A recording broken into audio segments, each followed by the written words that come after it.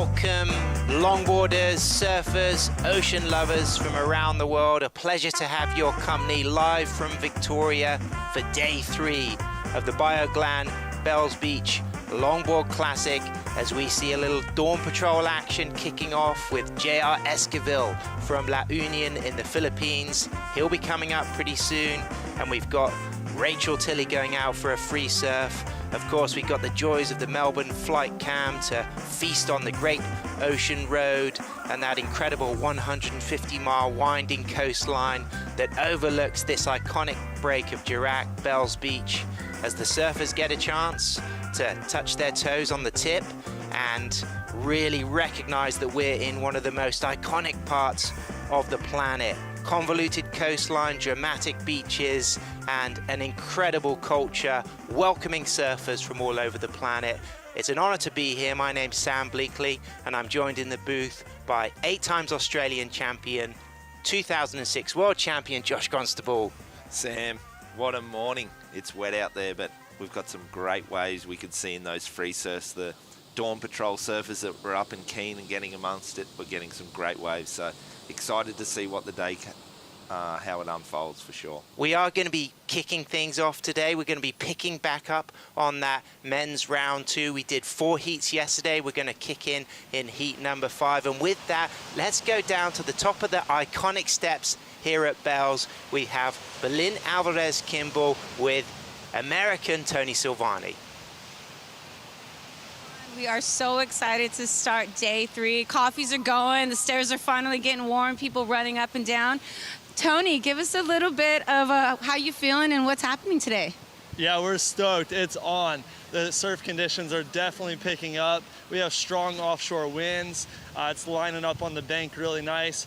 We're starting off men's round, elimination round, the last 4 heats remaining. Then we're going straight into the women's round of 16, and then we're finishing off the day with the round of 16 of the men. So stay tuned, watch the action. It's going to be a nice day. Yeah, surf is pumping. We're so excited to be back on, and yeah, go get warm, get ready, and we'll send you up to the booth to get this started.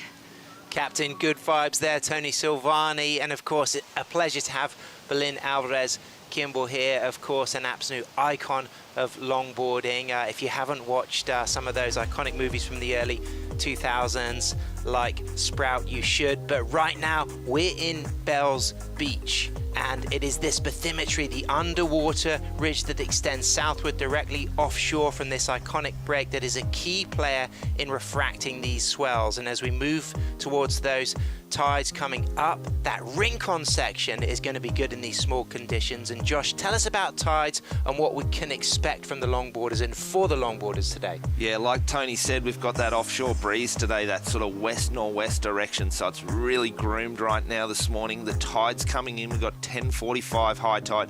Rincon likes a little bit more water on that little bit of reef, so conditions are going to be great to start off with. As the morning goes on, it's going to get really fun, and we're going to see some beautiful surfing today. And we saw a win for Kevin Skavana in heat number 4 yesterday afternoon, but we'll be picking up with heat number 5. So we left that men's second round hanging, but we are straight into an absolute beauty with J.R. Esquivel. You'll see that name on your screen, Rogelio Junior Esquivel, known to his friends, known to his compadres as JR, a fantastic goofy footer from La Union in the Philippines, in Luzon on the west coast. He's going to be surfing against a style master. It's Max Weston from Australia. Max in blue, JR in red. Josh, who's your favorite going into this one? Oh, this is a really hard one. This is regular footer versus goofy footer. Both surfing great. We saw JR in the free surf this morning. He was getting some really good ones, and he looked on, didn't he, Sam? So this is going to be a fun one. Hopefully we get a lot of set waves coming in. Both guys get equal opportunity and then can put their surfing. And there we go. There's the siren in the background. So we are on. 30-minute heats. J.R. Esquivel riding a Luffy board built by Luis Bento from Costa da Caparica, just outside of Lisbon there on the west coast of Europe, in Iberia, in Portugal. But Max Weston riding the boards built by his good friend Kai Ellis Flint, the higher state boards. The wide glide model will be under his feet, a very stylish regular footer is Max Weston, also has a PhD, so we can be calling him Dr. Max. Amazing, yeah, really good guy, switched on, smart. He's it's actually a bit of a privilege to have him here because he's a busy guy, so for him to come down and surf in the event, it's super cool. Like you said, Sam, he's a stylish surfer, and if he can open up on some of these walls, we're going to see some really good surfing. Yeah, and it's going to be slow today. We got that tide coming in, high tide 10:34 local time. It's moving on to that Rincon section. We got an opportunity to really see from that map there about the swell source, those low pressure systems in the Southern Ocean which circle the globe through the southernmost latitudes. And of course, swell exposure is a big feature of the style of surfing that you have to do at Bells, but we are in a patch of small swell, but we do have an anticipated increase in swell and favorable winds for finals day tomorrow. But we have really positive tides for the longboarders. The fact that we've got these high tides around the Rincon section should favor some really critical nose rides and some steep sucky walls. High degree of difficulty, but not the easiest wave to take high risk on, and that should be rewarded. Yeah, it is difficult, Sam. As the tide comes in, the surfers come closer to the cliffs and the waves bash up on the cliff, wash out, so there's a bit of backwash, a little bit of wobble, but some of these waves still so groomed, so perfect. Today the angle's that little better than yesterday. Yesterday was a little straight on and we were getting a lot of closeouts. Today in the free surfs this morning, a lot of the surfers were riding them all the way to the sand. So these are two surfers who would have been ready during Kevin Skavana and Alexandra Escobar's heat yesterday, but then the consistency of sets demanded that Will Hayden-Smith made the call to put things on hold, kicked it back off this morning. So these surfers did have a good free surf yesterday, both out this morning having a free surf. A couple of other surfers I saw free surfing this morning: Rachel Tilley, Taylor Jensen, Declan Whiten. How important is it for surfers to have those Dawn Patrol free surfs in their competition runs? Yeah, I think each surfer, it's an individual preference. Some like to get up early and get amongst it and wake up and loosen their body, and others, like a Tony, he loves sitting down here. He was watching all morning, but he didn't paddle out. I think it just depends. Also, it's very cold, so it's quite taxing on the body. You're putting the wetsuit on and off. If you don't have a couple of spare ones, you don't want to put on a wetsuit for your heat. So each surfer's different. We know Taylor Jensen, he's one of those guys that loves to have a surf every morning. He's the first one out there most times, sitting there in the dark, catching a couple. So exciting times. We saw JR out there this morning. He got some really good waves. JR's actually been in town for a fair while now, so it's great to see him. He's really sort of embracing it because he comes from a more tropical climate over there in the Philippines. It's cold for him. He's got his wetsuit on. You see him walking down with little Ugg boots and shoes so his feet stay warm, but he's embracing it, and we're seeing great surfing from him. And what was great about JR last year when he first came to Bells, he was actually training at home in the tropical climate of La Union, at Mona Lisa Point, San Juan, west coast of Luzon, in booties, so that he could get used to surfing in booties. But actually what you now see from JR is he recognizes that it's not too bad without booties. He's not often free surfing in booties, so he's kind of got a bit used to the climate. But this is hopefully going to become an annual fixture on the World Longboard Tour, and that is really exciting as the surfers get familiarity with this place, as they get used to the types of equipment they need to bring. As we see JR stroking into the first wave of day 3, straight up 2 steps into a 5, into a quick touch of the 10 on his blue Luffy 9-4 single fin square tail. Nice drop knee setup, gets himself high in the wave, 6 steps to a touch of the nose, staying in trim, walks back to the tail, climbs and drops loose. Little electric re-entry there on that electric blue board, and JR kicks things off with 25 minutes to go, Josh. I think he'll be happy with that start. We have seen bigger sets in the free surfs, but still really well served. Look at that support that he's got down here this morning. Yeah, that was the Philippines flag flying with pride, but what do you think of this? Yeah, really nice. Quick footwork, nice 5 up to the nose, quick tap of the 10. Here he is. We can see the positioning of his back foot really on that inside rail. So it was really cool, holding that edge in. And then just here, just keeping it clean, tightening it up, little pump to get some speed and off the top. So really nice opener for him. I don't think we'll see that score stick around. hopefully both surfers are going to get better opportunities, a few set waves, and we'll see even better surfing than that. Yeah, and once again, you know, these small, very longboard friendly waves, you really get to appreciate the foot movement, not only up and down, in and out of the rail turns and nose rides, but rail to rail. And I talked a lot about that with Berlin Alvarez Kimball yesterday, is for all of you longboarders around the world tuning in, to appreciate the number of parts of the board that you can put your foot through the cross-stepping, not only along that stringer, but into that inside rail, to that outside rail. And these are really great surfers to study, and it is inspirational to see small wave longboarding done well, and then get inspired, go home, paddle out your local break, and recognize that the building blocks of all good longboarding is footwork. Yeah, totally. And we're seeing the local community here, down here, cheering, watching, but they're studying it. And I feel like from last year, we've come back a year later, the level of surfing, even in the free surfing, just the recreational surfers, their longboard skills have lifted. Having the world-class surfers come to their home break has been really inspiring for them. B. Conroy was a standout yesterday. I saw her level increase dramatically from last year. We might also kind of reference the fact that if you get to watch the Bioglan replay from yesterday, she did do one of the most amazing fin and board saves by coming onto the rink on bricks and getting her body between board and rock and managing to not get a single ding on it. So that's worth watching on the replay, as we saw a Luffy board, the backup board there of JR Esquivel on the sand with the single fin. Of course, JR's team manager for this trip is Luke Landrigan. His father, a Gold Coaster, an Australian who moved early in the 70s out to the Philippines and was one of the pioneers of surf tourism and surf culture in that country. So Luke shares his ancestry between the Philippines and Australia, so he brings a lot of positive touches here to JR. But Max Weston, let's talk about him. Great surfer, very talented, in that Kai Ellis Flint school of involvement surfing, Josh. Yeah, really nice, and it's great to see two really good friends riding similar boards shaped by his buddy Kai. What an opportunity for Kai to make a board for his friend that's such a great surfer and here on the world stage. There's the Philippines fans watching JR going for his second wave. JR, here it is. Drop knee takeoff. 2 steps forward, 4 into a nice type 5. Toes rolled over the tip into a really good 10.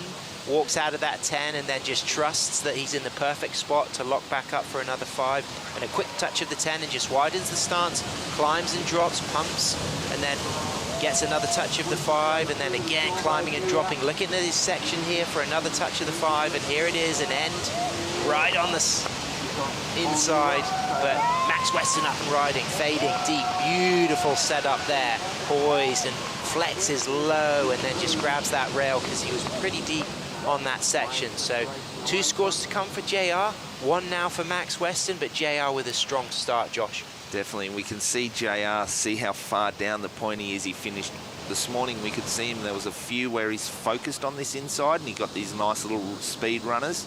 So here it is, really nice setup here, 5, just waiting for that wave to stand up a little bit. Great little 10 there in the pocket, coming out with nice control and speed and back up there again. Nice 5, quick tap of the 10.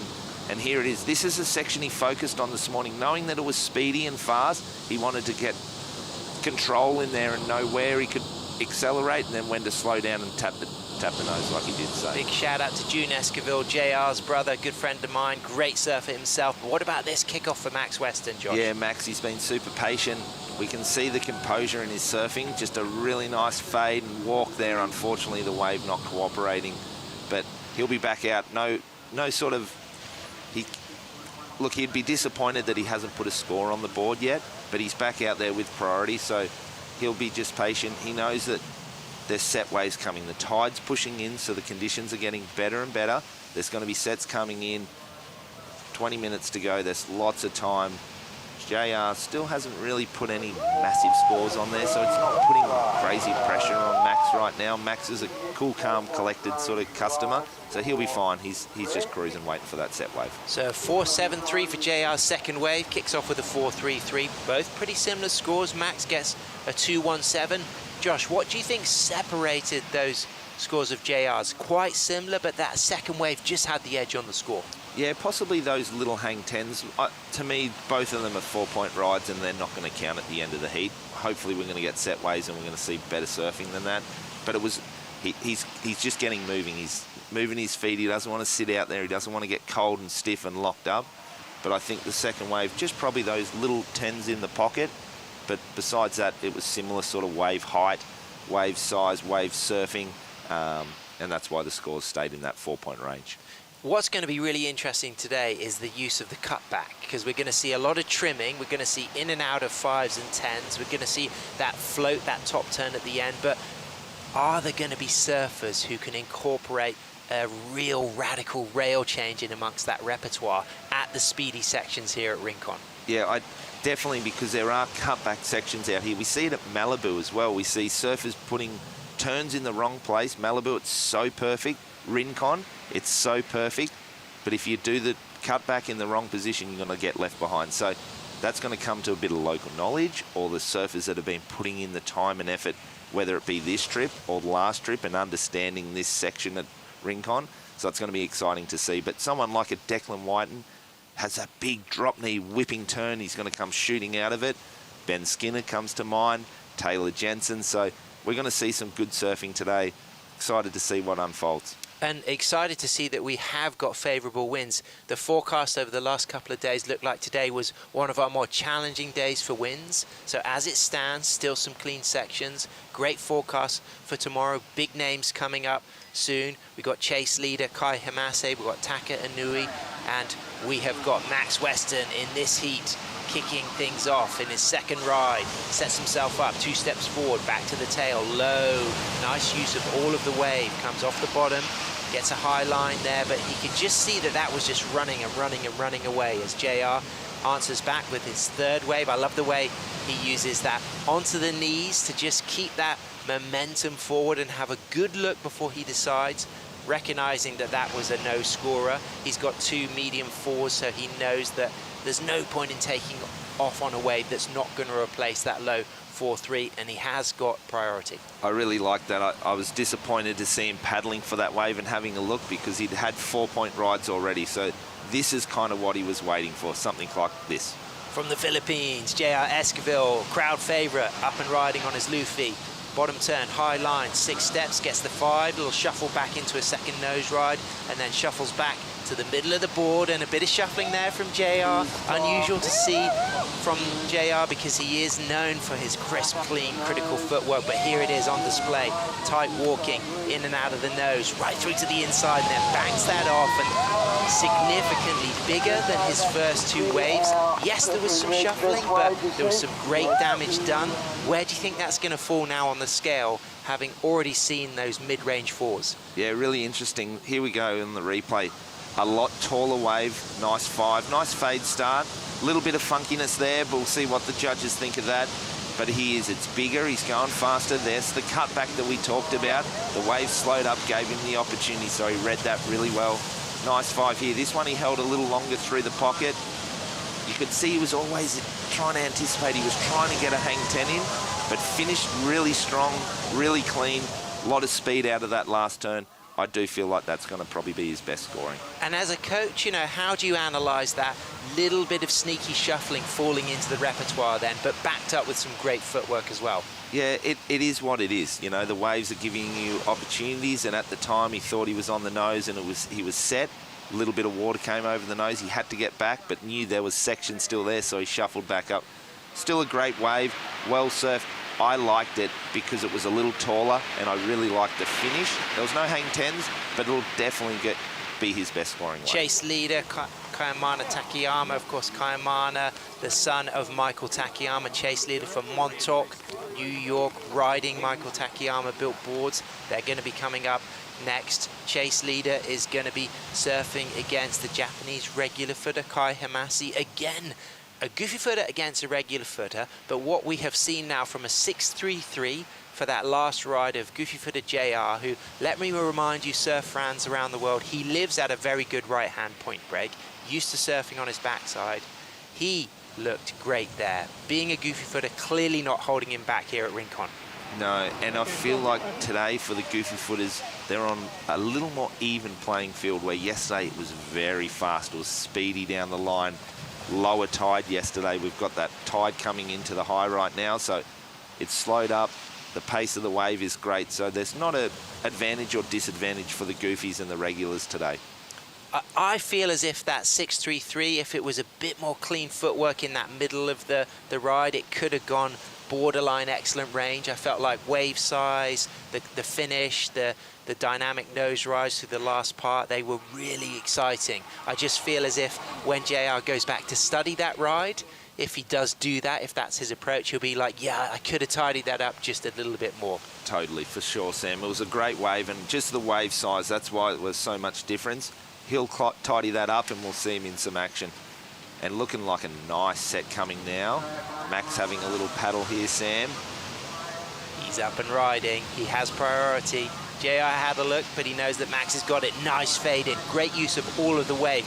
Comes to the bottom of the wave on that fade in, bottom to the top of the wave. This is very distinctive about Max's surfing, like Kai Ellis Flint.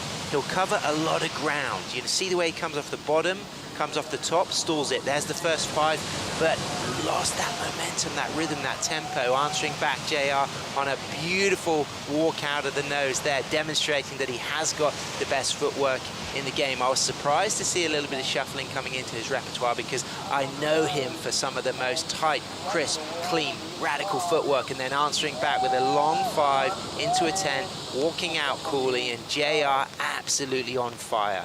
Yeah, that was a great wave, Sam. Really, really well surfed. Look forward to seeing the replays, and we'll see what the judges think. And with that, this is a perfect time to have a bonsai brew break. We'll be right back with those scores. Stay with us.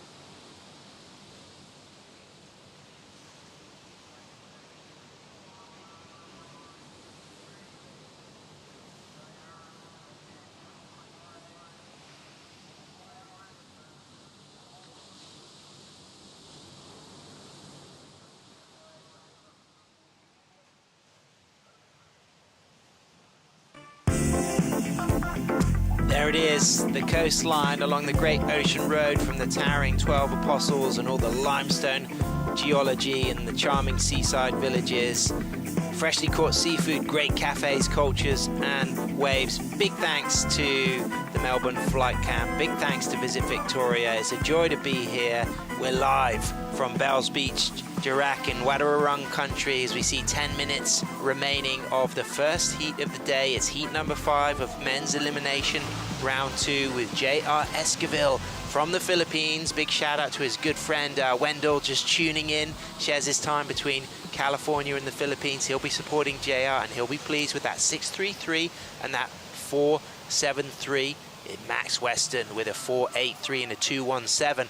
Like that last score of Max Weston, a lot of involvement in the wave. One thing I really appreciate from longboarding, Josh, is using all of the wave, and we saw that in this early ride. Yeah, with beautiful fade, cut back, sort of fade takeoff right off the bottom, and unfortunately he was surfing, he was getting into his groove here, driving off the bottom, and just kind of looked like he tried to rush it to the nose. It was a big 2 steps, slipping off the front, unfortunately.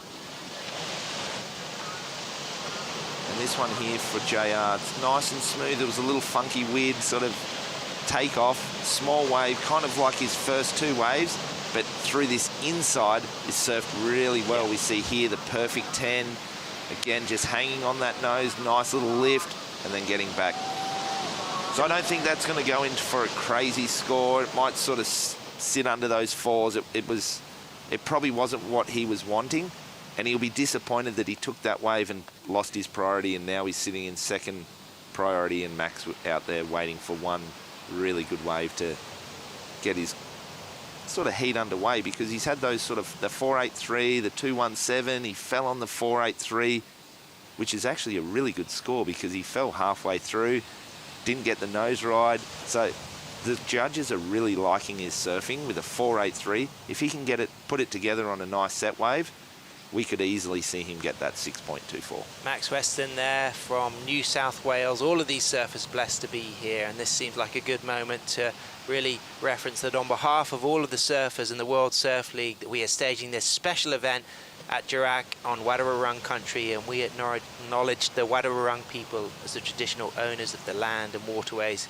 We are on here today, so we pay our deepest respects to the Wadawurrung people, their elders past, present and emerging, and extend this acknowledgement to First Nations people here today. It really is an absolutely sensational area with rich cultural heritage, fantastic landscape and waves, and it's pretty special that we've had very longboard friendly conditions. Yes, last year we had some bigger, juicier free surf days leading up to the event. We kicked things off last year with some really powerful days, powerful enough to break our Brazilian surfer Chloe Calmon's board.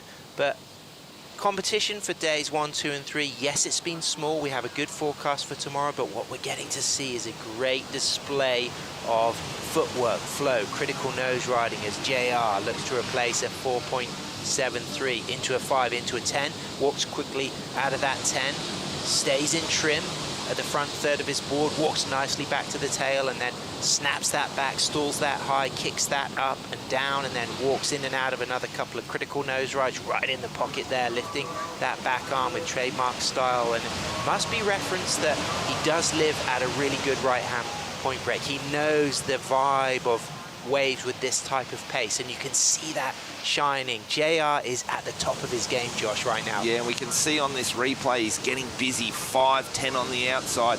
The wave isn't the star on this wave, but he's trying to surf it to be a score. He's trying to surf out of his skin to lift that. He knows he needs to work hard. Really nice back and forth. He's busy on this wave, energetic. I think the judges will like this. It's not going to be a crazy score, but I think it might sit in there as one of his scorers. And what'll be interesting now psychologically for JR, he's had a lot of waves, and to know that he's got that 4.33, that 4.73, and that strong 6.33.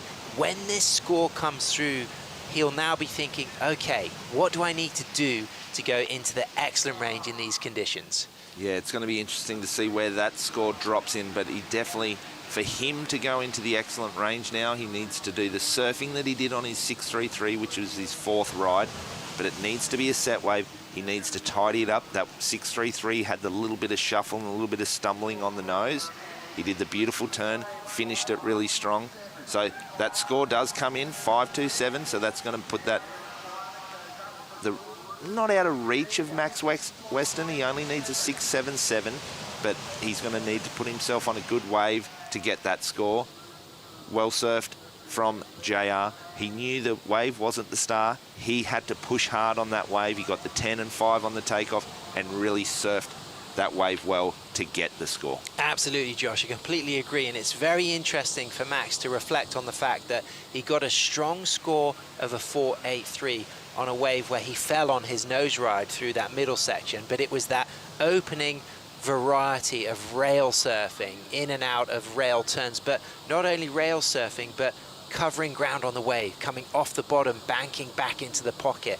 And I think that says a lot about the judges looking to really reward surfers getting involved. Sometimes in small wave longboarding, we see the longboarders, of course in trim, of course in and out of the nose, but not always using the bottom of the wave. And if the longboarders can really bank off the bottom and stay involved in the powerful sections, that's where things might really go into the excellent range if it's backed up by critical nose rides. And we're seeing that. That's the difference with these two guys right now is we're seeing JR choosing nice waves, surfing well, using the nose a lot, trying to get those hang tents on the waves that are a little smaller. He's really pushing up the front half of the board. He's getting the tens, he's getting the perches, but his board is a lot in trim a lot. He's not dropping, climbing, he's not slicing all over the wave as much as someone like a Max. And that's what you're referencing. So that wave of Max, the 483, he'd had that beautiful fading bottom turn, then drive off the bottom, rolled off the top, swooped back to the pocket, and he's using the bottom curve and the top and the lip line to just be all over the wave face. The judges love that. We saw that with Kai Ellis-Flint the other day. The waves he was taking were not great waves, but he rolled off the whitewash. He sliced back to the bottom. He was down carving. He was roundhousing. Yep. They love that sort of surfing at the moment. Max, add in a nose ride, add in a little 5 and 10 to kind of keep in that same little area that JR is. I think he's going to get this score quite easily. Here's a good one, Josh, for all of those fans of artificial intelligence, computer technology. How about coming up with an app that would study the ride and really kind of give a percentage of how much time not only the surfer has spent in the pocket on the ride, but also how much ground they've covered. Have they only been in the top half of the wave, even if it's only a knee-high wave, but have they also got into the lower half of the wave? And I think there would be young engineers and scientists out there, maybe your son himself, you know, you've got Jet and Jive. Jive seems to be pretty savvy on the screen there. He might be even someone who could come up with something like that. And that would be an incredible coaching tool to really take longboarders surfing to the next phase, to encourage them, yes, the trim, the glide, the nose ride, but involved in the wave as well, recognizing that coming off the bottom of the wave is where the energy can often be. Yeah, totally. It's pretty cool. And what these guys are starting, we went away from it the last couple of years and was really heavily focused on the nose, but we're seeing this beautiful mix right now. Yeah. People like Nat Young are inspiring this next generation. Nat, he was known the animal. He was all over the wave. He was dropping, climbing, cross-stepping, nose riding. I feel like now we're getting this nice blend of beautiful longboard surfing. Absolutely. I mean, when I was a kid, I used to love watching the involvement period clips of Wayne Lynch and Ted Spencer and David Trelaw, just because of the way they did use those single fins to get involved in the powerful parts of the wave. As we can see Natalia there, she has progressed into the round of 16 for the women's. You can see Luke Landrigan there, who's out here traveling with JR Esquivel, and then you can see the waxhead, Matt Janowski. Matt, of course, a fantastic aficionado of the style of surfing that we see from Kai Ellis-Flint, Max Weston, what we often refer to as that involvement surfing, often done with boards with the wide point back. And you'll see a slight difference. Some surfers opting for a very wide nose board that gets a lot of kind of like lift on the nose. Others opting for wide point back and really making sure that they do everything in the pocket.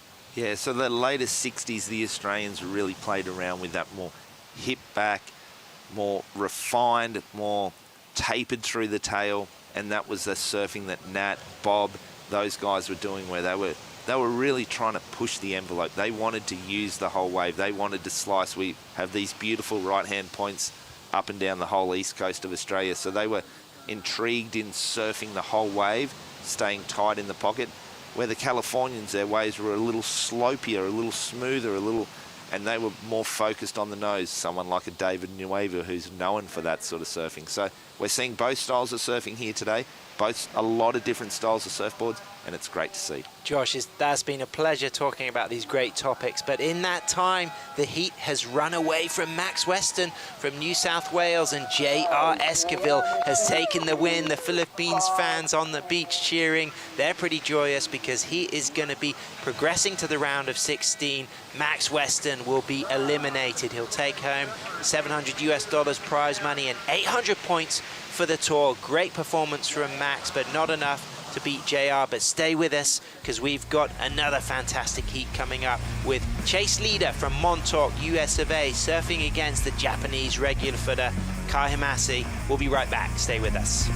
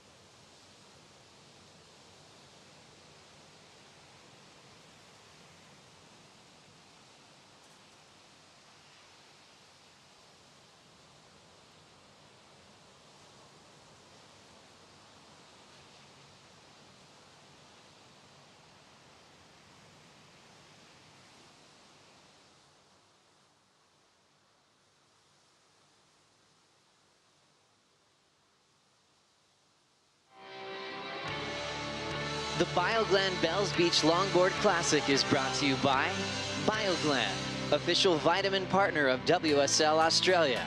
By Visit Victoria, Melbourne, every bit different. By Bonsoy, the official milk of WSL. By GWM, official automotive partner of WSL Australia. And by Surf Coast Events, strategic partner of the Bioglan Bells Beach Longboard Classic.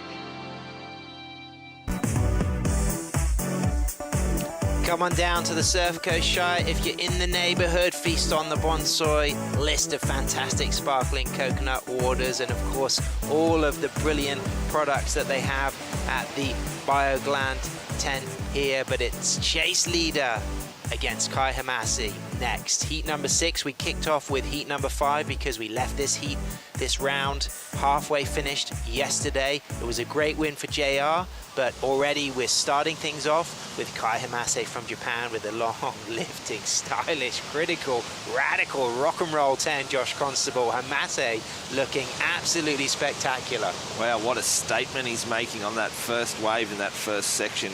Such a beautiful, stylish surfer. I love the way this guy surfs. His flow, his glide.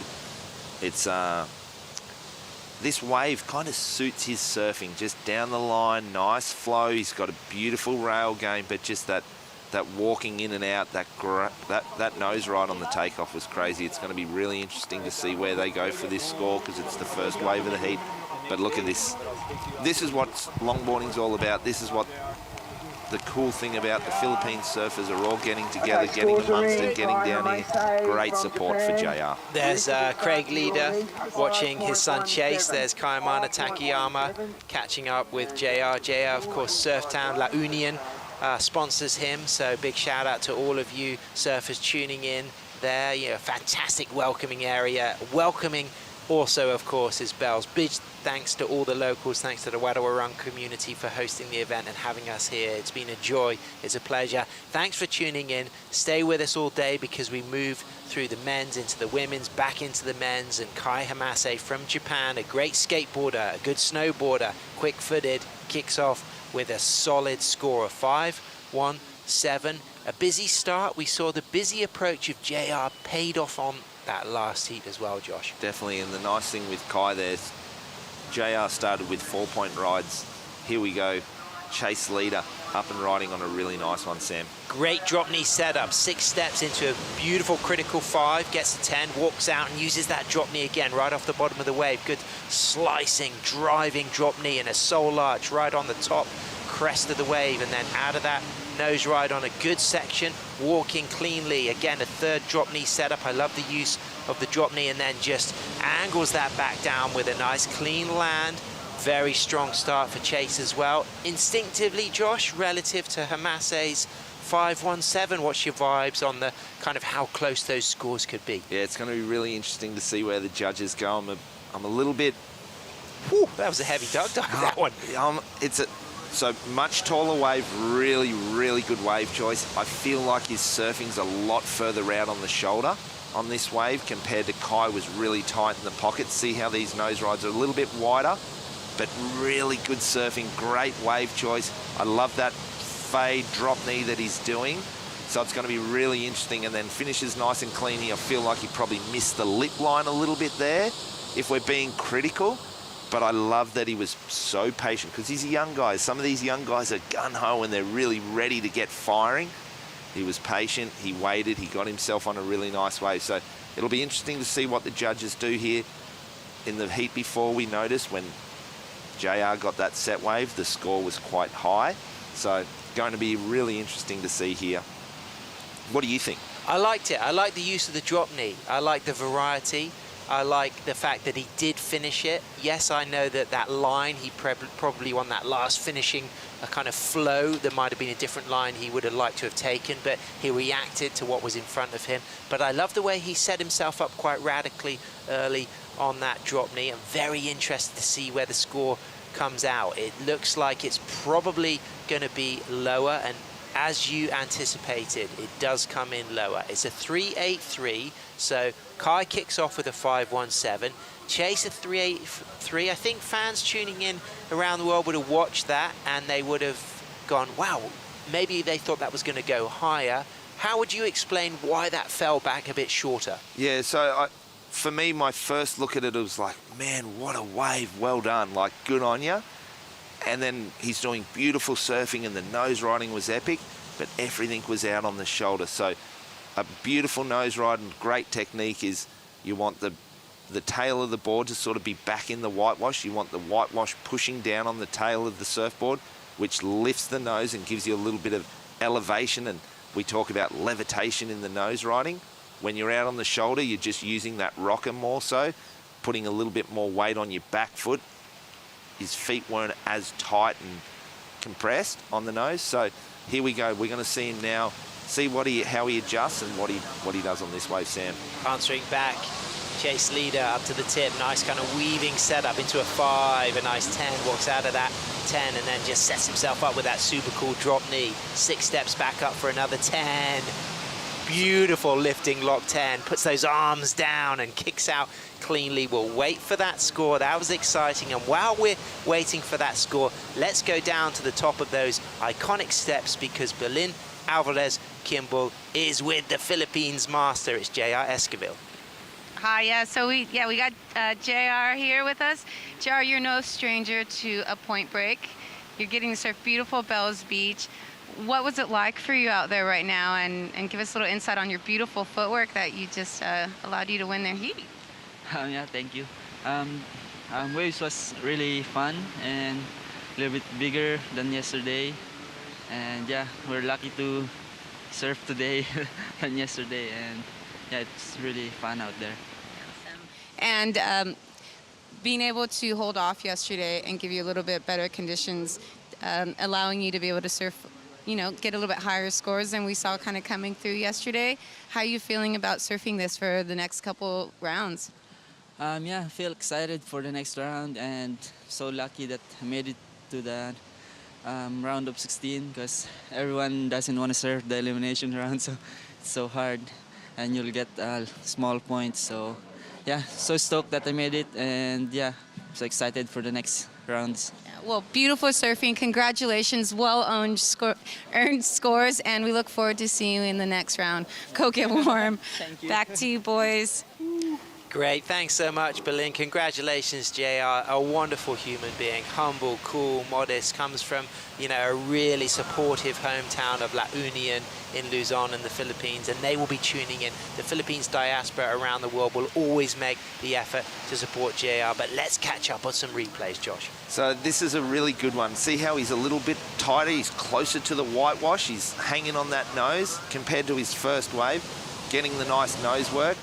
Lot smaller wave, but tighter surfing in the pocket. Became in at a little bit higher score, but this wave here for Kai was really well done. So he's mixing it up, so he's getting the nose work, tight in the pocket, nice and high, nice and stylish. You actually saw his tail slide a little bit there, getting a little free. And then again, pumping, back up to the nose, really smooth, really good surfing and finishing strong. So that's going to be a really good score, but I love that one to Chase. He realised he got that beautiful wave at the start, surfed it unreal, was a little maybe conservative is probably the word, goes back, gets his second wave, realises, acknowledges that he has to push a little harder, starts surfing more tighter in the pocket on an average wave, surfs himself into a 4.2, so really good adjustment, Sam. Yeah, absolutely, Constable. Two great 10s to compare as well. Chase, locked, hands down, upright. Hamase, arching, leaning back. Hamase gets a 6.83 for his wave. It was a bigger set wave, had a lot of opportunities to play with that face. So he's got a 5.17 and that new score of a 6.83, meaning Chase is now chasing a 7.8. So yes, maybe not so easy just on one go, but if he just works on building on that backup score, that will reduce the requirement. Yeah, that's definitely the go for him right now. He just needs to probably improve on the 4.2, probably looks at getting a 5, 5.5, even a 6, really reducing that second requirement score, and he'll be back in this heat for sure. Absolutely. He got 17th at Bells last year, did chase leader, losing out to Cole Robbins. Kai Hamasi, the 27-year-old Asian qualifier, is a fantastic skateboarder as well, and he has surfed around the world for a number of years, so he's competed not only at WSL level, but the ISA World Longboard Championship, keen photographer, strong shortboarder as he sets himself up with 6 steps into a 10, holds that 10, takes risk, rewarded in the 5, out of that 5 into a 10, locked again, arching, walking out, dynamic nose riding and going to the tail and rebounding, and that was pretty fruity from Hamase, Constable. I love that. I love that. Just a small wave, really tight, driving through the pocket, getting crazy lift on the nose. Here it is, 5, 10, hanging, balancing, and then stays on the nose here. Nice 5, beautiful style, arms nice and relaxed, and then back to the 10 again, driving through that pocket. Nice footwork. And what I love about this, drives out of it, finishes it with a nice aggressive, but super smooth, nice flow, and then jumping off before the rock show. Yeah, I mean, that was as long as he could have gone on landing that re-entry, because any more on that nose would have just cracked hardcore limestone. Yeah, so the judges will acknowledge that as a make. He was in total control. Yes, he didn't ride out crazy in the whitewash, but that definitely was a make. That's going to be a really good score. It's going to be interesting to see how it goes against the 5.17. But for me, I wouldn't be surprised if we see it go higher than the 6.83. Well, let's find out after this short break. We'll be right back.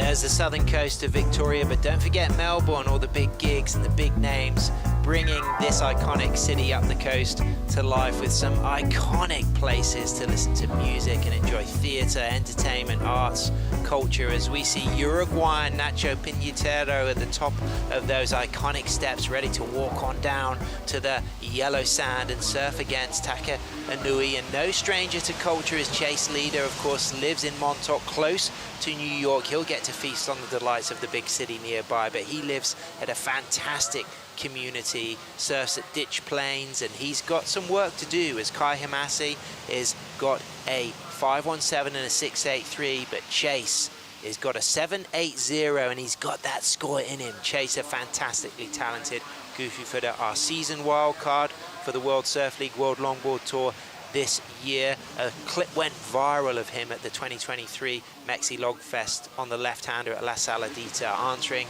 the phone on a hang 10 soul arch on his Michael Takayama board. He's one of the best nose riders. Great future ahead. Fantastic mum lords. His father, Craig, here, of course, runs the Sunset Surf shop in Montauk there, and it really is special to have the founder of the Sunset Surf Shack here, because Craig himself has got a lot of great heritage. His dad set up, the first surf store in the area, great skateboarder, a surfer, and Chase is young and energetic, but what he does is he brings a lovely energy to the Longboard Tour. And my call out to all of you Groms around the planet is get qualified, get on this tour, because these are some of the most iconic waves in the world. To get the opportunity to show your skills at Bells Beach is priceless. Yeah, definitely, Sam, and not even so much showcasing your surfing income. It's getting to travel the globe, getting the guys now get to go to such cool locations. We're here at Bells Beach. It is iconic. The Winter Classic, the Bells iconic contest in surfing. Then they're off to El Salvador. They're going to Huntington Beach, California, surfing in front of these crazy crowds. Like, get on tour. This is where your surfing's going to go to the next level. You're going to get to surf against veterans like Ben Skinner, Taylor Jensen, current world champion Kai Salas. Like, if you want to improve your surfing, there is no better place to do that than on this world tour. So great to have Chase here. We've seen his level of surfing from this year compared to last year has gone through the roof. And in the free surfs, he's been deadly. Yeah, and you just feel like when you walk down these steps onto this sand, you absorb all of the rich legacy of all of the greats. We got to meet Gail Cooper a couple of days ago. As we can see, there's Craig. He's obviously a little bit nervous on the right. He's watching his son. He knows he needs a big score, big moment. Kaimana Takayama there, of course, he obviously wants a big result for his team rider. His dad shapes the board. There's Craig. This is difficult for the parents because he knows Chase has got it in him. And Chase now needs to get busy. He's having a look. He's going to see if he's going to get himself in position. He's sitting there with priority. Now, Constable, you've been in this situation many a time. You're a 2006 world champion. What should be the strategy moving into the last 10 minutes for both of these surfers? Yeah, I love Chase. I love he's being patient. We could see he can identify the good waves. He got that first wave that was really good. Is he going to get the 7.8 in one ride? Yeah, I think he can. His surfing's phenomenal. His nose riding's great. But here's Kai trying to put a bit more of a squeeze on Chase. Loose and lively at the top of the wave, weaving up and down. A second nose ride, locks in a soul arch, arms up, there's a 10. Walks out of that 10, keeps the board in trim. High line again for a rock and roll 10, drops down to the lower part of the wave. Sees things getting shallow off the top, kicking out. Is he going to ride out of this? Recognizing he needs to keep a little bit of water between his feet and the fin and the board, but that was a pretty great bit of surfing once again, demonstrating that Kai Hamasi is really on a roll. Yeah, this guy's style is just oozing coolness. I love the way this guy surfs. So it acknowledges the last wave was not a high score. He got crazy nose rides, but not much action. Where this one, he fades, he's dropping, he's climbing, then goes back to the nose. Nice, high and tall nose ride there. Back up to the nose again, driving through the pocket, coming around this section. Look, is this one a make? Maybe not as clean as the other one, but again, he's so close to the rocks. You can see he checks the nose of his board to make sure it didn't pole drive into the cliff. So, and again, Really, really nice surfing. I think it was a well left chase not going that way, but there's going to be bigger opportunities for him. And they're going to get an exciting finish here with 8 minutes, 50 seconds remaining. There's Nacho Piñatero from Uruguay. He's going to be coming up on his new advance, Nico Cabone built board. Of course, Nico runs the biggest surfboard factory in Brazil, in Sao Paulo. Nico used to be working with Donald Takayama back in the day, and has really been a big part of the career of not only Nacho, but also Chloe Calmon from Brazil, who's taking a year off. But we have another Chloe this season, Chloe Coleman, who is also from Montauk, same patch of Chase. Both youngsters, both here at the world stage, both fantastic surfers. Focus now on Chase. What does he need to do? He's just being patient. He's doing the right thing. He's hanging there. He's making his dad super nervous right now, and everyone back in Montauk screaming at the TV going, come on, Chase, catch your wave. But he's just got to be patient. He needs a set wave. He's going to do that. We know he can do beautiful surfing. We know how good he is on the nose. He made that adjustment from his first wave, knowing he was a little on the shoulder with the nose riding. He went back to the second wave. He got tighter in the pocket. He did some crazy 10s. He got a 4.2. So we know the surfing's there. He just needs to hang in there, wait for a nice set wave, and do that sort of surfing. So Chase, he needed a high score. He let that wave go. Kai, yes, he got a 6-point ride. He put a little bit more of a squeeze. Chase has been so patient, and then now it looks like he's taking off on a very small wave here, Sam. Drop knee setup, 6 steps into a nice 10, high in the wave, and then readjust that line on the 10. Very difficult thing to do, dropping back down to the face and then kicking out. So did get some critical nose riding done, but was that the right choice of wave, Josh? No, that's a bit of a bummer for him, because he's been so patient and so composed out there. I think that 6-point ride that Kai just got put a little bit of pressure on him and made him make a silly maneuver. If he wanted to get a wave, we saw the wave that Kai took before was a little bigger than this wave here, but look at that, 5, 10, steering on the nose, adjusting back down the line. He knows 5 again, and then just here it gets a little speedy down the line. Going to close out, doesn't give him the opportunities back out there to give himself a chance. We've got to really reference the level of the nose riding we've seen in this heat, though. We have seen 2 different approaches, a goofy footer and a regular footer, both spending a lot of time on the 10. The way he readjusted his line on the 10 then was world class, as we see him answering back with, again, that nice drop knee double setup, weaving, dropping and climbing. 4 into a 5, there's the 10, walks out in the 10, things getting bouncy, kicks out. So Chase Leader will not get that high score that he needs, that is now geared up into an 8.63, because Kai Hamasi has dropped to 6 for his last ride, adds to the 6.83. So Kai's got that heat total of 12.83.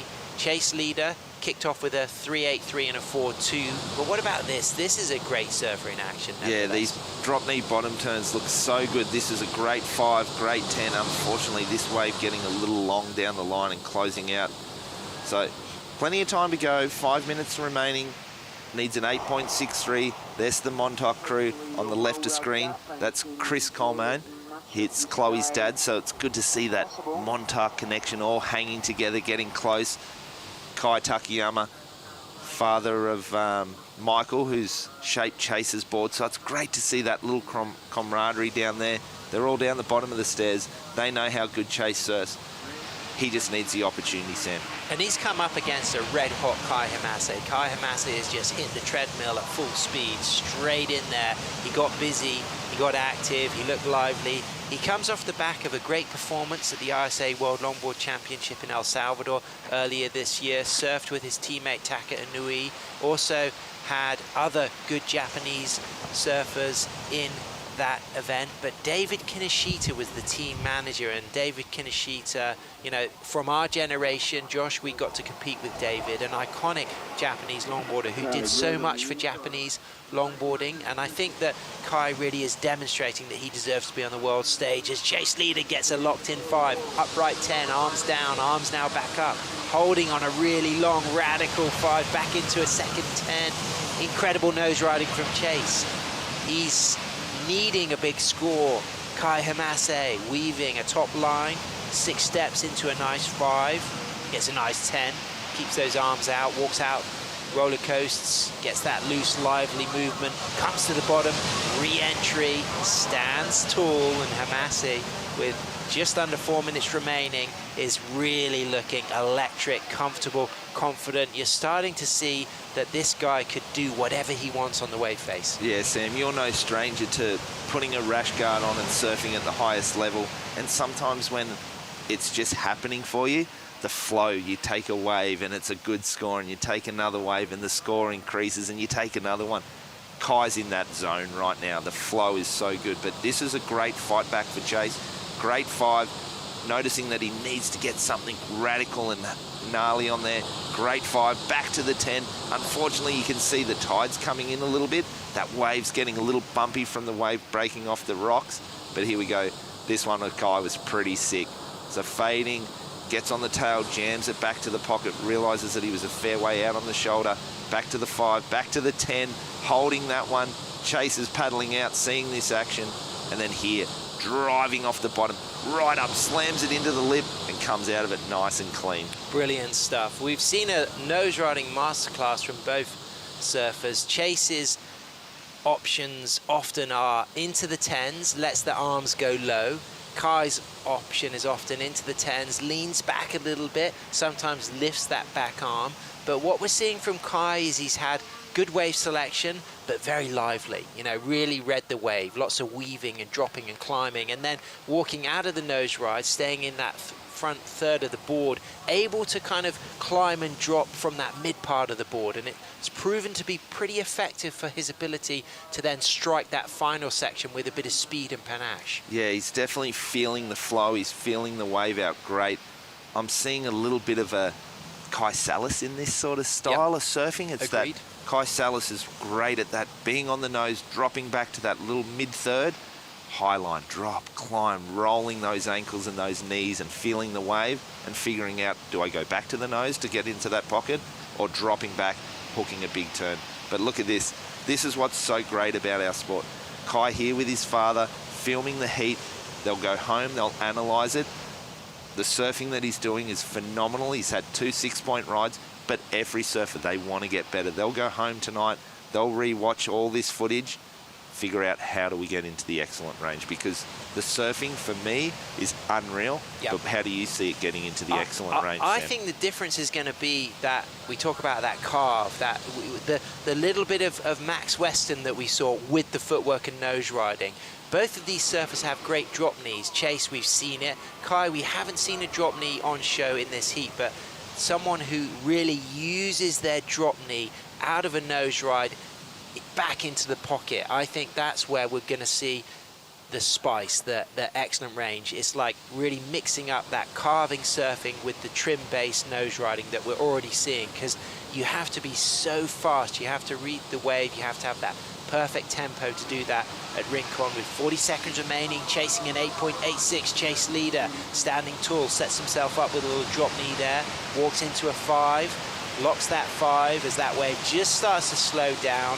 Body language demonstrating that he recognizes this isn't a big scorer, but he goes back up for the 5 into the 10. Cool. Out of that 10, chase leader. This guy is a cool cat, and we can enjoy this surfing. He's going to be back for more for the rest of the season. We love Chase. Stay with us, because you deserve to be here. Yeah, we're stoked to have him on tour, and he is. He's a cool, calm, collected customer, and it's so great to have youth and excitement on the tour. So just a quick one. We have to probably acknowledge that Will Hayden Smith yesterday, he called off the event, said, hey, let's put it on today. But what we're seeing is beautiful longboard surfing. The waves are pumping. That was a great heat. We're seeing great longboard surfing. That one's all finished up.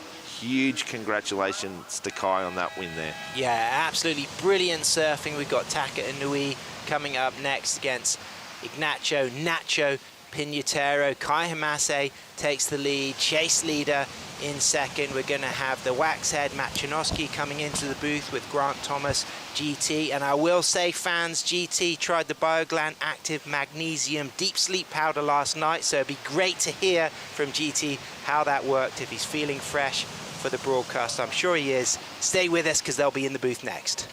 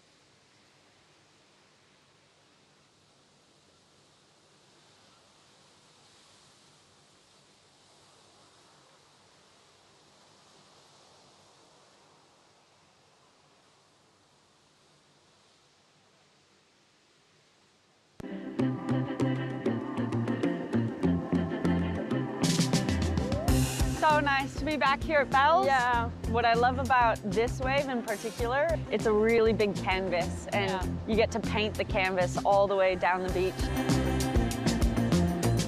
This is a beautiful place. I'm so excited. It's gonna be the best thing after a cold surf in the ocean. Princess, this is for you. Thank you. It's important to rejuvenate and take the time to relax, and all the amenities here at one spa are just the perfect way to do it. Something that makes Victoria so different is all the amazing food and coffee that we get to explore. I think that's something I get really excited for. It's safe to say the day we've had is the perfect day you could have in Victoria. Yeah, good surf, good food, and good spa. What a day!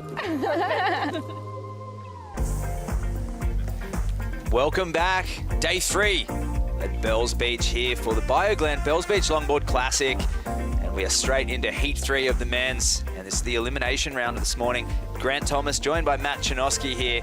And we are so stoked to be back at Jurak to call the action this morning. Some early signs of that new spell starting to settle in. Yeah, it's got that little feel about it. It's got the raw conditions. That wind's icy. I've donned the beanie, mate, today, and yeah, look, some fantastic waves already this morning. I'm looking forward to it as usual, but today's got that little bit extra in it. And a firecracker heat here, all international affair. Taka Inui from Japan against Ignacio Pinataro from Uruguay. And both surfers earning their way onto the World Tour through regional wildcards. Both campaigners in their own right in regional QS surfing really well. And there's Taka Inui.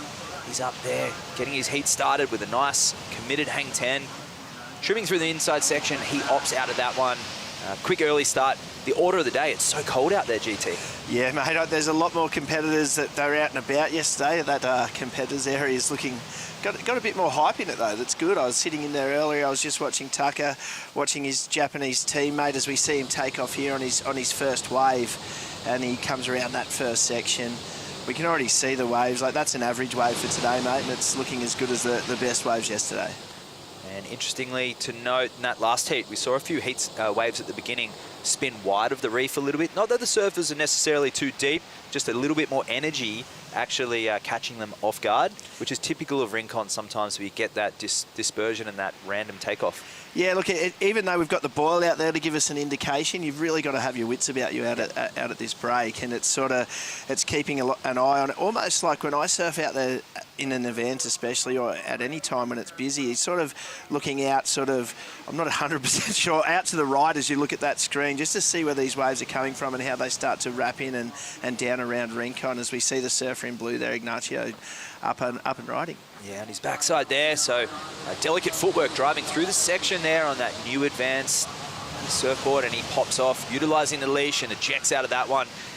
But in that section, it's a little bit testing. You saw some perseverance from Chase, the goofy footer in the previous heat, and JR Esquivel as well, hanging through that section, trying to get that reform, which is there today. Yeah, it is for sure, but I think one thing as we watch this, it's just going to be that short little nose ride, and then he pulls out of this wave. But what's interesting about this wave, and you can see it in the face, although the reef is there and it hugs it, there are deep spots. Yeah. So the wave can stand up, flatten, as we see red now, Tucker up and nice. riding. Smooth transition there from the Japanese surfer.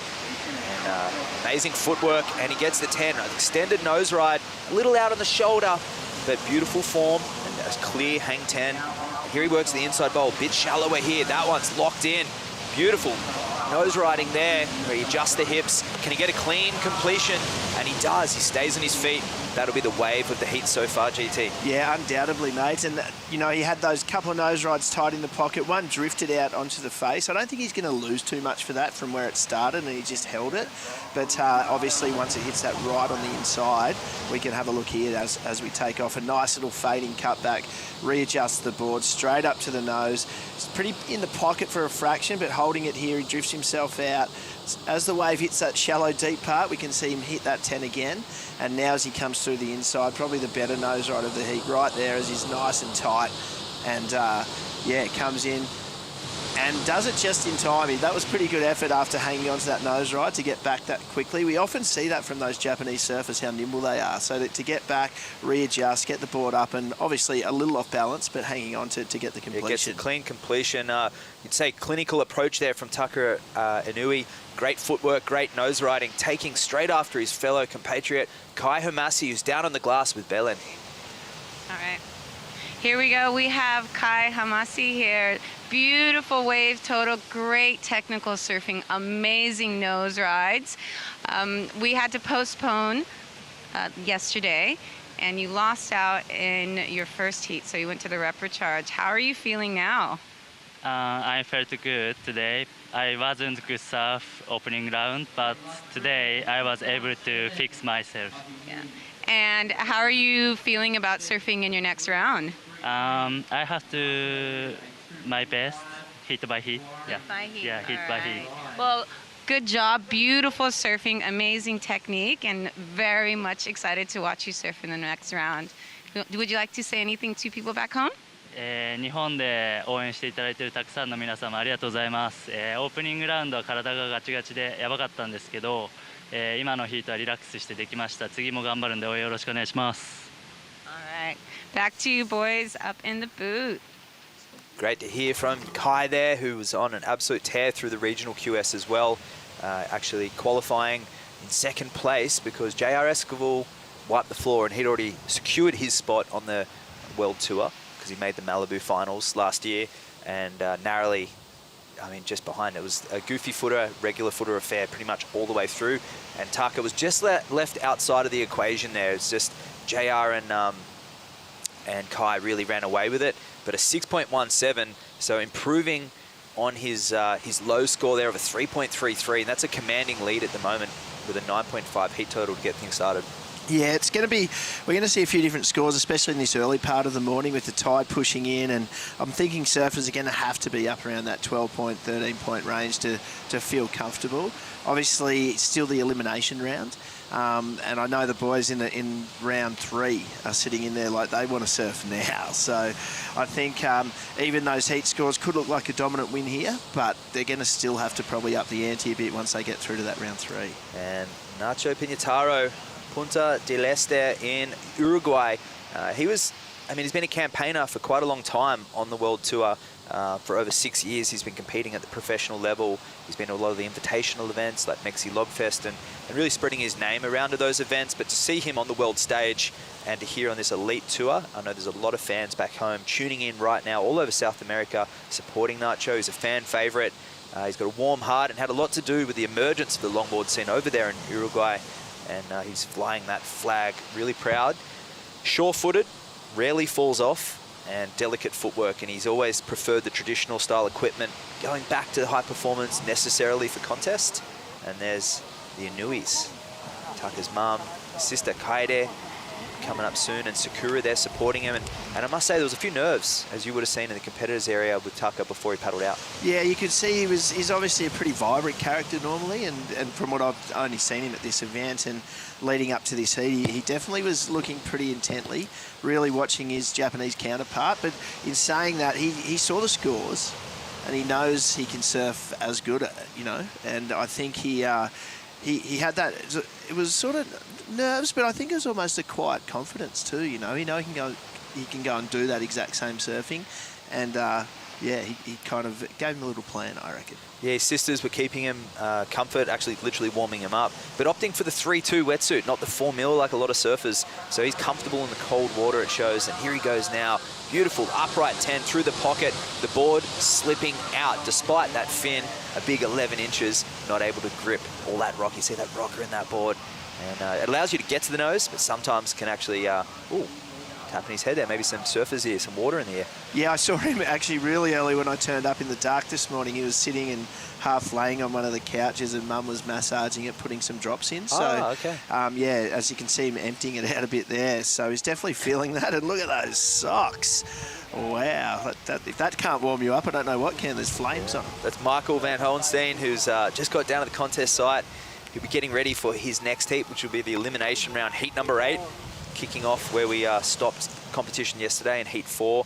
and starting off with the elimination round of the second part of the men's draw today. And that first heat in the morning was a little bit slow at times, a little bit tense with JR Escable and Max Weston, and it was a good, I think, a good spread. Max didn't get an opportunity to get a second considerable wave, but to see the goofy footer versus regular footer battle, which is what we got here, I think it would have given the competitors a little bit of an insight as to what to expect scoring-wise. Yeah, I definitely noticed straight away with the waves, the opportunity increases and the judges' scale can open up a little bit. So as we see there, Tucker up and riding. Yeah, another nice nose ride, replicating what he did last time, and this time able to ride out a radical carve there into the foam. Gets the fin free. We actually saw that fin fly for a moment, so the curve of the board being utilised back into the pocket. You can see that big old fin there. It's a classic nose rider style fin sweeping back, which is usually meant to hold in. Yeah, I bet, you know, that turn was sick. I thought, I can't wait to watch that on the replay, slowed down even, you know. Like the body talk through it. Yeah, well, you have to. That thing's not going to turn without throwing everything at it. So, yeah, that was a cool little, you know, it would have been a great finish to a really long, big wave, you know, but still was a great finish. Yeah, just juicing what that little wave had to offer, and he was under priority, and that's something we've come to expect from Tucker in his career, spanning over 7 years in the professional divisions. He came right through the stand-up paddle boards and the short boards as well, but let's talk through that turn. Wow. Yeah, you've got pretty much, I don't know, 6/8, 3/4 of that fin just sticking out right there, and just that little tip hanging it on, and that's commitment, you know, and it's really mentioned a lot in other forms of our surfing criteria. This one, obviously, it goes without saying to fit in those tight sections, but is it in there, Matt? Commitment and critical sections. Yep. Yes, it is. But, I mean, committed rail turns, I mean, that's an aspect you'll see on the Bell's Bowl, not so much on Rincon, because that was like a jamming style of turn, you know, stopping the flow to really straighten out there and cut down, but extravagant, and that is part of Tucker's surfing. He feeds off that excitement and that energy, as you can see, and watched him over the years in Taiwan. He's absolutely radical with the wind. A 4-point ride, judges appreciating the hang 10, and a clean finish, like he stayed on his feet. Yeah, backs up that 617 nicely with still just about to hit the halfway mark of that heat. Yeah, you can see he's got that flair, and you can see he kind of likes to push it and be on the edge the whole time. We saw one of those earlier nose rides, held the 10 a little bit too long, the board slipped out, so he's kind of, you can see his intent out there. Under priority, smaller wave of 4, not a bad backup score to go, the 617, slowly increasing on that wave beforehand, and looking at that criteria for Rincon in particular, it's split between the bowl and Rincon. The judges will be looking for surfers who utilise the entire wave and, of course, the whole board, the tail, the middle, and the nose. They're looking for the combination of manoeuvres, but the key there is not quantity, but the quality, the seamless transitions between the flow element. That's where the flow element comes into it. Committed rail turns with speed, good timing, and full rail engagement. And, of course, the 3 pillars, style, flow and grace from start to finish. Yeah, look, we've seen that in those early heats. The scores are really reflecting that. As the waves improve, I guess it's getting exciting. You know, like it's starting to give these guys the canvas to show their style of surfing. And while waiting for those sets, let's go to a bonsai brew break. But join us for the remainder of Heat 7 coming up shortly.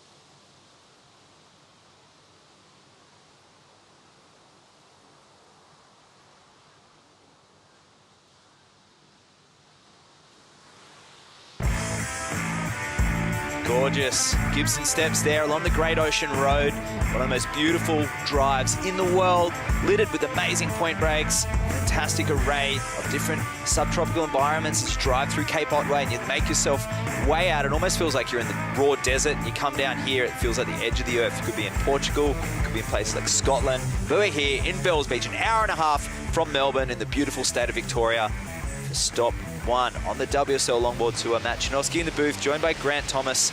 Grant, highlight of the morning so far.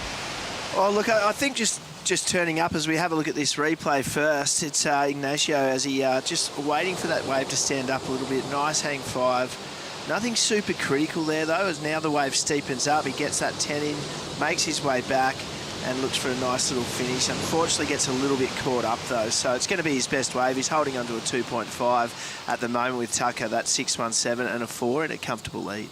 Yeah, that was a tricky wave to surf on your backside. That wave running away from him. Some great work on the nose there, but we'll see where that score gets logged in at. And it will improve on his 2.5. And there's Michael there. He's freezing the Hawaiian. He'll be paddling out soon. The 21-year-old older brother of John Michael, who was competing yesterday, and he made his way through to round 3. So he'll be looking to join his brother. And it's really nice to see both of them on the World Tour with Johnny the Ripper getting the wild card, his brother qualifying through the regional quals. It's always nice to see, well, we see it with the Inuis, Taka Inui's sisters, Kaede and Sakura, who are on that tour. And here we go. This is live action.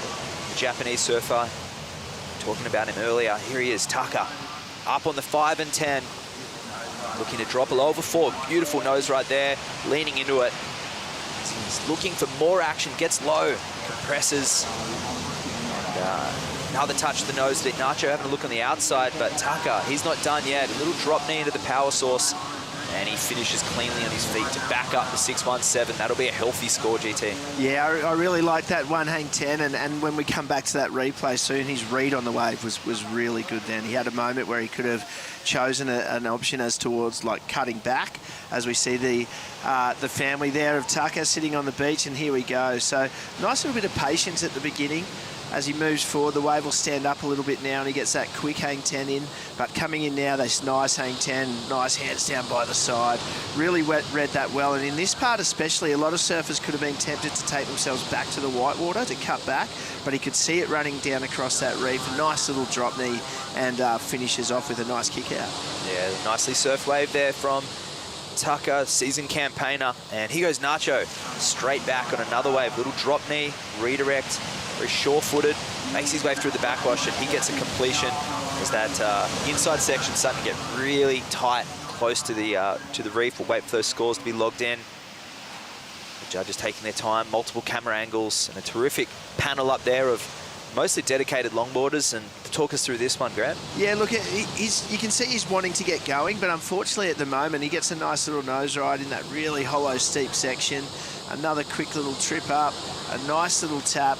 Wow, there's a nice hang 10. So we only caught the end of this wave on our live feed, but here we go now. Little drop knee, so by far his best wave, and it's gonna bring him back into the heat a little bit. It's gonna leave him chasing far less of that 6.94, but we still have a wave of Tucker's, and yeah, that was his best wave. Good solid surfing. And Tucker's replay. This was straight after Nacho's wave, upright 10. And he surfs through the inside. I mean, rapid fire. He just caught an amazing wave, wraps that one back into the whitewash, and kicks out of that. So judges keeping their hands full, but these surfers making the most of the waves that are on offer. Oh yeah, they've been sitting around a little bit. There's been some slow heats. It's been cold. By the time the event's been called off or finished each day, there's not a lot on offer with the way the tides have been, and it's promising for later, because I know this format today, to get as far through as they need, they may have to look towards overlapping heats. So they're waiting to see these waves get a little bit more consistent, and that'll give them a really nice clean run on finals day tomorrow. So it's looking promising for that in the last sort of 10-15 minutes. You see the photographer there. See, we can't see who it is, locked in with the hood. It was, I know Kate Myers is down here shooting away from the beach as well. But 7 minutes 45 remaining. Score starting to drop. It's a healthy one for Tucker. His 6 wave, a 5.33 to go with the 6.17. So Nacho needing an excellent range score, an 8.27. Still got that score from the last one to drop, that last exchange. and he's got priority to the heat leader at the moment, the Japanese surfer. He's had a tumultuous regional qualifying tour over in Belair. He had a priority interference against Kai Hamasi, his fellow Japanese compatriot there, and it was pretty clear that Taka wanted to get the inside, but he was on the outside, and it was a right-hander, and he took off, and they actually collided together. So it was fireworks there in the semi-final there over in Belair for the LQS, and he did get the interference against him, which actually, luckily for him, he did get the season wildcard from the Asia region. Yeah, well deserved too. Like you said, he's put the years in, and he's getting better and better from what I can see. And each year the equipment changes slightly, and he's really sort of learning his craft. And as we see this wave coming now for Ignacio, a 5.07, so that brings him right back into the heat. Still chasing a 6.43, which would be the best wave of the heat, but it's game on with 6.5 to go. Nacho's got a lot of experience, coming second in that LQS over in Uruguay as well. It's the first time a WSL longboard event had been held over in Uruguay, and as we said before, Nacho, a massive purveyor of stoke, and showcasing the art of trim over there in South America, and he's a regular over in Brazil as well. He's riding the new advanced boards from Neco Carboni, and there we have our surfer coming up next, Michael Van Hohenstein, the rookie with Caniela Stewart. You can just see the size difference there, but not so much an age difference. Very similar age, those two growing up together, surfing with each other regularly at Waikiki. Yeah, there's some definite size difference there. I wasn't sure if the younger fella was sitting down there or yeah. But coming back to Ignacio, I'm just thinking, Matt, there's, time's ticking. He needs the best wave of the heat as far as the score goes, but in my mind, he actually needs the best wave of the heat that's come through. So you've said he's got that experience. We see him taking off now. Let's see what he's picked. 5.07 on his last one, needing a 7 now. Nice measured wave, gets the rail engaged. Nice drop knee turn here, looking for that pocket. He eyes something off. Can he get down this hump? He does, gets on the nose. He's going to look for a more committed nose right here. He's got to get that best wave of the heat. And that one, you can see the body language there. He's going to get back out and try and give it another stab with 5 minutes remaining. Yeah, let's hope a wave of substance doesn't come through. That's what I was just alluding to. Like, to me, his main and, only option now is to sit it out and really give himself that chance to be on the biggest, best wave. But I'm pretty sure Tucker had priority too. But, you can sit there and put pressure and make him choose something as well. Whereas now as he's paddling into this, we'll see how this one looks as he gets up now, moves himself to the front of the board. So perhaps this could be a priority error for Tucker, which it is if Nacho can sneak out there just in time. Not bettering his 5.93's low score. He's going to try and kick out there, and it's just so important on days like today, playing that priority game and a replay of Nacho's wave. Yeah, really nice section there to begin the wave. We've seen a lot flatter sections to start with as he cuts back, brings that drop knee turn back up into the pocket, and the wave not standing up, and he comes over the hump like you said earlier. Quick little hang 5, pretty well surfed wave, but it was never going to be, in my opinion, the score that he's chasing, the best wave of the heat. So, and Tucker now up and riding. Similar for him, he's sort of got to really kind of look for that opportunity. A beautiful hang 10, but like I alluded to earlier, they're going to come up against the more seasoned, the surfers that have won these titles before, and these sorts of mistakes aren't going to cut it. No. Well, I mean, they know it as well. You can see the body language as they're making their way back out. Nacho paddling under priority for a smaller wave again, but chasing a 7.03, and he eyes something on this. Nice nose ride to get things started. And needs to get onto that critical section. He's waiting for it. You can see he's in the midsection of the wave there, trying to get back in the pocket. Delicate footwork, 4 steps up to the nose ride. There we go. There's a locked-in nose ride there, and the backwash on the inside section. And a lack of control there on the kick out. I think the judges haven't really been enjoying that today. Yeah, I think it's going to really start to get grindy, when we're looking at those scores in that sort of sense. And the non-completions, to me, that wave, the beauty this wave had as we go through it now, nice hang 5 at the start. Straight back up there again, only coming right to the tail of the board now. As he comes through this section, this wave picks up in a little bit of size as he comes around this bit of whitewash now, as we see it here. So I was a bit surprised, but all of a sudden he did make the most of it. A quick 10, but I think to really move up into that 6.4 range, you're going to have to finish it. You're going to have to risk it a little bit. You're going to have to hold some of those a little bit longer as we look back to some of Tucker's nose rides. Sure, perhaps coming through the section there, as sketchy as it was, medium, smaller sized wave, a little bit more risk. The judges want to see committed nose rides in the critical section. In that criteria, Nacho chipping away at it though. Lots of waves in this heat so far. Tucker, 8 waves. Nacho, 6 waves as well. So, I mean, it does look like there's another set out the back. We'll see what Tucker does. Does he keep priority? And he does. Smart decision there from the Japanese surfer. He's waiting to hear the requirement. 5.93 on his last wave, our surfer in red, so he does extend his lead. But Nacho, a 5.27, 6.83 now required. So he narrowly increased his score with a 5.07. He's back up and a 5.27 on that last exchange, but still not enough. A 6.83, the best wave of the heat, is required from Nacho. Yeah, it could be the best wave of the morning, actually, at this stage. So, you know, it's coming down to that stage. It's a minute 30. Tucker's made a good decision right now not to take that little wave. He's been looking like he's been trying to catch what looks like is a nice wave, but that wave size is going to come in really important towards the back end of this event, and he's looking at one now. It does look bigger as he's paddling into it as well. Straight up to the nose, 2 steps, gets the 5 and 10 combo, wraps this one back around. Nice flow at the moment, and he eyes the inside bowl. Nice nose ride coming from behind the section, squats with control, and he keeps the board moving. The footwork, all part of the criteria. He finishes on his feet in the whitewater, and he kicks out over the foam. So a nice completion there for Tucker. Maybe one of his most well-rounded waves yet. Yeah, it was a really well-surfed wave. It stood out as being a bigger wave, so we'll see what the judges think, because to me, it's probably it's gonna be really close to replacing that best one with that committed sort of hang 10 at the start, and did well to get back. Loving that rail turn into the whitewash, a little bit more aggression. A steeper section there. Almost impossible to hold through that because of the angle of the wave, but as he comes to the inside, so a lot quicker nose riding, but a bigger wave, critical nose rides, especially the second 2, and I'm loving the kick out as well. It's really showing he's happy with it. It leaves that impression on the judges that he's feeling good. Yeah, and just a sense of your body language as well, you know, it's that confidence that he's showcasing. He feels good after that wave. And a 6.83 required, 5 seconds remaining. Uruguayan on the outside, Tucker on the inside. He's watching to see what Nacho's doing on the outside. We're back on screen. There he is, gets the 10. Goofy Footer's going to work this one through. Needs something big. You get the feeling that it's going to have to be something radical in here. Gets the nose ride on the inside. Series of nose rides. Goes for a turn. A couple of little hits off the top. A little bit of fist pump there. He likes it. And he gave it everything. 5 seconds to go, taking off on that wave. Yeah, so there's a few things we're going to have to watch here.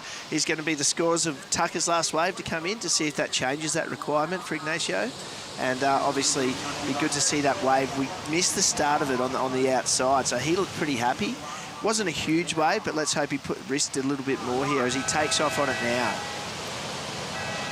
His first nose ride, nice hang 10. Not super critical though, as he brings his way back to the whitewater. Just a little bit of downtime, but not too long, and now he's back on the nose. Another little hang 10. Still much shorter in comparison to Tucker's. Maybe not on Tucker's bigger wave. So I look at that and compare it to Tucker's bigger wave. So, you know, I think Tucker's probably going to... Yeah, I don't think it might change the situation, but I don't think that's going to be enough, unfortunately, for Ignacio. He was warming up towards the end of that heat, but so was Tucker as well. A good battle between both of these surfers, and a lot of really quality waves in this heat. Tucker getting the choice, perhaps, the bigger waves. Scores coming in right now. Early signs are Tucker isn't going to improve. It was a 5.03 on that wave, so the judges deeming that nose ride to be out on the face. But it looked good. It was a nice completed wave and a free surf. Most of us love to have it. And scores just getting logged in now, and it's not enough. The Japanese surfer Taka Inui moves on to round number 3, and Ignacio Pignataro bows out in the elimination round. We'll see him coming up in stop 2 at Huntington Beach. We'll go to a break. Don't go anywhere. Heat 8 of the elimination round coming up next.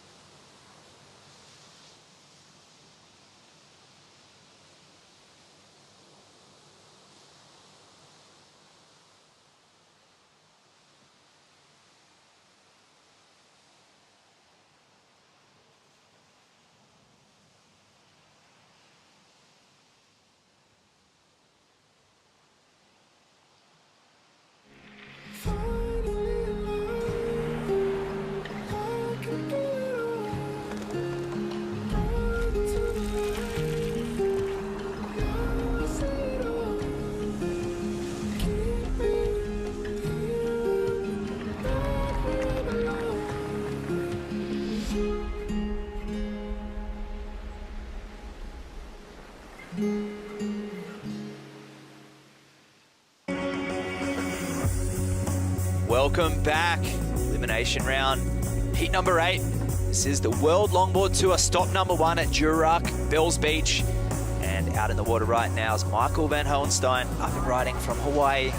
Martin Codet from France. And here he is on a self-shaped board, the Hawaiian, getting things started early. And that one's just a nice one just to get rid of the cobwebs and maybe warm up a little bit, GT. Yeah. Matt Shanosky in the booth, joined by one of the Aussie greats, Grant Thomas. And we'll just see what Martin's got on this set wave. So good wave selection, 2 goofy footers out there right now. And beautiful close 5 there from Martin. Carving this one back around, a smooth pace. He gets up on the nose, just linking these maneuvers out on the face, trying to get down the line. This is a bigger wave. We haven't seen one like this in a few heats. And he doesn't want to mess this one up. A nice, easy flow. This one will feel great. He's going to go all the way through the shore break, holding that 5. There's the 10 as it steepens up, grabs the rail, rides through the shorey, and things starting to get really shallow in there. But what a way to kick off this heat, GT.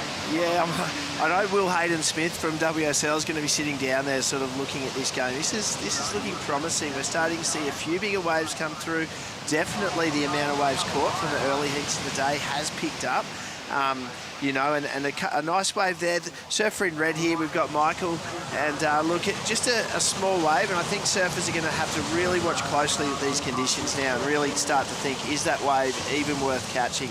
Sure, free surfing, but am I going to win a heat on it? And here we go. You can see Martin here, the Frenchman. He really kind of nursed this wave, but the wave was such good quality.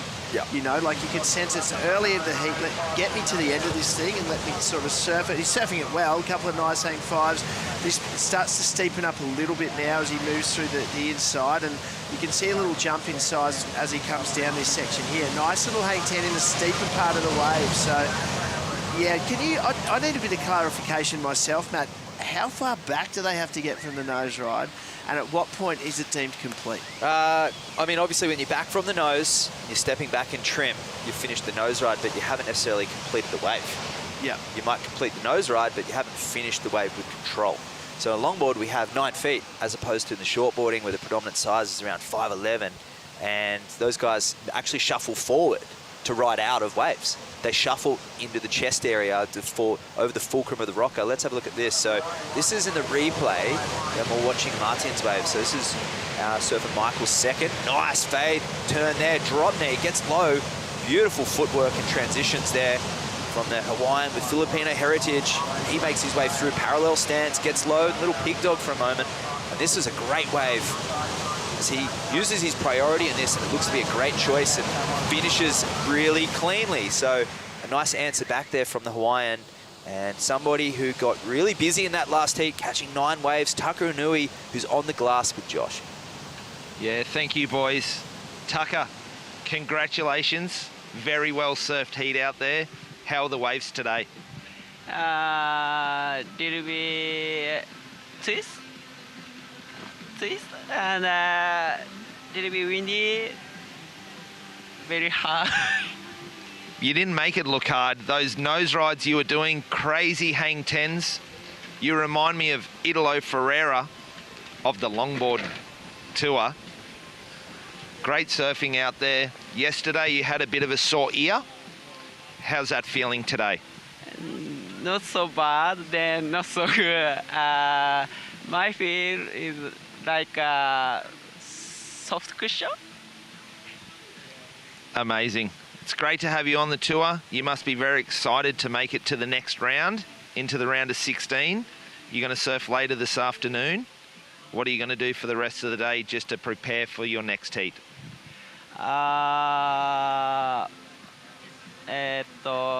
Next my sister Kaede hit, and then after my hit, so first I coaching Kaede, then my best. Tucker, just quickly, surfing here with your sisters, having your mum here, is it very special to be here, you surfing, also your sisters, and you're helping your sister with the coaching? Is that very cool? Yeah, I'm so happy and really excited. Then so wonderful. Well done, Tucker. We look forward to seeing you later this afternoon and your sister in the next round. Congratulations, great surfing, super energetic. We love having you here. Back to you guys in the booth. Thanks, Josh. Insightful there and very heartfelt there from Tucker. And it's pretty sweet to be competing and coaching your sister as well. Yeah, pretty rare opportunity, you know, like we've obviously seen the brother-sister thing going on for quite a few years in the WSL, and obviously the brothers having their say with this, or sisters having their say with their family, so it's a special thing competing at the elite level and having your family with you. A 6-1-7 there from Michael Van Hohenstein, the Hawaiian, off to an early start. You see him sitting up on that board. That water, for those at home, is hovering around the mid-50s, 55 degrees or so, but the air temp under 50 degrees, up around 45, 40 this morning for those Hawaiians wondering how cold it really is. But no booties, no gloves, no hood for Van Hohenstein, and a 6-1-7, a very respectable score, and today that proving to be a keeper in your scoreline. Yeah, look, it's with the obviously waves are picking up. The waves are starting to be a little bit more consistent as this tide pushes in, and yeah, the 6-1-7 with in that first sort of third of the heat is setting you off to a really good start. I noticed Martin's score just a 4.33 on probably the biggest wave of the heat. So the judges recognising there, Matt, that he was a little tentative, and he was, I guess, playing it a little safe, except for that inside section. So the majority of that score probably coming towards the end of that wave. And Van Hohenstein's wave a little bit smaller, but a little bit more committed through the rail and the nose rod. And if we look at the board choice as well, Van Hohenstein's actually on a self-shaped rounded pintail, a little bit of edge in the tail, which is really cool. It's a story that we don't see across other forms of surfing and in big wave or shortboarding as well. We really don't see, we certainly don't see in the pro juniors as well. So really encouraging signs to see the longboarders experimenting their equipment, designing, shaping themselves. The highest heat total and single wave score yesterday by Ben Skinner on a self-shaped board. On day one, Kyle S. Flint also on a self-shaped board. And there must be something in that, the DNA, the board IQ that goes into those designs for these specific waves. Yeah, it's a skill and a half, I can tell you. Obviously made easy to the fact that they can use designs or similar designs, and obviously we've got all the computers and stuff in these days. So I think it used to happen back in the day, Morning of the Earth and Nat making surfboards, going riding them the same day. I remember many years ago I did it with Bo out at his farm with his dad's old logo. Like, we cut a board out, we shaped it, we glassed it, and then we literally let it dry overnight and went and surfed it. So it's a cool experience. Ours didn't go like these though. And this is the replay of Martin Corret's first wave. Talk us through the 4.33 and why it, biggest wave, but where the score went. Yeah, just even as he cuts back to that whitewash there, the board's not fully on rail. It was smooth and it looks nice, but I think the judges are wanting to see these boys put a little bit of risk into their surfing to get those higher scores. He moves through the inside. You can see him gaining confidence as he rides through, so he holds on to this, gets the 10. I'm wondering if this is actually deemed complete. That last tank 10. I'm thinking that with that 4-point ride, I'm thinking that may not have given him that final completion. Yeah, the grab rail as well is always a sure sign that you don't have control. But yeah, I would say it wasn't deemed complete given the scoreline. And here he goes, his second wave, and opting for priority on this wave. A smaller one. We'll see what he got down the outside. That was a tighter nose ride, and he finishes that one cleanly. So to back up that 4.33, only needing the 3.68. Smart surfing there from the 28-year-old from Reunion Island. And he qualified through that regional QS. Eduardo Del Perro had already qualified, making his way through Malibu last year. But this is the beginning of the wave. Talk us through this one, GT. Yeah, that's very similar adjustment where we angle the board back to the pocket. Much more critical nose ride there. I think he might have got a little message from the judges in hearing his score on that last ride. He's a little bit of downtime stuck behind that white water, brings his way back to the open face. Nice nose ride, as you said. The wave standing up a little bit. Here, even more critical again. You can see the tail of the board as it's hovering right in the lip line of the wave, and all the tail and the fin and the concaves are doing all their work. So, look, it's going to be a nice little backup. Maybe enough, I think. What's he chasing? At 3.68. I think it's going to be enough to probably move him into first, just to swing the pressure a little bit. But with Michael sitting on that high score of a 6.17, he wouldn't be too worried at this stage as he takes off now. Nice, smooth opening fade turn there. Here he goes, Michael holding the nose ride. That red deck looking fantastic, matching red singlet. Great transition there from Michael, gets the drop knee nice and low. carving that one back. Oh, geez, he leveraged his knee, his leg on that bottom turn to pull it back as he was facing the rocks. And there we have the fans tuning in. That's some Melbourne Storm attire there as well. So some locals in Victoria supporting Van Hohenstein right now. A 6.17 for the opener, but I feel like this one could be close. Yeah, a little bit smaller wave, even though that last wave had the whitewash on it. It was the second wave of the set, but that first nose ride really kind of hung in there. He held it, had the quick transition to the 10. Beautiful drop knee. I'm loving that as he kind of redirects after cutting back towards the whitewash, and we see it on this end one. He really had to get down low and push it. So whatever the score just came in for Martin at 3.67, so not quite enough. So I think now Michael, good-looking score about to drop in. Not as good as his first, a 5-point ride. That's going to really solidify his lead.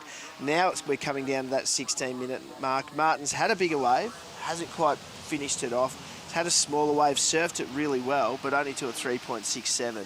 Let's hope he's kind of getting the drift from the judges. Yeah. I'd really love to see him stick it out here and wait for something of substance. Yeah, it was a smaller wave, and you just think back to that first opener, it was an absolute bomb. Let's go to a Bonsoy brew break and wait for those sets. Come back shortly. Remainder of Heat 8 coming up next.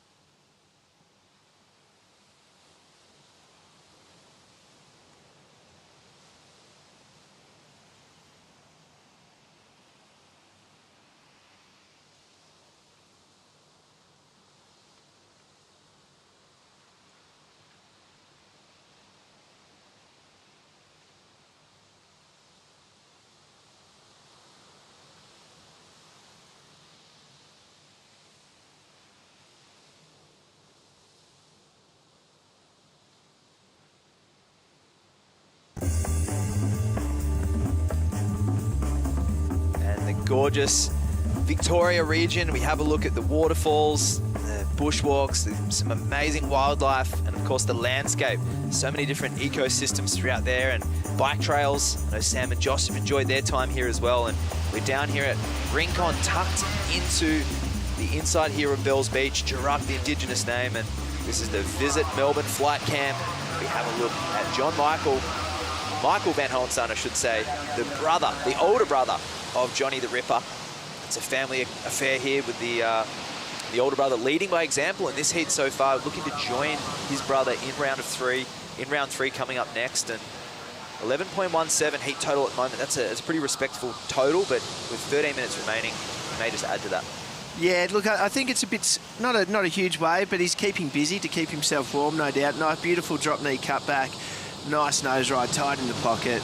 Dropping down, pulls in for a little sort of head dip type manoeuvre quite there, which is pretty cool. It won't score a lot, but pretty cool to watch. And as he comes through, might tap the nose once more and he just kicks out. What I'm impressed with, though, Wax said, to be honest, is that Martin's clearly acknowledged that he needs a wave, a pretty good-looking wave. So he's showing a bit of steel there. He's quite happy for Michael to keep riding those waves, recognising they're not going to be huge scores. That locks in at a 2.6.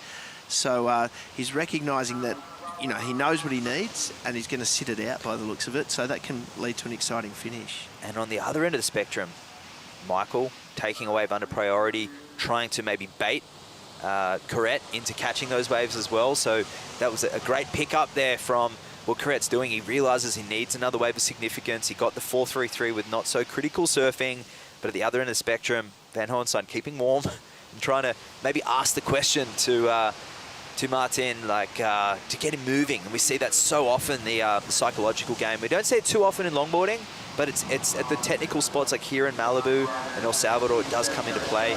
Certainly not in wave pools, that's for sure.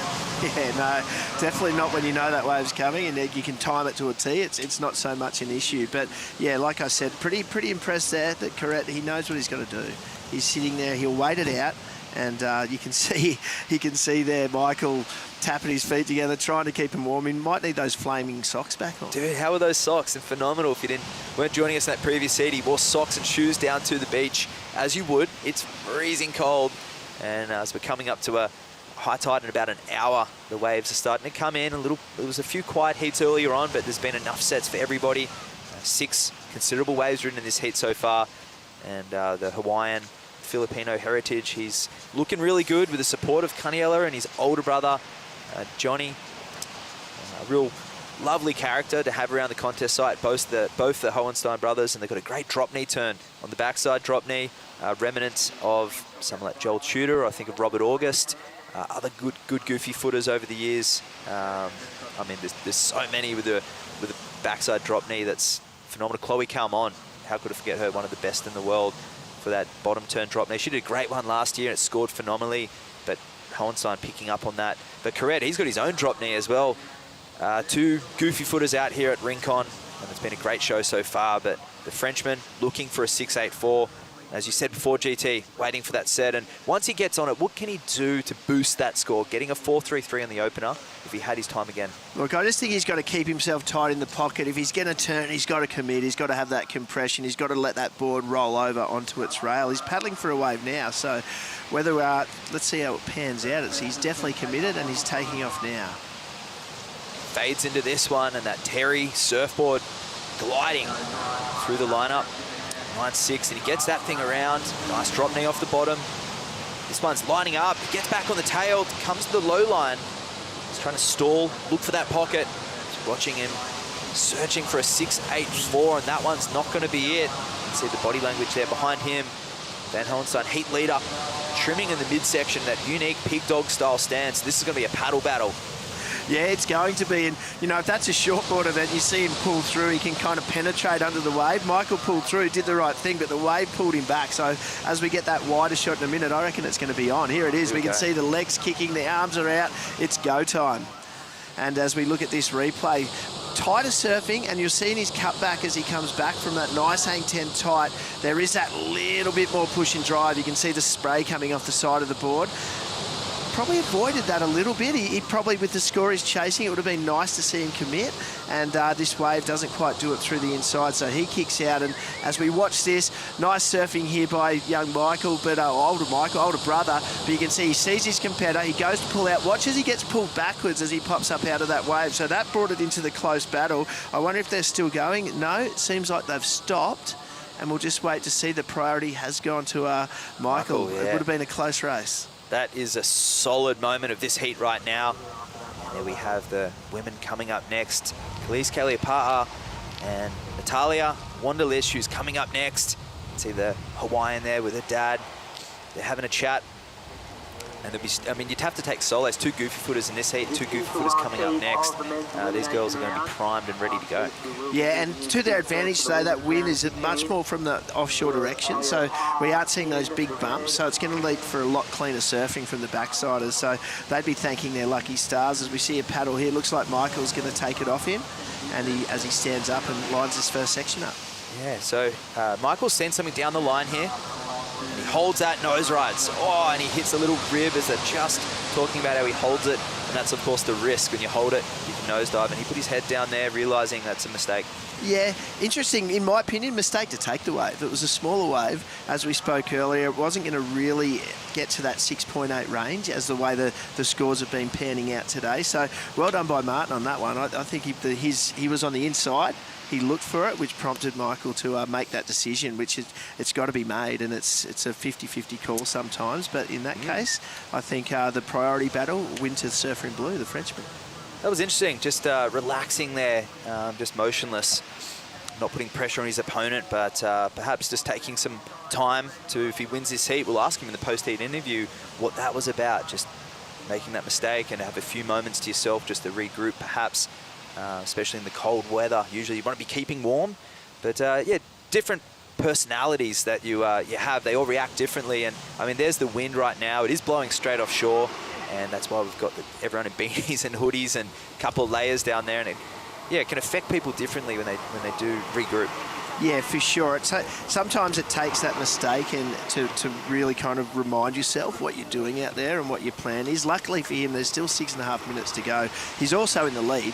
Let's not forget that. So it is going to come down to the wave actually coming to Martin. Back to the two brothers, though. Like, I know we've got these families in surfing and all the brothers and sisters. Correct me if I'm wrong. Is this the first sort of brother-brother type relationship where one's been natural and one's been goofy? Yeah, it could be. I know the Del Peros, obviously both regular footers.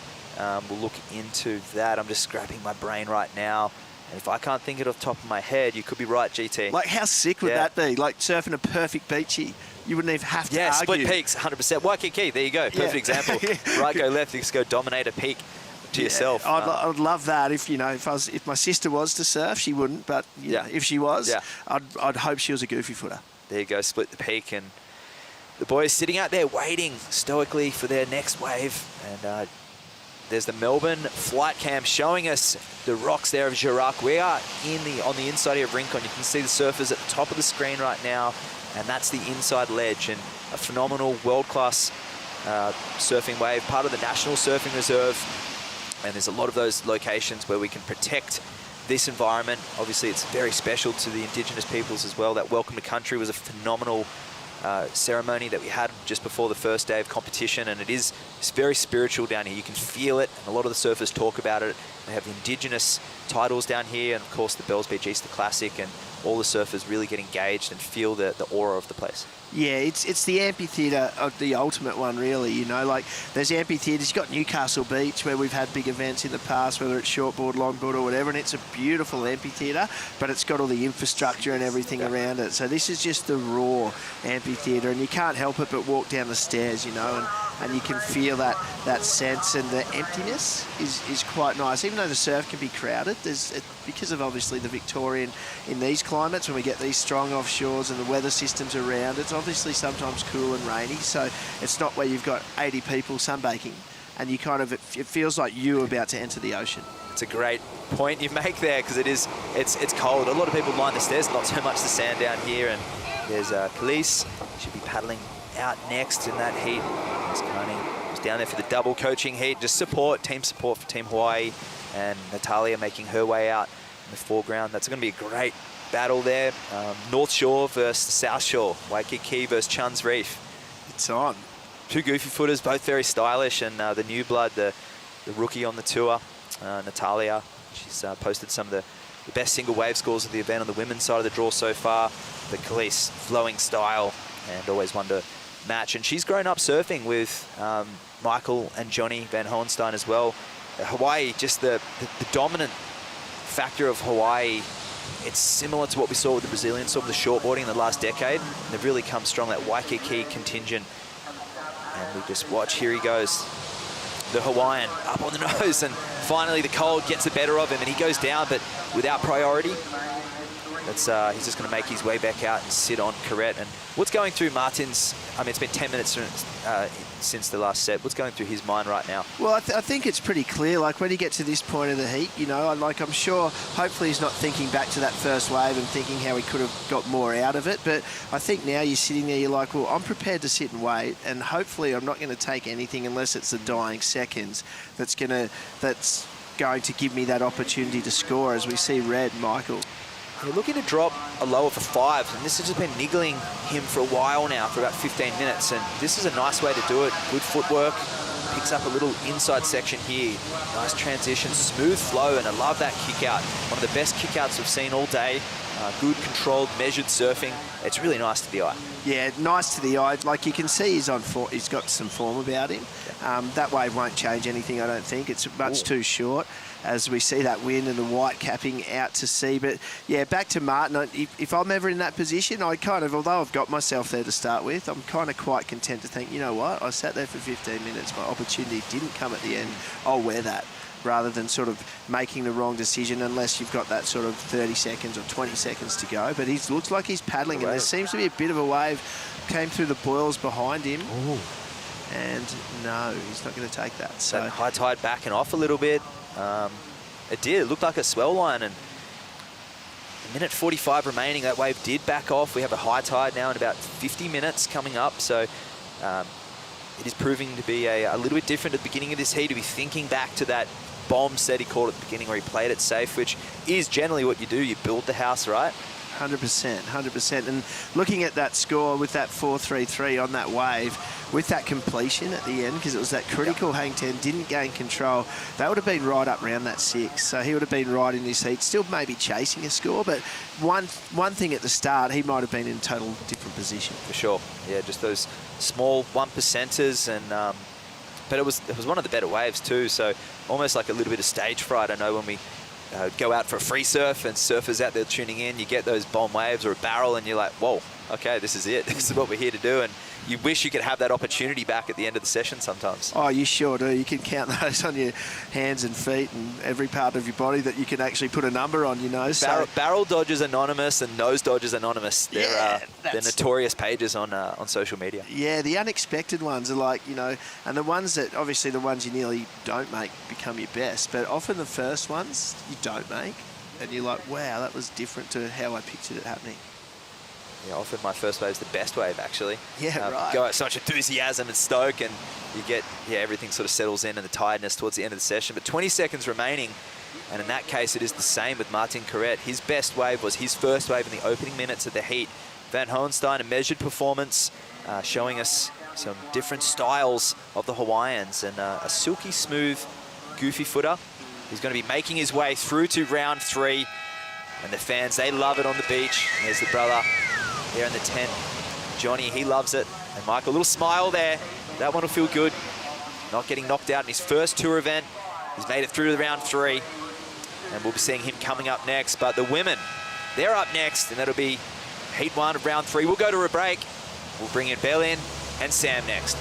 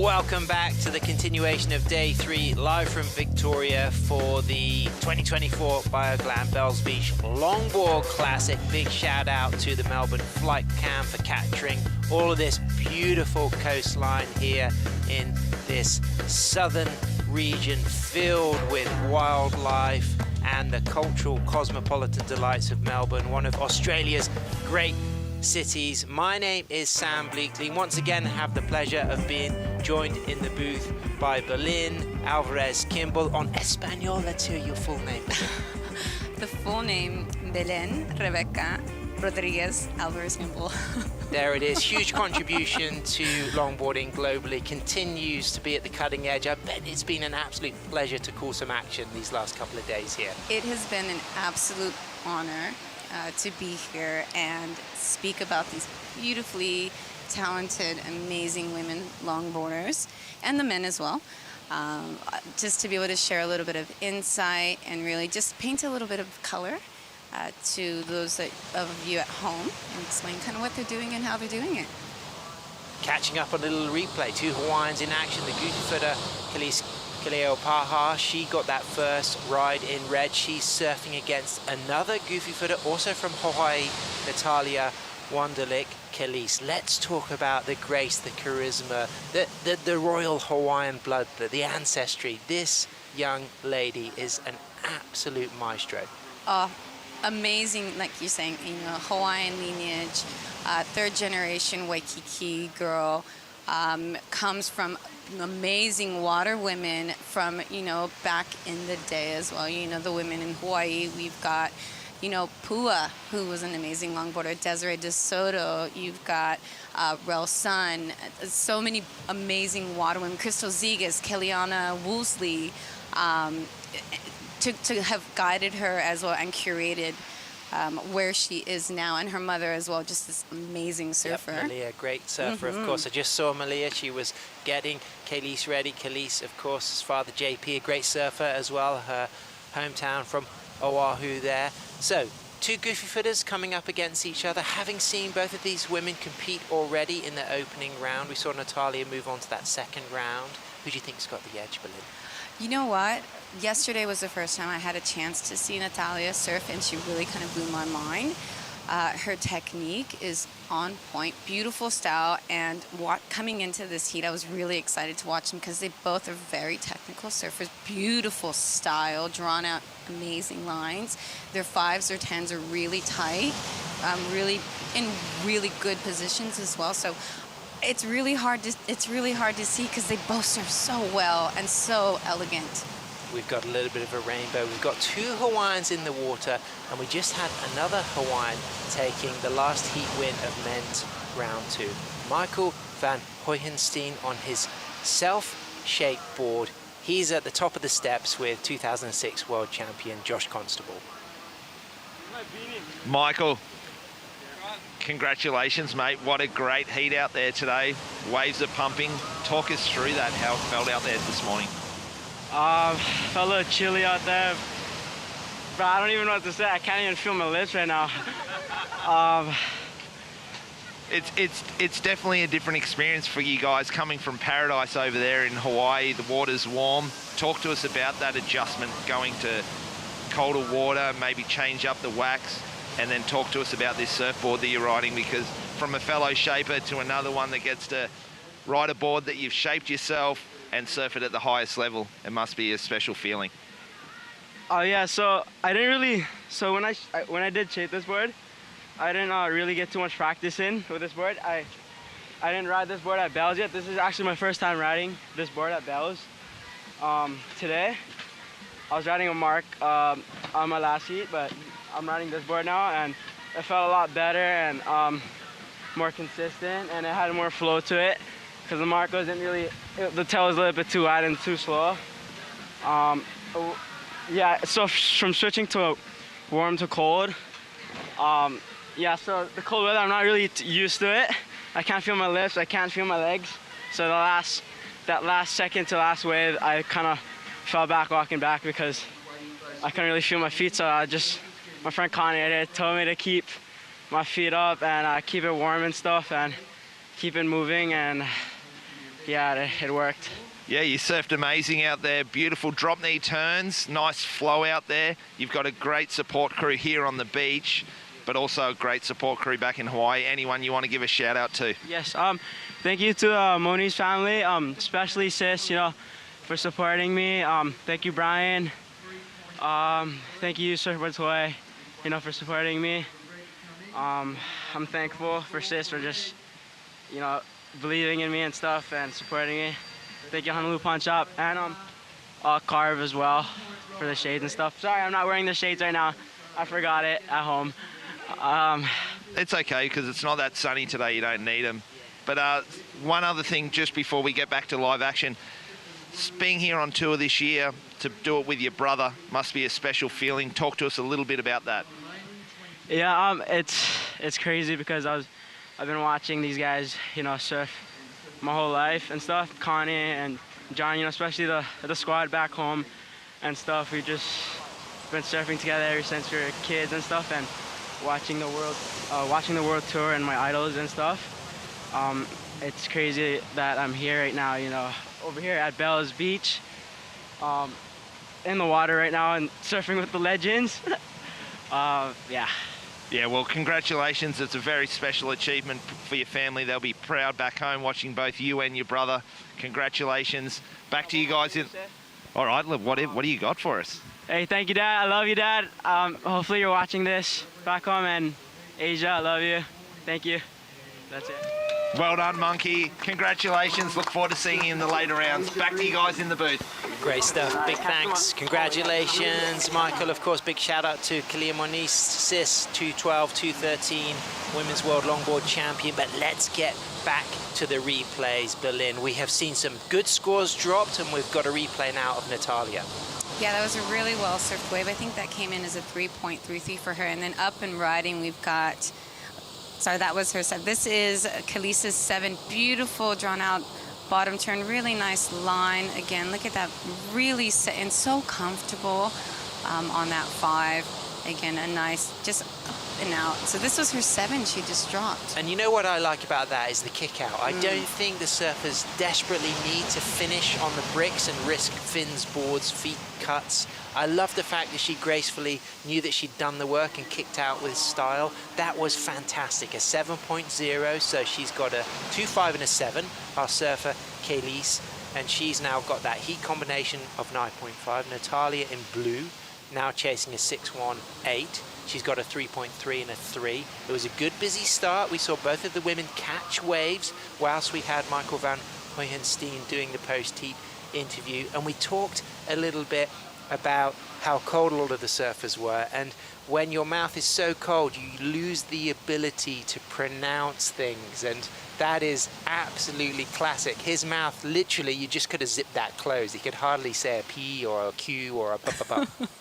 His tongue, you could see. I felt so bad for him, but you know what I love is how much he is so proud of where he's from, and I love that he has people like Kalia and her family supporting her. So massive shout out to the beautiful, amazing stylist surfer Kalia and her family, and as well for stepping up and supporting his journey here.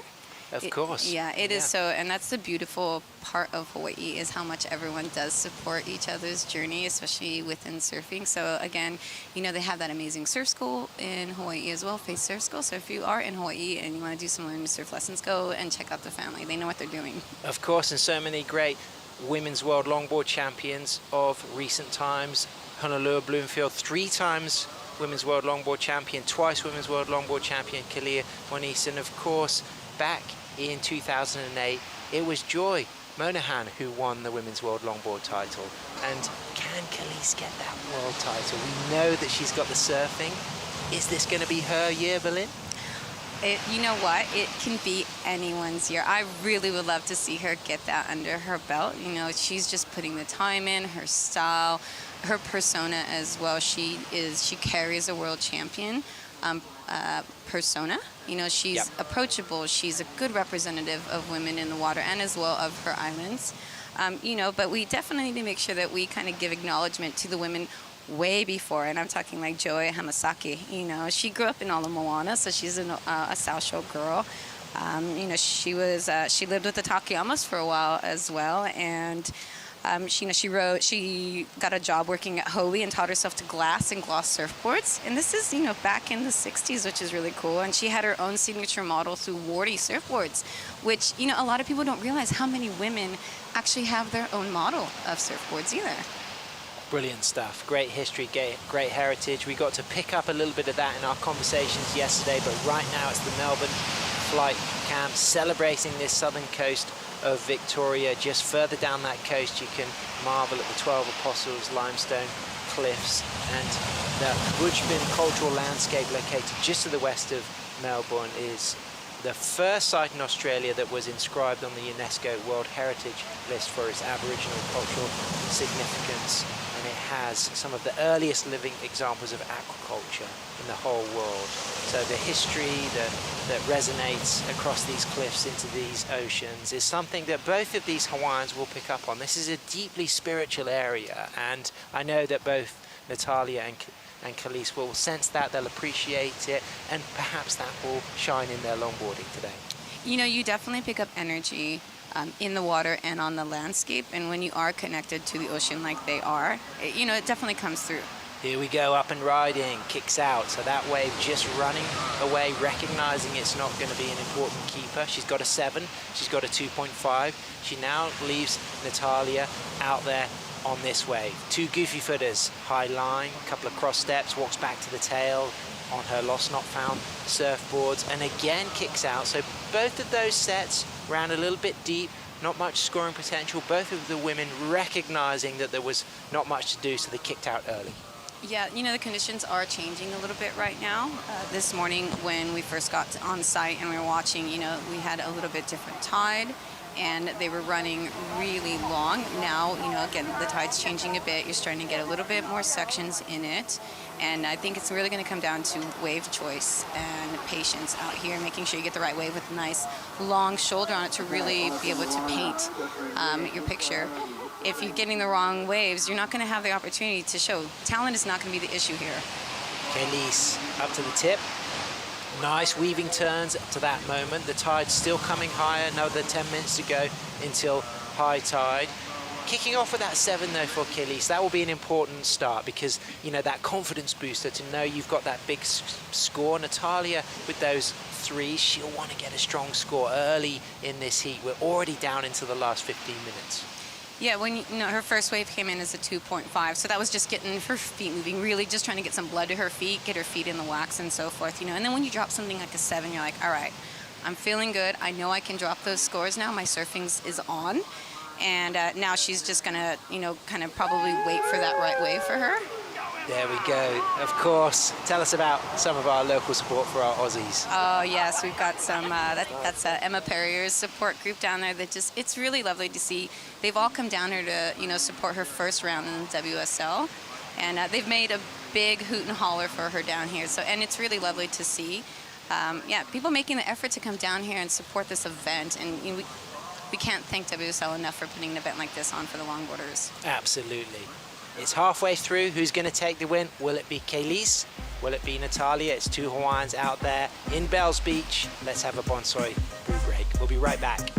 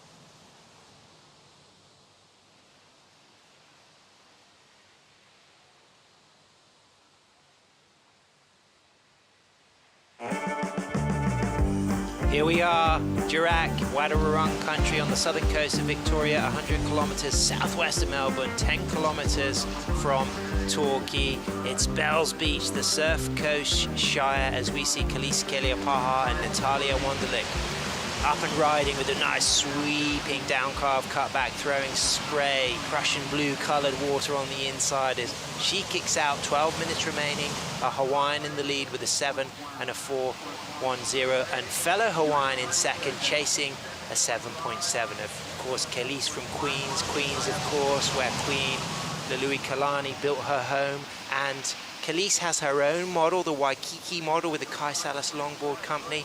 But looking at this, talk about the grace of this young Hawaiian and some of the other international female longboarders who've had their own model over the years with surfboards. Khalees' style is beautiful. It's not super fast. And up and riding here, beautiful, nice 5 again. Nice, really powerful bottom turn to cut back into that section. She's really trying to stay in that white water, and I find that a couple of those waves, the cutbacks haven't been enough and kept her more in the power pocket, and those sections she's kind of lost the section, and so it's not giving her that inside that she's kind of needing to be able to, you know, step up from that 3.47 and the 3.33 that she has. But yeah, speaking of women with their own models, it's something that has been actually happening since, you know, the 60s, and a lot of people don't really know that, but you know, Linda Benson had her own model through Velzy. Joyce Hamasaki, like I said, she had through Wardy Surfboards, but was actually designed by Phil Edwards, which we all know, you know, the man Phil Edwards. Joyce Hoffman had her own model through Hobie Surfboards. And then on to world champion like Corey Schumacher, she had the Gypsy, which was through Donald Takayama as well. Great board. Oh, beautiful board. And Cassia Metter had her own through Donald Takayama. Christy Murphy as well, another world champion, had hers, the Siren. I actually had my own model through Kevin Conley NYU. It was called the Bee. I remember that, great board. And Ashley Lloyd has her own model and shapes for being surfboards still. And Kai's Soleo Erickson has one through CJ as well, I believe. So. Absolutely. And of course, the Kai Salas Longboard Company under the feet of Khalees. She's on the Waikiki model. And the Lost Not Found surfboards being ridden by Natalia, founded by Craig Kawamura and Mike Ito. There, of course, that's a big legacy, great cultural heritage from Hawaii. But let's set the scene now with under 10 minutes remaining, because Khalees is out there as the front runner with a 7 and a 4.10. Strong scores, looking good. Natalia with a 3.47 and a 3.33, chasing a 7.63 and up and riding. High line, 2 steps, dropping to the lower part of the wave with a critical nose ride right in the pocket. Big degree of difficulty staying on that 5, as you could see how steep that wave was getting, and she nose rode through that section incredibly well, and that was sensational skills as we see Khalees answering back up to the tip again. A nose ride into a top turn, and again not wanting to ride out of that because things are shallow. And now we got a little bit of paddle battle on our hands, Berlin, and that was a good exchange, perhaps not super significant score for Khalees, but the nose riding from Natalia there was pretty spectacular. And here we are with Natalia, nice setup, looking for a nice 5, kind of just looking down a little bit, almost kind of losing it, but definitely, you can see the water sucking up the face of that wave in a really critical spot, super fast. You can see almost a little bit of a smile coming out of her face. She's like, okay, that is definitely going to better my 3s. And then answering back behind, you know, Khalees on a beautiful, nice, really relaxed style. Look at her. She just looks like she's ready to have a cup of coffee up on that nose. Again, and looking where she's going to, she sees the line, but just, you know, nice little top turn. We have Natalia looking for a 7.63 to take her out of second position. But look, these girls are not, these scores are not foreign to them. You know, Khalees in her last one, drop in, you know, 6.27s and 6.7s as backups. And Natalia, you know, 6.27 and a 5.0. So attaining these scores is not going to be hard for these women. What they're going to be looking for is just keep getting better, keep getting better. So, you know, almost 7.5 minutes remaining for them. Absolutely, and a 4.77 for Natalia, demonstrating that she was rewarded for the degree of difficulty on that incredible nose ride, right in the pocket, really low down in the wave.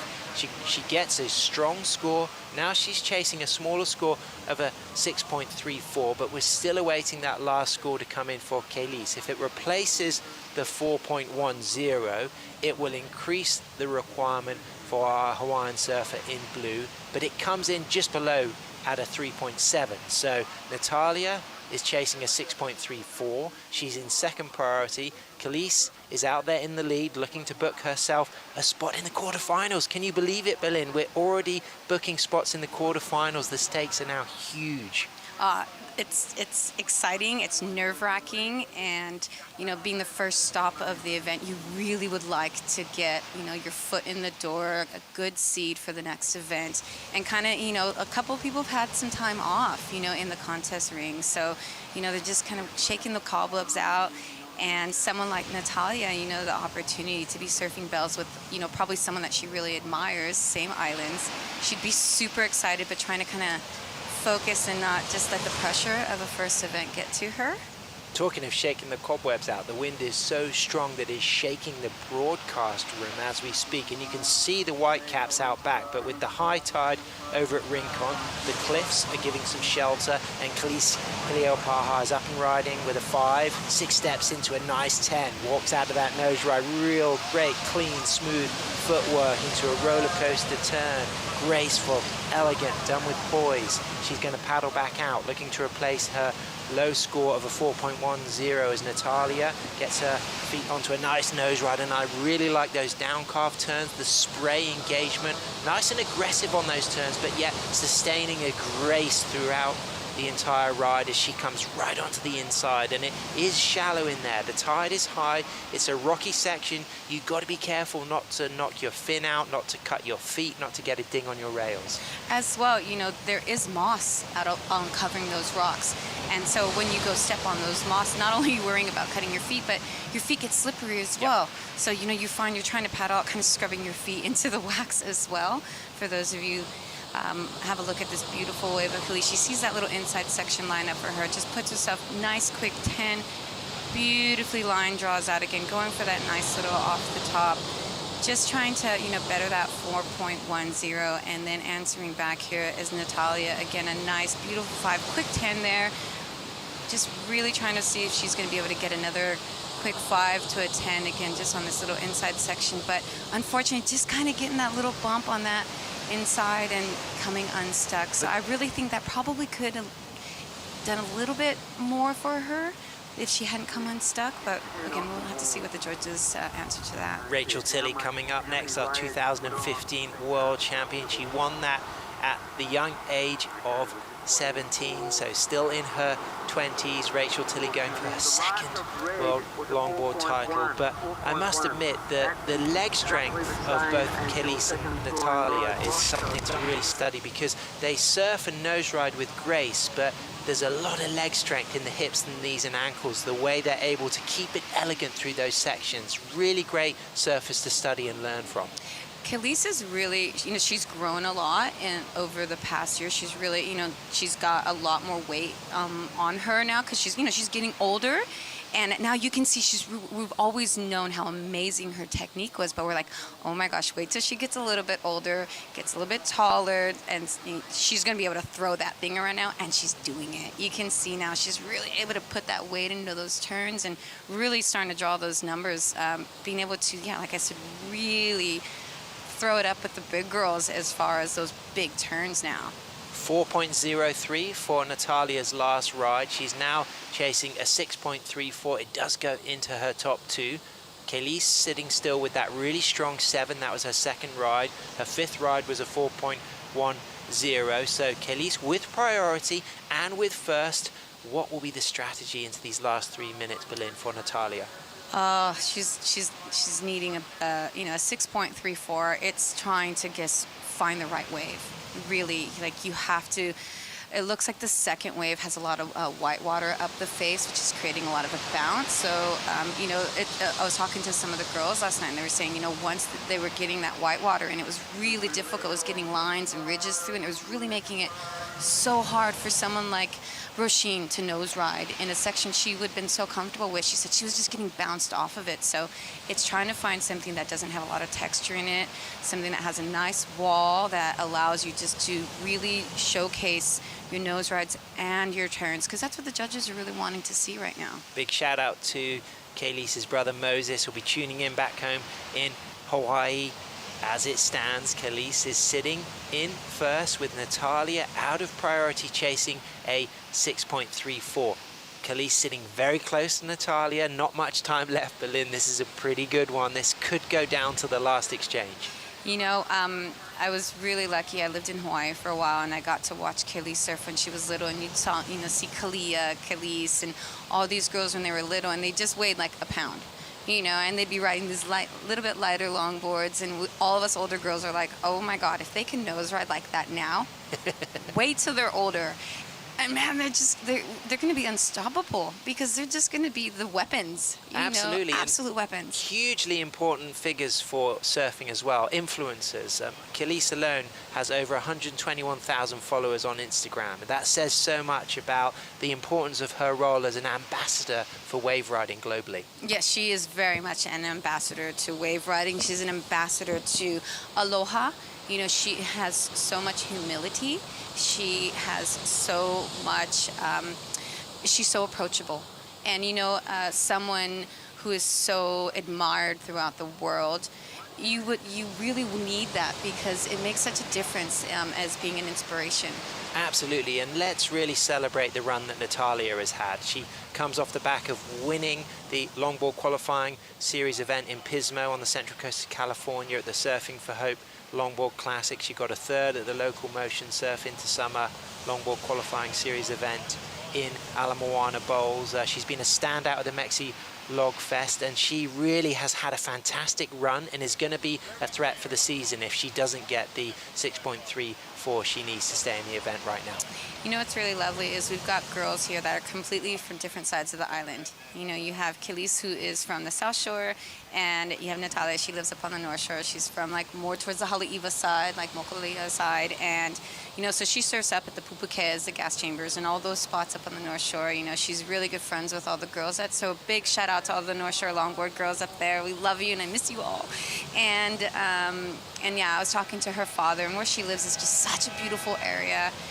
And just having a look at this and just coming in on her knees. So good job, yeah. Natalia. Beautiful effort. We were so impressed by your surfing, and I look so forward to watching where your surfing takes you this year on the WSL. Well said, Lynn. That was a pleasure to call that heat. Congratulations, Kaylee. Congratulations, Natalia, for putting on an incredible show. Stay with us, because we have got Rachel Tilley surfing against Australian Tully White. We'll be right back after these messages.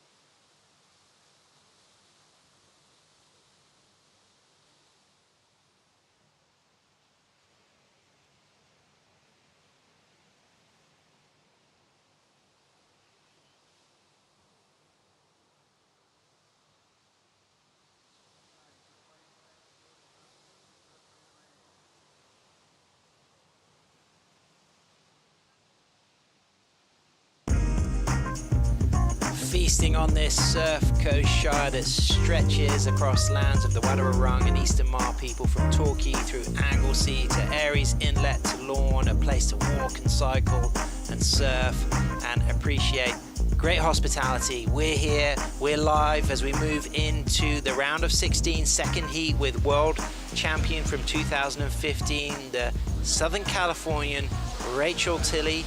Seed number 7 moving into the World Tour this year is going to be surfing against seed number 10, Tully White from Manly, originally Allambie Heights, Sydney's Northern Beaches. Big shout out to her mum and dad, Alistair and Donna. They'll be tuning in as we get the replay of Rachel Tilley and Belin Alvarez-Kimball. What do you think of this from our 215 world champ?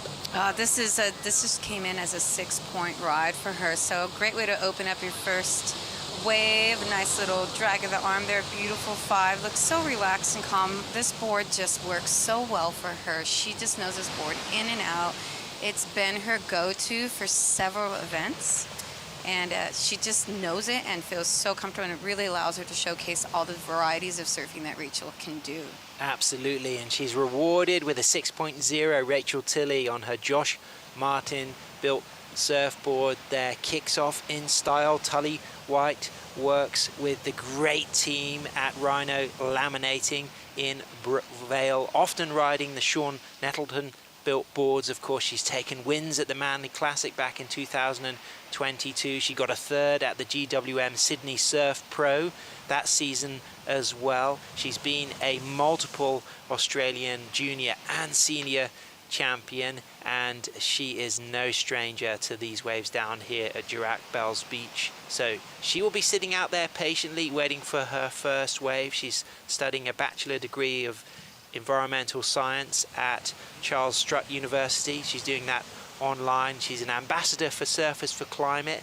And talking of Surfers for Climate, big shout out to Belinda Bindi Baggs, who lives down the coast here. Bindi is also one of the co-founders of Surfers for Climate. Yes, actually she's moved up kind of towards my area now. Ooh, yes, and she's just moved. Didn't know that. Yes, Thanks for letting me know. That's okay. Yeah, her and her partner Jared, who's the son of Wayne Lynch. Yep. Yeah, they're living up on the northern coast now, and she's just had a little girl named Naya.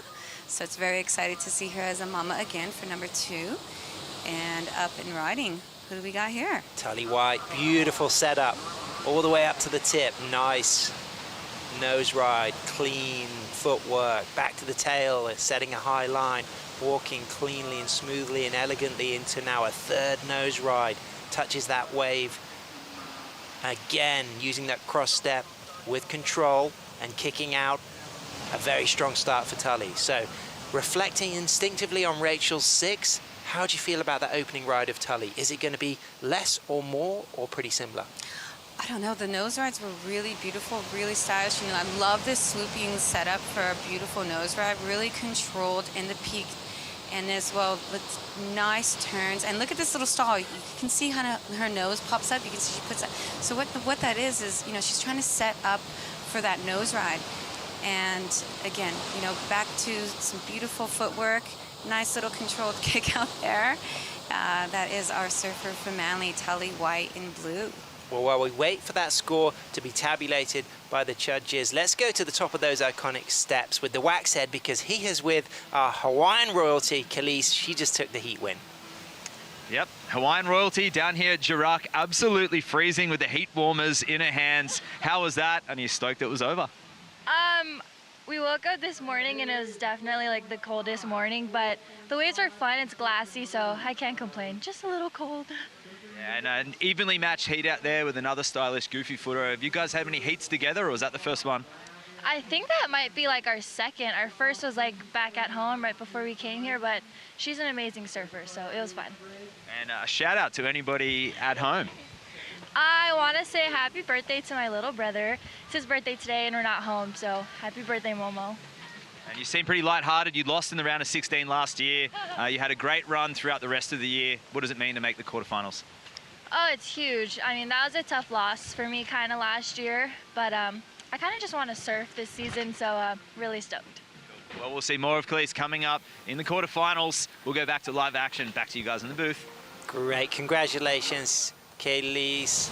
Of course, that was fantastic surfing from her, and big shout out to the happy birthday boy Moses, celebrating his birthday back home in Hawaii. She got a 9th last year, did Kelly's, losing out to Natsumi Teoka from Japan, but it was this kind of surfing, ending with a clean kick out, that booked herself a spot in the quarterfinals as we wait for that score to come through for our competitors out there right now. And it's a 4.5 for Tully White. So my question, Berlin, is why did you think that came out a little bit lower than Rachel Tilley's 6.0? I think maybe Rachel had a couple little bit more progressive turns, maybe a couple little bit longer nose rides, maybe a little bit bigger wave. You know, if we get an opportunity to see a replay on that, we could probably break it down a little bit more.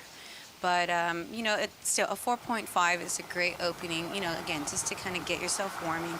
Tully is no stranger to the competitive arena at all. You know, both of them made up previously in Heat 7 in the round 1, where Tully took the lead. She took first in that heat. Rachel went on to the repertoire. And, yeah, so they met up, and then Rachel won her repertoire and she's back. So, you know, the scores that these girls drop, you know, Rachel 6'5", a 6'3", Tully, you know, she's 5'5", 4'7". The scores will come to them. So, like I said, both of these two are absolutely so talented. So, even to think who you think is going to win, they're both so good at what they do. My enduring memory of Tully as a Grom is when she represented the Irakanjis at the 2019 ISA World Longboard Champs in Biarritz, and dealing with French for the first time. She was saying how, God, it's amazing they eat poison here, but what she meant was poisson, which is fish. She will hate me for bringing that up because, of course, she's currently studying a environmental science degree. She's a smart woman and an incredible longboarder with a great family, and, of course, her partner's here on the cliffs watching and cheering, and that 4.5 is a decent score to kick things off with because a lot of the women have been carrying those scores as their backup ride to get heat wins. Yeah, they have been doing that, and like you're saying, you know, Tully, she's so funny. I had the opportunity to go with her and Kira and Clinton and Declan to represent the Iraganjis in ISAs this year, and we had a lot of fun laughing, trying to teach in Spanish when we were there and working on all of those. She's very lighthearted, she's very caring, very giving, and she cares about the environment and really cares and loves her surfing. Loves, you know, her partner is a shaper as well, and so she really is learning about, you know, the surfboard's design, and yeah, she's just a really good ambassador for women surfing here in Australia and as well internationally. From New South Wales, Manly, the northern beaches, Tully White looking for positioning. One wave ridden for each surfer. Rachel and Tully have had many matchups over the years. Tully just comes off the back of getting silver at the 2024 ISA World Longboard Championship, but of course it was 2:15 when she won the coveted WSL World Longboard title at Hainan, the left-hander. You can see Tully's partner in the middle. We've got their family of Declan there as well. Declan's mum and dad, Paul and Margaret, watching. But tuning in will be Rachel Tilley's mum and dad, Glenn, Laurie, and brother Michael. Big shout out to all of you. She's looking good on this wave. It's her second wave, a nice soul arch, locks that nose ride beautifully and lifts that back arm into an elegant, stylish but strong cut back, and just slips off the nose at the end. But I feel like a lot of great surfing had already been delivered up to that moment. Yeah, there's been some really, really, really good surfing coming down. You know, look at the 6.0 Tully, and Rachel's already dropped. 19 minutes left. I just want to see some good sets with some good walls come through and see them completely draw out what they're going to do here. And a little reference to the hand injury of Rachel. Was that from playing high-speed piano playing, or was it from a action sports incident? You know, I only just saw that, and I actually didn't have an opportunity to learn about that. Can you please give me some insight on this? It wasn't playing the piano at full speed. I don't even know if she plays the piano, but what she did do was she did her towing behind a boat. She did have a little accident recently and badly injured her hand, but thankfully she's still able to surf, and that's why she's wearing that brace on the hand, and it's not holding Rachel Tilley back. This was incredible. Had she not slipped on that last nose ride, you feel like this could have maybe even bettered that 6.0. Yeah, I definitely think that would have definitely bettered that. The way that her foot was just wrapped over and locked on that nose, on that inside, you know, that's just such beautiful controlled.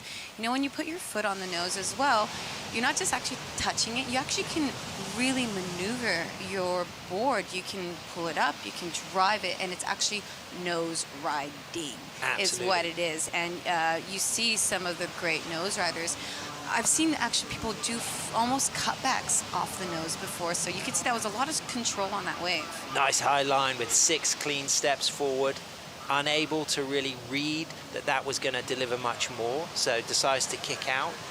Tully will add a small score to the 4.5. Rachel has a look, but is probably still going to keep priority because Tully probably is not deemed into the lineup, so that P stays next to Rachel there, so she remains in priority. We're waiting for that second score to come in for Rachel, but it looks like Tully White is going to be able to turn on this one. Here we go. Surf fans, a Style Master up and riding, a beautiful setup. I love the way she came to the bottom of the wave. That was gorgeous. That really was. Great use of all of the wave, Berlin, and then now she's locked into the 5. Walks out of that nose ride in an absolute vintage drop knee turn. A little bit of midget Farrelly, Manly 1964 in that turn, but she doesn't quite end and execute gracefully. But that drop knee turn alone for me was a real special reference to longboard culture. That was an absolutely well surfed and up and riding. I'll let you call out Rachel's wave right here. Wow, bigger, nice wide shoulder, but then just sweeping, cutting back into the bowl, and again back onto the tip. Smooth Prussian blue wall ahead of her as things get really speedy, and we see some great body language, and she just gets low, looking to see if she can connect with the open face, which she can. Walks back to the tail and sweeps a big down carve, and now things will get shallow and fast, and she'll kick out cleanly. And both of these women now really starting to put on a show as the steps start to light up. The crowd are cheering, they're happy. That was a really great exchange, got me excited. Nothing better than getting the opportunity to celebrate these two women surfing at the highest level. I can only imagine what Donna, Tully's mother, is watching this wave and thinking. Beautifully drawn out bottom turn there, nice hands getting a lift, beautiful 5, and then going into this beautiful nose ride. Nice hands up again, that lift off that bottom turn. Just looking down the line, she sees that nose ride again, and just unfortunately just, you know, a little bit too much weight on that nose, shoots the tail out the back. Beautifully surfed. She's just, I love watching Tully surf. Zen stuff from both of these women. Both but of them. Talking of Tully's drop knee, let's go down to the wax head. Mate, what do you got and what details on her boards that she's riding? Yeah, that great drop knee turn, an amazing fade turn. It's a trademark of Tully's surfing. She's riding a Sean Nettleton surfboard, who actually cut his teeth as a shaper and a glasser on the surf coast down here. So it's absolutely no coincidence that the board fits the curve of the wave really well. She's got her FCS fin out there, the wax head model. These boards are foiled really nicely, really balanced surfboards. They've got a really beautiful outline, and there's nothing that sticks out. A very neutral longboard that suits Rincon perfectly, and we'll wait to see where that score goes on a very similar board. Perhaps a little more stable, that one, and better for nose riding, but very similar overall. Great stuff, Matt. Thanks for getting out there on the sand. Fantastic intel. It's a joy to be able to share all of these details, not only the psychology, the performance, but the equipment under these feet of these women. And of course, it's those surfboard shapers, those artisans around the world. And Tully's drop knee then, the engagement, the switch of planing edges, everything very dynamic. But that ride also needed a nice, smooth, clean end, I feel, and it could have then got close to excellent range. It comes in at a 5.83, so things pretty evenly balanced. Rachel's got the edge, and here's the replay of Rachel's 5.67, Billy. Oh, Rachel on definitely a bigger wave. Really, look at how the inside of this wave just goes almost oil right here for her, which, you know, really allows nice, smooth, long 5 there. And you can see, you know, little arm, little ole out. Yeah. You can see she almost goes to kind of grab a rail 1 second, but what she does really quickly, she goes parallel stance and able to kind of plow through that foam and link back up and do, again, her kind of trademark, really opened arm, swooping cutback that she just does so gracefully. Very California style right there. But also, for me, when she does the lean lean back, there's the Rel Sun moment there as well. I always see when Rachel just goes there, wah, and it's just Rel Sun. I've seen that one before. Oh no, actually, you know, as well, Jericho Poplar. Jericho has this beautiful photo of her. You know, she's like just a little bit away from the nose, and her arms are leaned back, and you know, and Jericho, you know, amazing woman, amazing surfer, pioneer for women surfing, was best friends with Rel Sun. Actually, they traveled a lot on tour. Jericho was very much about the dance. You know, this should be about dancing, darling, she'd say. And a massive shout out to Jericho if you are watching, and so any of the women from our lineage of royalty ahead that are watching, a big shout out to you, and thank you for all your contributions. Big shout out to Shannon Hughes, will be tuning in. Of course, Shannon co-hosts the Double Up podcast with Rachel. Rachel's just dropped to 7.33, and that is a great score. And let's see if there's going to be time and opportunity for Tully to answer back. We've got 12 minutes, 20 seconds remaining. We'll get to the conclusion of this heat after these short messages.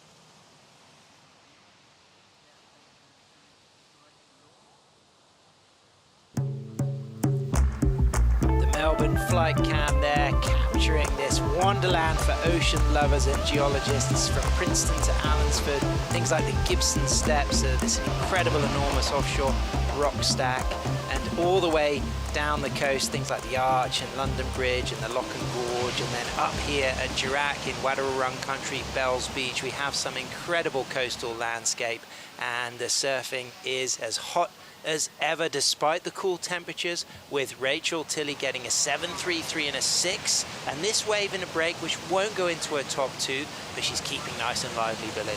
Yeah, I think, you know, she knows she's got that 6, she's got that 7.33. She knows Tully is definitely able to drop scores like that. She's probably just trying to keep, you know, again, getting a little bit, just trying to stay warm too. That offshore is howling right now. This morning we were inside the competitors' tent, and we're just dragging leashes and tying boards to the board racks just so they didn't fly out of the board racks. Sophia Colhane wearing some Ugg boots on her hands there. Of course, her mum went to school in Geelong and has shared ancestry here in Victoria. So Sophia Colhane will be coming up against Emma Perrier from Evans Head, but up and riding right now, 6 steps on her Nettleton board to a nice soul arch nose ride, little down carve, readjust off the bottom, high line, cross step for another touch of the tip, a third touch of the nose, walks cleanly, and then there's a little drop knee and good stylish upright bottom turn, using those cross steps cleanly, elegantly. Great down carve, but bags the nose on that down carve, committing everything, throwing in a variety, using a lot of the wave, covering a lot of the ground, walking a lot of the board. That was great surfing from Tully, and if she could have ended cleanly there, that really would have had a little bit of extra to the score. That was amazing surfing from Tully White, our surfer from Manly. And look how hard. Yep. She has put 1,000,000,000% into that paddle right there. You know, that offshore really had that little stall right there, kicking the, just to lift that nose up so she can get a nice nose right there. Nice, beautiful, quick little ankle turn there again, setting herself up for this inside, going for just a quick tap of a 5, another 5 right there. And, you know, just beautiful drop knee cut back, getting back into that white water section again, looking for that nose ride, beautiful turn, and unfortunate, just as she's turned, that outside rails pivoted and just caught that top part of the nose and just unfortunately came off. She was looking for a 7.5 with just under 7 and just coming on 7.5 minutes left. Oh, and there's Gail Cooper. Speaking of legends. Got the opportunity to talk to Gail a couple of days ago. That must have been inspiring. Fangirling all the way. You know, Did you get her to sign anything? No, I didn't have anything to sign. But, you know, just hear her story of what it was like for her back then. You know, surfing here and talking about how Rincon's her favorite spot. You know, that's where the longest wave is at. And that's all you would sit at, honey, she'd say. You know, and how it allowed you to connect from, you know, the top of the buoy all the way down, and how there was no staircases down here, and they'd slide down on their bums. And, you know, she was able to be at the first World Championships at Manly in '64. I believe she finished 4th. So just hearing her stories and having the women down here to support this is such an honor. And, you know, it's we're in presence of royalty right now. Absolutely. Born in Melbourne in 1947. You know, the generation of our parents, and you know, and she's looking fit and as sharp as ever. And it really was special to hear her speak a couple of days back. You can watch the replays, get an opportunity to listen to that nice sideline interview that Berlin did with Gail. Of course, she won 14 Victorian state titles and 10 Bells events and represented Australia at the World Longboard Championships up in '64 in Manly, 66 over in San Diego, where Nat Young unveiled Magic Sam and took involvement surfing to start off the shortboard revolution. But let's not forget the influence of kneeboarding, of George Greenough. You know, the shared wave riding heritage that us as longboarders, yes, we like to ride bigger boards, but we're tuned into the impact of body surfers, boogie boarders, mat riders, kneeboarders, shortboarders. It's all wave riding, and it all influences each other. Oh, definitely. You know, I think it is so important, and I have so much respect for those people that are the ultimate watermen or waterwomen. You know, they ride big waves, they ride small waves, they paddleboard, they ride boogie boards. Like you just said, you know, it is so important because it gives you such insight to how the waves work differently. You look down the line more so when you're on your longboard, you're on your shortboard a little bit closer, and it really does give you a different kind of connection when you can surf all your different craft and hone your craft, and understanding your craft as well, how it was made and who's shaped it and why it works the way it does. Channeling the energy of Evans Head, it's Emma Perrier. She is going to be coming up next against Sophia Colhane, the young Hawaiian whose mum is from Victoria, so that's going to be real exciting. After that, we have Alice Lemoine from France surfing against Natsumi Teoka. We move into then Soleil Errico, going for a 4th Women's World Longboard title. She's won back-to-back WSL World titles. She's going to be surfing against the trials winner from Torquay Point 4 days ago, Coyote Inui. So watch out, that's going to be a good one. Then we've got Heat 6, which is Zoe Gropignon from France against the goofy footer Avalon Gould from Southern California, Laguna Beach to be specific, riding Michael Takayama boards. And then closing out the last 2 heats of that round, Honolulu Bloomfield also going for a 4th world title against Chloe Coleman from Montauk Ditch Plains, New York.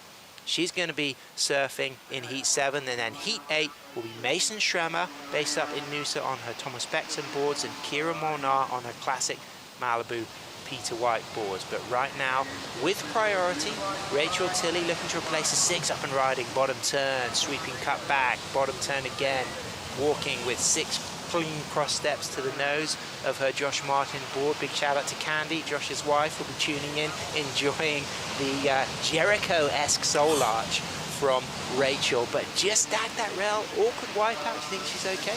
Oh, that looks so heavy. It did look like a little awkward one, but I think she's fine. She's strong as nails. She's a tough woman. Oh, you could see her face right there, just kind of, oh man. She won't have liked that. She would have been, oh God, you know that. But what she will like at the moment, Berlin, is the fact she's got a 6 and a 7.33. Is this going to go into her top 2? I definitely don't think this is going to go into her top 2, for my opinion. But how's that leaned into body with her bottom turn set up there? And again, just going in, it really looked like that rail looked so close to her. And but she's cool. Oh, having experienced injuries from something like that is not fun, and you don't want to see that happen to anybody. So, but you know what? At this level, you learn how to get away from your equipment. And for those of you that are, just starting your journey with surfing, it is so important to understand how to protect yourself from your equipment as well as everyone else in the water. But yeah, learning how to get away from your board, how to fall properly, and you can see, she looks like she may be projected a little bit away from it. So I'm hoping she's okay. She's okay. She actually got a 4.43 for that ride. A 6 and a 7.33 are Rachel Tilley's highest scores. She's got a 13.33 heat total. Tully White is now chasing a 7.5. 2 minutes, 20 seconds remaining. Probably she's going to have to go for that 7.5 on a last opportunity, because there wouldn't be time to replace both of those scores in the high fives. And again, Tully this is not her first rodeo, and she knows how to surf so well. She can pull a 7.5 if she gets the opportunity to. Now it's really just coming down to giving her the wave, and it is the luck of the draw. Hopefully there will be like the wave that Rachel had earlier, just a really nice oiled wall, nice long, a little bit sized too.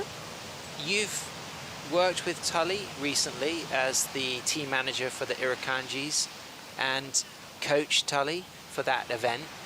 How will she feel about taking the loss, Berlin, having experienced surfing with her at an international level over the last couple of years? No one likes to lose, regardless. But in order to be a good winner, you need to learn how to be a gracious loser, and as well learn from it. It's the game. It really is a game. I'm sure it's going to be hard. It's going to be sad. It will be. And she'll take back. She'll go home. She'll look over her footage and see what she's done. But there's still a minute and a bit on the time, so we're not gonna send that energy to her right now. We're gonna send her an 8. Yep. And we just want to see the best person showcase the best talent here in the time that they have. But I'm sending out the energy for her. Obviously, I want her to do good. I want Rachel to do good. It's really hard when you're friends with both of them. I just want to see them showcase the waves that they can ride. Well, I have loved the way both of these women have surfed in this heat. They've put a lot of energy into things. I've really loved the commitment we've seen from Tully, and it does look like she is going to get another chance, and she's going hard to catch this one, but it's not going to allow her a chance. 25 seconds remaining. Had Tully ended some of those bigger scores with a ride out, maybe she could have been close to excellent range. Maybe she could have been beating Rachel, but it's Rachel's 6 and 7.33 that have given her the edge as we move into the last 10 seconds, with Tully still chasing a big score. She needs a 7.5, and we're down to those last few seconds, and it's possible that Rachel will just get up in time, but she won't. Rachel takes the win. She'll move into the quarterfinals. Tully, if she did get up in time, I think that wave will be insignificant size-wise, but we really can celebrate two fantastically talented longboarders really putting on an absolute show there. There was a lot to enjoy about all of those moments, Berlin. Oh, there was so much beautiful surfing, great technique. The girls, they weren't on each other. They were just giving each other space, really allowing their surfing to showcase. So we'll see what Tully's last wave came in, right on the horn. Look at that beautiful hug there. And that is the beautiful part of surfing. You can be a competitor in the water, but you still have a lot of respect for each other as an athlete. Absolutely great moments there. Congratulations, Rachel. Great surfing, Tully. We're going to have a break, and the Waxhead and GT Grant Thomas will be back in the booth to call out Sophia Cochrane from Hawaii against Emma Perrier from Evans Head. Stay with us.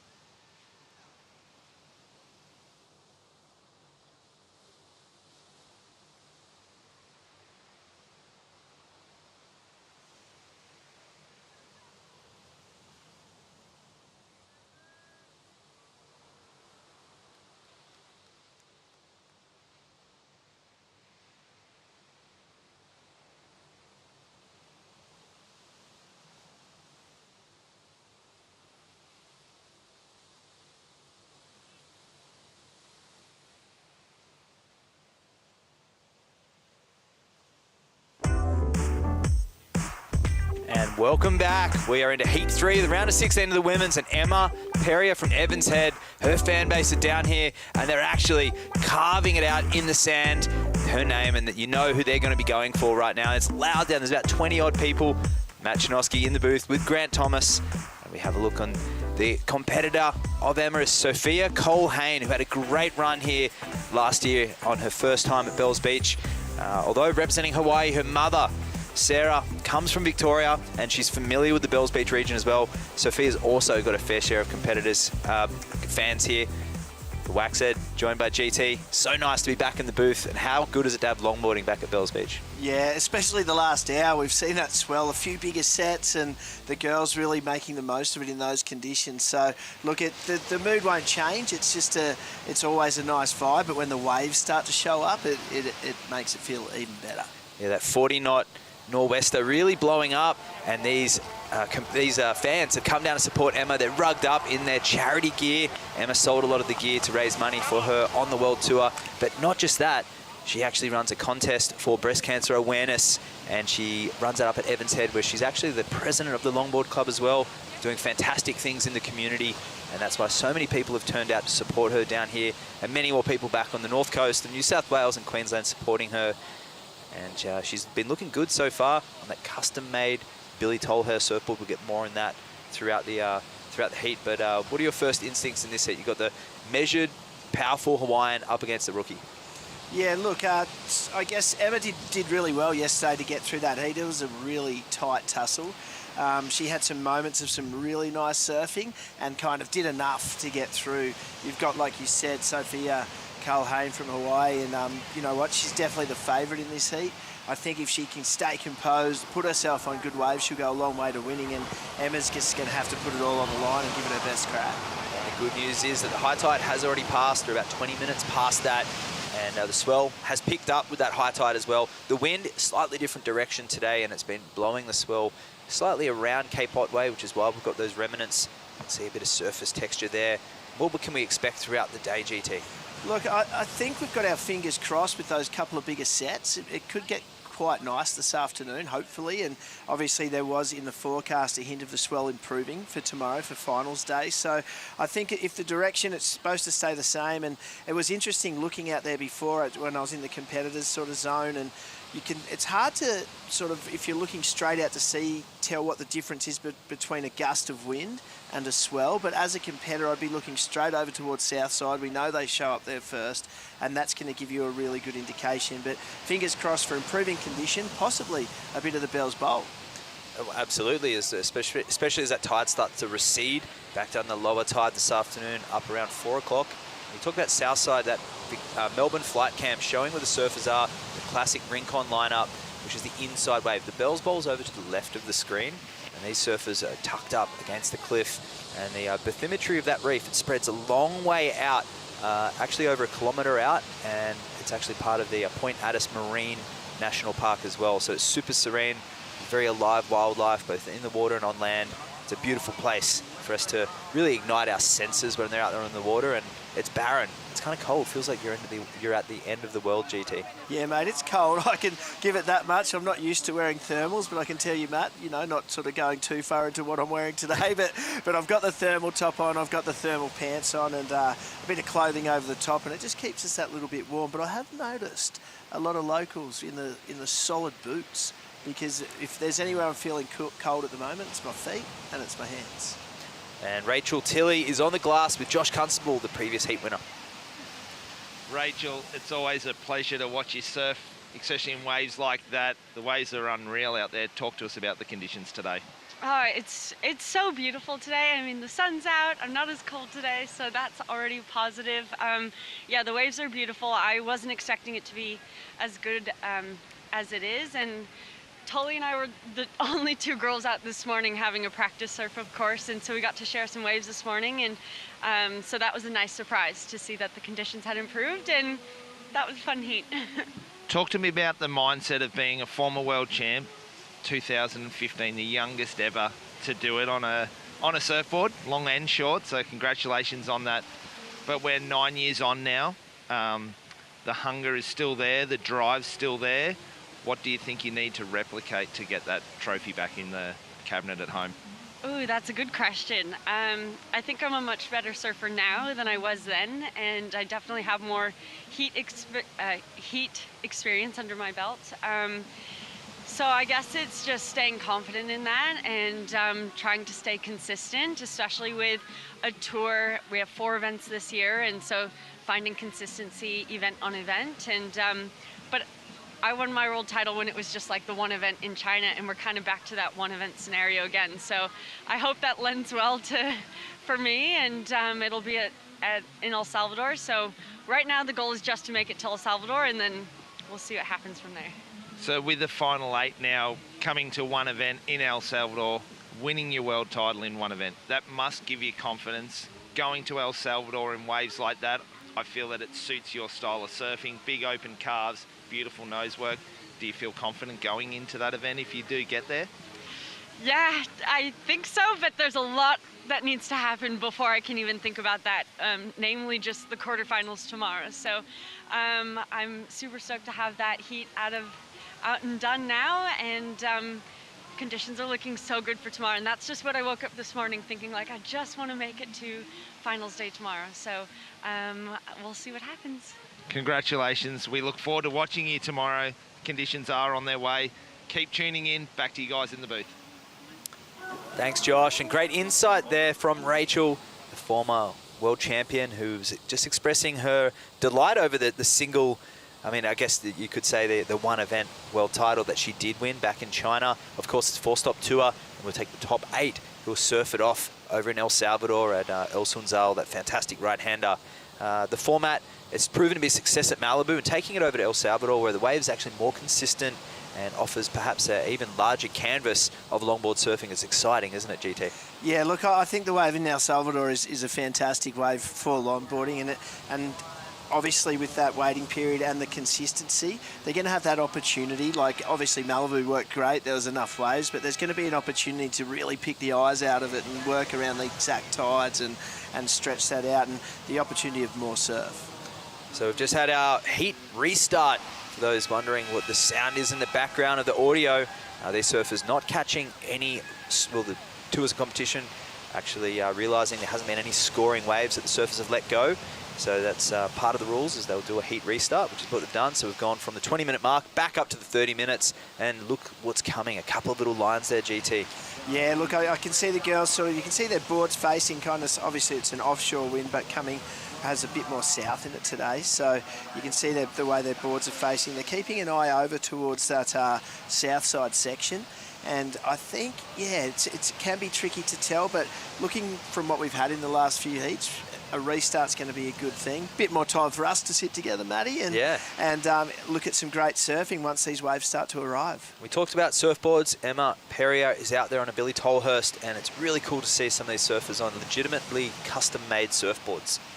The board on under Sophia's feet, Michael Takayama, and that one's I think the Manatee model that she's ridden to great success over there in Malibu, where she actually pipped one of the favourites, Honolulu Blomfield, last year into the quarterfinals, into the semi-finals. So a great run there for Sophia Colhane on that same board, and she has some dings from Bells I think it was from Bells, perhaps El Salvador, where the board got heavily damaged. You can see the repairs on it. So an old favourite there from that Michael Takayama of Sophia's. The Billy Tolhurst 9-1, 21 3/4, 2 3/4, which is extremely narrow. Obviously fits in with, and it's a single fin. But yeah, you just never see longboards that narrow. No, and what's an interesting fact that you're talking about is at this elite level, and obviously the waves that most of these events are held in so conducive to longboarding, the fact these surfers can get a good board and hold on to it for 12, you know, like we see it in the short boards, but obviously the conditions they tend to surf a lot, they can be, I guess, more likely to be damaged and become less valuable to them over that time. And why would they become less damaged? Just obviously, we know that longboards are heavily glassed. It was something to do with the quality of the boards? Yeah, look, I think that it's a different process as such. Like, obviously, when we're using Bioglan glasses like you spoke about, and I guess predominantly the waves they're surfing most of the time, the softer curling waves, they are going to be out in some big surf, let's face it. But the boards are sort of put in less of a critical position sometimes due to the fact of where they're riding them. So yeah, longboards generally surfed in more relaxed waves, you could say. And although, I must say, longboarders do have a tendency to damage them because of the length of the board. You bang them around and you can lose it on the rocks if you're leashless. For the shortboarders, yeah, lightly glassed, high-performance blades to fit into the pocket of the wave. With these boards heavily glassed, over 9 feet in length. But cool to see the difference of surfboard design come into play in the longboarding. We don't see it much in other forms of surfing or sport for that necessary. Like, you see it in motor racing a lot, but most of the technologies are pretty similar. Yeah, and I think, like you've got to be right in the apex of the sport to notice the subtleties. Like tennis, they have different string tensions and all that, depending on how they hit a ball and whatnot. But I think it's to the naked eye, if you walk around this event and look at the boards, they are so different. Yeah. Whereas to the naked eye at the shortboard events, you might see the spray looks different or the colour, but they would look very similar. Whereas these, the tail width, the shape of the tail, the rocker, like you don't have to be an expert to go, wow, that board's totally different. But you do need to be an expert to shape them, and two of the best in the business making surfboards for these surfers in the water. And Emma Perrier, she's down here with her boyfriend Billy and her dog as well. That was a fan favourite the other day. We mentioned him on camera as well. And Sophia, she's here with her mum. And I know her brother will be tuning in over there in Hawaii as well. She's a fan favourite over here in Victoria. Yeah, as I said, extended family are Victorian. They're here to support her right now. And we're waiting to get this heat started. It's cold. It's below 10 degrees. If we put that in Fahrenheit, it's around 50 Fahrenheit, which is really cold. Water temperature, not much warmer.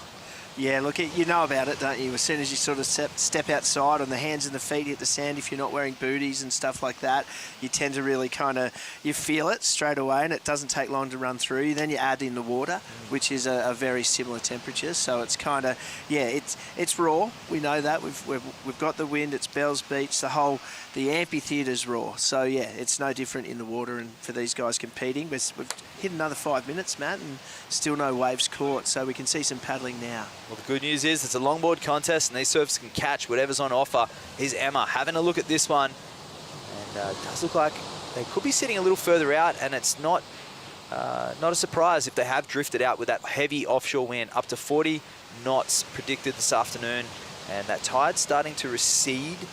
Maybe we've just seen a backing off, which can happen at a lot of spots where the swell's going to come around the headland.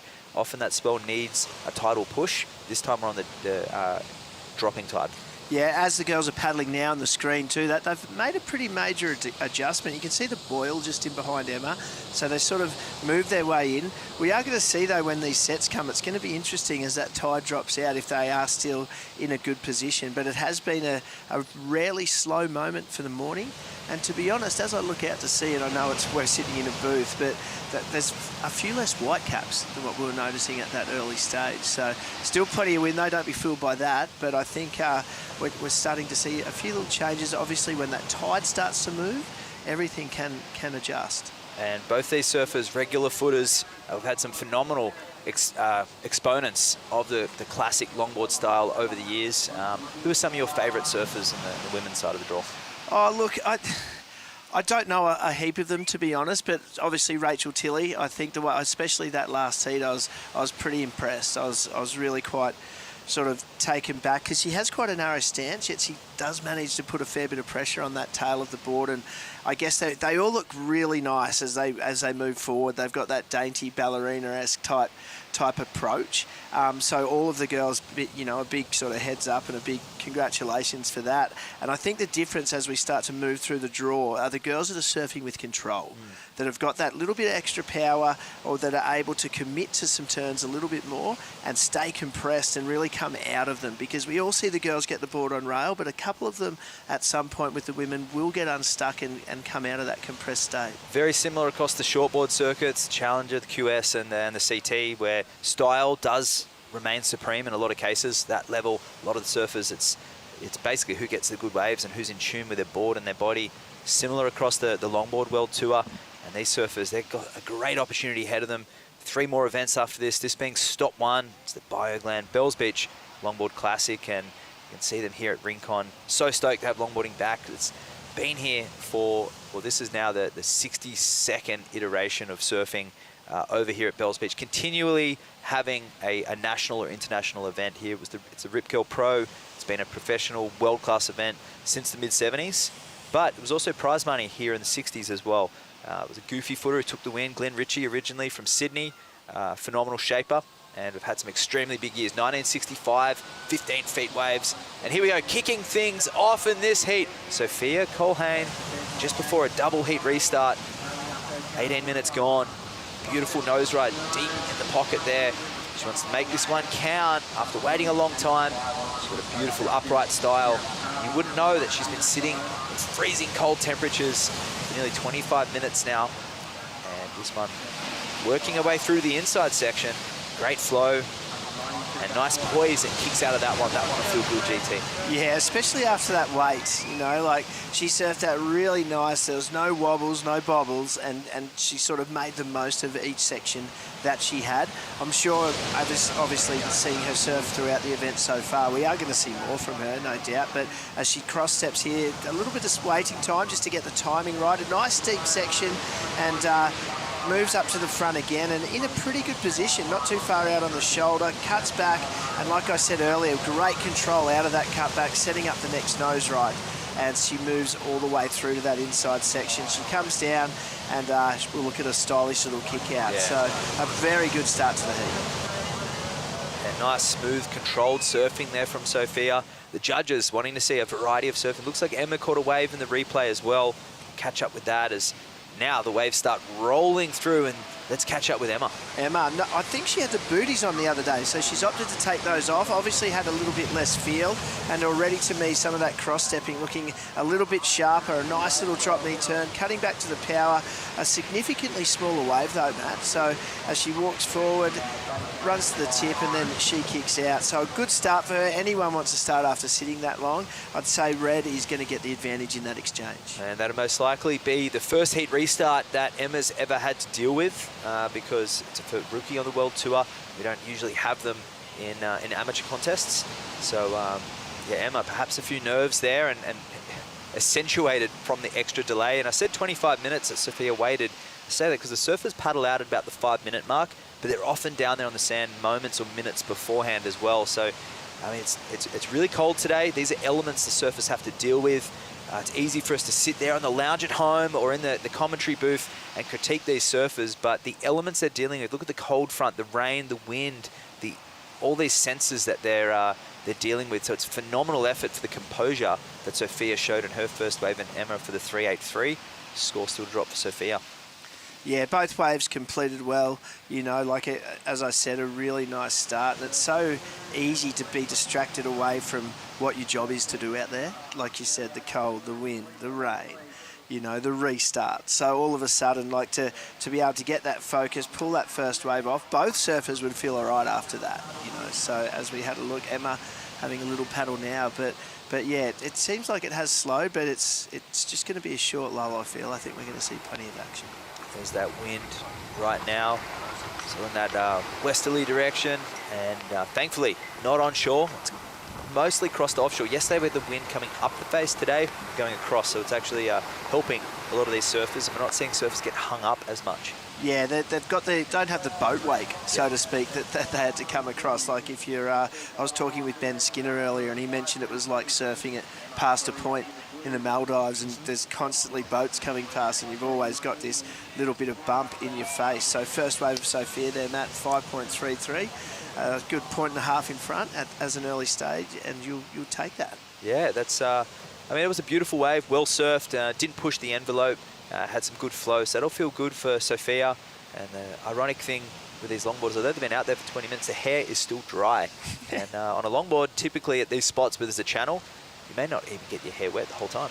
Yeah, I always found that for me, I had a little pre-heat routine. I'd love to, like, once I waxed up, I'd always sort of walk down, and I had a thing where obviously in conditions sometimes these boards are still duck diveable, like when you need to, but I always like to let whatever the first wave come past me, like wash over me, sort of get wet, and then that would sort of wake me up and kick me into gear. But I'd say in these conditions that would have been a bad move today. So the drop knee queen merchandise there, Maperia. That's so cool to see all that community support coming down to sport. That's a long way down for those fans too.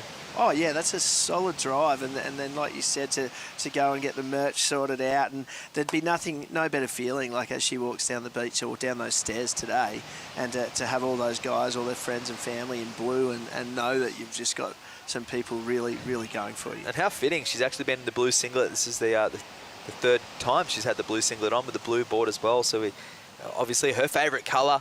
And as we whittle down here, 17 minutes, and just over 17 minutes. Sophia in priority in the commanding position. It's up to the rookie to get it back in front. Only needing the 151, but you have to say with a roaring hot Sophia, she's going to drop something considerable. She's got great wave selection typically. She's been working with, obviously she's rolling with the Hawaiians, but she's on the Michael Takayama team. She works with Auntie Megs back in California, who helps her with some of her coaching and technique as well. So her wave IQ and her board IQ developing as the years go on, and she's become such a mature competitor. And I said last year at Malibu in the finals, typically we would be surprised for her to ice a heat like she did against Honolulu, but as we grow to know Sophia as a competitor, it's becoming more and more apparent that she's destined for stardom. Yeah, like you can see she has that composure, and especially in that first wave, it was a wave of substance for out there, and ideally probably a little bit of potential left in it, but first wave in those circumstances, a fantastic start. Hey Matt, excuse my ignorance, when you talk about Auntie Megs, who are we talking about? Megan Godinez, she's a performance surfer from Waikiki, and she's a regular on the North Shore as well, regular footer, Roxy team rider, great ambassador for surfing. And yeah, we love having her in the commentary booth at times too. She's watching this. Shout out to Auntie Megs, and shout out to Emma Perrier and her fans. That's pretty epic to have that on the sand.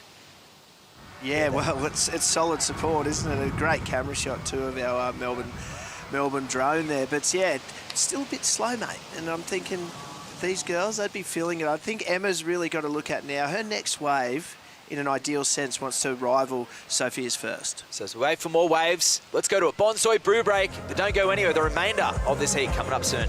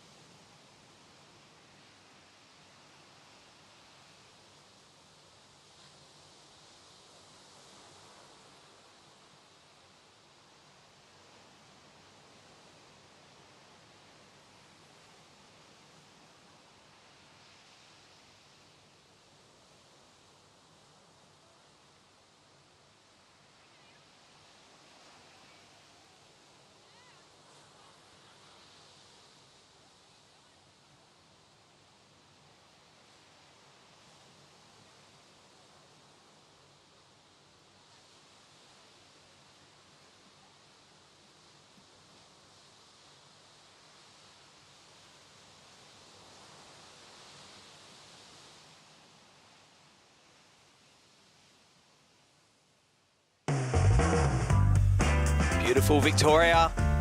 Down here, an hour and a half from Melbourne. Waterfalls, Gibson Steps there across the Great Ocean Road. So much to see and do here. GT, what's your favourite part?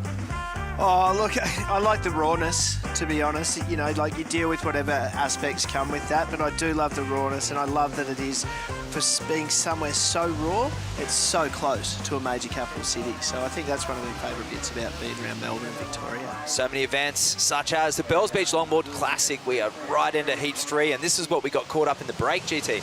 All right, so Sophia getting moving again, trying to back up that 5.33.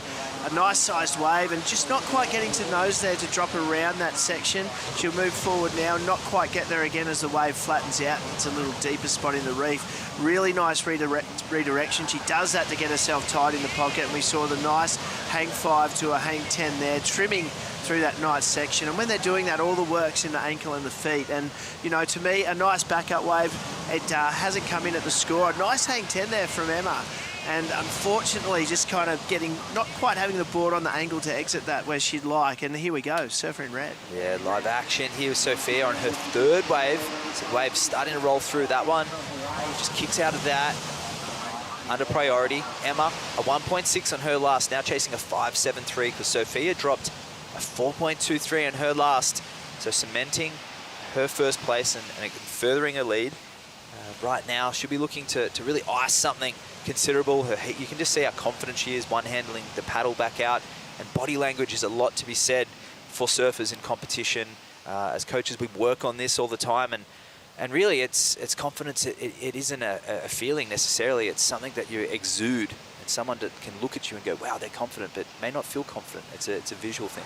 Yeah, it can often be used by some of the world's best surfers, even when they're not feeling it. It can lead to, I guess you look at someone like Kelly, for example, that was famous for playing the mind games and asking the odd questions and talking about equipment and getting people in like that false sense.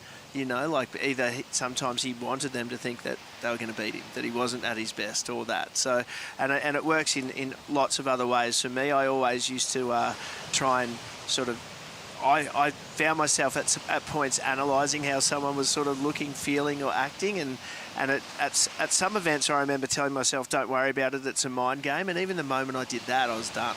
Yeah. You know, like I was reading too much into any situation. So it can have effects on competitors. Sometimes they don't even mean it, and they've just got this air of confidence, and all of a sudden people coming up against them are feeling that. Yeah, it can happen in the car park, can happen in the shops, in the travel to the location as well. And that's the psychological game, it's the sport side of surfing. But you know what? It corresponds back to our daily sessions too. You know, with locals, and you can surf a new spot, and you got the pecking order and the lineup, and all those little idiosyncrasies make a big difference in surfing, especially when we can't control the major element, which is the ocean. These surfers doing a terrific job dealing with I'd have to say a testing heat right now. The waves are there, but just few and far between. And this heat there, Natsumi Teoka should be watching carefully, trying to get a gauge on the changing lineup. Yeah, it'd be a tough one to watch like this. All of a sudden it stops and you've walked down those stairs with a plan in your head and you've got down there and you're like, ooh, it's slowing up. Oh, the tide's dropping. So, you know, starting to think now, yeah, she's got the Ugg boots on by the looks of it, or socks and boots. I can't quite tell. There we go. Look like big, nice, warm socks and boots. They're about to come off. She's getting ready to paddle out. And speaking of paddling, we've got Emma there really stroking hard for one now. Using priority on that one, but Sophia, she's up, down the line, under priority. She picks up this wave here, or perhaps that was the same wave, I think it was. Nice cut down there. Trademark sweeping bottom turn there for Sophia Holhane. She's up in the nose. Beautiful nose work there, holding that one for a moment. And that favourite, Michael Takayama, looking terrific under her feet. She kicks out with control and that confidence that we just spoke about. Yeah, look, I think just watching it straight away, straight live off that broadcast, I think that's going to be her better wave so far. Slightly more critical nose rides as we take off, coming around the section, nice and on the nose. You see that wave tethering right in her rib line, and that's sort of meaning we're nice and tight in the pocket. Strong cutback, spray coming off the board, beautiful redirection, and she's just waiting now, pausing, and here's where we get another nose ride, hanging 10, and you can see that lip of the wave starting to curl over just behind her feet, so that means she's nice and tight in the pocket, Matt. Great surfing there from Sophia. We'll see where that one comes in. Unfortunately for Emma, Peria losing the priority on that exchange, missing the wave, but she's got it back next to her name. She'll regroup, 8 minutes 20 remaining, keeping in mind with that heat restart that they've actually been out there for an extra 10 minutes. This heat already would have finished in traditional terms, and we did have that big delay, that big lull at the beginning where they actually restart the heat after 10 minutes when there's no rideable waves.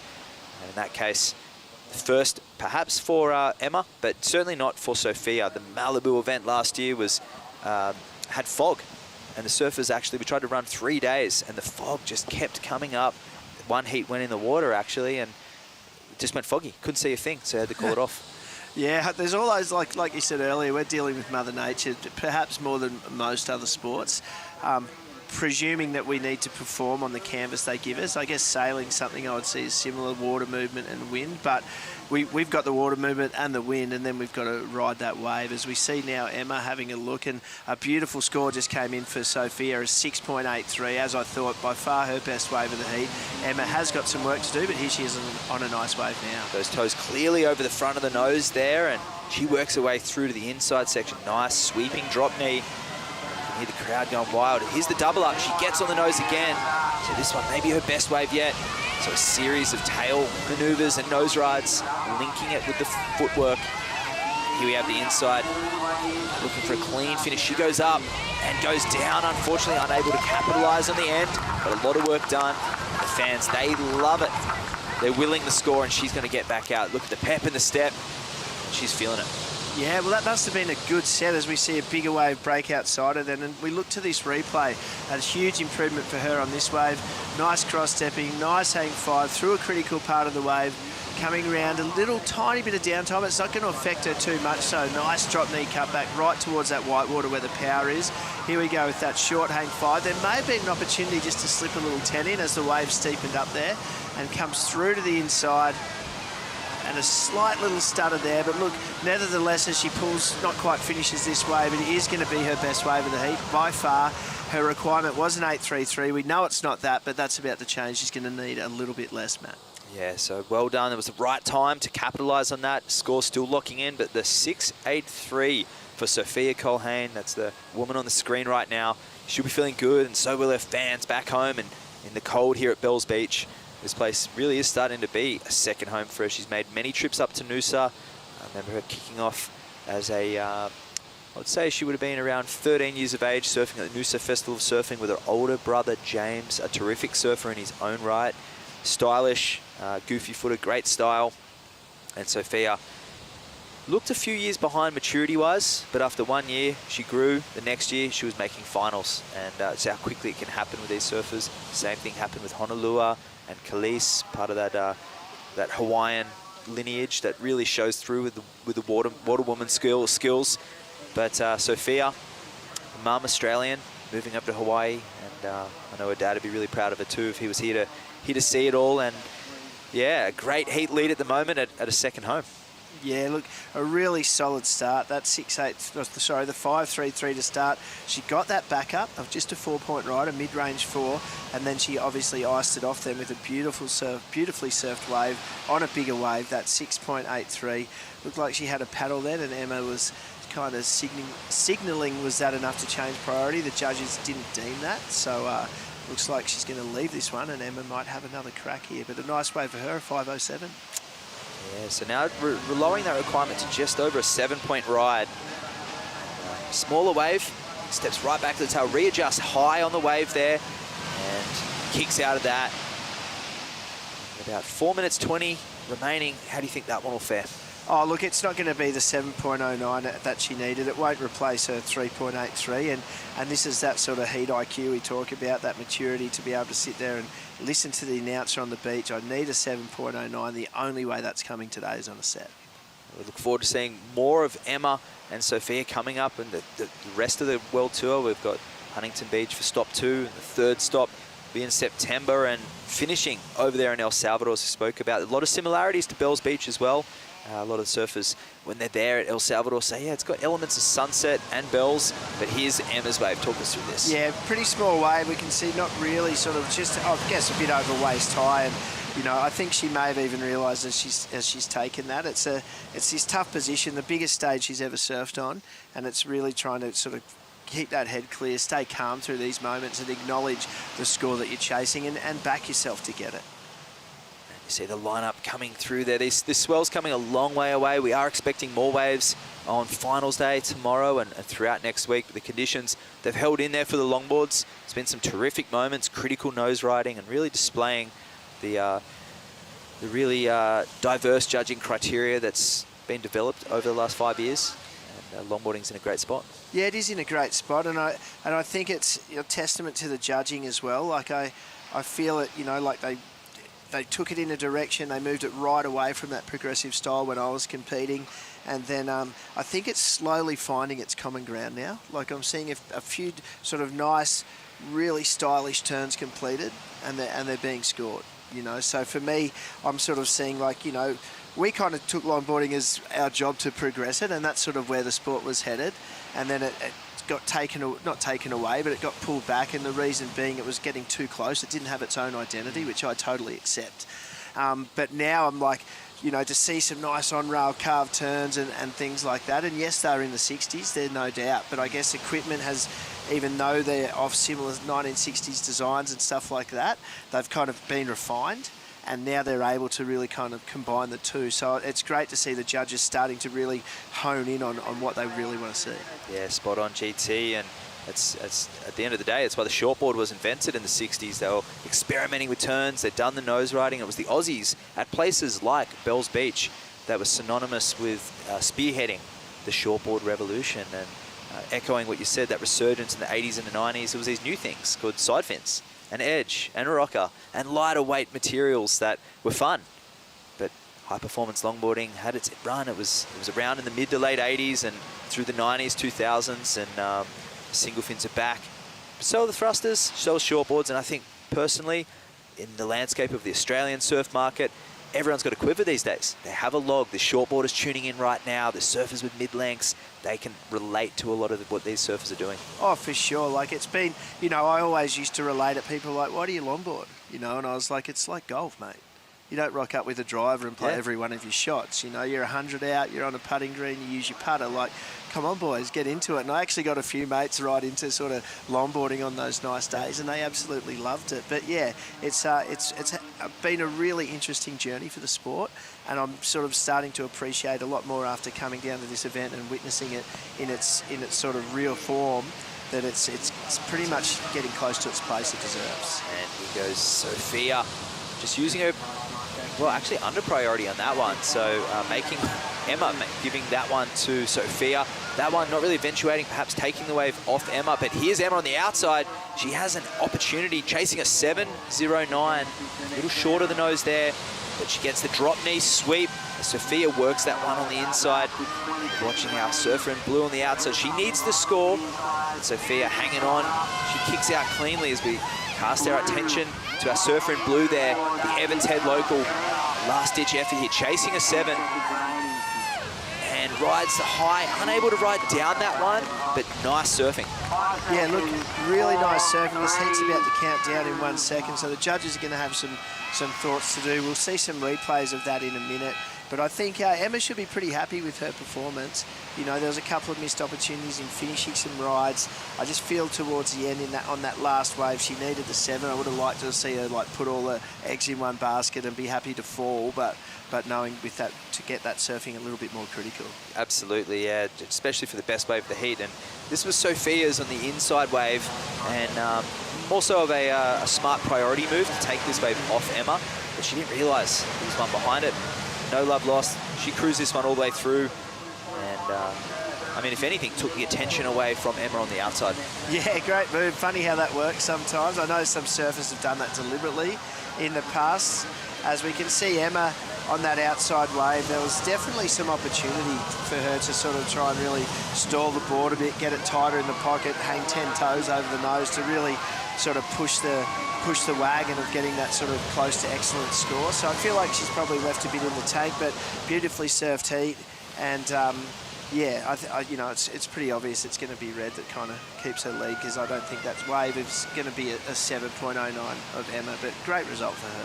A 3.83 comes in for Sophia, so she didn't extend her lead. We wait for the judges to lock in this score for Emma, chasing the 7.09. Judges are just relaying that, having a chat, and it's in. It's not enough. It's a 5.2 locks in. So Emma is left requiring a score at the end of the heat, but we're going to say goodbye to Emma in the draw. She gets knocked out in the round of 16, but Sophia Colhane moves on to the quarterfinals.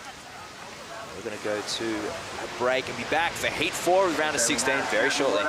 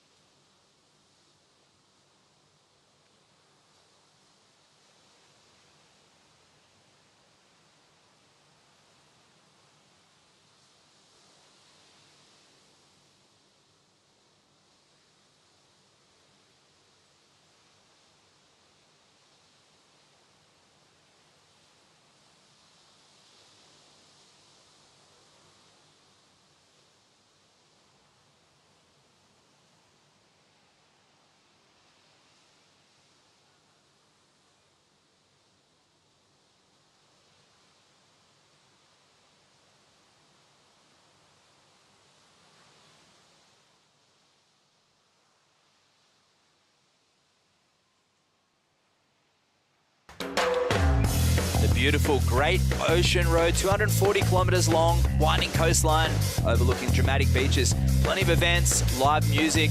Melbourne, it's the home of everything. We're so close to the city, 150 kilometres, and we're down here at Chirac, Bells Beach, indigenous name for this gorgeous surfing wonderland, one of the National Surfing Reserve's hit lists, and somewhere that's protected for many years to come, and rightfully so because of the beautiful, pristine environment, part of Melbourne, Australia. And as we take a look at this heat and set it up, Alisson Wan from France, representing Reunion Island, and Natsumi Teoka, the Japanese surfer, is paddling for this wave right now. Gives way to Alice, who's right on the boil there. That tide's starting to drop. And this one, a considerable set wave. Taking off on this one, 27-year-old looking strong and committed. She opts out of that, just pin drops. And could be a crucial wave. You can see that one open up down the end. Yeah, look, it was a nice sized wave as we see Natsumi just come unstuck on that one. That was a really nice looking wave. I'm not sure if the girls pushed themselves a little bit deep. I saw the boil kind of pop up behind Elise as she kind of made her way through. So it'll be interesting to actually just watch that visually on the replay. So no scores of substance to start with from either of the female surfers, but nice to see those waves continuing without that lull as we got at the start of the last heat. Yeah, they certainly did push themselves deep. You can see the boils out there, but someone who was in the right place at the right time, Sophia Colhane, who's down on the glass for a post-heat interview. Sophia, congratulations, beautifully surfed into round of 16. But talk to us about that slow start at the start of the heat where you guys had that 10 minutes extra restart. Talk to us about sitting there and keeping your focus and also trying to keep warm. Yeah, sitting there for 10 minutes is not always the best, especially in cold weather, but just keeping my mind straight and just calm and collective and just warm. Yeah, perfect. And the surfing you did was unreal. Talk to us about, you started off the event with not progressing through that round and had to surf again. How does it feel surfing one extra heat? Do you feel like you can build some momentum moving into the later rounds? Yeah, those first heats, especially the first event of the year, are a little nerve-wracking, and I think going into that elimination round helps me build house, and I'm just glad to make it out of that one as well. Perfect. Well done. Congratulations. You want to give a shout out to anyone back home in Hawaii? Hi to my coach, Auntie Megs, and all my family at home. Well done. Look forward to seeing you later in the event. Congratulations. Back to you boys in the booth. Thanks, Josh. Thanks, Sophia. Great performance there. Surfing fantastic. So flowing, connected through those transitions. And 12.16 heat total. That'll feel good as she moves through to the quarterfinals. And just a couple of early waves in this. 2.67 for Alice and 0.83 for Natsumi, who's out there on the rock with priority. And savvy competitors, these two. They're actually sort of traveling friends, sharing a car. I saw them all unloading the boards with their friend Zoe Guopion as well, will be coming up later on in the draw. But I mean, that's all part of it. You have to compete against your friends at times too, GT. Oh, mate, yeah, a huge part of my life was competing against my best mates. And, you know, at the end of the day, yeah, you want to beat them. But you look back as the event finishes, and when you see, like, out of, you know, you might see 3 or 4 quarterfinals, and you've had 3 or 4 of your best mates amongst it, whether it's each other or not, and you still get that kind of empty feeling when your mate wins it, because you're like, that could have been me. But as you're driving away from that event or flying away, you kind of have a good look around at each other, and you're pretty stoked to see your mates do well. Yeah, absolutely. And what sort of mind games leading into the heat? If you're staying with someone, if you're traveling with them, what happens? What was your preparation? Oh, we do it, mate. We were a bit different with our sort of crew. We're a bit of a lively bunch. It could be anything from hiding fins or, you know, moving a surfboard that you know he's going to ride and he's got in his room. Or, yeah, we played a few tricks. I remember, yeah, there's lots of things going on, like, you know, if you'd find sometimes, one of the ones I think we found a dead fish on the beach that had washed up, and we went and put it in one of their board bags, and like you couldn't do it to, you know, people that didn't know your sense of humour, but yeah, we were having a whole lot of fun when we were on tour, and nothing would have surprised me what people would have done, you know, like driving off with boards and things like that, just to sort of put you off. You kind of had to absolutely keep in your head it was going to come back, and you'd know like they wouldn't do that to you, but yeah, it still rattled you. So it was always fun and a good laugh. As you look at Natsumi out there, she took out the regional qualifying series in Asia again. She's just a firecracker performer. She also won the Twinkle Toes Invitational by 2022. world champ Harrison Roach over in Bali a few weeks ago. Single fin mingle, a great event also. So keeping really busy across the invitational events, the logging events. Natsumi, she's also a fan favorite, industry favorite, and really come into her own. You classify her now as a veteran on the tour, having competed for about 8 years at World Tour level and taking so many victories along the way, but hasn't had that maiden CT victory just yet. Yeah, it doesn't look like it's too far away, to be honest. That similar to those other Japanese surfers, just the footwork is impeccable at times. And look, I was pretty impressed in that first heat that I saw earlier on day one, and she did look pretty sharp. She and she had some good scores without actually finishing any waves cleanly, which I noticed. So, you know, moving through to this part of the event, one heat away from the quarters, it'd be nice to see her start to put all the steps in place to start to build that momentum of fantastic surfing and keep it going. Surfing, last year she got a 5th. She took out Avalon and Chloe Calmon in the opening heat, 2 of her really good friends as well, and she made her way through to the quarters. Yeah, she had really good innings, but lost to Alice last year in the quarterfinals. So this is a matchup, you could say, from last year. And those events can really come and haunt you. She missed out on re-qualifying by just 1 spot as well. And that's got to sting. So, you know, Natsumi should be feeling the pressure right now, trying to get 1 up on her friend. Oh, for sure. I don't know if it's a whole lot of pressure. I just feel it's desire, and sometimes the want can cause just as much sort of strife to a competitor as what the pressure of the hope, you know. So if she's sitting out there thinking, I want to beat her, I need to get 1 back and settle this score, it's still important, no different to when you're sitting there waiting for a wave, like to keep that mindset, to keep it, you know, to be backing your potential or backing your skill and sort of making sure you're making good decisions throughout the heat. Talking about the mindset, when we have a look at that and you think she needs a good result, she didn't surf through the elimination round yesterday. So Alice did. She got another innings out here. She got that another heat win. Is there something in that, perhaps? Maybe learning the spot a little more? Oh, look, I think the more reps you can have in a spot, you can't deny what that does for you. I think back to round 1, though, I think Natsumi's heat ended up moving across to the bowl. Yeah. So it was actually a different spot altogether. Yesterday in a couple of those, the girls' morning heats were quite nice and actually a little bit similar to this, whereas some of the afternoon heats were nothing like it, so I would have said it didn't matter. But yeah, I think it's an advantage for Alice for sure. And while we're waiting for waves, let's go to a Bonsai brew break. But don't go anywhere. The remainder of Heat 4 coming up next.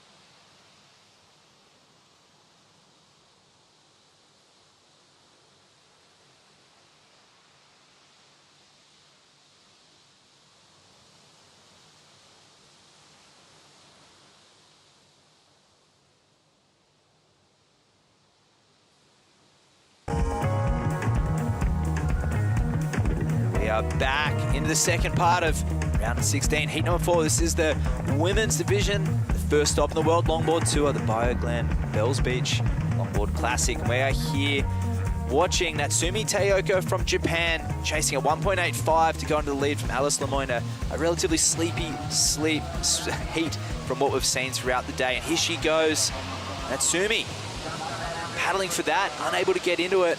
And Alice will gladly take this wave gliding into it. That 9-2 Luffy getting low, trying to jump onto the nose. Finding another nose section here, holding it. A bit more extended this one. Out on the face, looking for some pocket, holding a 10 there. This one, pretty cruisy pace through it. Nothing extravagant yet, but here it comes a little more hollower there. Another nose ride, and she works her way through the inside, gets it off the top, and she rides out cleanly. So that'll be a great backup to the 267. It will certainly exceed that, actually. Oh, for sure. That's wave of the heat, no doubt. And I feel for Natsumi a little bit, like just that little bit far out, and obviously hoping for that bigger wave. But I think it's important to kind of keep yourself close to your competitors. As we have a look at Alice's wave here, Matt, and nice little takeoff on that bright pink board. The colour looks amazing. Like you said, though, with these wider noses, she's definitely out off the pocket, but I still think the judges in the sort of way the heat's panning out are really going to like that hang 10. Ideally, yeah, it could have been deeper, but as she cuts back to the whitewash, and you'll see it now sort of slip down the face a little bit. So there was a little opportunity with the right trim angle to really take advantage of that, but that's going to come in at a good score any moment, and I think she's going to be pretty happy with herself. Yeah, considering there haven't been many waves, it's just important to build the house, and you can see her just cautiously building that wave. And here goes Natsumi, fluid footwork, a trademark of the Japanese surfer's style from Chiba. She's known for beach breaks and colder weather as well, so the cold's not putting her off. Carving that one through, and super fast, eloquent footwork. You see the toes clearly over the nose. Moving the tail, the rail in the middle of the board there. Super solid on her feet there, and she kicks out as well, so a great opening wave there for Natsumi. We're halfway through it right now, and this is getting exciting. Yeah, it's a pretty good exchange, just sort of without breaking them down. I'd have to lead towards probably Alice getting the better of that exchange. She had a nice little sort of finishing turn as well, so slightly bigger wave. Arguably sort of longer nose rides, maybe not as critical. But I think, yeah, as we have a look here at Natsumi's, and yeah, nice nose ride there, cutting back, really nice style as she makes that beautiful cross step. Here she hits a nice little critical 10 that's a bit closer to that braking pocket, and as she comes through again, she gets a few little walks forward.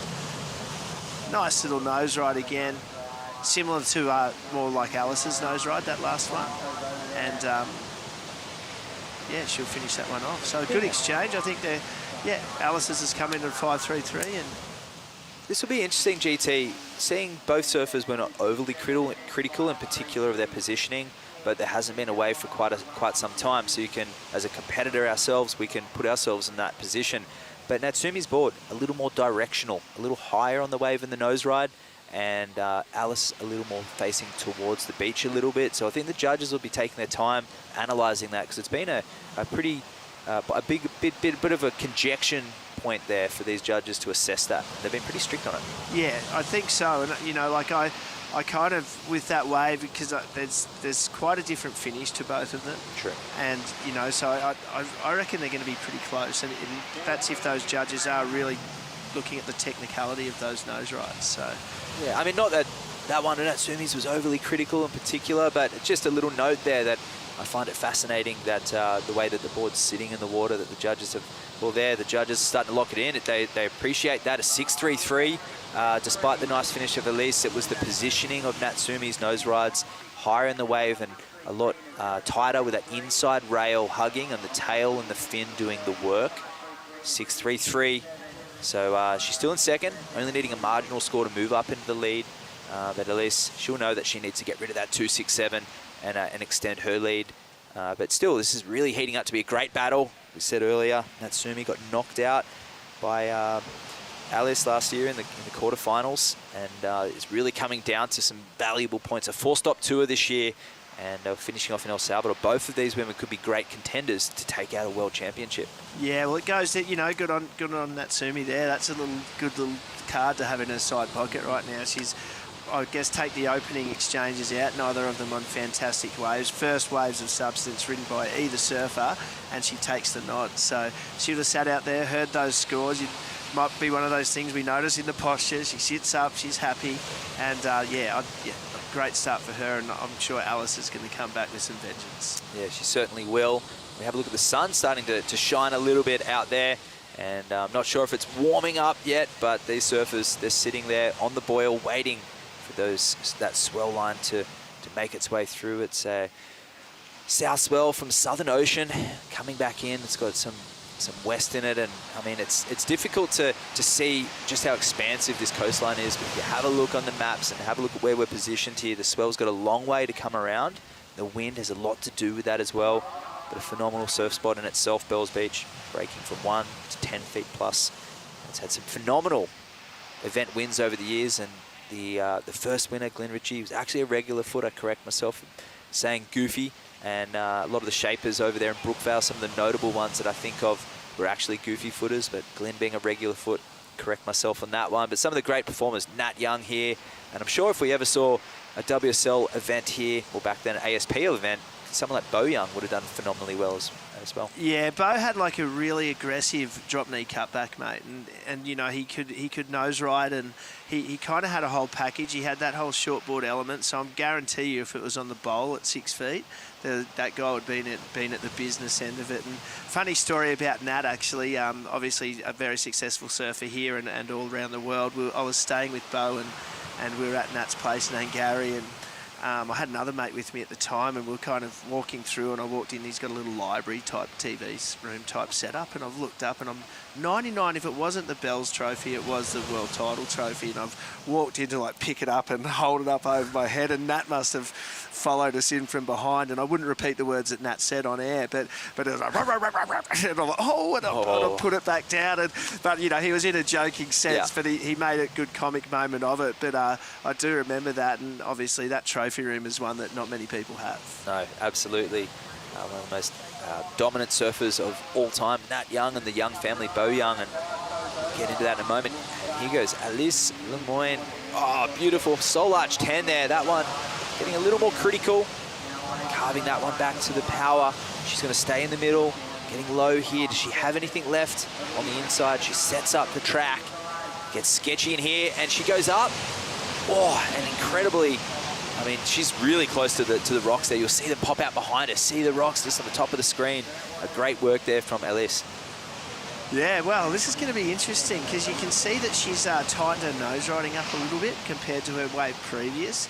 I'd like to watch the replays before I would hazard it. I don't really want to guess at this one. I'm going to leave that to the judges, but I'll be really happy to call it as we do see that. But yeah, great answer back. I think, to me, thinking of it as it was live, it looked a little more critical in the nose ride, so good on her for hopefully picking up on that herself and making that adjustment while on the move in the water. And here it comes now as she keeps that board a little bit higher, and you can see the wave breaking over the tail of it, the pink tail move through it. She moves back out on the face a little bit now, but it's a really stylish nose ride, so she's kind of amped it up a little bit through that compared to her ones earlier. Nice sort of wrapping sort of drop knee, not quite drop knee, but cut back. And she's just got such a good presence on the board. I'm really quite, she might have a wobble in and out of a really critical section, but her composure on the board is really, really good. Yeah, soul arch in that one, and see the board taking the high line there. A little bit of water coming from the nose. The judge will take note of that. They've been very critical, which is their job, but using the tail, the rail, and the middle of the board there. I know her dad and her mum, Sana, will be tuning in right now. They'll be watching their daughter. The coach, Johan, he'll be watching with eagle eyes. She's just locked in a 5.27, so in line with that 5.33, the opening wave. She's chasing and Natsumi now chasing a 4.27. Fellow Japanese surfer, Kaede Inui, coming up next. She's looking confident, warming up there. She's up against the reigning world champion, Soleil Eriko, shooting the other side of the beach, getting warm with her camp. There's Taka, the brother, down there too. And all these surfers, their fixtures on the regional qualifying series. Kaede and Sakura put in a great innings over there in the regionals in the Asia region, along with some of the Filipinos, Daisy Valdez as well, strong Filipino surfer, some of the Indonesians as well, Dea Novodasari, one of the best up-and-coming goofy footers there from Kuta Beach in Bali. Exciting times there for that Asian region. We hope to see more surfers coming out of there in the future years. Some great longboard waves that have been not so much uncovered, but just a little bit more attention being put on that region. Yeah, well, I've spent a fair bit of time in China in the last 5 years doing some coaching and some work over there. And yeah, there is a huge longboard movement, actually. I think JJ is one of the guys that's quite a good longboarder from over there. And yeah, I was quite impressed with actually their level of longboarding was above their shortboarding at one point. Their shortboarding's really getting there now. Obviously, their first female Olympic competitor. But yeah, pretty interesting. One thing I'd like to pick your mind about, Wax, is that obviously if you were to ride a wave really similarly as the one previous, like which we saw, I guess, in Elisa's case. Obviously, they're two separate ways, but I tend to feel like if you did the exact same thing on the exact same wave, they're going to give you less the second time round. Generally, yeah, it's that repetition. And the judges, it's human nature. They want to see the jaws drop. They want to see something that they haven't seen before. They want to see creative lines. They want to see something that's difficult. And if people are doing it all day, it's the person who can have that element of difference, which will usually get that score. As long as it's in line with the criteria, the style, the flow, the grace, the positioning. I think for bells right now, the positioning and the flow is important.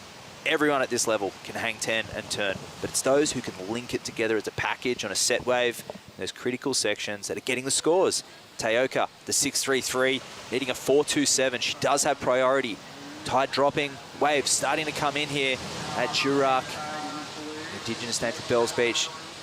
Elise sells the wave to Natsumi. Let's see if she can capitalize. A 427 required. Elegant footwork. She makes her way through this one. A few little wiggles from the tail. That one a little more critical. Gets a bit of a soul arch there, and see her just effort. A bit more vigor in that turn. She's working way through the inside. Great positioning there. This one shaping up to be the score. She can commit here and finish cleanly on her feet. Oh, and she does, and goes right over the rocks. I think they'll call that a completed wave there, GT. Oh, yeah.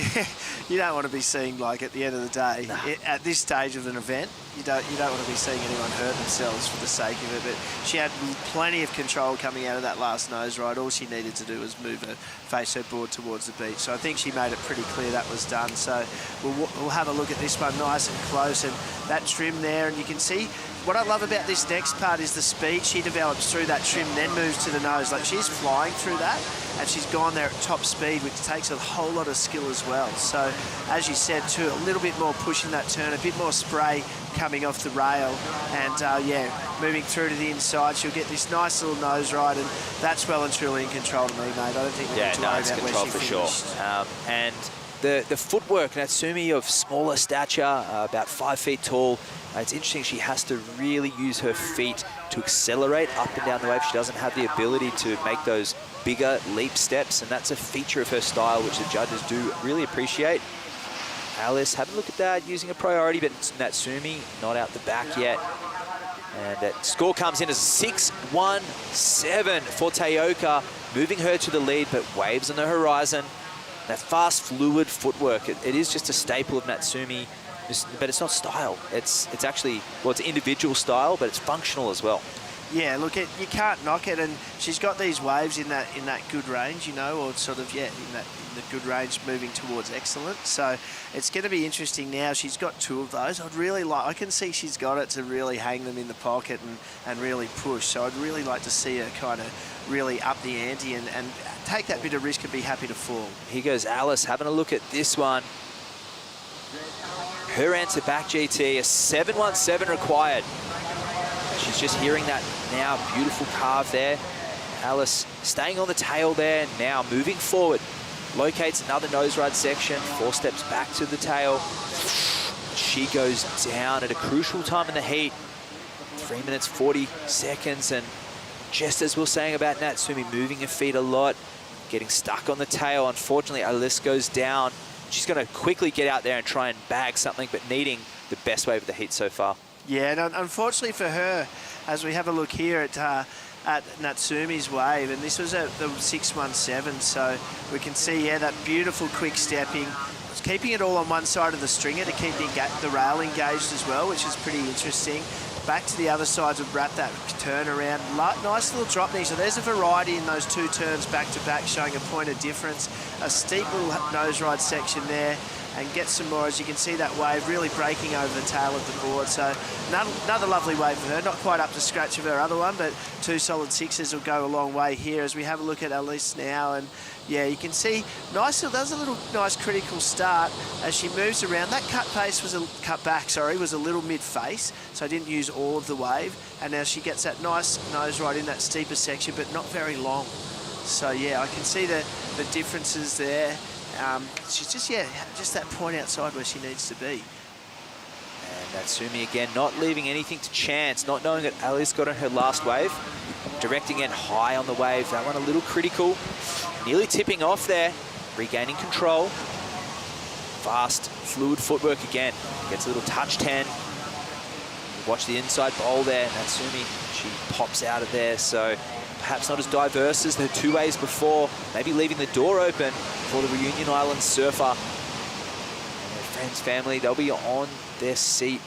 And her shaper too, Luffy, just willing another set wave to come because she can push it out. She can pull it out of the bag when she needs to. Talk us through this one, GT. Yeah, look, very similar to her other waves. Obviously, it doesn't have the length to it, but I love that high speed. We see a couple of wobbles, though, so I think the judges are going to sort of look at that and think not as much control, but the stepping, the grace, the 10 was in a nice steep section, and that's going to be all for that one. So it's not going to get near the range of her other ones, I don't believe. I don't think it's going to change the requirement. I feel a bit sorry for Alyssa, and it's to no one's fault, but right as she was taking off on that last wave, they announced the 7. And I kind of think to myself, would she have taken that had she known she needed the 7? So it's pretty clear now. She needs probably the biggest wave of the heat. She's got the surfing. It's just going to come down to time with 1:13 to go. Yeah, and there's still time. Both these surfers are notorious for pulling out clutch wins. Natsumi did it in her round 1, and Alice has been doing that her whole career. Just when things were on the ropes, she was on the ropes against Soleil Errico, the 2022 World Championship at Malibu.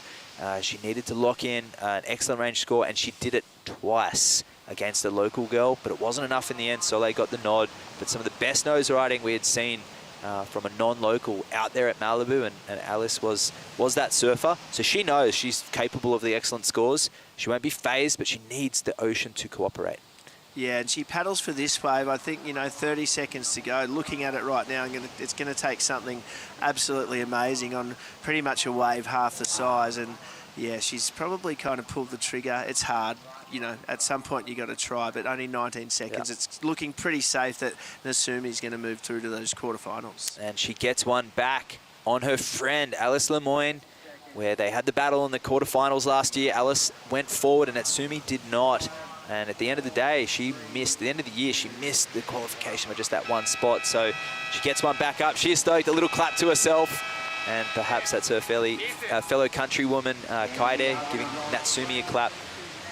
12.5 heat total, and it certainly was. A little smile, perhaps. And that's going to be a great heat coming up next. But Natsumi moves on to the quarterfinals. Alice Lemoyne bows out. We're going to go to a break. We're going to bring in Bellin and Sam next.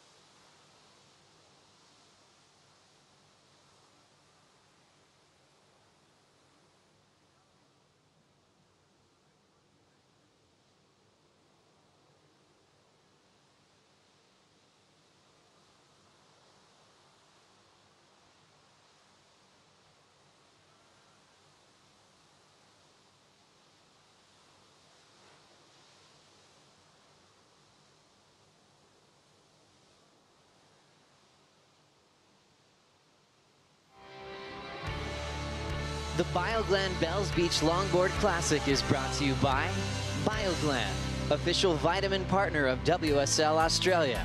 By Visit Victoria, Melbourne, every bit different. By Bonsoy, the official milk of WSL. By GWM, official automotive partner of WSL Australia. And by Surf Coast Events, strategic partner of the Bioglan Bells Beach Longboard Classic. Welcome back to the action, Longboard fans. A pleasure to have your company. Thanks so much for tuning in and staying with us as we move on to heat number 5, round of 16, going for her 4th world title already. It's Californian Soleil Erico. She is got back-to-back world titles at Malibu. She won the first world title in Taiwan. Is it going to be her year once again? I'm Sam Bleakley in the booth once again with Berlin Alvarez-Kimball. And Berlin, we've got a big one here with Soleil going up against the trials winner Kaede Inui, the sister of Taka Inui. There's a lot of talent behind that, and you always have to worry about those wild cards coming in. They're dangerous. They clearly can do it, and we've got amazing conditions right now. The sun has come out. We got bluebird skies. It's offshore, clean, glassy, almost oily on some of those waves. Great surfing in that last heat. So really excited about what's coming. Absolutely. Big result for Natsumi Teoka taking the win, beating Alice Lemoine.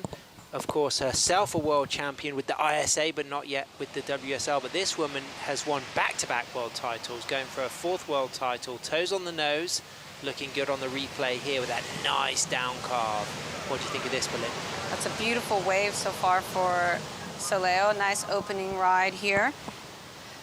Nice and clean still on this inside for them. It's so good to see the girls getting some great waves. Beautiful, nice nose right there. Nice kick out. Again, we love seeing them step back on that tail kick out, grab it with your hand. And Nui up and riding. Beautiful transition to a nice nose ride. Beautiful close 5 with an almost nice 10 there. Nice touch and kind of grabbing a rail. Let's go that rail. You know, you really try to not hold on that rail. It shows a little bit more control when you're not holding that rail. Up to a beautiful 5 there. Nice style. Has her whole family up in the competitors booth watching her right now. Nice floater. What a great way to finish off that wave. Yeah. That was great. So that comes in at a 4.83. Soleil's comes in at a 5.83. This is Soleil's second wave, Berlin. Oh, she's a beautiful, nice 10 there. Definitely queen of style right now. How was that rail work right there? That was beautifully executed. She'd have CJ on the beach right now, absolutely losing it for her. Quick little 5 there. Just, you know, looks like she's just having fun on that wave too. Again, nice little kick out, well controlled. I absolutely love that. That was beautiful.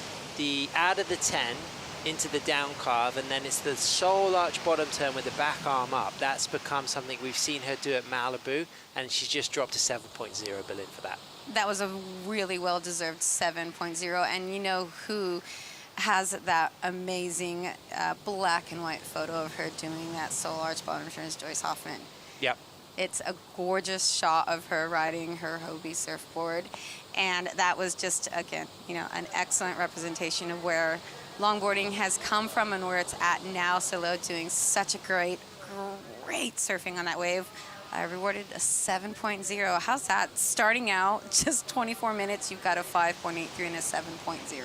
Yeah, great start. And of course, the momentum Kaede has as the trials winner 4 days ago, winning the trials at Torquay Point, beating her sister Sakura Inui, beating Molly Powell, beating Mia Waite from Noosa. Mia, fantastic young surfer. So that was a big result, and a little bit of pressure now on the reigning world champion, but Soleil looking so good, and someone who looked fantastic in that last heat. She beat Alice Lemoine. It's Natsumi Teoka from Japan at the top of the steps with Josh Constable. Yeah, thanks for that, Sam. Natsumi looking amazing out there. The waves are so good today. How did you feel, and how is it going up against your roommate out there in the lineup? Yeah, thank you so much. The wave is very clean. It's strong offshore, but it's really good. And I remember last year I was same heat with Alice, and then I lost at the quarterfinal. So this time I'm happy to win. evened it up a little bit out there.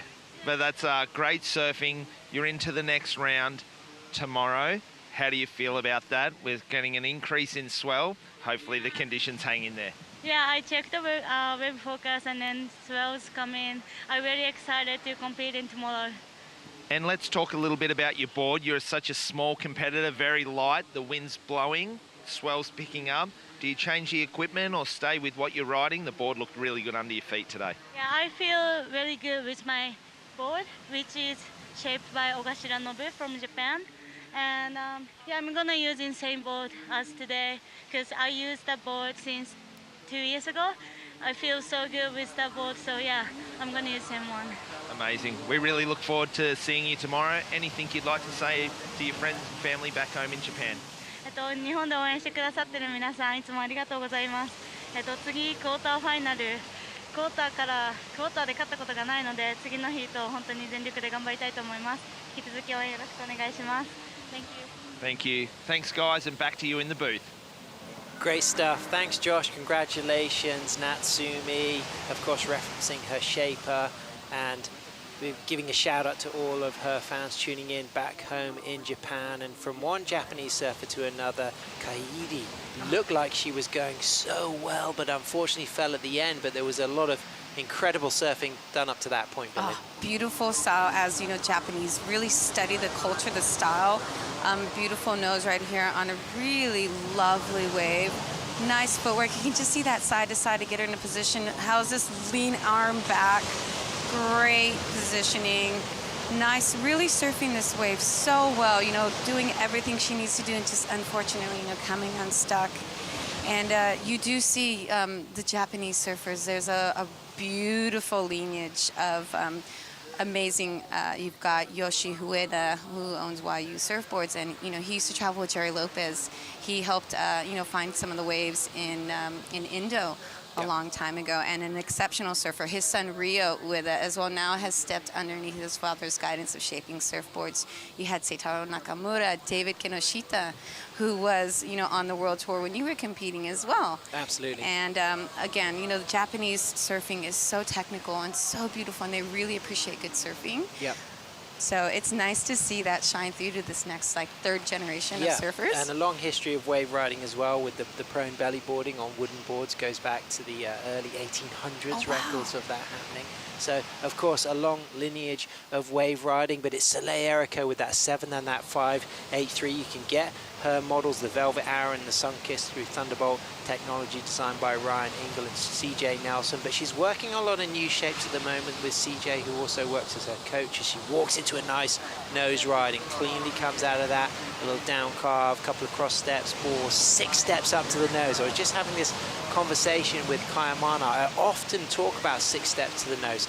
Often I get it wrong. I say 6 when it was only 4, but that was definitely 6 up to the nose. I'm almost kind of willing the longboarders on to fit in that tight footwork, as we saw from Soleil then. That was absolutely fantastic. She is improving year on year, and it's a joy to witness. She looks like she's having a lot of fun. And, you know, when you're having fun, you feel comfortable, you feel a little bit more relaxed. And I think that, you know, you're not as nervous. You're really taking every little step, as you say, to account. Yep. Nice nose ride. She looks really happy looking at, again, her arms, the way she throws those into the turns. Again, and how many you just counted those steps, didn't you? How many were there? Well, there were 6, and I had a great conversation with Kayamana earlier. Say, Sam, how come you always say 6 steps to the nose when you often get it wrong? It's 4. He's right, I often get it wrong, but every now and then I do see 6, and that was absolutely joyous. You hear everyone on the beach hooting and whistling right now. I guarantee, like I said, so we have amazing surfboard shaper and surfer CJ Nelson down here, probably losing it down there, watching her scores drop. And it'll be interesting to see how these drop compared to her 5.83. I think it might just be under, and it is. It's a 5.67. It does not come into her top 2 scores. Amazing to think she's already going for her 4th world title. The fact that she won that first world title in 2018. I watched that final. It was a woman-on-woman final in Taiwan. Jinsun Harbour, and she beat Rachel Tilley. Rachel was actually studying for a degree at the same time, but that was the first win, and then there was the 2 back-to-back wins at Malibu. And there's a lot of similarities between the Rincon section and the right-handers that Soleil would be used to surfing at home. From your point of view, Berlin, what are the differences and similarities between Rincon here at Bells and Malibu in Southern California? Well, unfortunately, the last time I did come to surf here, I actually didn't end up, I paddled out here, it wasn't breaking. So from an actual feeling point of view, I can't give that insight. But from a visual point of view, I see a lot of similarity. You've got a nice walk, fast sections. You know, you get this little section that does kind of shut down, so you need to learn how to trim properly to make it around certain. And you see some of these people, the way they do like kind of like a little parallel stance and slide down the face and make it around the way instead of grabbing your rails. And that's a big thing at Malibu. You don't grab your rails. Yeah. You know, at least that was the thing if you went up there and surfed, you know? And stamina, a huge point of reference to celebrate. Carla Roland Zamora talked about the need for stamina at Malibu, and you know, the good surfers, what they do have is that leg strength, that stamina to ride the wave with panache from takeoff to kick out on the inside. Definitely. Not only that, but your arm paddles, because you know, you get a big swell pump through Malibu. And here, I'm sure, you know, that current hammers, and you need to be able to paddle back up, and your legs burn. You know, if you can link one from second point all the way into first point into the inside at Malibu, your legs, you're like kind of smacking your legs, smacking your thighs, and then, you know, you kick out and you got to choose. Do I try to paddle up to third point, or do I do the paddle up, you know, from by the pier? Well, right now, we're at Rincon here at Jirac, Bells Beach, Wadawurrung country, one of the best waves in the world. We'll be right back after this Bonsai Brew break.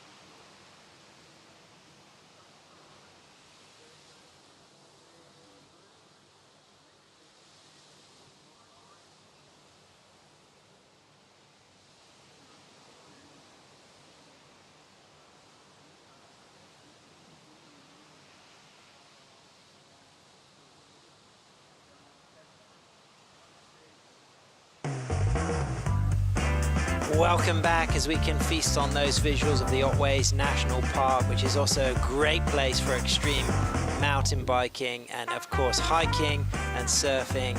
You can feast on this coastline exposed to the great Southern Ocean swells as we see our best 24 longboarders in the world. 10 of them re-qualified from last year's WSL rankings. There were 7 regional qualifiers, 5 seasonal wildcards and 2 event wildcards, and right now it's our reigning women's world longboard champion Soleil Erico with a 7 and a 5.83, surfing against our trials winner from Japan, Kaidi Inui, who's got a 4.83 and a 4.67.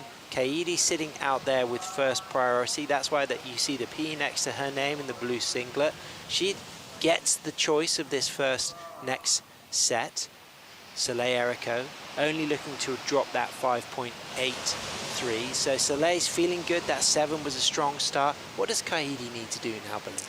I think she needs to just work on improving one wave at a time. You know, she's not, high scores are not foreign to her. You know, she dropped a 7.67 in her last heat. And, you know, so she just needs a a good wave to showcase her talent. And here we go. She didn't take her priority, but up and riding right now. Soleil Erico up to the tip, a nice soul arch, walks back into a second nose ride and a third nose ride. Incredible, clean, critical, stylish, smooth, long time on the 5. Arm up there, looking really graceful but dynamic, coming off the bottom of the wave, climbing and dropping and then down into a cut back with control and an element of grace and power and presence that is pretty much unrivaled at the moment in this heat. She really is in a higher gear, and that was absolutely sensational. I'm just shaking my head right now. That was beautifully served. Honestly, what more could she could have done besides hold a little bit of time? Look at this. She just looks so calm and relaxed. Just really beautiful footwork, really calm, and looks like she's just having so much fun. I want to go surf right now. Yeah. Again, just beautifully getting a little bit of pumping speed to set up for this next session here. And nice turn. Just really beautifully surfed. I'm really interested to see what this is going to drop. It was a long ride. That was incredible. The footwork, the control, the trust in the board design, the confidence, the line she took, the variety, everything about that for me said that it could be stronger than her 7. Of course, the way she finished as well with that nice, graceful but powerful down carve. But my favorite part of that ride was the opening in and out of those nose rides, you know, the trust, and also leading from the hips. It doesn't come in higher than the 7. It comes in at a 5.67, or are we still awaiting that score, Bilin? I think we're still waiting for that score. I think that 5.67 was her last wave. There we go. But what I really liked was when she was on that 5, she just took one step back. And then she went back to that 5. And, you know, for those at home that don't know what really the reason for that is, what it is, it actually kind of slows just a little bit of a break, because she doesn't want to outrun the section, which means gets too far in front of that section, and really wants to stay in that critical spot. I'd say that was a kind of bit of a model surfing for the criteria. I think this is going to be really interesting to see the score. So I put my neck on the line a little bit. I liked it a lot. You liked it a lot. I have to admit, in memory, I've kind of forgotten the wave size of the 7. It could have been a slightly bigger wave with more scoring potential, but I felt like the way she rode her 4th wave that we just saw then was pretty much impeccable. I mean, if it comes out slightly lower, I just think it was because the wave size and length and ground covered was a bit less than the 7. You know, I'm not a judge, and I'm really bad at calling scores sometimes, but it's just come just under her 7 points. So it has lifted that need for Inui. It came in at a 6.77. It was really, you know, you could see the judges were probably comparing it to her 7-point ride, and you know, they want to make sure that they're keeping the bar at where it needs to be until, you know, someone really is just blowing the door off the handle, you know? Well, there is... Or the handle off the door, I should say. There is the 10, you know, of course, you know, we saw a pretty good critical 10 on the 7, but those 3 opening nose rides, like you say, there's subtleties and skills to go in and out of that 5, all in that same trim line. That, for me, was absolutely incredible. I loved every moment of that. And the last few years, I've had the pleasure of witnessing her win her world titles. I was there, that first one in Taiwan, I was there, the last 2 at Malibu, and the whole repertoire was already incredible, but I'm seeing an improved version of that. And if the swell does pick up, I'm super excited to see what Soleil can deliver with even more face size, with even more opportunity for that involvement approach coming off the bottom of the wave, using the wave. You know, as she has gotten older, her surfing maturity has grown as well. And you can see that, you know, she's building up, she's getting stronger, she's refining her equipment. And you can see it as the scores that she's dropping. You know, she's very comfortable on her board right now. And like you said, I am really looking forward to, if that surf does pick up, if she's going to stay on that same board, is she going to change to a different board? I'm really interested to see what equipment people are going to pull out if it does bump up to the size that we're thinking we might be getting. I think she's probably going to be staying with that same equipment. I think it's something that has that kind of quite broad range of kind of wave size options to ride, and she looks like she's performing at the top level on it right now, of course, with that 7 and that 6.77. Kaidi now needs an 8.94, so very big score to get, but still possibly time for 2 more sets to maybe improve both of her 2 scores, and then she wouldn't just need that 8.94, maybe, and it's not equaling that kind of high 6 of Soleil's, and then going for something in the 7 range. Yeah, like we said, we were talking about earlier, you know, she has dropped a 7.67 before and a 6.5. Obviously, you know, she'd need to be that 6.5, obviously, to be stronger than the 6.77. But she's able to produce those scores if she just gets on the right wave that allows her to showcase her talents. And here she is on her Piccolo Clemente board, on the shoulder there, but then just back into the pocket, walking out of that nose ride. That wave not delivering many opportunities for her, so it won't go into her top 2. She's got 7 minutes 20 seconds remaining, leaves Soleil out back with priority, and Soleil looking to replace that 6.77. We've already seen a 5.83, a 5.67 as her throwaway scores for our surfer in red. But what about this for the replay? Yeah, that was a beautiful turn up there. You could just see she's really on a beautiful nose right here. Unfortunately, this thing just kind of shuts down on her and doesn't really allow her any more of a wave to ride, so she just kind of jumps out, gets out of that one, which is smart for her, because you don't want to keep trying to power through that white water if you're not going to see a section that's going to, you know, provide the score that you need, and she needs to, you know, start getting some higher scores on, and that is possible with almost 6.5 minutes left. But now you've got to really be on your game plan this last little end of the heat. Absolutely, we're getting closer to 1 p.m. local time. We had our high tide at 10:34. It would be low tide at 4:05, so the tide now starting to drop out, but it's still looking like it's really nice quality waves here at Rincon at Dirac Bells Beach, Wadawurrung country, as we see Avalon Ghoul on her Manatee 9.5 Michael Takayama built board, becoming a bit of a magic favorite board for her. From Laguna Beach, Southern California, she's going to be surfing against Zoe Gropignon, who grew up in Annecy in the French Alps, but then learned to surf in Biarritz. The French surfer will be going against the American, so that's going to be an exciting one. And once again, we see a goofy footer against a regular footer, Berlin. Yes, definitely. Yeah, the California girl and the French girl, we love seeing that. You know, the competition between them. We know how much the French love a good, fun banter. And, you know, and as well, you know, America is just America. And so we're always like, let's do this kind of stuff. Here we go, Soleil Erica walking in and out of a first nose ride after some nice carving turns. She's got a high line here as things start to steepen up, and 6 steps into another critical nose ride. Walks cleanly out of that and puts that board onto a nice carving turn, and again crisp and clean onto the nose. Textbook longboarding. This is absolutely incredible from Soleil Erica, working that wave elegantly, with grace, with control, with poise, with brilliance. That was a good ride for our reigning world champion. Do you think it's going to go in the top 2, Berlin? You know what, I'm just going to have to see. But how's this? I'll wait and see. There was a really well-surfed, really long wave as well. I'll let you commentate this, and we'll go over that last wave. On her Piccolo Clemente board, Kaidi, 2 steps forward, 2 steps back, goes into a big cutback. Now out on the shoulder, but dropped onto the nose, touches that 10. Wide stance on the 10, climbing and dropping as that wave really starts to accelerate. And things get shallow. She is looking to get a big score, but will that score be even bigger when Soleil drops her next score? I don't know. It's getting...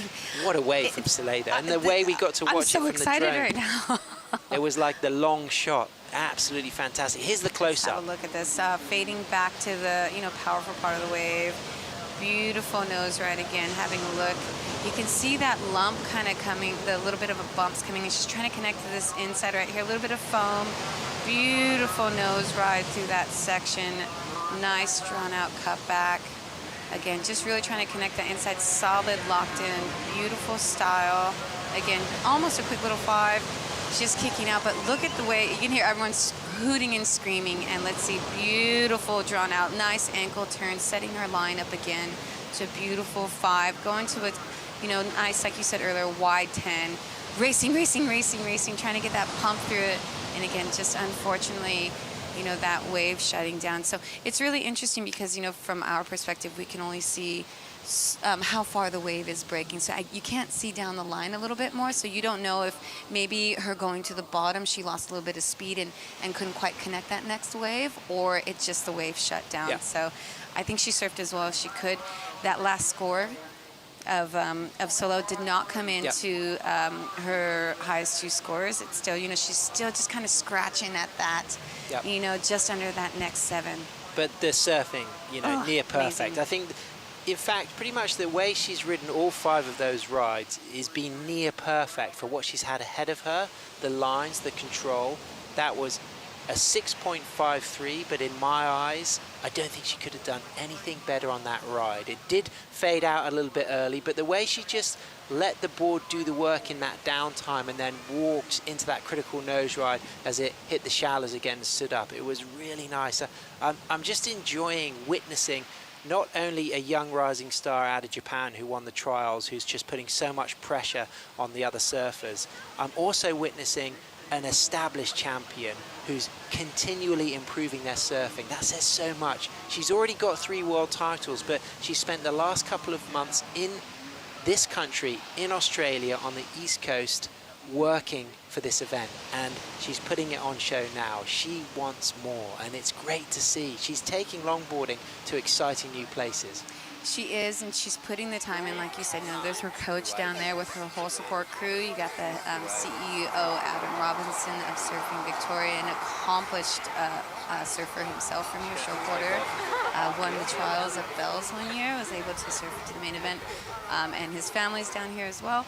I think that, the young, fresh blood who is just oozing with style, and, she's got the big open eyes around all her mentors and women that she's probably seen in magazines or on all the socials, inspiring her to get to this. And then, like you said, you got Soleil that's been here for a while and really just honing her skills now. Yep, and of course Soleil's got that great upbringing. She was actually born in New York, but she started surfing at Hanalei Bay, Kauai, age 10, and then she moved to Malibu age 15, where she's now based. She's been studying at university as well, and as we saw on the sand, we saw CJ Nelson, who has been coaching her along with Kai Ellis Flint this season. Her dad Danny on side there, of course. Her mum Vera will be tuning in, probably her sisters Athena and Jolly Bay will be tuning in as well. They're keen volleyball players as well, good skiers, very sporting family.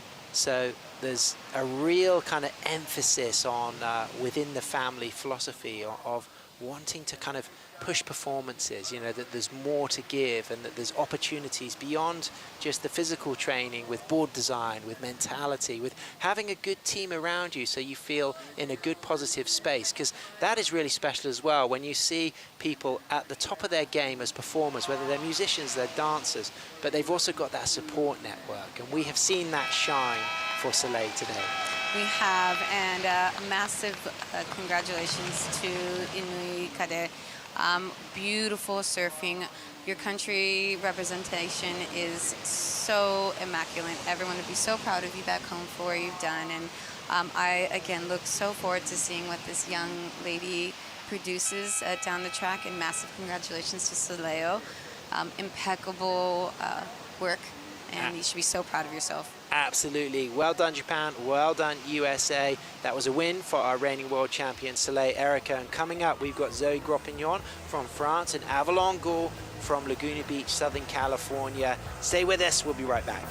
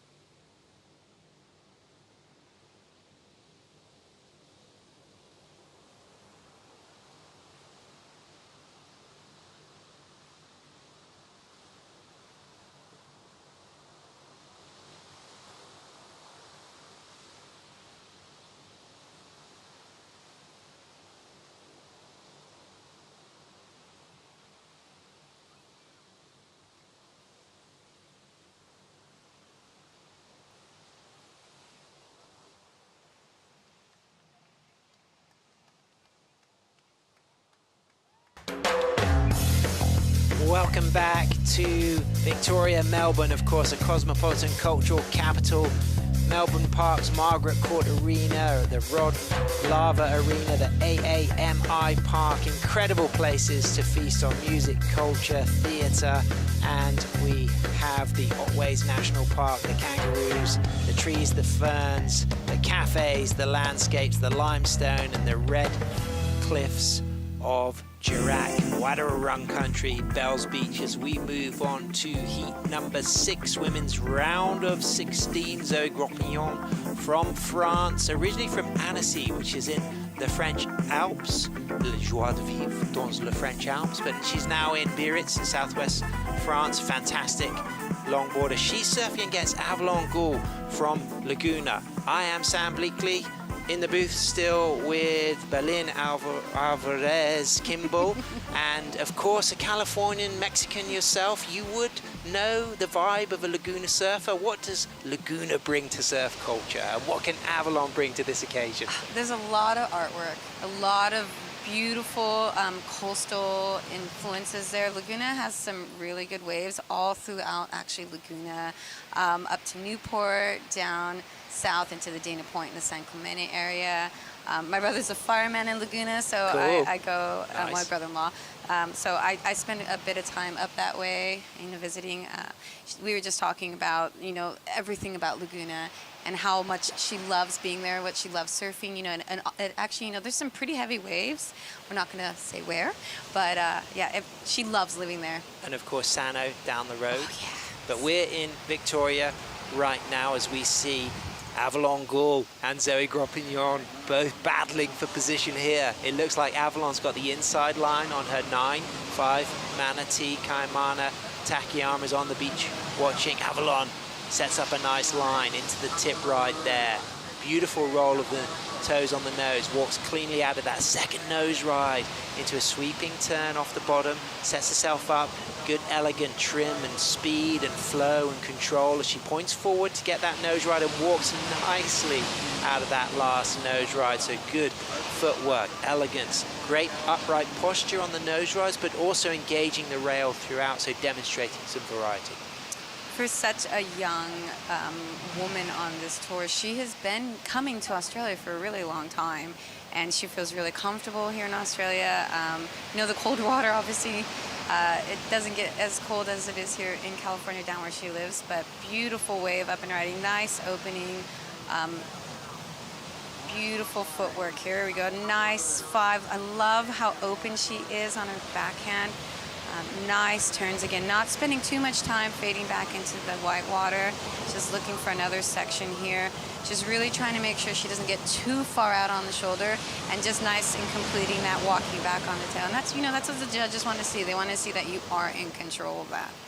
Obviously in control on the walk out there from Southern California, a regular at San Onofre, Avalon Gould, waiting for that first score to drop. Big shout out to her dad Ray, who'll be tuning in back home. He works as an attorney.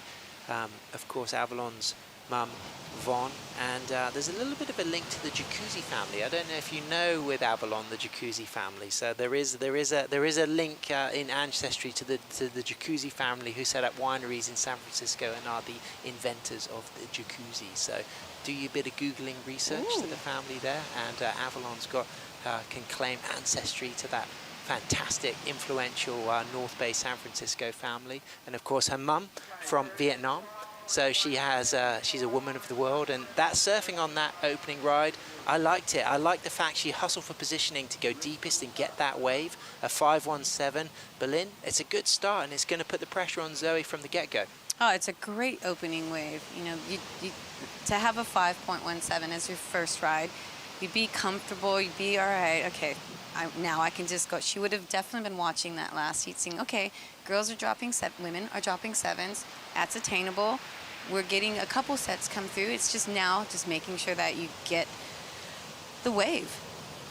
Absolutely. And Zoe will give herself a good chance. She finished 8th on the World Longboard Tour last year. She rides the Phil Grace boards at Euroglass. Of course, Phil Grace traces his ancestry back here to Australia, now based in southwest France. She moved to Biarritz, did Zoe, when she was 12, and she only started longboarding age 15, but I think that background in skiing from an early age, you know, really served her well. And I had the opportunity recently to suggest a couple of magazine article ideas for a longboarder magazine that I edit, and we were going to explore the parallels between skiing and longboarding in a coming feature. And it seemed like a nice opportunity because we often talk about parallels with the likes of dance and other performance activities in longboarding, but you know, this is something that I'm looking forward to getting the chance to ask her some questions about. You know, you do see a fair bit of parallel with snowboarding and surfing. You hear Jerry Lopez talk about that quite often. You know, he lives in Oregon, and Chris Christensen as well, an amazing surfboard shaper, snowboarder as well. You know, they do cross over, and it definitely does have a lot of similarities, you know, especially when you're in powder, the way it flows and turns and putting on rails and so forth. So it would be really interesting to read an article. I look forward to seeing that. My positive surfing relationship here is between good coffee and surfing at Bells. I've had some of the best coffees I've had all year this week. Absolutely fantastic, and I've had a lot of fun sessions. It's been a joy to be here. We normally get a little wave before it gets dark when the competition ends. We get to see some of the keen competitors having the dawn patrol early. Taylor Jensen, he was out there very early. Did you see any of the women out there early this morning? I saw Rachel Tilley having a free surf. Anyone else? I saw Rachel. I've seen Tully go out early. Yep. Like, they're out at dark. Yep. And, you know, they want to get in before the crowds. And I'm so impressed by them. You know, they're coming out with their hoodies and their hoods, their gloves and their booties just to, you know, get the practice in. And then I think they're all just opting to, pull the trigger on it. Like, let's go. And I'm like, I can't do that right now. Well, pulling the trigger on the start of that heat, that was a wise move for Avalon to jockey for position and get deepest and kick things off, because 10 minutes have gone and only one wave ridden, and it was Avalon Gore with a 5.17. So Zoe Gros-Pignon from France, she finished 8th on the World Longboard Tour last year. Gets to travel a lot. She's studying executive management and masters at the moment back home in France, and her sister actually lives in El Salvador. Her sister's husband is from El Salvador, where they run a permaculture farm. So those events in El Salvador have been a familiar territory for Zoe, and they've resulted in final placements at the ISA World Longboard Championship. She got a copper medal in the last 2 events there in El Sunzal in 2024. You were there with the Australian team the previous year. So if she does qualify for the top 8 finals in El Salvador later this season to go for her first WSL World Longboard title, she's very familiar with that right-hander at El Sunzal. Oh, she's very comfortable. I spoke to her when we were in Salvador about it, and she's saying how much she does go there. I think her sister has a horse there, and they were riding their horses. She feels at home there. You know, I think even Rachel Tilley was riding her horse into the sunset on the beach there at the event. But yeah, she spends a lot of time there. She feels really comfortable there. She was absolutely ripping at the wave during the ISA event, and it was like you said, she placed up there and feels very comfortable and confident. So it'll be amazing to see what she does do there. So now this is difficult when somebody has a good start and the other surfer's gone 10 minutes without a wave. You know, is that a hard thing to come back from, to have a slow start? You know, it depends kind of what the surf is going to do. You know, sometimes when the tide changes, you get a small where there is no tide change. You get it's a tide still, and then you'll start to get a push. And then when you get a push, you maybe start getting a couple sets come through. So this might just be, you know, the tide's changing now, and it's kind of going through that funky thing, and we might just get a little bit of a pulse, but you'd be kind of stressing. Well, someone who wasn't stressing, styling all the way to the heat win. It's our reigning Women's World Longboard champion from California, Soleil Erico, is with GT Grant Thomas. Yeah, thanks, Sam and B. Soleil here. Look, we've had some testing conditions the last few days. Give us a rundown on how that was to go surfing out there at Bells today. It was really fun out there. I got a wave pretty quickly after the buzzer, and it kind of reminded me of like high tide Malibu out there. So yeah, I was just doing my thing. I felt right at home, yeah. Yeah, I'm sure you did, with that as a reference and a lot of success out there in the past. Look, were the tactics any different? Like, you knew there were sets coming through. Was moving into that heat, what were your thoughts? Similar to the others, or just a different type of game plan? we're surfing Rincon now, so it's a different wave, but I prefer that wave just because it has a bit better line on it. But yeah, I just sat down there and watched the waves prior, or the heat prior, and yeah, just had like similar game plan to last year. Obviously, better waves, there's better opportunities, but do you find yourself like through an event building and then starting to make your surfing a little bit more critical or starting to up the ante a little bit?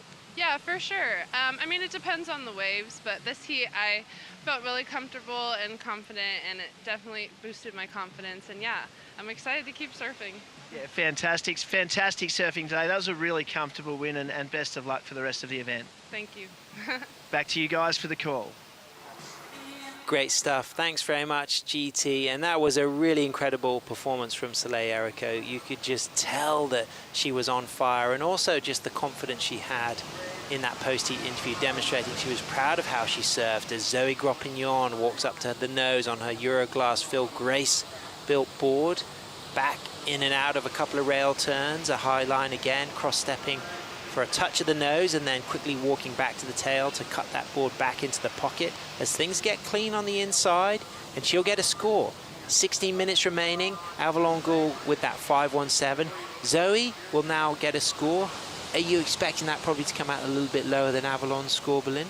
I think it might come in a little bit lower than that, only just because of, you know, the ending of part of that, how her nose kind of, she lost that part on it. But beautiful nose right there, really composed, really soft, like really, she looks really relaxed in it, you know, nice turns, you know, almost catches a little bit of a rail there. Again, nice, beautiful 5. You see this nice, again, try to get back in the pocket of it, but I think she just a little bit too far out on the face of it, just didn't have enough holding her tail down to kind of keep that nose up.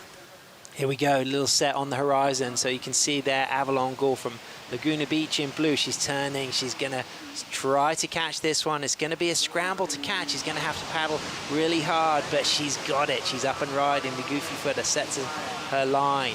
A couple of cross steps into trim, on the nose, gets a 5, gets a 10, walks out, cross steps towards a little fade out wave, so she'll get a second score. Zoe will probably now just be a little bit ahead of her to get priority. Zoe will be waiting for the judges to tabulate her first score. So now Avalon will have a backup wave, and Zoe will have really now something to chase with 15 minutes remaining. So you can see how hard she's working. She really is, you know, so she's deciding kind of just to go straight towards the beach. She's trying to get that wave to line up again, and, you know, beautiful nose ride, nice 10.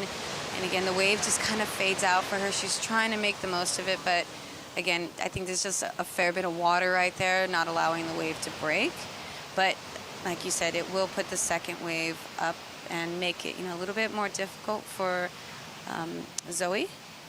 And we're gonna just wait and see what the judges, they will be comparing, you know, to Avalon's 5.17. Yeah, it's going to set things really balanced now, because I feel like once those scores come through, Zoe really knows what she's going to be chasing. So we could see a lot of confidence in Zoe surfing on her first wave.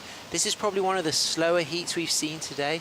A lot less sets. We've had a great start to the morning. It was very busy with a lot of high-end surfing. We've had a great start to the women's round of 16. We've already put some women into the quarterfinals. We're going to see a matchup between Khalees Kiliopāha and Rachel Tilley in quarterfinal number 1. We've seen Sophia Colhane move into quarterfinal number 2, where she'll be surfing against Natsumi Teoka. Soleil is booked a spot in quarterfinal number 3, as Zoe Gropignon has a ledge to deal with and navigates that elegantly, up and riding, cutting back into the pocket, cross-stepping forward and back to the tail, and then cleanly walking into a 5, a second 5, and great controlled footwork. And now on that rounded pintail, just standing tall at the lower part of the board and walking in and out of another nose ride, and cleanly cross-stepping to the tail, but just not elegantly rounding things off with grace, but a strong ride up to that point. And her first wave comes in very similar to Avalon's wave, so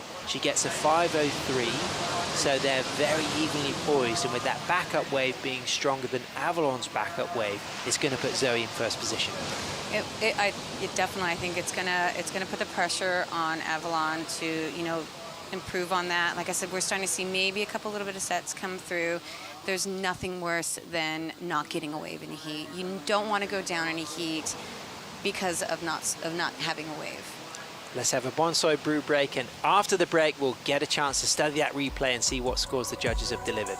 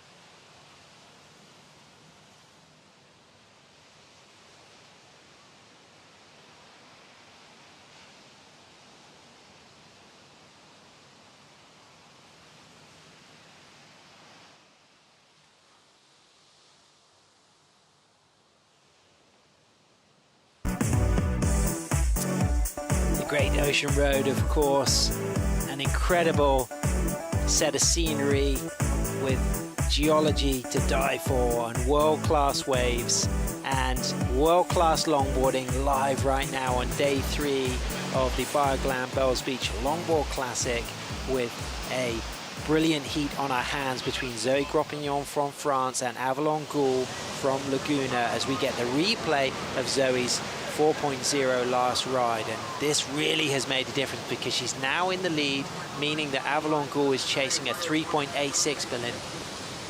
Yeah, so this is a really great wave. This is kind of like the set that came through for her.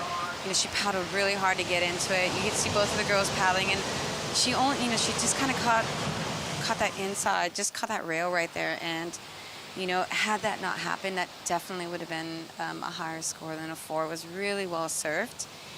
And 9.5 minutes remaining, Avalon would be like, okay, I need at least, you know, she needs a 3.86, but you're not wanting to get a 3.86. You're wanting to drop another, you know, at least another 5. Yeah, she wants plus. a big score. You're wanting a big score.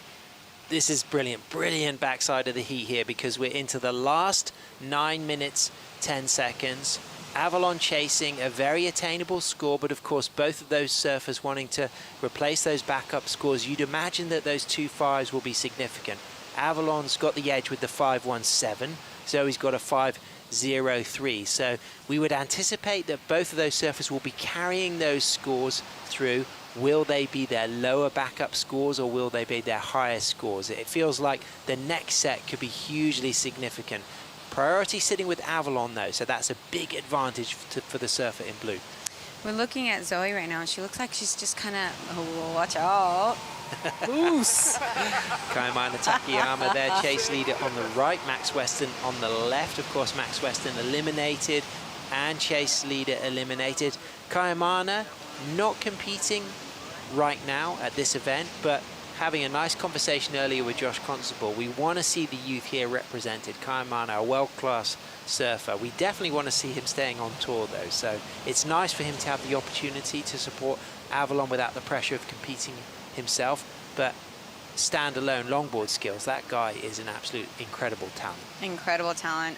Really beautiful human, really kind, you know, and being down here supporting the women as well. It's so nice to see the men down here supporting, and I think that's what's so beautiful about our longboard culture is, you know, the men do come down and support the women, as, you know, we need to acknowledge the men in surfing that are such a support of women's longboarding and women's surfing as well.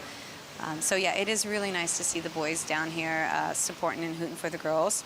Big moment there. Avalon had priority, didn't get the wave. Zoe's going to go on this one. Looks like this one is going to be easy to catch. Zoe Gropignon from France sets herself up with a high line. 2 steps forward, 2 steps back, and then to the tail, into the pocket with the cut back, and then touches the nose, walks out of the nose, walks back up for another opportunity for a 5, stretches out for a 5, lifts the back arm, and keeps a high line for a 3rd nose ride, walks cleanly into a down carve turn, a little bit of elegance there, and kicking out coolly, and that is an important ride. And Zoe Gropignon is now putting more pressure on Avalon Gould, but there's still 6 minutes, 50 seconds remaining, so there's going to be another chance for Avalon. I think that wave was so well surfed. The way Zoe took off on that, she didn't go to the very bottom and swoop back up. She did a mid-length, mid-face turn straight and really read this wave so well. Beautiful nose ride. They're really nice, high in the top of it. Again, beautiful nose ride, nice transitions between maneuvers. She's playing, you can see she's just being a little bit safe there, not wanting to fall because she has, you know, fallen on the last couple ones, which have made her score a little bit lower. And here is Avalon looking at replacing this 2.17. Beautiful nose ride there, nice 10. Again, looking a little bit nervous. Beautiful surfing. Going for that nice 5. Again, just reading this wave really well, hoping she can make it around this section. Is that going to happen for her? Wow, though, those 2 10s dynamic. So we saw a little bit more variety perhaps on Zoe's wave, but we saw 2 more critical 10s on Avalon's wave. So the judges will get to compare those rides. They'll get to reference some of the scores that have already been dropped. Those opening 5s, a 5.03 for Zoe, a 5.17 for Avalon. These next 2 scores are really going to let us know who's got the edge. It's going to be so close, Billin. It is going to be really close. You know, Avalon having priority for that wave that Zoe ended up catching definitely, I think, you know, is a factor at the moment. So we're hoping that, you know, Avalon does get that same sort of a wave to showcase, you know, how amazing she is. Waiting for these scores to drop. Last wave of Zoe's was just so well read. Yeah, it was well read, it was smooth, it had variety, but the edge for the criticalness of the nose rides would have gone to Avalon, but was there enough other elements to the ride to rival the 5.03 that has just been dropped for Zoe's? It'll be really interesting to see. I don't know. You know, like her 10s are 2 10s there, and that's important. You know, we're wanting to see the hang 5s and the hang 10s. It'll be just interesting to see what they're going to classify or deem as, you know, a higher scoring wave with the technical difficulties, I believe. Yep, maybe it just didn't have that scoring potential and it comes in just slightly lower with the 4.33. So a lot of longboarders tuning in would really appreciate Avalon's nose riding there, but Zoe had that kind of more complete opportunity there, mixing up a variety of rail maneuvers with some hang 5s, and she did just get the edge on that exchange, but it's still extremely close with Zoe looking to replace that 5.03 as her low score, and Avalon looking to better her 4.33, chasing a 4.89 with Zoe up and riding. Doesn't get to the nose, but walks forward and walks back and readjusts into a high line and does lock in a nice soul arch 5 and cleanly cross steps back to the tail and then cross steps back and forth, and that's a really beautiful down carve turn with spray, the board on rail, and again using that rail turn to just keep that board in the pocket in the juicy area where the action is, as she cleanly with control and great upper body language, unflustered, elegant, but really moving in and out with that round tail single fin looking so buttery through the wave face. I think she might just get a little bit higher score on that one. It was just really well surfed. Again, you know, look at the way she just does that beautiful setup in the middle face. Beautiful, nice nose rider. Really, really read this wave so well. Beautiful turn. Almost puts her hand down. Feel the speed. nice turns again, like, not as much nose rides or 10s, but, she is, really doing a lot of working all the different parts of her board, nose to tail. So it'll be interesting to see, Avalon is just doing such a beautiful job showcasing those hanging 10s and hang 5s. I'm really hoping she does get another bigger wall to really showcase how well she can do those amazing 10s and 5s. Absolutely. What a great heat, Berlin. This has been brilliant. So close. Now, do you think that's you got the feeling that was going to be Zoe's highest score? Did your instinct said I definitely think that's going to be one of her highest scores. So it's probably going to mean that Avalon's going to be chasing something in the 7 or maybe the high 7 range if it's a big score. I think so. I think that's, I have a feeling it's going to be a higher score. And we'll just, again, I'm not a judge, but that's just my opinion. And I value the judges. There it is, Berlin. Like you said, it comes in highest score of the heat so far, 7.27. So Zoe is now got that added to her 5.03. So Avalon needs now a 7.17. Very attainable score for Avalon, but a minute 50 remaining. Zoe's opted to sit real close to Avalon there. She's going to be pleased. She built on this from a slow start. The first 11 minutes of the heat, if we remember, Berlin, Zoe didn't catch a wave. Avalon had that strong start with that 5.17, but Zoe has dealt with the second half of this heat beautifully and brilliantly.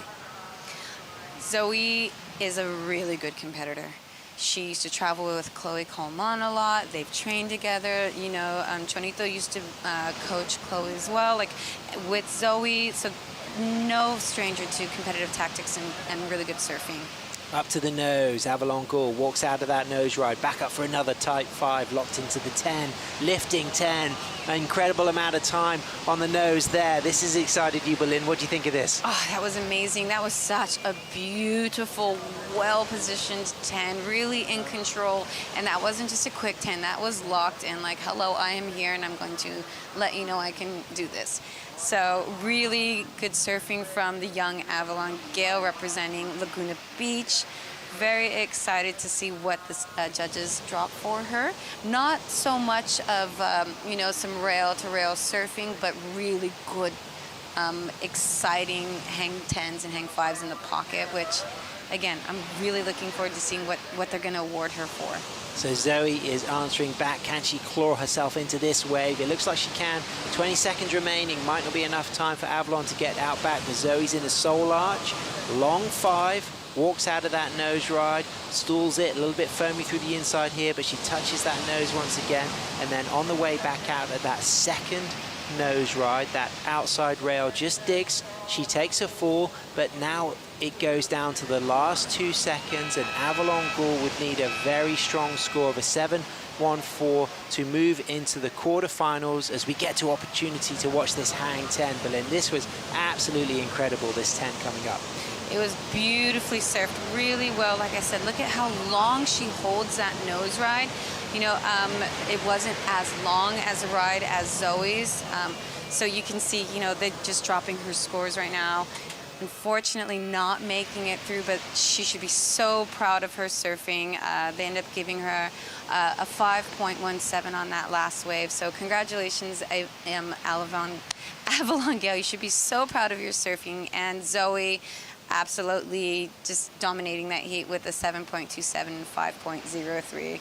Brilliant heat, great surfing to come. We got Honolulu Bloomfield, 3 times WSL World Longboard Champion, reigning ISA World Longboard Champion. She's going to be coming up against Chloe Coleman from Montauk, regular local at Ditch Plains. She's going to be riding her Michael Takayama board, and we have got the Waxhead and Grant Thomas GT coming into the booth to call the action. Stay with us, longboard fans. We'll be right back.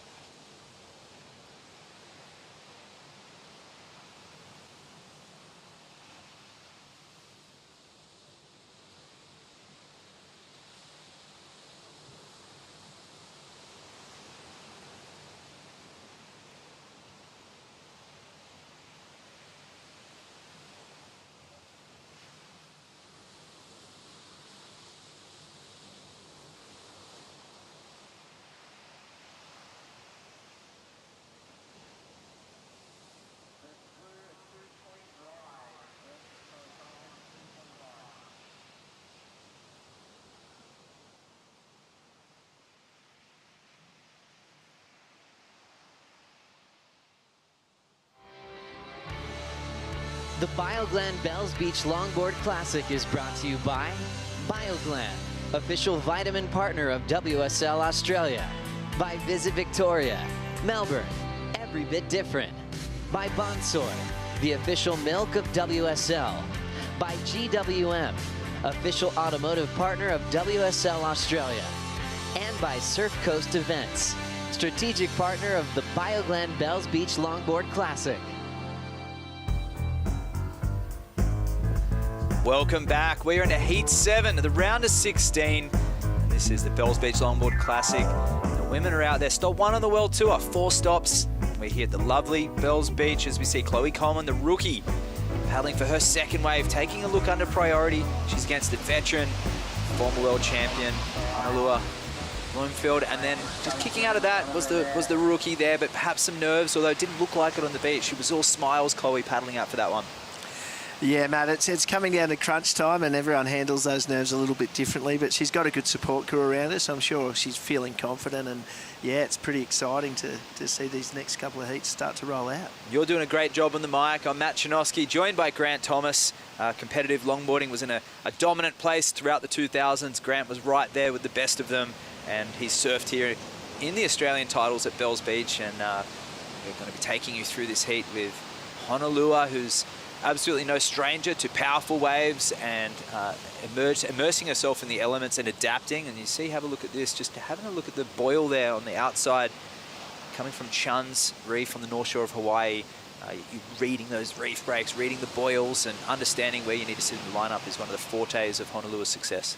Yeah, for sure. Her positioning throughout the event so far, obviously just having that first round win, and I guess having been here before is a pretty good thing for her. As we have a look at, this looks like the very first wave. Yes, as it's Chloe there up and riding. Not a huge waves of substance, a quick little nose ride there as she moves forward. The board's flying, nice hang 10 in the pocket, but would have been deemed incomplete, Matt. Yeah, and some nice footwork there and intricate nose riding from the enthusiastic rookie from Montauk, New York, and she's here with her family, her brother, her mum and her dad. They're having a ball, enjoying what Torquay and Surf Coast has to offer here in Victoria.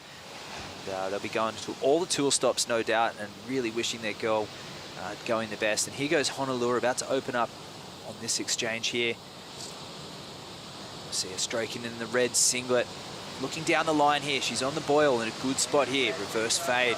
Nice pivot, setting this one up. That Myers Surfcraft looking really good in the top third of the wave, holding that 10. 4 steps back to the nose. She's going to try and trim forward, a little shuffle forward, gets low, and she makes it through to the end section here. Nice footwork there. Unfamiliar with booties, but necessary in this cold water. Honolulu is making this look really seamless. Judges will appreciate this clean finish as well. What a great way to open up for Honolulu. Yeah, a really good start for her. It's pretty nice. Well, it's nice and early in the heat, just sort of 6 minutes gone. So Chloe's had those couple of waves to get herself moving. Honolulu, you know, no need to say her accolades with the 3 world titles. We don't need to harp on about it. She's a pure professional. And she knew her goal was to get out there and start this heat nice and clean. As we have a look at this wave now, sort of trimming nicely. And like Matt said, up in that top third, nice critical section there with that quick hang 10. Comes behind the whitewash a little bit. It's going to offer a little bit more scoring potential as she trims that board up. There she goes again, nice and high in that wave. And nice little drop knee sort of change of direction. Quick little hang 5. Tap on the 10 just, I'd say, yeah. And she'll kick out of that clean. So a pretty solid start. Small wave, though, for what's on offer, so plenty left there for both girls to think about, and I'm sure we're going to see some of those great waves ridden soon. Yeah, Honolulu's dad, a lifeguard there at Laniakea on the North Shore of Hawaii. Her mum, Lynn, a flight attendant for Hawaiian Airlines, and those two, what a great combination of parents laying the foundation for their daughter, Honolulu. And when we talk about great foundation, Zoe Guopion is on the glass with Josh, last heat's winner. Thank you, guys. Zoe, beautiful surfing, the flow and glide out there. You look like you were so comfortable. Talk us through it and the board choice of today. Yeah, I felt at the beginning not very comfortable. I feel like we could see it. I was a little bit stiff because I was a bit nervous, but yeah, after like 2-3 waves, I could be more comfortable and find my inner peace, and I could get a really bomb. I think I was really in the rhythm with the good waves, and I just had to let my surf go. And I'm really happy. I'm surfing a pintail from my shaper back in France. I mean, he's actually from here, Phil Grace, but he shapes also in France. So yeah, it's a pintail 9.2. He works. The ball works really good in those conditions. So. Talking about that, Phil being from here originally, do you think there's some elements that he's put into this board, especially for out here at Bells Beach and Rincon? Yeah, we talk a lot when he's back home and about the boards, his heritage and the stories. He has so many stories, so it's really nice to talk with him. And at the Bell store, they have a lot of knowledge, so we can work on really good boards. So I'm really stoked, very honored to ride some Phil Grace board. Yeah, it definitely looks great under your feet. Talking about that, tomorrow you're going to have a big matchup, quarterfinals. You must be ecstatic to make it to the quarterfinals, but obviously you want to go further. You're going to be surfing against Soleil Erico, current world #1. What's the approach going into tomorrow's heat? I'm not thinking about who I am surfing with. I'm just going to do my own thing and keep my surfing going, and we'll see how far I can go. But I really want to go far, so I'm going to do my best and keep my calm. Yeah, well, if you do any of the surfing that you did today, you'll be looking really good tomorrow. We look forward to watching you in the event further. Good luck, and back to you guys in the booth. Thanks, Josh. Good insight there from Zoe. Of course, that shape of Phil Grace, yeah, honing his curves and understanding the lineup here of Bells Beach and Rincon, delivering terrific boards. And this area draws a lot of similarities to that of the south of France, where Zoe cuts her teeth, and you know, some of those slopey reef breaks, also where Edouard and Antoine Delperro are from.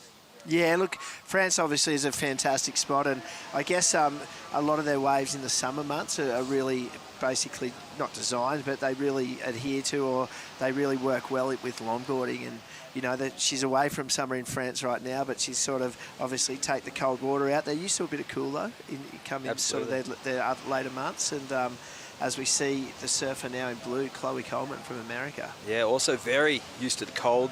No booties out there and no hood, so a normal day there. Nice 10 there, fluid footwork, really precise nose riding there. Those toes very clearly over the front of the nose. That Michael Takayama gliding through that turn. And she will make her way through the inside. Try and get this inside reform. Very precise footwork is the best way we can put it, and that was a nice backup wave. And she got the 2 and the 1.7, so that'll be her best wave yet. Yeah, that should make her feel a little bit better after those couple of starts there. She had that nice hang 10 and didn't quite complete it on that earlier wave. And yeah, so that's going to bring her right back into the heat. Honolulu, by her standards, a 5-point ride. She's obviously got a bit more to give, but I think Chloe here, that's going to put a bit of pressure on her. Yeah, that 5-point ride, interesting. The judges kind of maybe keeping a lid on the scores, knowing there's more waves coming. I thought that was a well-ridden wave from start to finish, utilising the rail, the nose, but perhaps they know, being a former world champion, she's capable of fireworks. Oh, 100%, and the wave size, yeah. I think, too. It was a relatively smaller wave from the waves we've seen, getting those higher scores throughout the today especially. So, yeah, I think it was a pretty good score for that size wave. And we'll see what the scores come in for Chloe pretty shortly. But I'm guessing it's going to be up there and abouts, you know, depending on as the judges look at that interpretation of the criticalness of the nose rides and those sorts of things. And Honolulu did go deep into the draw last year, making the semi-finals, but it was at the end of the year, making it through to Malibu. She had an unfortunate, I guess you say, last few minutes, because Sophia Colhane plucked the victory away from Honolulu, who was actually looking primed to go for a real run for that world title last year. And it was a little bit of a shock to the system, I'm sure, for everyone, because she put in some very improved measured performances last year. I think we saw the best out of Honolulu, in fact, throughout the previous years. So she's growing as a veteran. But Chloe Coleman, this is going to be a great wave to get her back into the exchange. Looking for a 4.01. It looks like it's going to be enough as she goes for her 4th wave. And that score drops. One more score actually to go. So hang 10 there. Keeping really busy. Steps back there, controls it over the rock ledge. She sets back up. The very small wave, about knee-high. Carving that one through, just trying to back up that mid-range score.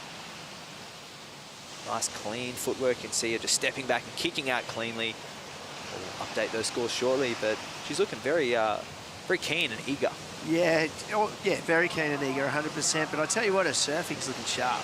So I guess, you know, that wave even smaller than that. So I can't see the judges. Her last wave coming in at a 4.17 puts her into the lead, which would be a nice feeling. It'll make Honolulu think just that little bit, but Chloe needs to kind of back herself down, wait for some of those sets. And Honolulu are not waiting for a set, deciding that she can match Chloe on a smaller wave. Here she goes, fading into that. This is a nice little, gets a clear hang 10 there. Doesn't like the look of what's down the line. She'll get back out and get priority. And Chloe baiting her into some smaller waves. But Hono is a very experienced competitor. We're approaching the halfway mark. She's looking to drop a low of a 1, Hono. So I think he'll do that on that wave and maybe go back temporarily into the lead. But we're expecting some of those sets to roll through with increased swell activity. Tomorrow's going to be finals day, and we know we're going to be having, I don't know how big it's going to get. It's backed off a little bit, but at least double this size. Yeah, fantastic. That's pretty exciting. That's enough incentive to sit out there now and really want to get through that heat. You know, you're going to have a bigger canvas out here at Bells. Obviously, we're going to definitely, at that size, you'd like to think that Bells Bowl's going to have some pretty nice waves. So yeah, as a competitor, I think I alluded to it earlier in the week, you know, it's easy to get focused on what's coming and not stay present in that moment. So I really like the fact in this heat that Chloe's not matched it, but she's, you know, within a point of Honolulu. And Honolulu, you know, with her world titles, she would have walked into this heat quite confident, and to be sitting at the halfway mark with only just a very tender lead, things can happen. Absolutely, as we look at the Melbourne flight cam there, showing us the lineup. And you see this set on the outside. Honolulu with priority is going to get the pick, and on a smaller, medium-sized wave, Chloe pulls the trigger. Looking for a 3-3-4 right now. Clean start. It's obviously her game plan to stay really busy. Stepping back into this carve. Just so stylish, the way she moves her feet back and forth, very elegant is the best way to describe it. And the rookie on tour, there's her mum, her dad, the sponsor from Carve, and Tucker, her brother. They've got the New York Yankees hats on too, repping their hometown, and so they should. And everyone back home, they'll be tuning in right now. It'll be just after dinner time over there right now, getting ready for bed, and they'll be sitting back watching their girl, Chloe, absolutely put it to the 3-time world champion, Honolulu, who just got a 2.5 in her last wave. Let's have a look at that replay. Yeah, look, she's showing great poise on the nose. And we look at this 10, nice and critical, nice and steep. And like I said before, her surfing is looking spot on. I just think this wave, to win this heat, it's kind of like no more of those waves, Chloe, you know, to be honest. Yeah. She's really going to have to get herself up into that 6 and 7 point range, because we know Honolulu's going to end up there by the end of 30 minutes. Yeah, if Chloe can do that type of surfing on a bigger wave, you can see the scores being reflected. A 3.8 for her last wave and a 4.17, but both need a waist high in size. Not that the judges are rewarding the wave, but it's what's done on the wave and the critical nature of the sections. Bigger waves, more at risk. Ono having a look at this one right now. Her dad, Kalohe's traveling with her, and her boyfriend, Clay. Spinning on this. It's got the ledge in it. It's a tricky takeoff. She nails it. Carving into this, setting up the bowl. Doesn't look like a lot of shoulder, a little tangle of the leash there. She gets to the nose, very upright with her style. And that board's sitting in the wave. The top third there, it's able to slip another nose right in as she makes her way through the inside section. She's got a good track on this. And that was a critical moment. She can stay on her feet, and she does. She realizes the finishes are important, and she'll get a clean completion, actually almost trying to kick out of that. So a nice answer back for Bloomfield. And here goes Chloe Coleman. 5-10 combo. Michael Takayama looking fantastic. Also in the top third, getting a clear 10 there. This is going to be right in front of Honolulu. She's going to see this on the paddle back out. Will Chloe opt to take the inside section? She doesn't. We could have a paddle battle on right now. Oh, you can hear the whistling on the beach, even through our headsets in here, Matt. And look, I like that wave from Blue there. Honolulu's beautifully surfed wave. I think the size of hers, pretty similar after it broke though. Like obviously it felt a little bigger on the outside. She's been trimming here. Nice little nose ride, but really out in that flat open face a bit. Nice turn, but not huge commitment. Another nose ride to me, still not as critical as it could be. Once again, it's out there. Gets critical now with a really quick 10. Before I even look at Chloe's wave, I'm expecting that to probably go above that one. Yeah, absolutely. And Well, I mean, 2.5, Hannah was looking to oh, she needed 2.97, sorry. And we have a look at Chloe's wave now. So if we look at that, look at the perch and the board pushing through high in that wave. Nice little back step to adjust, and there again. So 2 really nice hang 10s, nice little hang 5. Honolulu probably getting the better of the turn, no doubt. But I think the work in the nose rides there, this is an interesting exchange. Honolulu's score's coming in, and it's looking pretty good. So I'm thinking that, yeah. Size of the wave, that opening carve, showcasing a little more transition perhaps, but the nose work is there for Coleman, and scores still to come. But let's go to a Bonsoi brew break and come back for the remainder of Heat 7.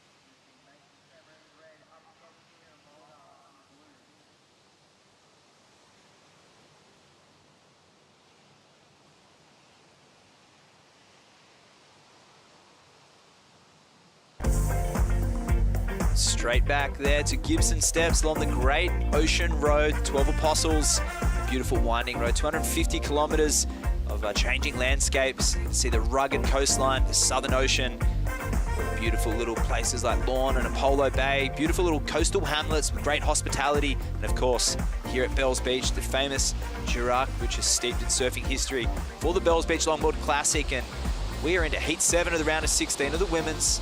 And it's Honolulu Bloomfield with a narrow lead over the rookie Chloe Coleman, who had a 5.67 before the break. Yeah, look, I guess as we look at these replays, this is during the break actually, a little wave here for Honolulu, smaller wave, and nice nose ride there.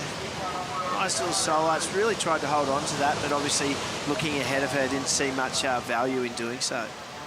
Yeah, it was just the 1.5, but you'd almost call that a priority error. She paddled back out the back and most likely had the P next to her name and opted for that. 8 minutes 45. Coleman, the rookie, she's doing a really good job keeping up with Honolulu. This would be the first time that they've matched up together.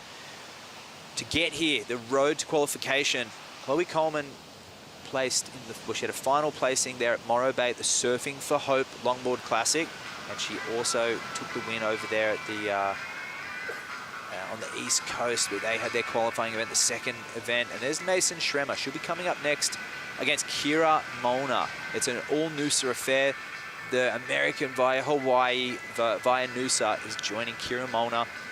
Both of them regular footers, surf together, actually friendship. They travel together a lot as well. So that'll be an interesting heat and a very important one. Round 16 is not a result at the end of the year that you would count as a keeper. Yeah, you're obviously looking at quarters and more, and I guess there's only 3 events too. So I think the 8-person field helps a little bit. So sort of 8 out of the 1/3 of the field is going to move on. So, but I think you'd be wanting, there's going to be a few upsets throughout the year, and you want at least quarters to guarantee yourself a spot. For sure. And have a look at the waves here today at Bells. I mean, there's a lot of similarities to the final stage there at El Salvador. I mean, when we're there at El Salvador, people draw comparisons to Sunset, Makaha, Malibu, Bells. It's a great final spot, so this is a real test. Maybe perhaps to see how someone will go at the end of the year. We'll get that into a moment. Chloe Coleman clearing the wind from her face. Measured hands, sure-footed, looking for a 5.07, using her priority on this. Great nose work here, gets the 10. Notice using that footwork to go up and down the board, linking between the tail and the nose. Great timing and a level of precision there from Coleman. That one will feel really good, and I feel like it's going to be right there. Yeah, it's going to be pretty close. Just to my eye as I watched it, I don't think it was as good as her last. But definitely probably better than her one prior. It's a bigger wave, so it's going to be right on that money, and it's going to have Honolulu thinking a little bit. We're down to 6.5 minutes. We've had a few sets. There's nothing saying it couldn't go quiet from here too and leave waves with lesser scoring potential.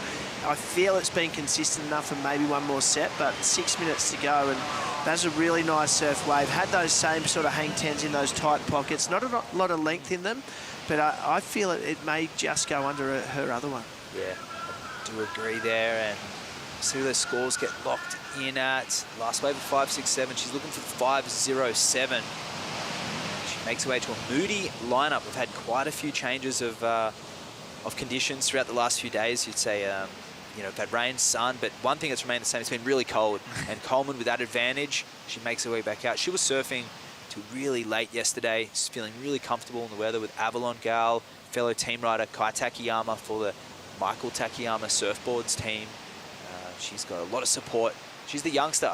She's the rookie on tour representing the North America region. And some of her exploits on the way to qualification were phenomenal, really deserving her spot. And look at that, the lush landscape there of Jurak, the indigenous name for Bells Beach, one of the icons, one of the best proving grounds for competitive surfing. We've had so much history go down here, turning into a big wave comp at times, and also performance-wise, the shortboard is one of the most notable developments here with Simon Anderson's thruster, and of course the transition from V-bottoms into the shortboards. And as we take a look here, so Kai Salas won last year and Soleil Erico, they ended up winning the world title at the end of the year. Kicking off here at Bells, you have to say there's something in that. Soleil on her way, making it through to the quarterfinals, and we'll have Kai Salas coming up in the men's draw as well. So interesting to see if that pattern will follow through the year, and it's really nice when we have those multiple stops, the storylines that we can develop. Yeah, Matt, as I watch her screen too, I love the fact here Chloe's paddled up inside her, which is going to, what that will do is make Honolulu double think about her positioning. I'm sure she's in the right spot, but it's a great little tactic as we look at her paddling into this wave now. Yeah, good call there, and she's gone for this, needing to drop a 5 as a low, and really just put the pressure on Chloe. Nice transition there. Honolulu getting to work. If she can keep through this section, it's going to be a good finish. She goes up and rides clear of the whitewash. So not so much flow on the end, but she does complete the wave and some good moments on that wave. Yeah, and that score coming in for Chloe Coleman on that last wave too, Matt, a 4.67, so just shy of that 5.07. And Honolulu, interesting here, looking to replace a 5. So what I do like about this wave, plenty of speed, a nice deeper bottom turn, gets that sort of hang 5, hang 10 in a steep section, but her board movement's so fluid and a little more precise. It's a little bit more on edge, so the judges are really going to pick that apart. Not the best of finishes, but let's not take away the fact it was finished. So, yeah, will that replace the 5? It's going to be up in that range. Whether it gets over the line or not, we'll have to leave that to the guys that are doing their job in there as we see Chloe just in and out. Yeah, pull out, and good decision with priority. She needs to be a wave of something of substance, and it's not going to be, if she does need to score, it's not going to be far from what she's had. Honolulu's out there on the Myers Surfcraft. It's a 9.3 Ojai model. That's relatively small for Honolulu. She's one of the taller surfers in the draw, but she's able to really maximise that potential. She'd be able to get it back in the pocket and really suck it back. Remember, Nat Young winning the 66 world title. At the time, everyone was on 9.6, he won it on 9.4. So here goes Honolulu fading into this. This one's got a bit of end section on it. See what she can capitalise on. Another nose ride, gets a 10, soul arch in the pocket. She goes down, but throwing caution to the wind there. I mean, that was a good looking wave. Sometimes those end bowls can go all the way through to the sand, but maybe a better option to put pressure on Coleman. I wonder, but I wonder if that's a sign that Honolua's paddling back out and thinks she maybe hasn't replaced a 5. True. Because if she had replaced that 5, then I'm sure she might have looked at a wave a bit further up the point and had that, given herself that opportunity to well and truly do it. As we look at this one, nice 5, gets caught at the top, but really turns that to her advantage. A nice hang 10 there, throws the arch in, and deemed probably incomplete, I would suggest. So that's interesting in her mindset. I'd love to ask her that one. Like, did you think you hadn't done any better? Is that why you took an inside wave with such short time remaining? Yeah, for sure. That one may not have felt great. Here goes Chloe. This could be the last wave for her to get that 5.07. Nice 10 to start. Up to the nose again. Another long, extended nose right there. She carves this one back. Looking at the inside section, this one could be all that it offered. So relatively sleepy in terms of maneuvers, getting it done. And comparing to the 4.67, I can't see it. Yeah, I think it was definitely probably a bit more hang time, a bigger hang 10, but I'm still kind of looking at that wave choice. It did have a little bit of size on the outside. That first hang 10 short and similar. This next one, that as she readjusts the board in the trim, we notice a little bit more hang time there. Really nice, the tail of the board coming out the back of the wave.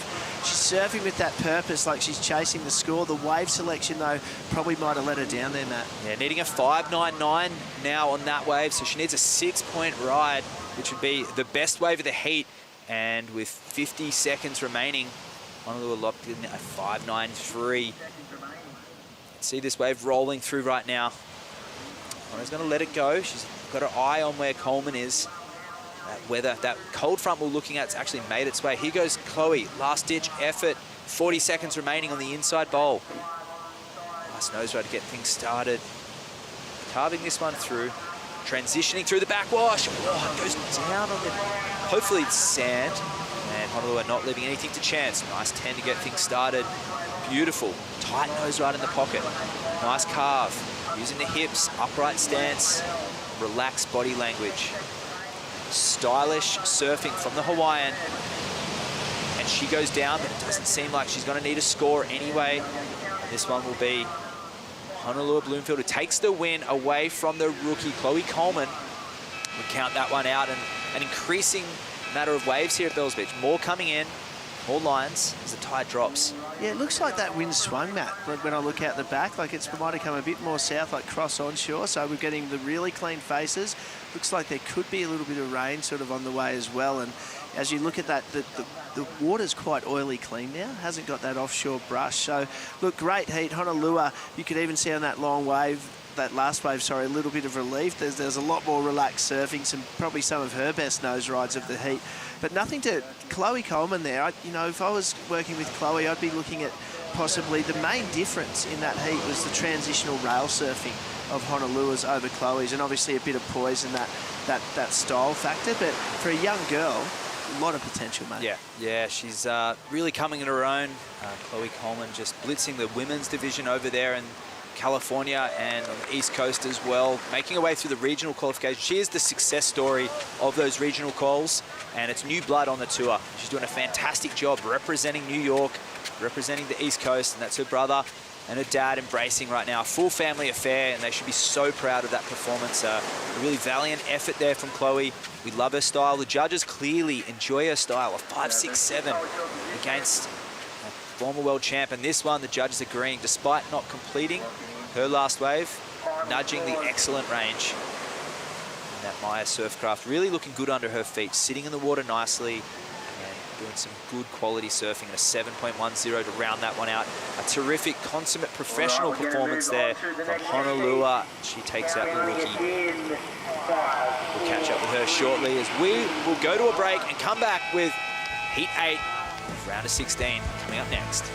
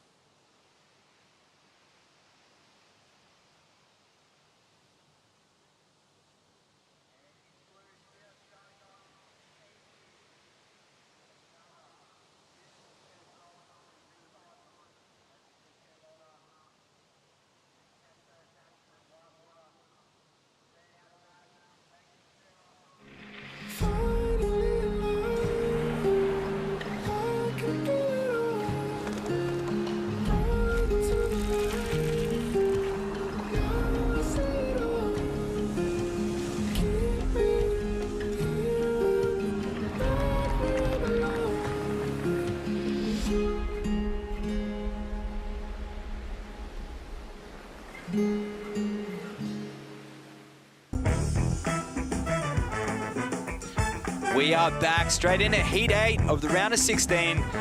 Bioglan Bells Beach Longboard Classic. Mason Schremer representing the USA via Noosa, Australia. And Kira Molnar, her sparring partner, also from Noosa, facing off today. We're looking to get into the quarterfinals. They've already opened up with a wave each, and they're making their way out to the lineup here. Grant Thomas in the booth, myself, Matt Chinoski. An exciting afternoon ahead of us. Yeah, we're seeing a slight change in conditions, but with that, we're actually seeing more rideable waves as well, Matt. I think we had a few slower moments, a couple of heat restart, but some that would have been pretty close to it. But the last few heats, we're getting the girls, the women, sorry, they're catching plenty of waves, and looks like these two are paddling back out from their first wave of their heat, so we'll be looking at those replays as we look now. Kira Molnar, so up she gets now, nice little nose ride. Waves a little bit flat as she carves that board back around, brings it back off the bottom, and just trying to stick with that white water, really trying to wait for this wave to stand up in front of her. She's edging her way forward now. You can see it move in front. Nice little tight hang 5 and a pretty good wave to get out of the way in the first part of that heat. Behind her, this is Mason Schremer on her first. Yeah, nice little setup turn again. It's all about this at Rincon. It's trying to find that right line nice and early. Even if you have to wait, that patience can pay off. So a nice hang 5 there. A little bit out on the shoulder. Looking nice and controlled though. Smooth cross-stepping and kicking out of that one. So no doubt Kira's first wave, first exchange, goes to the surfer in blue.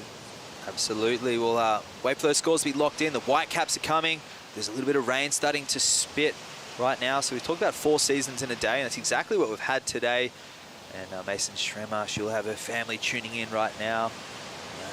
Her mum, Patty, she's one of her biggest fans, a former golf pro herself, and doing great things in women's golfing. She's Mason's biggest supporter. Her sister Scarlett as well, and Lola. They'll be tuning in. All surfers, they all enjoy the ocean, all good in their own rights. But yeah, growing up sort of like a global citizen, she attended the Noosa Festival of Surfing for a good decade and just decided to start calling it home as she turned into an adult. And she's made a real home of that place. They've welcomed her with open arms. She's riding Thomas surfboards, Thomas Bexon, Jake Bowery, that terrific outfit up there at Noosa Heads, making some of the best surfboards in the world. She's got a great team. She's sponsored by Rip Curl, and she's down in the home of Rip Curl, down in Torquay. So she'll be feeling right at home right now. She had a good approach to Bells last year, but at the end of the year she fell short. She did make the final 8 there at Malibu with a 5th place finish. Kira, she suffered a range of elimination round exits last year, so she'll be looking to go one better and at least make the quarterfinals. She's already done that actually in the round of 16, but a quarterfinal will be one of her best results at WSL level. Yeah, that's something to really aim for. You know, you've all got that ultimate goal when you make the tour. Everyone wants to be world champion. You're not alone there. But I often talk to surfers about like climbing a ladder, like putting little goals in place that you have to do to achieve that ultimate goal. And they can be quite infinite to us, whether it's training, diet, boards, whatever it might be. So no doubt Kira's been working in that off season, and she's back on tour again this year. So it's just a matter for her to really go heat by heat, and that's the way she's going to get there. That's right, yeah. She did end up with a 9th place finish here. She's looking to go one better, and someone who's on her way to a good result, Honolulu, who's on the glass with Josh. Honolulu, amazing surfing out there. Tough conditions, but you got some beautiful waves and surfed really well. How did you think you went? Oh man, I think that there definitely was beautiful waves out there, but I feel like I wasn't on them. I managed to scrape a couple scores together, but I'm definitely hoping for a better round next round. 3-time world champion, current ISA world champion, bringing that momentum from the ISA games into this season. How do you feel? Is that bringing momentum in, and do you think that's what you need to produce this weekend and then obviously into the rest of the season? Well, I mean, yeah, we're always hoping for the win, but it takes a lot to get there, you know. ISA was great. I've never actually won an ISA medal, like gold medal, so that was amazing. But yeah, I'm just taking it heat by heat, and I'm glad to get that one out of the way, and now we're into finals day, and that's all you can really hope for. Yeah, so a quarterfinals will be a great result, but obviously, like you said, you're here for the win. What does it take tomorrow to go all the way? oh man, try to be on the best waves and do my best surfing. Looks like you got a great support crew here with Clay and your father here. It's great surfing. We look forward to watching you tomorrow. Thanks very much, and back to you guys in the booth. Thanks, Josh, and just a powerhouse. What can we say? Honolulu just plucks it out, and she's not one to really look at conditions, time waves, and be really analytical. She feels the ocean and moves between. And, you know, that preparation process is very different, vastly different than Mason and Kira, who were on the steps actually well before Hono even got down to the beach. Yeah, right. Yeah, everyone's got their own ideas, their own camps, and you can. I've been to events and you always alter something and you try something new and you feel it doesn't work. I was a bit superstitious in a sense, like so. Once I found a routine that worked and obviously. What was that routine? My routine. I used to like to get pretty relaxed. You know, like the evening before, like I wasn't super stressed out or those sorts of things. And I used to kind of play it by feel. My main routine was the old get up, surf in the dark.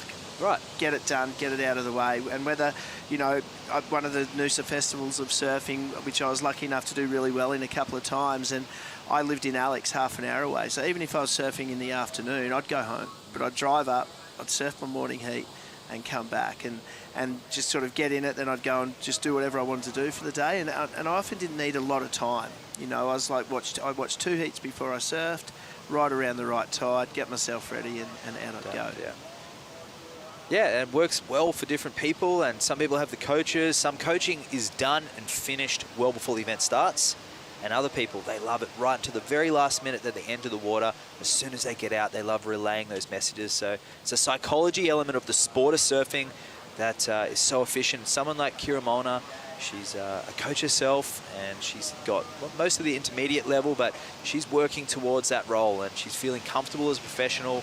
She's looking happy around the contest zone, really embracing life as a professional longboarder. She's supported by Classic Malibu, and that's also a Noosa Heads-based surfboard manufacturing company, and they've done phenomenal boards over the years for some of the world's best, including yourself at some point. Yeah, I rode a heap of Pete's boards toward the latter part of my sort of competitive career, I guess. And yeah, what a great family, Peter and Janet, and obviously they've got the 3 kids, Bryce, Brett and Jane, and you know, that family, they've seen it all, I can tell you that much, you know. But I tell you what, Pete and Janet are just like the stable pillars that hold everything together. And, you know, if they are listening, they may well be, because Kira's out there. Hey, Pete and Janet, I know I've been slacking, haven't seen you in a while. But they'll be tuning in for sure. But sending all my love and all my gratitude. And Mason locking the 397, Kira the 383. Explain the spread on those scores, perhaps. Yeah, look, as I watched it live, I actually thought that Kira's might have had the little advantage, but sort of obviously that was probably due to length of ride, and I maybe not have been critical enough on the nose rides that did occur. That onshore is going to definitely play some things, but I think it's quite interesting. Girls that have become close friends, and you can't get much closer than the first exchange being 3.97 to Mason and 3.83 to Kira. Yeah, we'll have a look at those replays. And as the Mason's having a look, she's got the priority next to her name, just trying to find a clean entry into the wave. And you're right, the conditions changing, the surfers adapting. You can see that pulled back angle. That's what the surfers are dealing with, the changing elements. Talk about it in business. I think surfers do make relatively good businessmen, but as we have a look at Kira's replay. Yeah, righto. So obviously that wave, a little out on the face, but we've seen them further out. But that change in direction, very upright, and the board staying a little bit flat, and as too is that one. So she had the first nose ride at the beginning.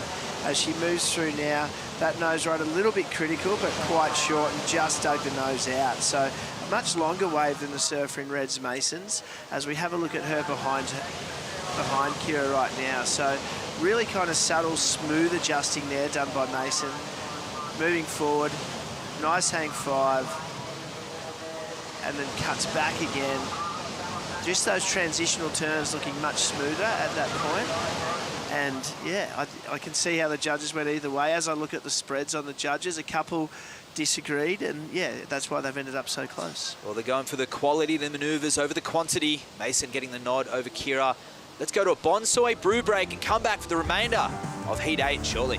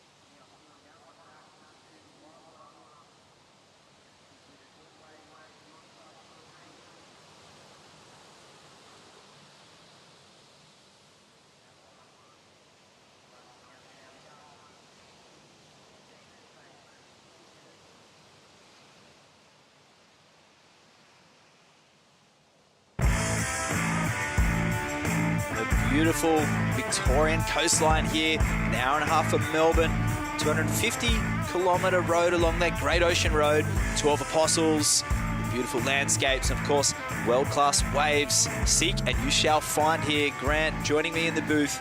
Matt Chinoski, also known as the Waxer, to take you through the remainder of the round of 16. This is Heat 8. We've got Mason Schremer out to an early lead against Kira Molnar, the local affair. Noosa Heads versus Noosa Heads, two of their favourite girls dueling it out.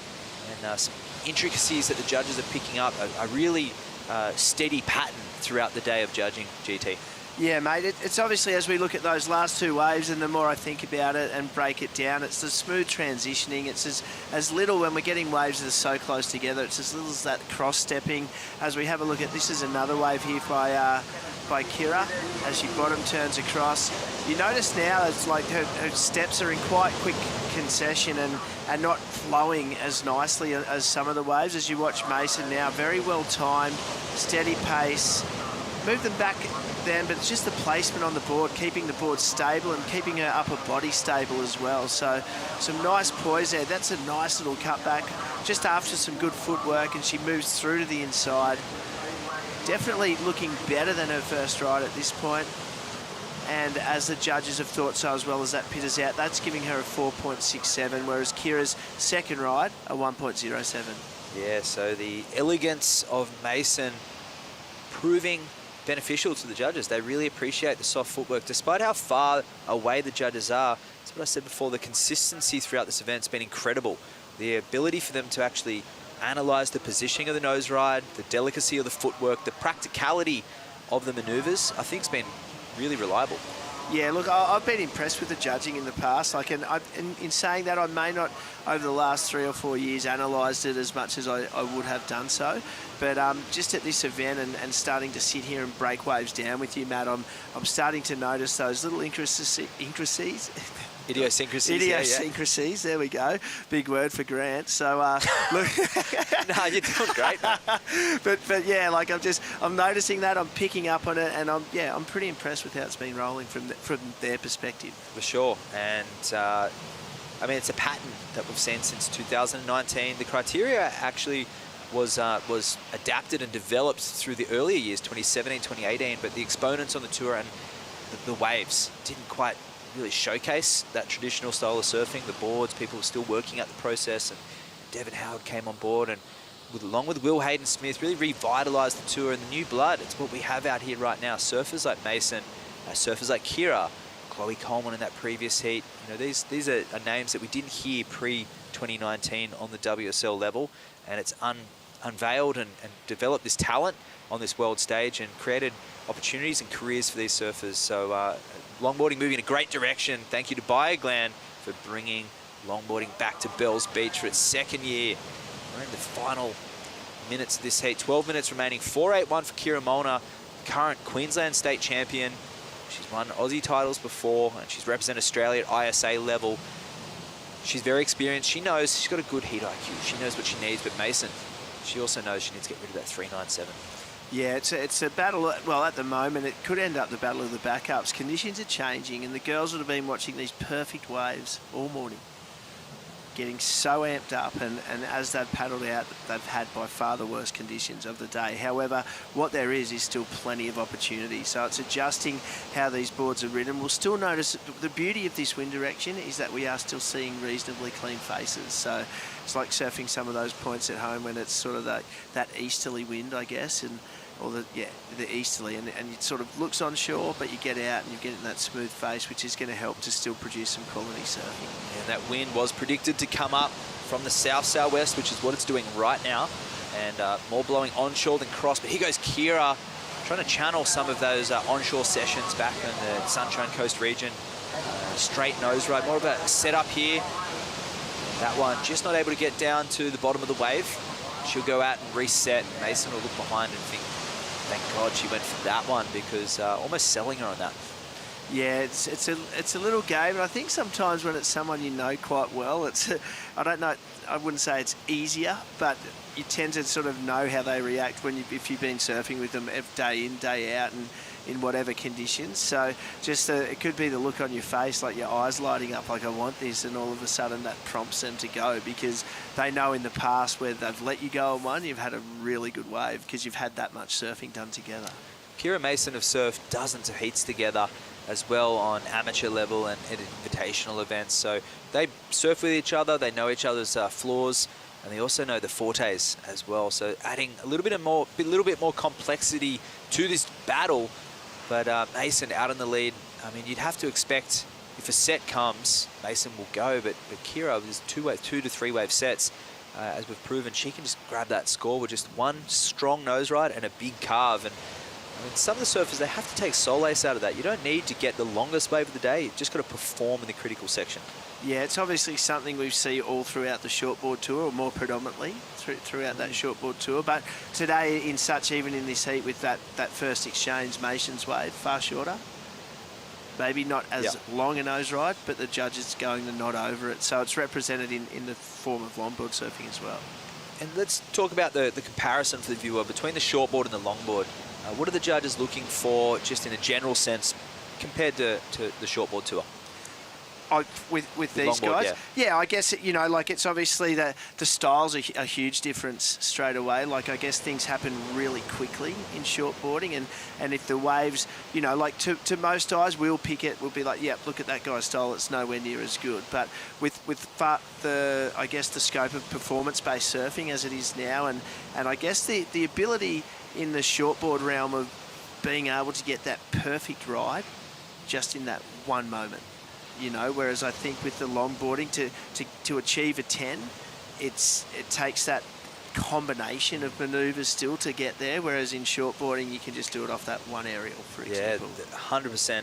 I agree with you there. It's possible. It's never over until it's over on a bigger day in a shortboard. A big single air or one massive tube can be the score. With longboards, that flow element, and obviously the style element, lending itself to tail, nose, middle of the board. You use the whole length of the board in the longboard criteria, and I mean, for a lot of people, the amateur surfer out there, just getting into a wave right now with that chop is incredibly difficult with 9 foot of well, especially the way that a lot of people are buying flat rocket boards. They nosedive. Yeah, 100%. And when you look at the Boyle and how it broke behind Mason even earlier in that heat, and the whitewash lifts the tail of your board up, and if you're not ready for that on a longboard, you're literally you're gone.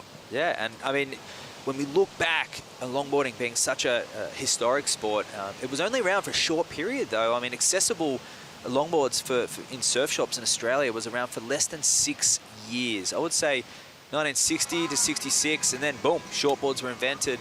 As we see, Ellis Stewart carrying his Hawaiian lineage into the men's round of 16 that'll be coming up next. Runner-up last year on the World Tour to Kai Salas, his mentor, his shaper. He'll of course be looking to go one better, and he's been knocking on the door of a world title for quite some years, and training to be a pilot, working on himself, working on his bank balance, and doing everything he can do outside of surfing to take his mind off it, so when he's in the water he can put together his best heats. And yeah, that history of surfing, longboarding disappeared. It developed into shortboards, came back in the 80s and the 90s, but it was more so around the dads. Some people call it a dad board for many years. Guys like yourself, GT, and my generation below, we're trying to restamp something. It was a new sport throughout the 2000s and an art form throughout the 10s. With the likes of Alex Nose, Joel Tudor, the Duct Tape Invitationals, revitalising longboarding, and here we are on the World Tour 60 years later with a new breed, new crew. I guess I took it in a way when people used to say you can't do that. Not so much you can't ride what you want, but you can't do that on a longboard, or you can't do this, or you can't do that. And throughout my life, those that know me well, as we look at the surfer in blue here, Kira. Ooh, that was a better nose. That was her best nose ride so far. Yeah, much steeper. Who said you can't do that in choppy waves? Oh, Mother Nature. Mother Nature. Got her in the end. But look, that far more impressive. She was on the attack, and the criticalness of that nose ride, as we'll see in a moment, much better. So it's going to replace her 1.27. I don't think it's going to be the best wave of the heat. No, but good signs, at least for Kira. That was some of her best form so far. Some good flow there, fading into this. All right, she cross steps up and back.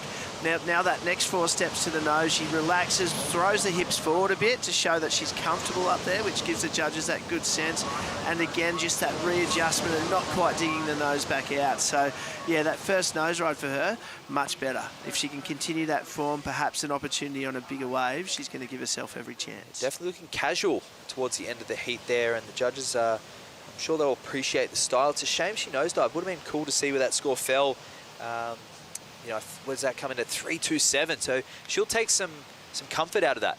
Oh, for sure. Like, if you're thinking out there and you hear that score, you're like, well, I got that 3.27. It covered pretty much half the distance of my 3.83. Like, I literally travelled. So whatever I did on that as far as my nose ride or manoeuvre, I need to get that bigger wave, complete that, and I'm going to be up in that 6-point range.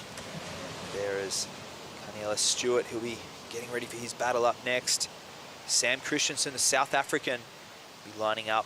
It'll be a regular footer affair, just like what we have in front of us now. That'll be a great one to watch with changing conditions, seeing how these surfers adapt. Less than ideal surface conditions, but that can always change. Just one set, one wind squall, one rain squall. These surfers ready to adapt to what's in front of them. And Mason, she's been a long time since she's caught that 4.67, so she'll be eager to try and get rid of her low score. Yeah, I'm interested to see as well as the afternoon, like if the board changes a little bit, because the pockets are getting shorter. There's going to be a lot more redirection with that wind on the wave. So if anyone's chosen different equipment that might help them redirect a little bit quicker, that still has that potential to nose ride quite well, Matt. And down there we have some of our crew surfing Vic and WSL. We'll be down there very shortly to do a conditions update and see what's going on, because not many waves ridden in this heat. There has been waves, wind chopped effect. Here's a set, lower tide. You can see the white caps on the outside and textured surface. So just under the 4-minute mark. Mason Schremer looking to jump into the quarterfinals here at the Bells Beach Longboard Classic. Kira looking to go one better than last year. She fell short in this round 2023. Look at this. There is going to be a double up on that one, but they're pretty far out. Tell me if I'm wrong. I feel like the wind's nearly kind of almost come back. It might have been a little rain squall before. Like, as I looked at the white caps, they'd moved back out to see a little bit then, and a little bit of spray coming back off the wave. So not as good as it was earlier, but I feel like it could be. Here's the flags. This will give us a good indication. Yeah, it's definitely more south when we look at that. It was kind of blowing off the steps earlier when it's coming across the steps. It's not onshore by any means, crossed offshore. Yeah, it could be as little though as that one rain squall coming through, changing the direction. We know the sort of weather fronts we get down here in Victoria as we look at red up and riding that. Nice flow there for Mason, fading into that wave. The quarterfinals last year, and at the moment she's looking good to advance, but she needs to better that 3.97. Nice little touch of the nose there. That little touch, 4 steps back. She's going to ask the questions to the judges, but no defining moment on that wave. Yeah, it's going to be in and around that similar score. I can't sort of, it doesn't jump out at me going, yep, that's replacing that 3.97, that's for sure. I like the finish in a sense, like those really clean, smooth steps back. That was the point of difference of this heat so far. But as far as the overall scoring potential of that wave, as we have a look now, nice readjustment back to that white water. She's just, see, you can see the little lump in front of her there too. So she's really positioning, she's coming over that lump right about now, and the wave really cleans up. So she gets those 2 quick little hang fives, nice and high in the wave, and the 4 steps to finish. So not a lot in it compared to those other waves, had some distance, and those nose rides were really coming across, not down. Yeah, Mason, elegant surfing from her. That score coming in at 2.67. So not able to improve, leaving the door open with 1:45 remaining for Kira Molnar. And her mum Kim is on the steps, and she'll be feeling the nerves right now, just willing and wishing a wave to come. Same with many of her fans back home in Noosa and around the world.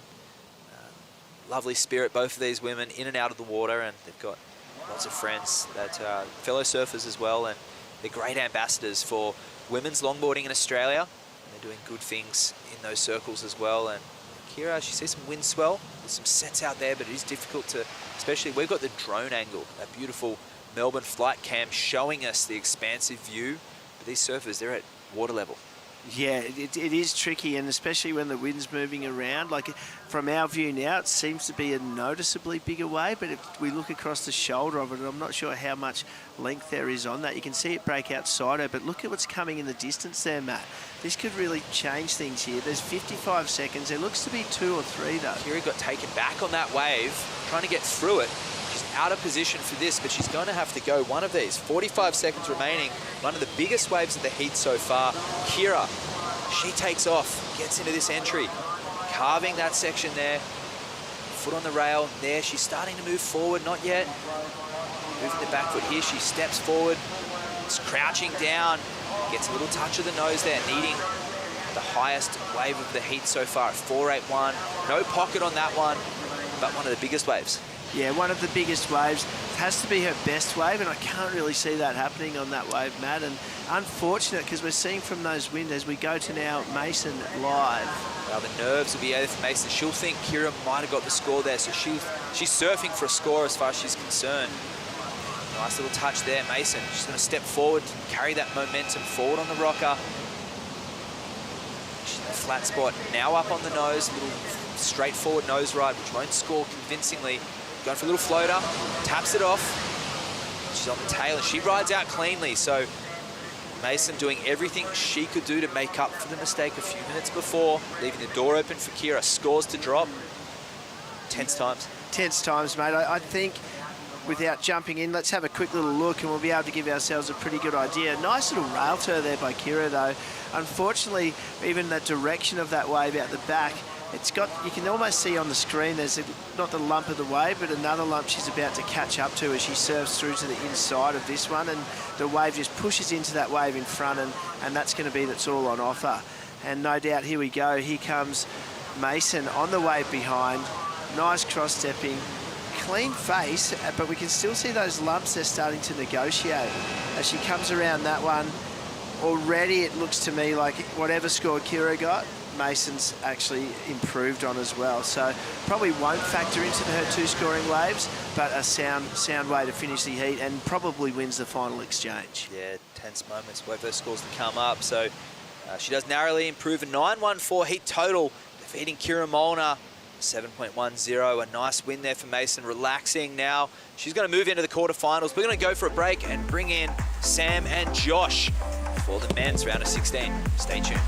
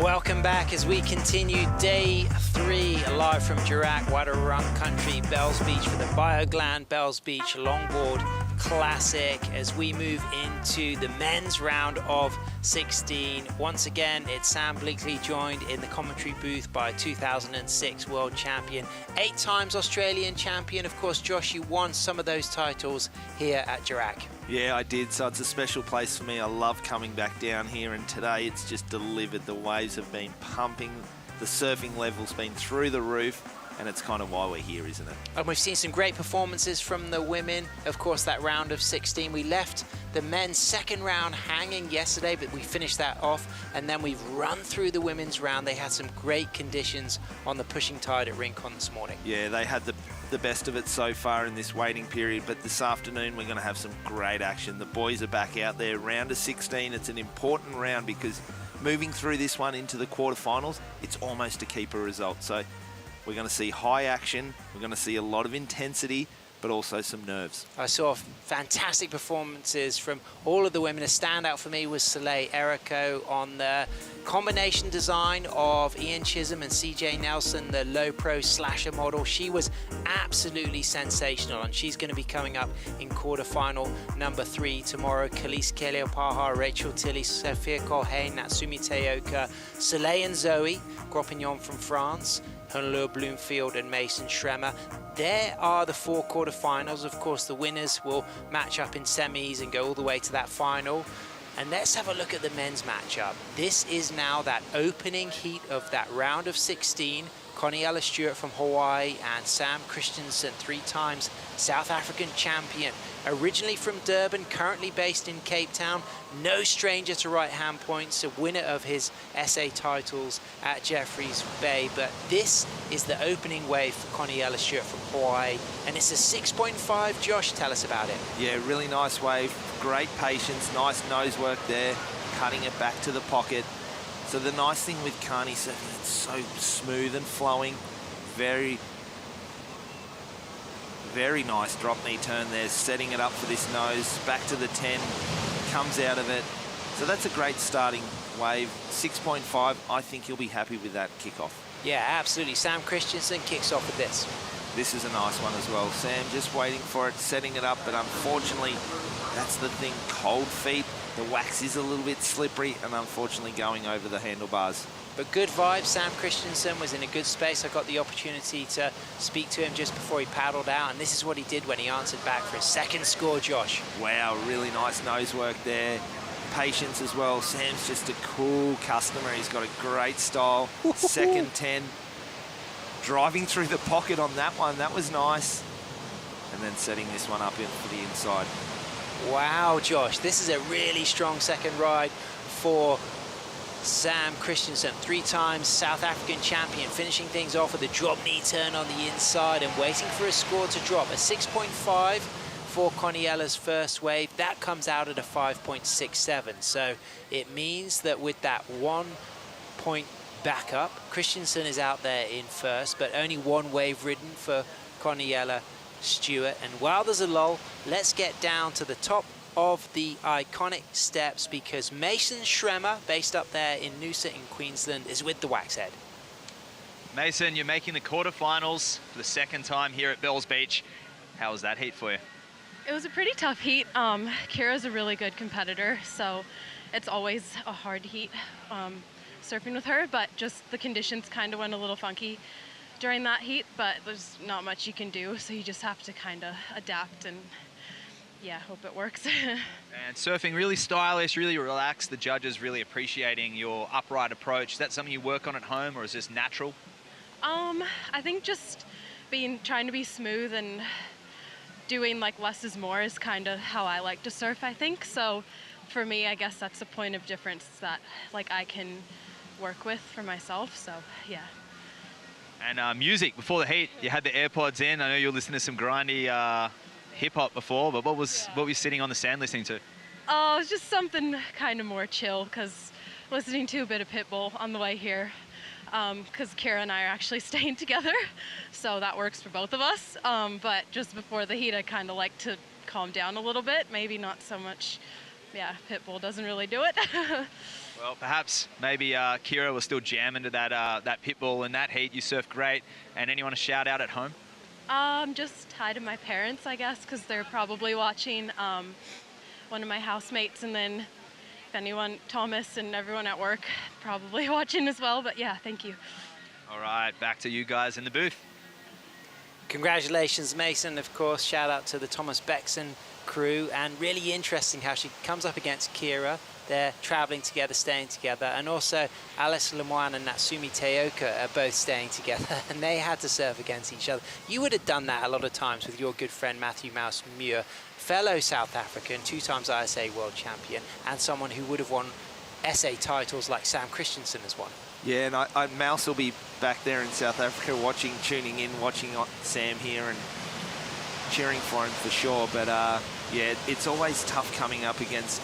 It's kind of a weird thing because you're kind of nervous, but you're not, because it's your friends, so you feel comfortable surfing against them. And we saw that with Kira. She was really calm out there. She put on a good display and she really pushed Mason there. So that was a great heat from both of the girls. Unfortunately, one of them's out, but Kira can be back down here tomorrow with Mace on the board caddy and helping out, and she'll be cheering her on. 20 minutes remaining, a good start for both surfers, carrying a decent score, that 5.67 for Christensen and that 6.5 for Stuart. Sam Christensen has a look at that wave, currently based down in Cape Town, originally from Durban, also likes to do a lot of shaping as well, and has a fantastic company that he's founded called Earth Again. It brings home composting systems to people around South Africa. So not only a great surfer and shaper, a good environmentalist, an entrepreneur, a businessman. Connie Stewart, equally capable of juggling a life devoted to the ocean and waves. He's made 14 career event quarterfinals. He finished second on the World Longboard Tour last year. Mr. Smooth, of course, cousins to Khalees Kileo-Paha, also training to be a pilot, a qualified boat captain, rides his Kai Salas Longboard Company surfboards, and had a big final with Kai Salas last year to crown that world title in Malibu. It was his mentor, Kai Salas, his shaper, who took the win, but it just feels like there's a world title in Connie Stewart one day, doesn't it? Yeah, definitely. I remember meeting him many, many moons ago when he was coming as a young Grom to Noosa, and that was his goal. He was at Noosa, he was trying to just fall in love and get the understanding of point break surfing and hanging out, and he told me he wanted to be world champion. That was his goal. Live action, a kick out for Christensen. Of course, Conniella got a 9th here in Bells last year, lost out to wildcard Landon Smales. Big shout out to Landon, fantastic surfer, won the Australian Indigenous titles on short and longboard early in the year here at Dirac. For his second time, he did the same result last year, so great talent, super good surfer, and hopefully we'll see him in the coming years on the longboard tour for sure. But interesting positioning here, Sam. Carney in the red there, he's got priority, sitting more inside and on the Bells bowl. Sam's right out, kind of not at Rincon, halfway between the two. So if Sam gets a really nice wave and he does some beautiful surfing on that outside part and he comes in, Carney does have the priority and he can take that wave off Sam. So interesting little tactics here. I like what we're seeing, and 18 minutes to go. Definitely need another couple of sets to come through. Carney's still just sitting on that single wave of the 6.5, but a really good opening score.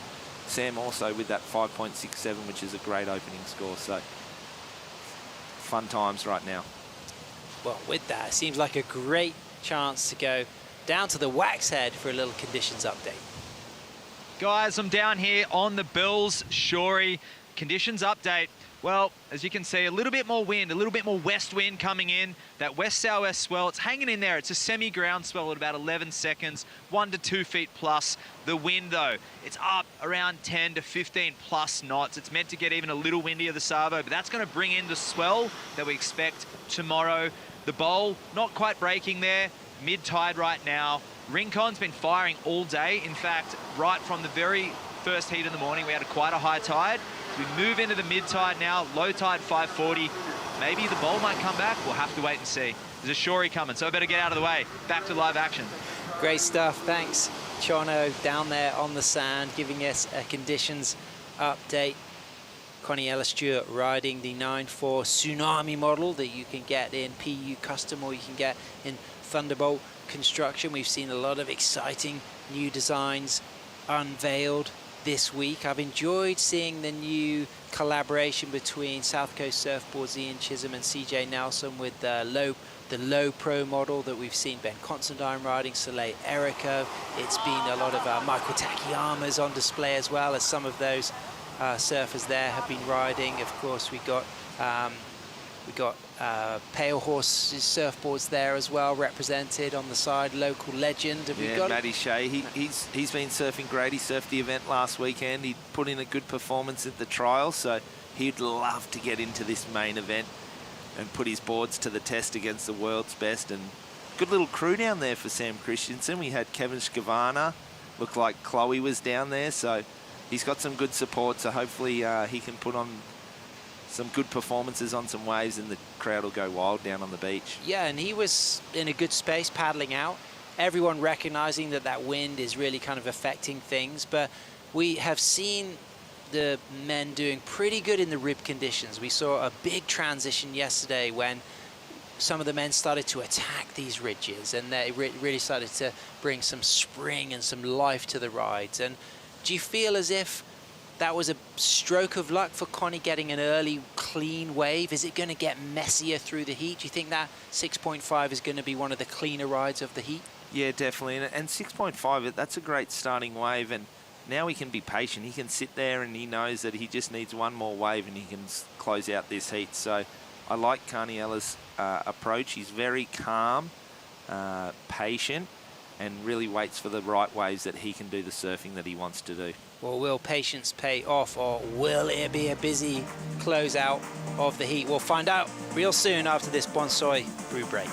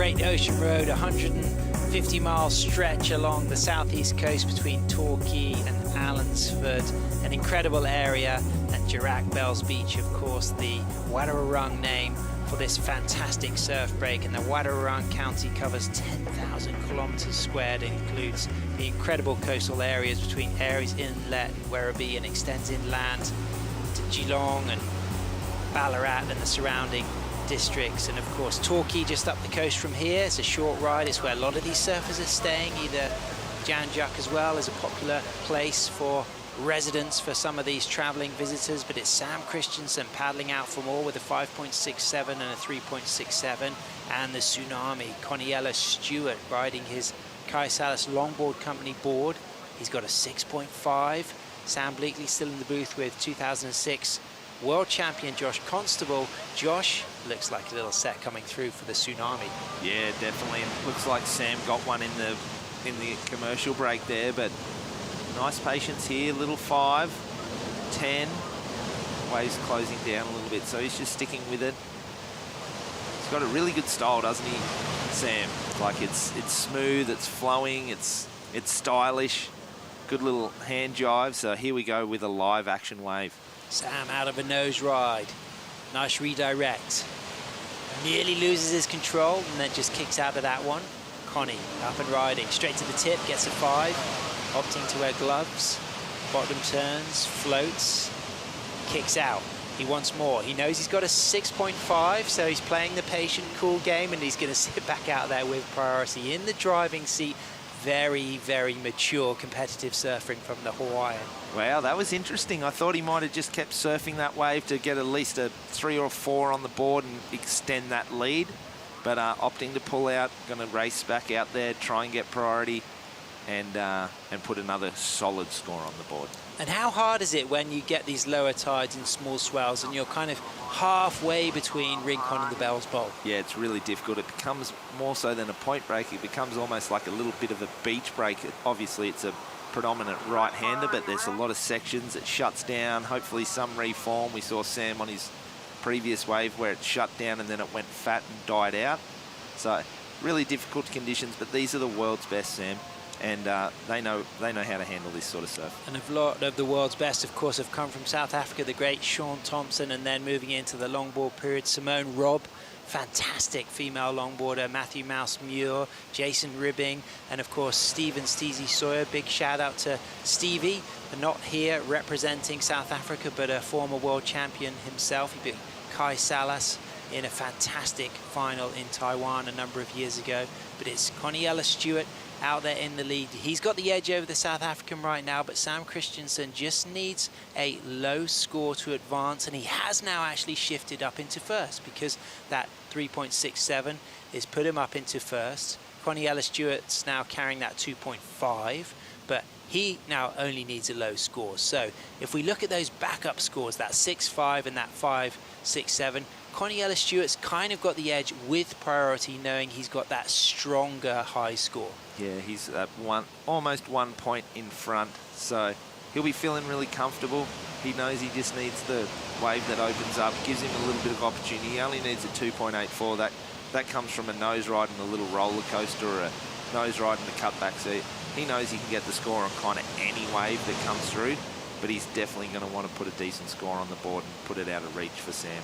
There's those iconic red sandstone cliffs that just fall away into the southern ocean here. We've got that tide now starting to drop. How's that going to affect conditions with that dropping tide? Yeah, it's going to make it a little more difficult. It's going to start sectioning down a little bit. We've got a little bit more onshore wind now. Earlier in the day, it was coming more across the wave from the right of the screen to the left. Now it's coming directly on, so it's crumbling the waves down. Lower tide's also going to make those waves close out a little bit more. But these are, like I said before, these guys are the best in the world, so they'll make it look good. They're just going to want opportunities. Looks like there's some action out the back. Sam's putting himself into position, again, without priority, but still going right out the back, chasing one of those bigger, longer rides. Corniella just sitting there on the inside with priority. Some exciting heats coming up next. We've got Edouard Del Pero from France surfing against Johnny Van Hoyenstein from Hawaii. Then we've got Ben Skindog Skinner against Kai Hamase. Heat 4, we'll see Declan Whiten come up against Kai Ellis Flint. That's going to be an exciting one. Then we have our reigning world champion Kai Salas against Clinton Guest. Heat number 6 is going to be our Philippine surfer from La Union, the goofy footer J.R. Esquivel, surfing against fellow Asian from Japan, Taka Inui. Then Heat 7, the big man, 3-times world champ TJ Taylor Jensen. He's going to be surfing against the brother of Johnny Van Hoyenstein, Michael Van Hoyenstein, and that is Johnny on your screen right there. He's coming up against Edouard Del Pero, who runs the Del Pero Surf Experience Surf School with his brother Antoine at home at Côte de Basque, Biarritz, southwest France. But this man has support from all over the world. He spent some of his youth in Thailand. He's got Philippines family, and he kind of really learnt to surf and harnessed his skills in Hawaii. He represents Hawaii, and it's going to be a good showdown between those two regular footers. They're both quite similar styles, Edouard and Johnny the Ripper. You know, they have that drop knee in their repertoire. Very quick surfers, very lively. Yeah, lively, quick footwork, beautiful drop knee turns like you were saying, explosive, and they're going to enjoy these little crumbling lips because they both like to roll up and over the top of those lips, not so much trimming through them or yeah, a bit more action. A lot of projection, a lot of generating speed from engaging the rail is often the approach we see from those surfers. And like you said, they very similar surfers. Eduardo, obviously, he's been on tour for a very long time, had some fantastic results over his whole career. So it's sort of the older guy and the younger guy. Eduardo, we think that's kind of a weird one, you know, because we think of him as a young guy and we think of his brother Antoine, who's a fantastic surfer. But Eduardo, he's been here, he's been proving himself for a long time now. So going to be a really interesting heat. But back to this one, 6 minutes to go, time's ticking down. Carney's being very patient. It's a 30-minute final, 30-minute heat. But time's ticking down. He's only had that one wave. We think about that wave that he got the 2.5 on and he kicked off early, and I said, oh, sometimes it's better to ride it and try and get that 4 or 4.5 point ride. If he did keep riding it a little bit longer, got a little bit more action done on it, he'd be sitting out here in the lead. But instead, he's in second place. But to his defense, he has priority. So he just needs to get a wave. We were talking about Edouard's brother Antoine. 3 times he's been an ISA World Longboard Champion. He was also a SUP ISA World Champion, but twice he finished second on the ASP, the former name for the World Surf League, and twice he came up against massive Hawaiians. Lost to Bonga Perkins one time and Dwayne DeSoto. Lost to Bonga Perkins in 2008 in San Onofre. Fantastic, great south swell conditions, and then he lost at Makaha on the home turf of the mighty Dwayne DeSoto to that Hawaiian in 2010. So can Edward take up what his brother Antoine couldn't achieve, which was that WSL world title, as we see Sam Christensen floating it, rebounding, recognizing though that Connie Ellis-Stewart has priority. Is Connie going to go on this wave and be super smart? He is, because he did have priority and he's up and riding right now, and he walks up to the nose and he locks a 5 and he walks out of that nose ride and he cuts back and he keeps it smooth, and he used his priority wisely there. Competitive, savvy surfing from a young man with a wise brain. So really well done there for Carney. Only needing a 2.84, he'll definitely get that score. Do the judges look at it though? Sam took off on the outside, got that little roller coaster off the whitewash, maybe a cut back, and I think he got to the nose. So here we go, little roller coaster, trimming along here, brings it back. Was thinking about a nose ride just here, but obviously Carney in full control here, takes off. Do the judges look at it and think there was opportunity missed from Carney, that he could have got a bit more work done if he was sitting further out the back, Sam? It's not going to be a significant score for Connie Ellis-Stewart, but of course he's only replacing a 2.5 and only needing a 2.84. So very interesting choice there. You felt like if Sam could have kept that ride rolling, there would have been quite a lot of scoring potential, but Connie within his right to use his priority. And now with that tide lower, it really is interesting to see the spread of these two surfers, the option for different positioning. Yeah, really good though. That was a great wave for Carney. He'll get the score, he'll move into the lead. He doesn't have priority right now. He's probably a smart move for him now would be to go out the back, sit in Sam's zone, kind of just create some presence and put him a little under pressure and make sure that the wave that he paddles for that he takes, and then wrestle back that priority and then try and close this one out. Well, he doesn't look like he's in too much of a rush to get out there, but he was just kind of waiting for the beach announcer, because I think he's going to now be reactive based on the score he gets. But he's now seen that Sam was able to ride that wave all the way through. So will that inspire Connie to sit further out? We're going to have to see. He does get the score he needs. It's a 3.67, and this is a little recap of the heat. We kicked off with that 6.5, 10, lifting, looking lively, walking in and out of those turns, and it was a great start for Connie, and this has been the most significant score of the heat so far, Josh. Yeah, he's a really tall guy, but he's so delicate. His footwork is so nice. He's the flow, and here's Sam's wave, really nice wave again. This is his 5, 6, 7. So getting those couple of hang 10s, getting a little caught up there, but driving through after that. And then here's that 3.67 that he got. So just a little bit, it's becoming a little bit grovelly and a little bit harder for all the surfers out there. So it's becoming just hanging with the wave when the opportunity's there, jump up, get something done. And then this is Carney's one. 3.67 that made that difference, puts him out there in the lead, meaning that Christensen is now chasing a 4.51. So Christensen now with priority. Connie now just wants to replace that 3.67. He's up and riding. It's an insider, but it's clean. Walks nicely into a tip ride. Holds that 5, walks out of that 5, back down to the bottom of the wave and sets himself up again. It's a smaller one, but some good footwork, some critical nose riding into a 10 as that wave stands up right through the shallows and he's able to just float cleanly. Do you think that's going to replace the 3.67? It's going to be pretty close. It was a really nice wave, great hang 10. He's just delicate. It looks so effortless. It's so easy for him, and it's unreal to watch. So really excited to see Carney this season. Obviously, he's been traveling with Kai, working with Kai on his Kai Salas on his surfboards, inspired by Kai. I think he's almost been inspiring Kai. Yeah. And then now it's role reverse, isn't it? Absolutely. Kai's got the title, something that Carney deserves, something that he's striving for and working towards. So big year for him. So light-footed on the nose as well. Yeah, it looks unreal. Here we go. Nice patience, nice little 5. Got a lot of pressure on his back foot just because he was a bit of water on the nose of that board. Stepping back up, 5, patience, little 10 here through the pocket. Really nice, and then coming out here, nice little smooth foam climb.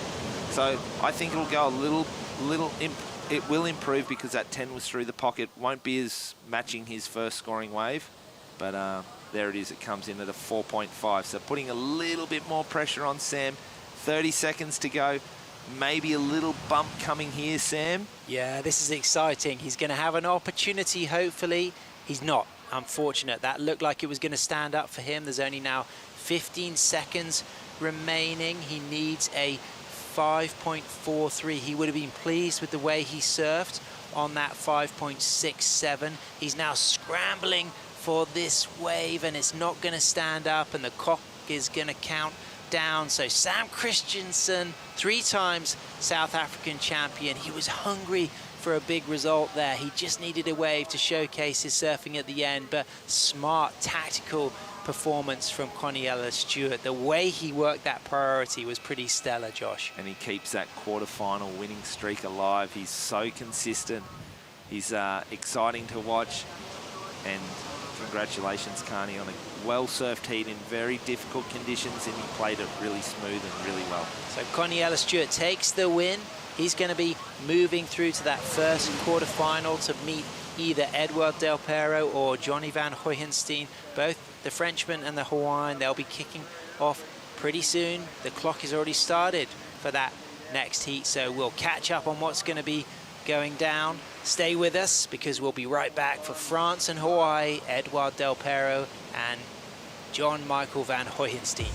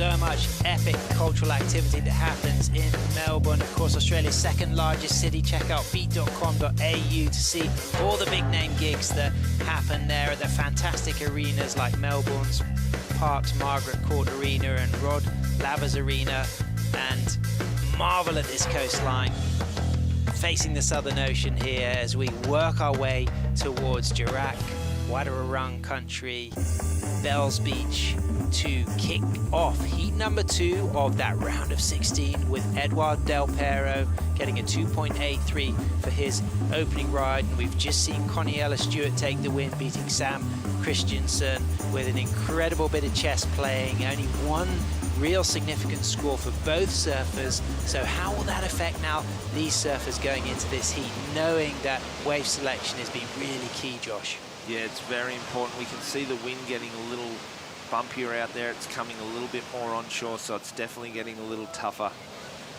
It'd be a hard one for the guys because they would have got up early this morning, watched yesterday's, we went on hold, had to bring 4 heats over this morning.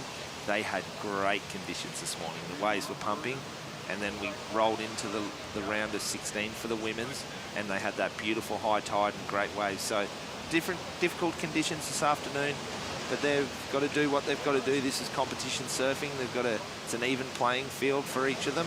But here's Johnny the Ripper on his one. Nice. Isn't it? That quick footwork, yeah. Spicy, sparky. Unfortunately, the wave not cooperating, but here he is coming onto the inside. As spicy as your Thai dish last night, Josh?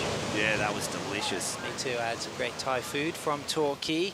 There's a lot of good places to eat here, and there's a lot of beautiful rainbows, as we can see one on our screen for the Melbourne flight camp right now, with scores coming through for Van Hoyenstein, a 4.5, a good start straight to the tip now for Edward Del Pero to get his second score, kicked off with a 2.83. So that will be an extremely low score and a little bit now of a hustle for positioning, but it looks like Johnny the Ripper, John Michael Van Hoyenstein, has probably got that first priority. And you had some nice conversations with Johnny in these last days. Tell us about what happened in his opening round, Josh, for any of you longboard fans tuning in who missed the start of the competition. Yeah, he's so excited. He's young, he's fresh, he's on this world stage, and he's just so excited, and he just didn't kind of look to his left and look on his inside. He saw the surface sort of stand up. He thought he was pulling off, and unfortunately got that interference. But I had a great chat with him. I told him his surfing deserves to be here. We're excited to have him on the tour, and look at this. This is why we want him on the tour, Sam. Straight into a 5, a 10, a soul arch, races off that tip, deals with the foam, walks back to the tail for a cut back, and then just lively, loose, high stance back up to the tip. Little tight 5, things get sucky through the middle of the wave there as it starts to die out. He goes back into the cut back, and that was a great decision to use his priority to take this wave, because he really did deliver some damage. Yeah, and I said to him, making mistakes, you can make mistakes in the first round, because you get another opportunity, just go into the elimination round and then put on performances. But this is why we want him on tour. 5, 10, soul large, driving nice and high, getting some speed out of that. Just getting caught behind here a little bit, but that's just the waves and the conditions that we've got right now. But you can see how calm he is. The footwork, again, up to the nose, and then finishing here just with a nice little wrap back to the pocket. Pretty well surfed wave. Yeah, that was great, Josh. In the pocket, you know, it wasn't an easy wave to surf, but the fact that he got that 10 early on, I like the pocket work through the rest of the ride. Is there going to be a pot of gold at the end of that rainbow for Johnny the Ripper? We will find out after we get those scores and the continuation of this heat unfolds. But right now, let's go down to the wax head. Matt, what do you got? A smart heat there, Coniella. Got a little bit sketchy towards the end, but you did maintain that lead. What was going through your head in the dying moments? I wasn't too stressed out. My main focus was I was trying to find the waves that are like 7s and 8s, but they weren't coming in towards the end, so I had to settle for 4s and 3s. So sometimes you got to do what you got to do, and fortunately made it out of that one. You got some great fans here supporting you, friends and family. Anyone back home you want to give a shout out to tuning in right now? Shout out to my family back home, my mom, my sister, my boy Phoenix. He's at home on the couch. But yeah, that's pretty much it. You know, we're here, it's freezing. but it's nice to be here. And you lost out in the early rounds last year. You wanted to go a little bit deeper in this event and to now move into the quarterfinals. How are you feeling for finals day? Feeling good. Hopefully it's good and I get a clean heat. But yeah, just go home, recoup, and just get ready for the next heat. Go warm up, Carney. Surfing good. And you got the boss, Kai Salas, coming up shortly. Any words of advice to him, or you keep your cards close to your chest? I don't need to give that guy advice. He gives me advice. All right, there you have it. Let's go back to live action. Congratulations, Connie Ellis-Stewart. Fantastic stuff. Good vibes, good energy. Relaxed there, but he played that heat tactically very well. He played it like a wise old salt for the young man he is. Yeah, he's an ultimate competitor and an ultimate professional, and we're excited that he's here. And for him, he did lose early last year. He lost to young Landon Smales, Yep. so that was an upset. But for us Aussies, it wasn't so much of an upset because we know how good Landon is. He's young, he hasn't been on the world stage, but we know how good he is. So big upset in that heat last year. Come back this year focused, and he's ready to go all the way. Was an upset, but he still had 2 wins in the season. Was the top seed going into Malibu, got second on the world tour. But watch out, a score coming through for John Michael van Hoyenstein. You can see the first and the 5th judge waiting to drop that score. You'll get an average taken out of these scores. The 7, a 7, a 7, a 7-5.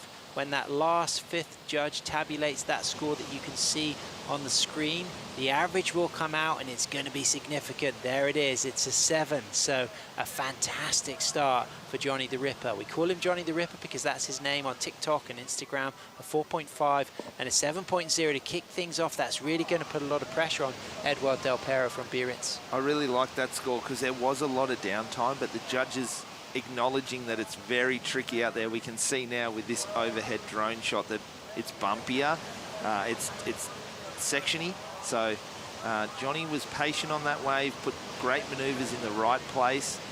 A lot of downtime, like I said, but the judges rewarding it with a 7-point ride. So great surfing there for Johnny. But Edward, he got 3rd here at Bells last year. He lost to Taylor Jensen in the man-on-man semi-finals. He's a multiple European champion. He's been 2nd on the WSL World Longboard Tour.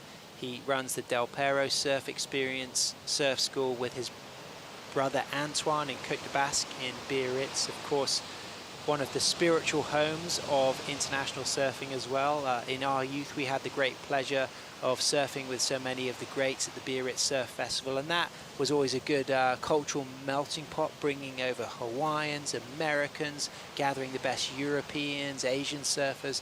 People from everywhere came to that, and we're also seeing this here in Bells. We've got Uruguay, Japan, we've got the local surfers, everybody coming together to share wave riding. Yeah, we definitely had some good times over there in Europe and doing the Brit Surf Festival. Super fun in the summertime over there, big crowds on the beach.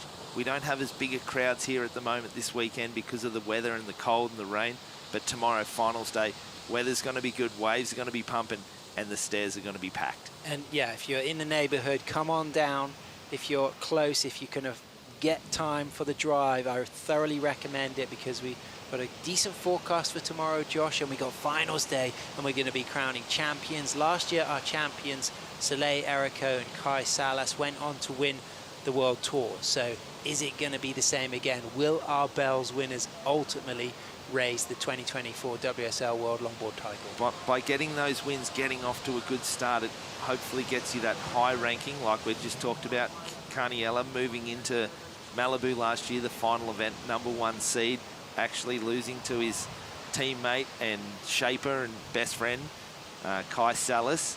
So interesting there that Carney just didn't ice it, you know, just didn't get the icing on the cake, but he was happy to lose to his friend and sponsor and shaper, definitely. And if you do come on down tomorrow, get the opportunity to see our champions lift the Bells Bowl trophy, made of course from local ironbark, sourced here in the native woodland, and of course proud Wadawurrung woman Karina Eccles will be here on hand to really celebrate the heritage and the lineage of this fantastic landscape and area. And what a great trophy, the Bell's Bowl, made from local ironbark. It was distinctive last year, and I know there's a lot of surfers already licking their lips at the chance to have that on their mantelpiece at home. Yeah, it's definitely special, especially just having these trophies that have a meaning. There's something behind it, more than just a piece of timber or a piece of little scrap metal. Like, it's the Bell's Bowl, local materials sourced out of the rainforest here. Very lucky, and these surfers are all gunning for it. Where do you keep your world title trophy? Oh, it moves around a little bit, but at the moment it's on the on our TV unit in the main living room, so we get to see it all the time and just think about those good times. So fortunate to have the life and the career that I've had, and support from my wife and kids, so pretty awesome. And where does Anna keep her world title trophy? Because she is, of course, a tandem world champion. Yeah, she's got a few more than me, so they're scattered all around the house. And how many has she got? She's got 5. Oh my gosh. So yeah, mine's sort of there. I keep putting mine in the front, and she keeps moving hers around, so we see him all the time. But so she's completely got the better of you. 5 world titles against your 1, but you got 8 Aussie titles. This guy's got multiple European and French titles. He's been second in the world before. It's Edouard Del Pero. Originally from Marseille on the Mediterranean coast, but as a young boy moved over to Biarritz, and he is hung 10 on his Alan Minvel board through that inside section, and he is just climbing and dropping with 2 turns, and this is going to put him right back in the game, Josh. Yeah, and like we said, these guys, they're not going to go around these sections. They're going to climb over them, and those last little 2 foam climbs from Eduardo were so good. Nice flow. This is going to be a really good score, and like you said, Sam, it's going to get him back in the heat. It's not going to get him into the lead. He's chasing an 8.67. I don't think the judges are going to go there, but it's definitely going to get him into this heat. I'm still processing the fact that Anna has won 5 world titles. I knew she had won some, but I didn't realize she had won 5. No, I think that is her claim that she reminds incredible. me all the time that she's surfed bigger waves than all of us. So all of us put together, Yeah. piled on top of each other. Absolutely. 15 minutes remaining. Edouard Del Pero waiting to drop a score. It feels like it's going to be significant. Unlikely to be the 8.67 he needs to move to first, but it's certainly going to improve his situation as that wind blows strong, very strong. But Johnny Van Hoyenstein goes to the nose and puts that board on a nice gouging low drop knee. That knee almost touching the stringer as he gets into a nice soul arch 5 through the pocket on the inside, and then he's going to walk into a nice float down carve and just compress, stall, and just stand off that board, and that is going to potentially replace his low score of 4.5. Hard to tell, but he certainly rode it with panache. really nice wave, really well ridden, a lot of action. He's super busy. You watch someone like his best friend Carniella Stewart in the heat before, so patient on the wave and smooth and delicate. Where Johnny, he's got the energy, he's pushing hard, he's drop kneeing, he's running to the nose, he's going through the pocket. So really nice wave there for him. Edouard's coming in at a 3.9, so probably not as high as what we thought. They're loving the speed and energy at the moment from Johnny. So we'll see what Johnny's last wave comes in, and then we can really find out where we are in this heat. And talk about the conditions right now, Josh. You've spent a lot of your career coming down here to compete. You've done the Aussie titles here in '99, in 2004. You would have free surfed this coast. How is it out there now with that strong side wind? Yeah, it's difficult today. So here's a replay of this one. So nice footwork, nice smooth turn, but we can see the difference in the energy. Johnny's doing these drop knee whipping turns, and there's a lot faster and quicker, but that's a great 10 there. Aiming a little straight to the beach. Johnny was a little bit more through the pocket, but these foam climbs are really nice and smooth. So that's maybe a little bit the difference between the last one for Antoine, and here's this one of Johnny. Speedy, angling through the pocket. You'll see this drop knee, it's a little whippier. It's got a little bit more speed and acceleration. Back up to the tip, driving across the face of the wave, coming back here, and then finishing with this down carve. So really nice wave there. Kind of similar. I think there's just a little bit more energy coming out of the surfer from Hawaii in the blue, and I think the judges are really liking that style of surfing. So we'll wait for that score, Josh. It'll come through real soon. We'll let you know after a Bonsai brew break.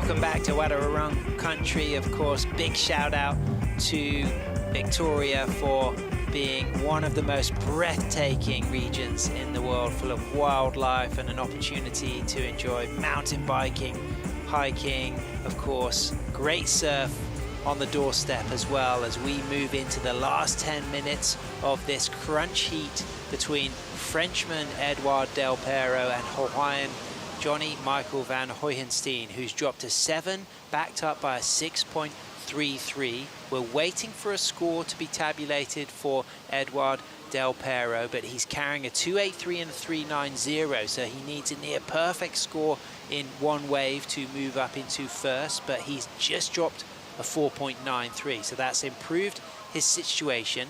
He's now chasing an 8.4, and here's the replay, Constable. Over to you for this nice bit of surfing from the Frenchman. Yeah, really nice start to that one. 5 and 10. Smooth little cut back here. Just waiting for the next nice section. There it is again. 5-10. Driving the 5 through the pocket. Cutting back here nicely. Just being nice and patient, waiting. So it is. We've just got to be patient on these waves. It's kind of junky and rolly, and then a nice little smooth finish there. He's putting everything into it. He's really going for it, but he's just not been lucky with the shape of the waves and the run. Johnny's had waves that have had a little bit more speed and run, and here he is answering back. Yeah, definitely. That one's not a great wave for John, but he'll paddle back out. He'll get that control of the heat. He'll get priority, and now he'll have to try and close this one out. Wow, 8 minutes, 40 seconds remaining. Looking very good on his marked little boards is Johnny the Ripper with a 6.33 and a 7, and a little bit of a paddle there for Edouard Del Pero. Out of priority, so he had the opportunity to have a look at that, but he's chasing a big score as Kai Hamasi eyes up the lineup. He's going to be coming up against Ben Skindog Skinner. Kai had a heat earlier today. He looked really strong, but looking equally strong is Mark Little Rider on the Moku boards. Johnny the Ripper up and riding once again. He got a 10, he's got another 5 into a 10, into a soul arch, hips forward, walks out, and then floats, and he's in rhythm. You get the sense that this guy is building and building and building. He got to a final of one of the World Tour events last year in El Salvador, and he's looking like he wants to book himself a spot in the final berth here at Bells. But if he does win this heat, he'll come up in the first quarterfinal against his good friend from his same patch, Connie Ellis-Stewart. Yeah, wow, that'll be a great quarterfinal. That could easily be a final, but great wave choice here. He had priority, kept Antoine off of this. Great 5 and 10. Driving a little cutback here, nice and smooth, reading it really well, hanging with it, and then again, 1, 2, 3, 4, boom. Nose ride, 10 through the pocket. It's just the energy. The judges are loving the energy. Yeah, he's really nailing it. But also, you talk about high energy, but he's not overcooking it. No, not overcooking it.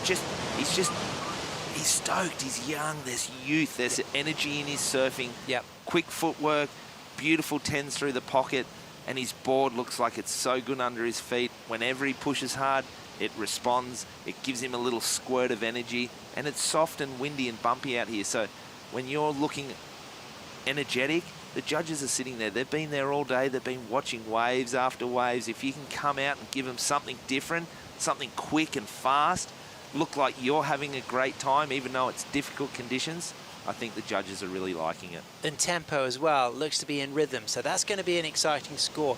Do you think that's going to replace that backup 6.33? Oh, Sam, putting me on the spot. I like it. He got the couple of 10s. There was a little bit of downtime on it. Maybe the finish wasn't as clean as what we've seen from him in the past, but pretty good wave, energetic, taller wave. Had a little bit more size on the takeoff on the outside. I like it. I like it a lot. I think it's going to go in the top 2. Ooh, nice. I like that. Yeah, I do. Good call. Let's see the replay. It'd be great to see some replays of those waves. But he's paddling back out. He's going to put a little bit more pressure, hopefully, on Edouard. But you know what? Edouard, he's a great surfer. He's been here in the past. Absolutely. An 8.4 for him is nothing. He just needs the right wave. We'll see a little bit more energy. He'll push a little harder now, knowing that he has to go all out to get this score. I mean, the dominance that Edouard has had in European competitive longboarding, it's been shared between him and Ben Skinner and Antoine, his older brother. I mean, for the last 20 years, pretty much, winning a European title has been near impossible because of the strength of Antoine Ben Skinner and Edouard Del Pero. And Edward has taken that into the international stage, and he knows he can get excellent range scores. He can, and his surfing is still so current.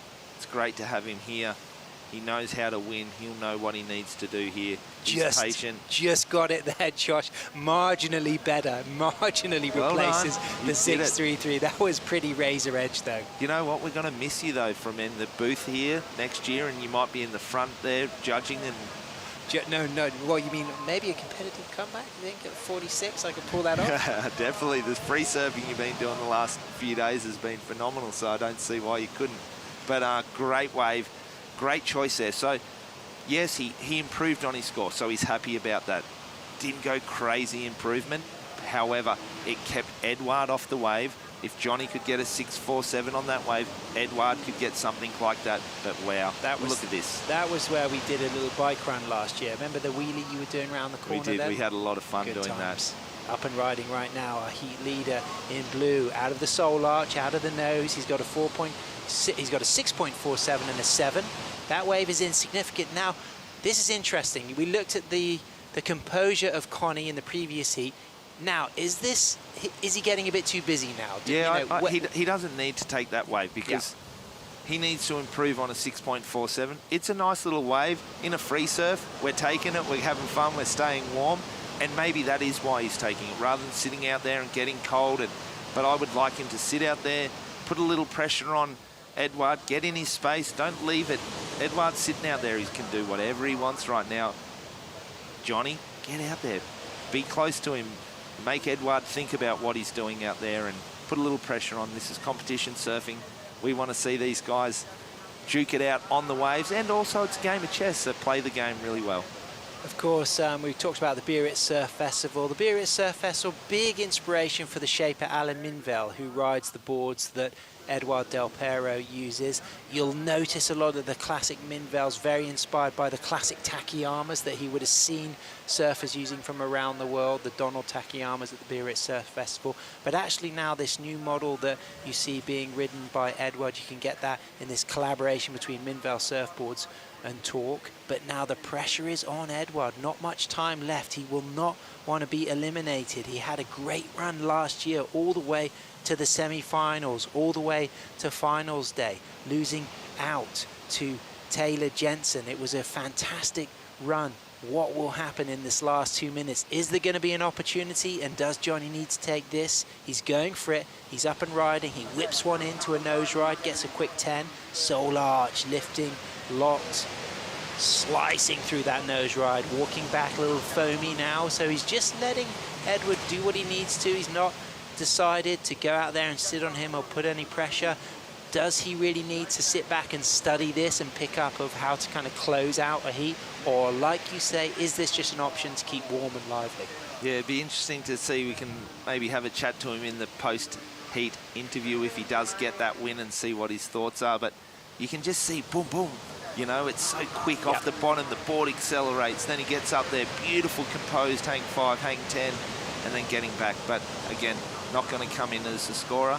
I personally, if I was coaching him, I'd love to see him sit out there and put a little pressure on Edouard. Great positive energy for him to be here with his brother competing, and his brother is still in the main event. His brother will be surfing in heat number 7 against Taylor Jensen, and then in heat number 8 we've got another fantastic one to look forward to with 2 Americans, East Coaster against a West Coaster. It's Tony Silvani against Kevin Scavana. So we will continue moving through that round of 16, but it's possible we'll run out of daylight by about heat number 6. So you have to keep an eye on things. We might not quite have time to see through that whole round, but right now, is this going to be elimination for Edouard Del Pero? Yeah, well, a minute to go, so he's just waiting for that wave, but that'll be a really interesting one. If we do finish up after heat 6, the next one was Taylor Jensen.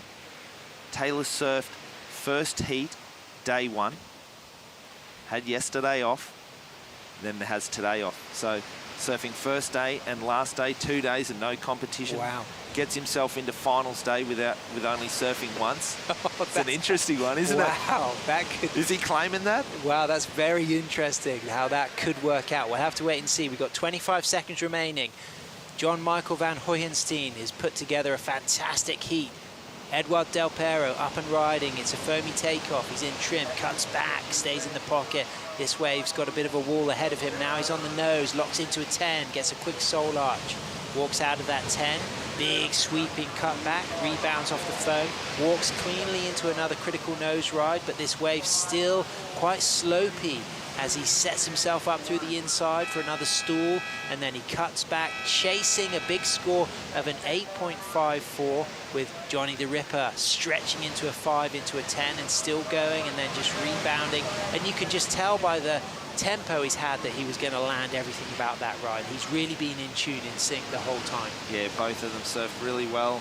Unfortunately, Eduardo just didn't get the opportunity on that last wave. He surfed it really, really well, but just didn't stand up for him to give him that big section, either to lay into a big carve or a beautiful 5 and 10 combo. But well surfed heat. We'll see Eduard in plenty more finals because the guy is a phenomenal surfer and a great competitor. It's great having him here. Stoked to see Johnny.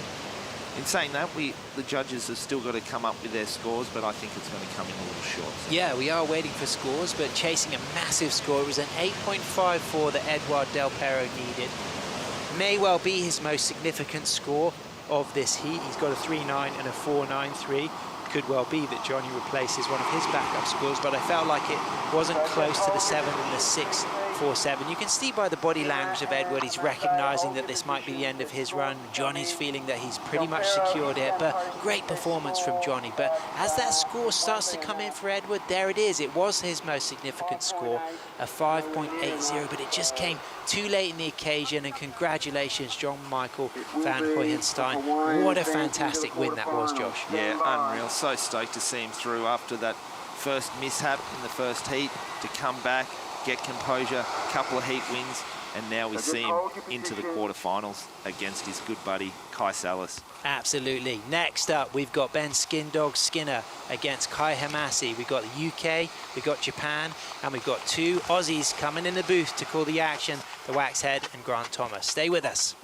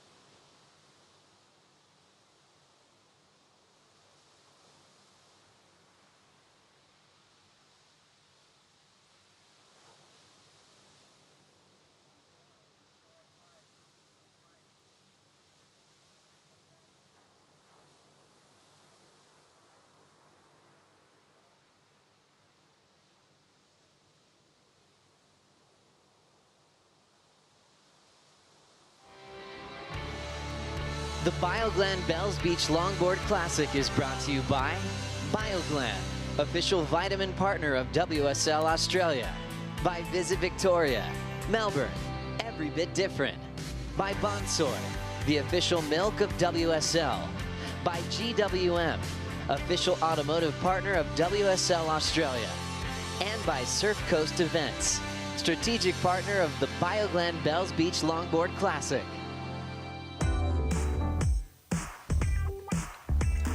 Welcome back to the show live from Bells Beach, stop 1 on the World Longboard Tour.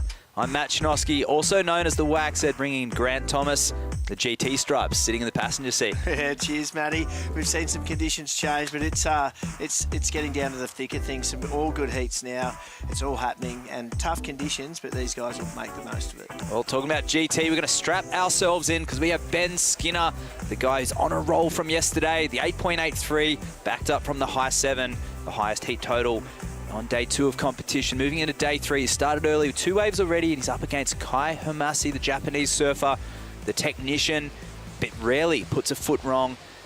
And this is what Ben got up to in the break. Yeah, a couple of nice little drop knee turns. We're really seeing that commitment to the rail there, and that one with getting the wall in front of it, a little lump, and Ben's had plenty of experience. He's out of there as we see Kai, a nice little hang 10 and another little hang 5. So the first part of that wave looking solid. He's got a fantastic style, beautiful transitions as we see 3 nice looping drop knee cutbacks. And just getting hung up though. So that wave had a bit of potential. We could see that as a little error. For sure. As we move to the back end. Yeah, 3.5 locked in for Kai Hamasi. He has out into the early lead, but a missed opportunity there. He'll fall back into second priority while waiting for these scores to drop and waves to eventuate. We have John Michael Van Hohenstein on the glass with Belen. Yes, we've got Johnny the Ripper with me right now. Wave choice was so imperative out there, and you managed to pull it together. It looked really difficult. Explain to us what it was like for you out there. Yeah, it was a really good heat with Del Perro. He's an amazing surfer.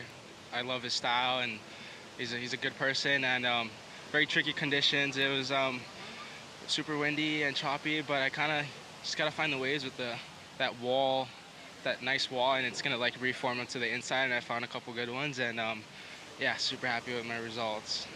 Your 10s plowing through some of those sections was just beautiful. We were all hooting and hollering for you inside the competitors' tent. How did that feel with this board out there right now with that kind of conditions? Yeah, I felt really comfortable on my 9.4 Mark Liddell board, hand-shaped, and I don't know, I just kind of had to tell myself just to relax, go out there and have fun, and that's where I'm like super calm and relaxed, and it was, yeah, super good. Yeah, you should be so proud of yourself. Good job. We will see you in the next round. Best of luck. And anyone you want to say anything to back home? Hi to my dad back home, everyone supporting me back home, all the people I love. Thank you for the support and all my sponsors. Aloha. Aloha. Back to you boys in the booth. Thanks for bringing the stoke, Belen, and nice to hear from Johnny the Ripper. He's going to join his brother through to, well, he's going to be coming up later in the round of 16. We saw him make it through there in the earlier rounds, the goofy footer. Really nice drop knee turn off the bottom turns.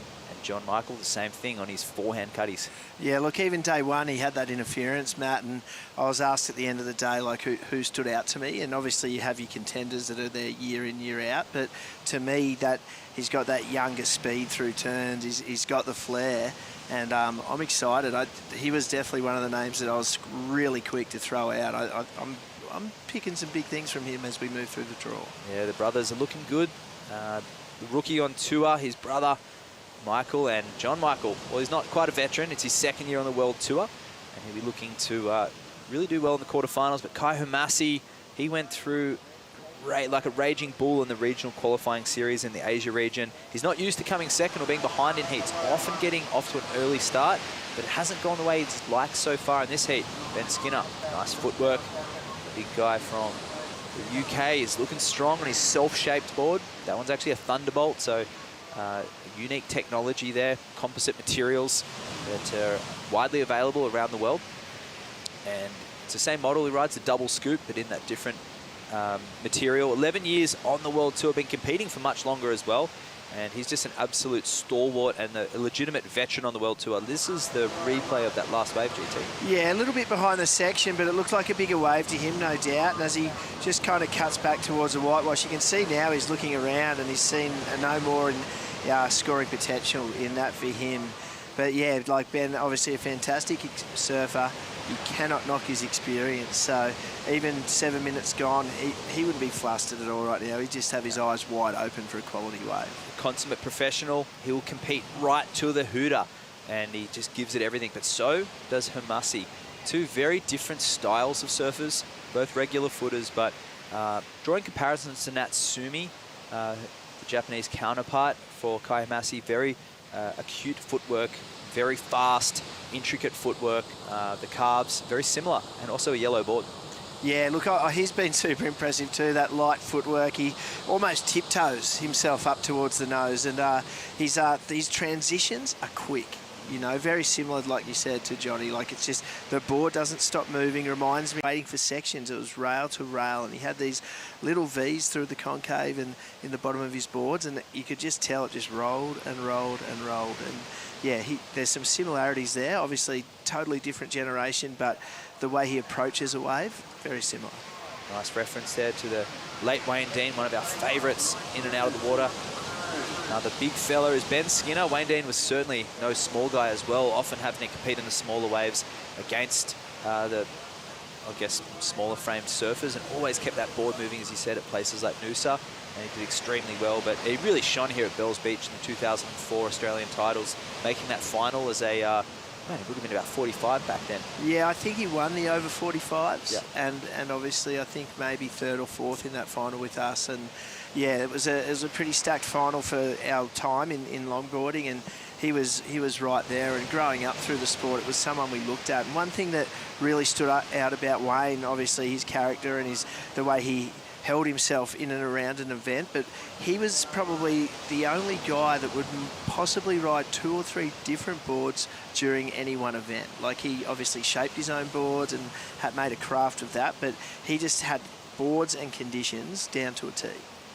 Really nice analysis there. Ben Skinner also self-shaping his own surfboards, and quite a few men throughout the draw. We talked about Michael Van Hohenstein, self-shaped board from Hawaii there, and Kailis Flint as well. Here goes Ben, surfer in red on the red board. Nice hang 10 there. That one's in the pocket. Drives through this section, keeping really busy, keeping that board moving. He'll set up the inside section here. A little bit of a stumble. He hammers this one shut, and of course, he rides out. That one will be a healthy wave. Really the best one of the heat so far. Yeah, very, very good wave for Ben. You know, he's been hunting the lineup. It was really interesting without priority, paddled himself up inside Kai, and we don't see it so much in longboarding, but when you don't have priority, let's have a look at this wave as Ben takes those 4 steps, holding that hang 10. Look at that, right through the most critical part of the wave. Judges are going to love that. Sticking with it, he knows at that point he's got a score of significance for these conditions, and just as the professional he is, he just makes sure it's finished and done. Yeah, putting the icing on the cake, and he fell out of the draw to Declan Wyden here last year, so a little bit of friendly rivalry from the 2022 season where they duelled it out in a semi-final in Manly. I believe the final. Anyway, they made the final series. Really good contest and extremely good rivalry with those two guys, actually. But Kai Hamasi, the rookie on the tour, he's been knocking on the door for quite some time. Last year, it was J.R. Escobar who qualified on the regional tour, making his way, the first Filipino on the world tour. Across the Challenger Series on the shortboard side of things, they did have Marimar making his way onto the CS, the first Filipino surfer to do that as well. So great things happening in the Asian region. And in Japan, they've obviously represented at Olympics, Challenger Series and CT level before. Longboard World Tour. It's been quite a while since we've had a male surfer representing on the Longboard World Tour. We've had Natsumi and Hiroka Yoshikawa. It's so good to have our friend from Japan, Kai Hamasi, representing. Here he goes, using his priority, sweeping into this wave. Nice transition turn. Wow, really similar lines to Natsumi Taoka in the women's division, keeping that board lively. Now he steps forward, having a look at this inside. He fell off right here last time, hasn't hit the nose yet, so just use the tail. We'll try and, he knows needs to execute 6 true steps forward to the nose, gets the hang 10, and those steps perfectly timed for that section. And he finishes in the Bells Shorey. Intricate small wave surfing there from Kai. Yeah, like I was talking about, just at the beginning of that, you could just see going from one rail to the other, and then there was at one moment where we know when we're getting to that flatter section on our board. We'll get to it in a moment. So there's 2 changes of direction already. A little subtle one followed by a more major one. You can still see the board now moving side to side. As he walks forward up here, you'll see him start to move it side to side right there, and that's sort of helping him gain momentum, similar to like a weave on a shortboard. And there we go, right there, just to keep that momentum moving. Nice little hang 10, not a huge section, but for him, finishing off that wave, and he's opening right at 3.5, so I think it's going to be pretty similar. Yeah, it did get small on the inside, but Ben Skinner on a similar wave to Hermasi, and this one's got a bowl in it. Transitions through that section. Tight in the pocket here. He's going to look for that inside reform, looking loose, looking free. Kicking out of that and maybe trying to regain priority, not feeling it had the inside section. A 4.33 on his last wave. Perhaps that one will better the 2.5, but he'll be looking for something of more significance. Yeah, here's a replay. It's got a bit of size of it on the outside. Gets that 5, quick 10, holds onto the 5 on the way out. You can see the remnants of that spray as he really puts it on rails and cut back. And unfortunately, as this wave pitters in now, it's just catching up to that one in front. But Ben's surfing well, there's no doubt, and he's just really waiting for that opportunity to pounce and put his mark on it. But he is up against Kai Hamas, the younger competitor that's got all the energy, that's got all the flow. So it's going to be a really tight tussle. The judges, a 3.4 for Kai, so not appreciating the delicate footwork and really just seeing there was no critical nose ride. He looks back and maybe to look at priority or to listen to his score, but he's a little bit shocked. He's got the P next to his name. Here goes Ben under priority. Nice 4 steps to the nose. Sticking in the bowl there. Watch where the tail is on the nose here. Really far back. That's a scoring nose ride. Unfortunately goes down, but the positioning was on cue. Yeah, like I said, opportunity arises. We've talked about through the other heats, like people putting it at risk and really trying to get into those higher scores. And we saw Johnny do it quite well in the last heat. That was the perfect thing. That's not going to rattle Ben whatsoever as we look at that replay up to the front of the board. Nice nose ride, coming back, slightly digs in. But as we see this next nose ride, many a surfer right there may have made their way back. But Ben knows what it takes to get those scores up in that good and even excellent range. And he was banking on that then. So it certainly was. 15 minutes to go, though. We're going to see more of that. Yeah, you could see him leveraging, looking forward. You know, he was trying to drive through that section. It's unfortunate. Would have gone higher. 3.57, nonetheless, is still better than Kai's wave. This one, really small wave, and he kicks out of that one. So interesting choice of wave there for Hermasi. Loses priority at this point. Priority error there for Kai Hermasi as Ben Skinner extends his lead. A 4.33 with the 3.57. But still needing a 4.4, the Japanese competitor. Now, Ben is on the inside, so Blue will get that priority back. But still, maybe he's starting to wander and a little bit of pressure from the veteran. Yeah, as you said earlier, though, different position for him. He's up to the early lead normally. Ben's put the pressure on inadvertently here. Not great scores, but we're going to see how he handles that through the rest of the heat. Well, let's go for a bonsai brew break, and let's catch up the rest of this heat after the break.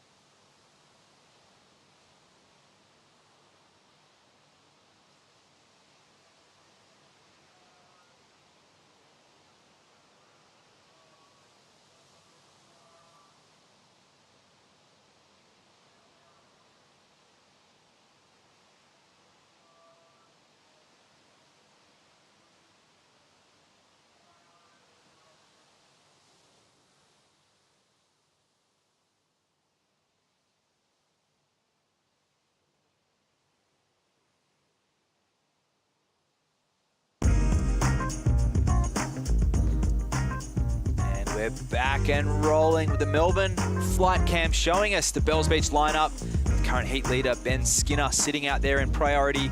And we're right down on the cliff there. Still in Rincon at Jirac, located 150 kilometres out of Melbourne. And the beautiful Great Ocean Road, the gateway to just this enormous coastline and some radical waves. But here goes Kai Hamasi in the break.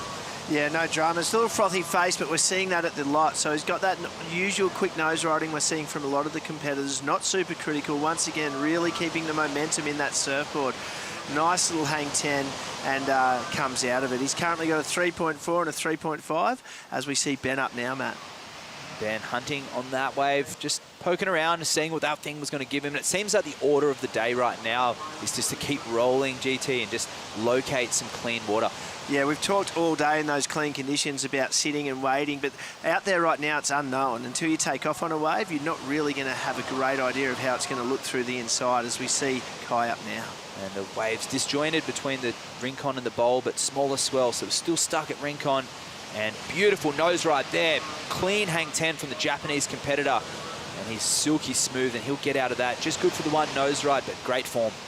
Yeah, it was. I really like the adjusting that he did with his body weight. And now Ben up. These boys are into it. So just rolling the dice on this. This is actually the 15th wave ridden in the heat so far. Beautiful transition there. Super consistent waves. Ben, super consistent on his board. There's a solid 10. Steps back in the midpoint. Drives through the section. Kind of interrupts the flow a bit, but wrangles that top turn.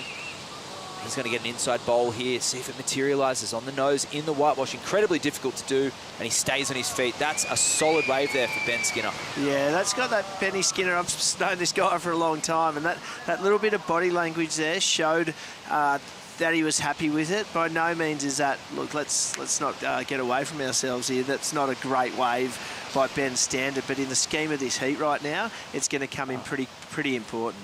When we look at all those little details, we do get a little bit excited. That's he's a surfer's surfer, very technical as well.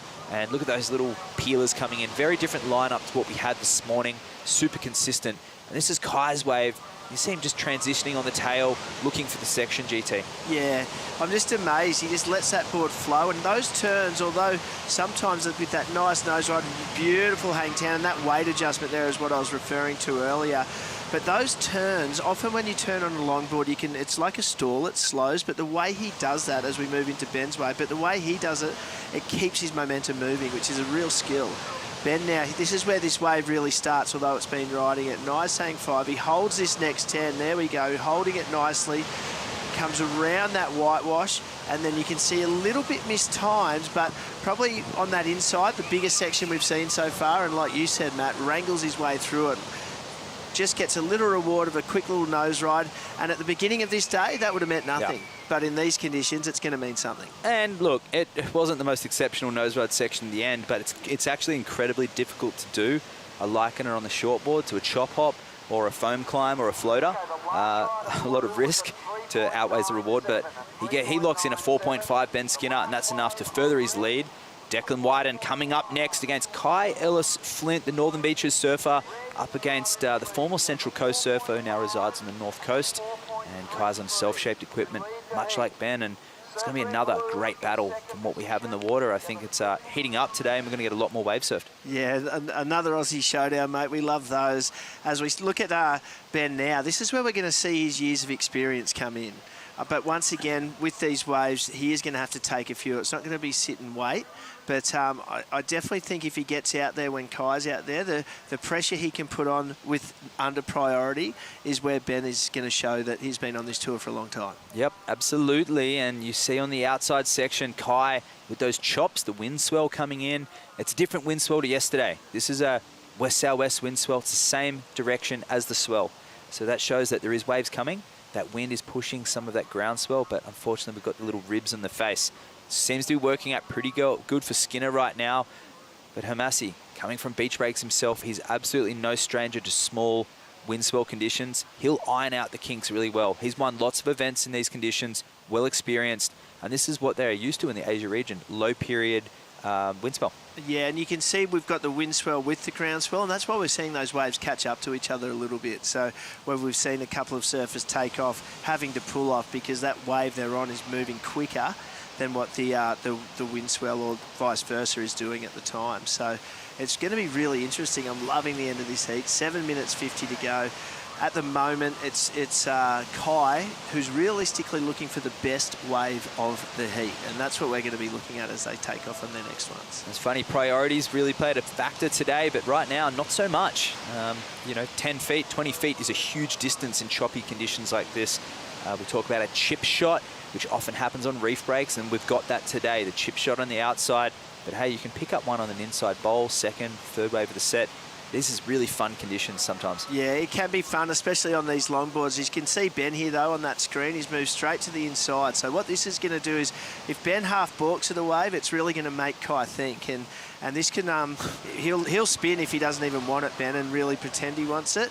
But at this stage, like we spoke about, no one knows what it's going to be like till they take off. Look at that chin on the board. Dedicated paddle, beautiful. Fade turn to nothing. The wave didn't eventuate. He was hoping it was going to have that little reform. You can see the energy got sucked away from it. Advantage to Ben Skinner, the current heat leader, holding priority, but still needing to get rid of a 4-3-3, a low-scoring affair. Ben rolling the dice on this. A bigger wave. Can he chip shot into this? He finds clean water. Stepping forward, gets the nose ride. Slight elevation, driving through the middle of the board. He's going to cut back into the power. He's going to regroup and try and look for this reform section. Difficult for us to locate, but Ben, of course, he's looking forward. He can see it. Nice little drop knee. And after logging that 4.5, he's going to try and finish cleanly. He's looking more on the end. And he finishes on the reef. He looks up at the judges and says, come on, give me the score. He's like, what's it take to get a 5? But look, I'd be interesting at, we won't see it, but here we go on this wave. But there's one really good moment in this wave that I'll point out as we get towards the end. But doing his work as he does, the consummate professional. I like the way in that 5 he brings his foot forward just to show it's not a 10, but it's a really committed 5, which the judges will notice. As he comes out of this next nose ride, I absolutely love how his back foot hits and turns. There's no time, there's no downtime, it just hits the tail of the board, and as it hits, that board's pivoted and put on rail. That is hard to do. Turning on a dime, utilising the board for its necessary features. Tail for turning, the middle for trimming, the nose for nose running. Sounds simple, but that's the art of trim, and it's very difficult to combine it all, especially in choppy waves like this. He'll lock in a nice score, but it won't reflect the technical ability of Ben, and it certainly won't reflect how difficult it is to do in these conditions. The judges want to see more. There's waves out there. They've just got to try and channel the sets. Yeah, 100%. And like when you're talking about using all of that board, Matt, so much easier on a nice, perfect long point break. You've got time, you can see the sections. The ability of these guys to be able to use all of it on shortened up sections where the wave's constantly changing. You add to these waves and then the reef of Rincon with deep spots and steep spots, it's just ever changing. So although the surfing, we're going to see better, but at the same time, the way they're approaching these waves, the technicality of this surfing is amazing. 5.5 locks in for Skinner, extending his lead. Kai needing a 6.03, sets approaching. Very tricky. Earlier in the day, this was for sure a heat-winning set. Right now, breaking off Rincon, in between the bowl. If you've been tuning in throughout look at the rainbow, off to the left-hand side of the screen. Incredible vision over here at Girac, Bells Beach. And Kai Hamasi getting this set reformed, looking for something. He's hoping, wishing, and he's pulling out of that. It didn't eventuate. So unfortunately, the rainbow wasn't benefiting Kai. But Ben kicks off. He actually takes off down the line on another wave, halfway out. S turning on this one. So turning into a bit of a grovel fest, but Ben, he's up for it. Another 5 through the section. Gets a lip line float and sits down in that turn. And for sure, he rides out of it. Bettering the 4.5. I'm not sure. First impressions, GT? Yeah, it's going to be right around that mark, and it's so hard to judge. I wouldn't be surprised if that's the same wave that Kai took, but further in and across. Yeah, as we look at Ben now, nice hang 5, hang 10, high and tight in that whatever pocket there was even on that wave. And as he sets up this other one, those little adjustments. That 5's nice and tight in the pocket, just saving the nose, and a cleaner finish than his other wave, which I think was the, that might have been earlier, but I think it might go there. So Ben's lot, that's his 11th wave right now. An absolute wave fest here at Rincon, and doesn't look pretty, but it looks fun. And the surfer in there, if you've got the booties, you've got the, well, in Ben's case, he's just got a 3-2, standard summer wetsuit. As he came in from the surf yesterday in his post-heat interview, he alluded to just how warm he was. I haven't heard that from any other competitor. Yeah, this is actually a pretty nice day in England, I'd suggest. You know, I know it gets nicer, but some of those days you see at some of their beach breaks especially, and the weather these guys are putting up with. He was telling me about a camping trip he did, and his wetsuit is actually frozen stiff, and they have to camp on the cliffs, and they're like I think they were like a 6 mil. It might have been more, like these full dry suits and hoods. And he was explaining to me in the morning he has to put his booties on 3 or 4 times because it's that cold when you get it on. You've got to take it off. It hurts. And then in that time, wow, he's ready to surf. So this is nothing for that guy right now. And Kai often surfing in super frigid conditions too. Maybe not snow, but close to it in Japan. Summer and winter. Both pretty radical extremes through the seasons there in Japan. Phenomenal waves. You go north and south, especially south. A lot of islands there. You can feel like you're in the in Indonesian archipelago or Philippines or something at times. But yeah, 5.4 for our surfer in red, Ben Skinner, extending his lead to 6.93 for Kai. He'll be thinking he needed that type of score anyway by the end of this heat.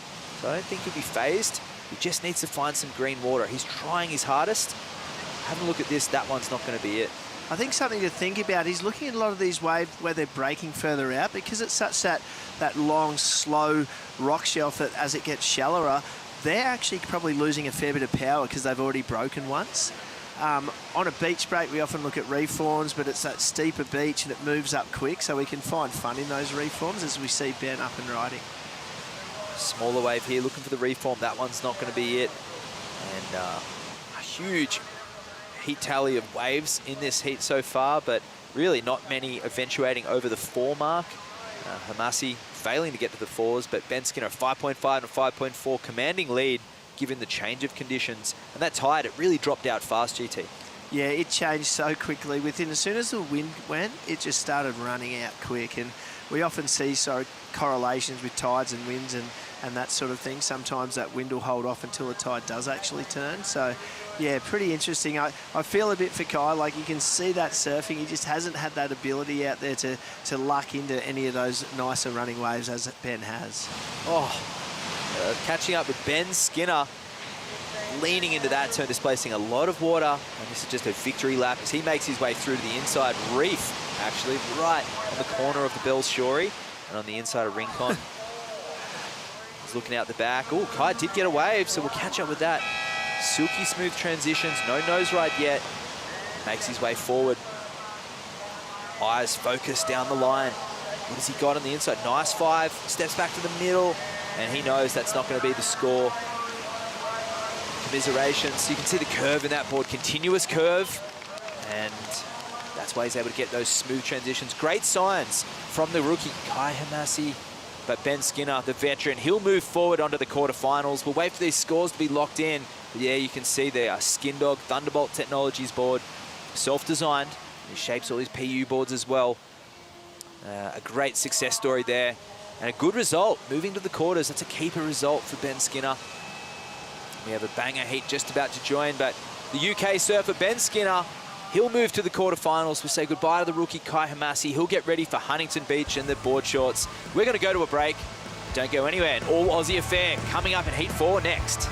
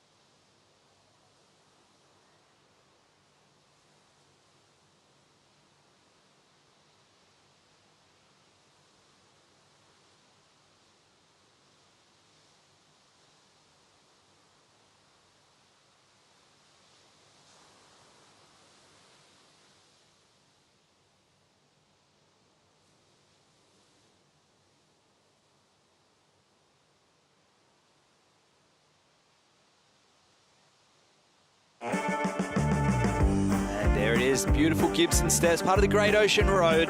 12 Apostles, a beautiful long stretch of road going through Apollo Bay and Lawn, all those coastal hamlets, amazing cafes, restaurants, subtropical rainforest, and just a barren landscape. Feels like you're at the end of the earth sometimes, but we're here at Jurak, Bells Beach, for stop 1 on the World Longboard Tour, straight into Heat 4 of round of 16. Declan Wyden from Manly Beach up against Kylis Flint from Byron Bay. An All-Australian affair, 2 regular footers who are just setting the world on storm with their performances. And this is going to be an absolute bell ringer. 1.5 for Declan's opener. And Kylis Flint about to open a healthy wave with healthy score on this opener. Yeah, here we go, Kai. One of the standouts of round 1. Nice cutting back there. That's his second manoeuvre. Hanging 5, a quick 10. And then as we look, there's a locked-in little 10 through a short section. So he read that wave really well as he comes back around, straight up to the nose. Nice hang 10 through there, hanging nice and tight on it as he works his way all the way in. Sticking with it, though, because we know at this moment anything can count as he moves forward and throws his board up into the lip. A 6.33. Best wave we've seen in over half an hour. What a great start for Kai. This is the Aussie Showdown.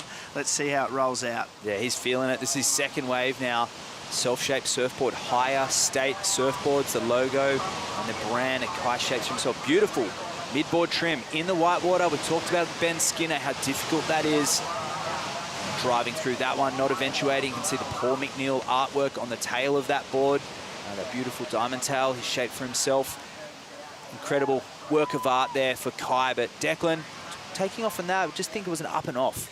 Yeah, it was, and even those Kai's wave didn't pan out here. Have a look at this wave of Declan as he fades back, trying to find that little power at wave to stand up. Beautiful little drop knee.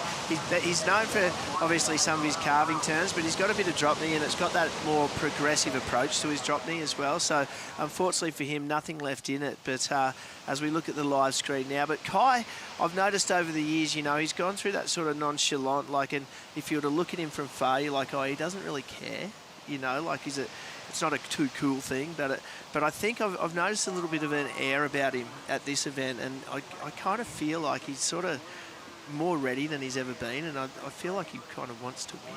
For sure, yeah, and you know, surfing with good surfers, it breeds this positivity, and mediocrity breeds mediocrity, and positivity works in the other way, and it's like a magnet. And CJ Nelson doing good things with Kylis Flint, Sole Erico, reigning world women's champion, surfing up in Byron Bay with Kai, testing, riding equipment between CJ and Kai. So a great little team they've got going on, and it's showcasing in his personality and his body language here at the competition.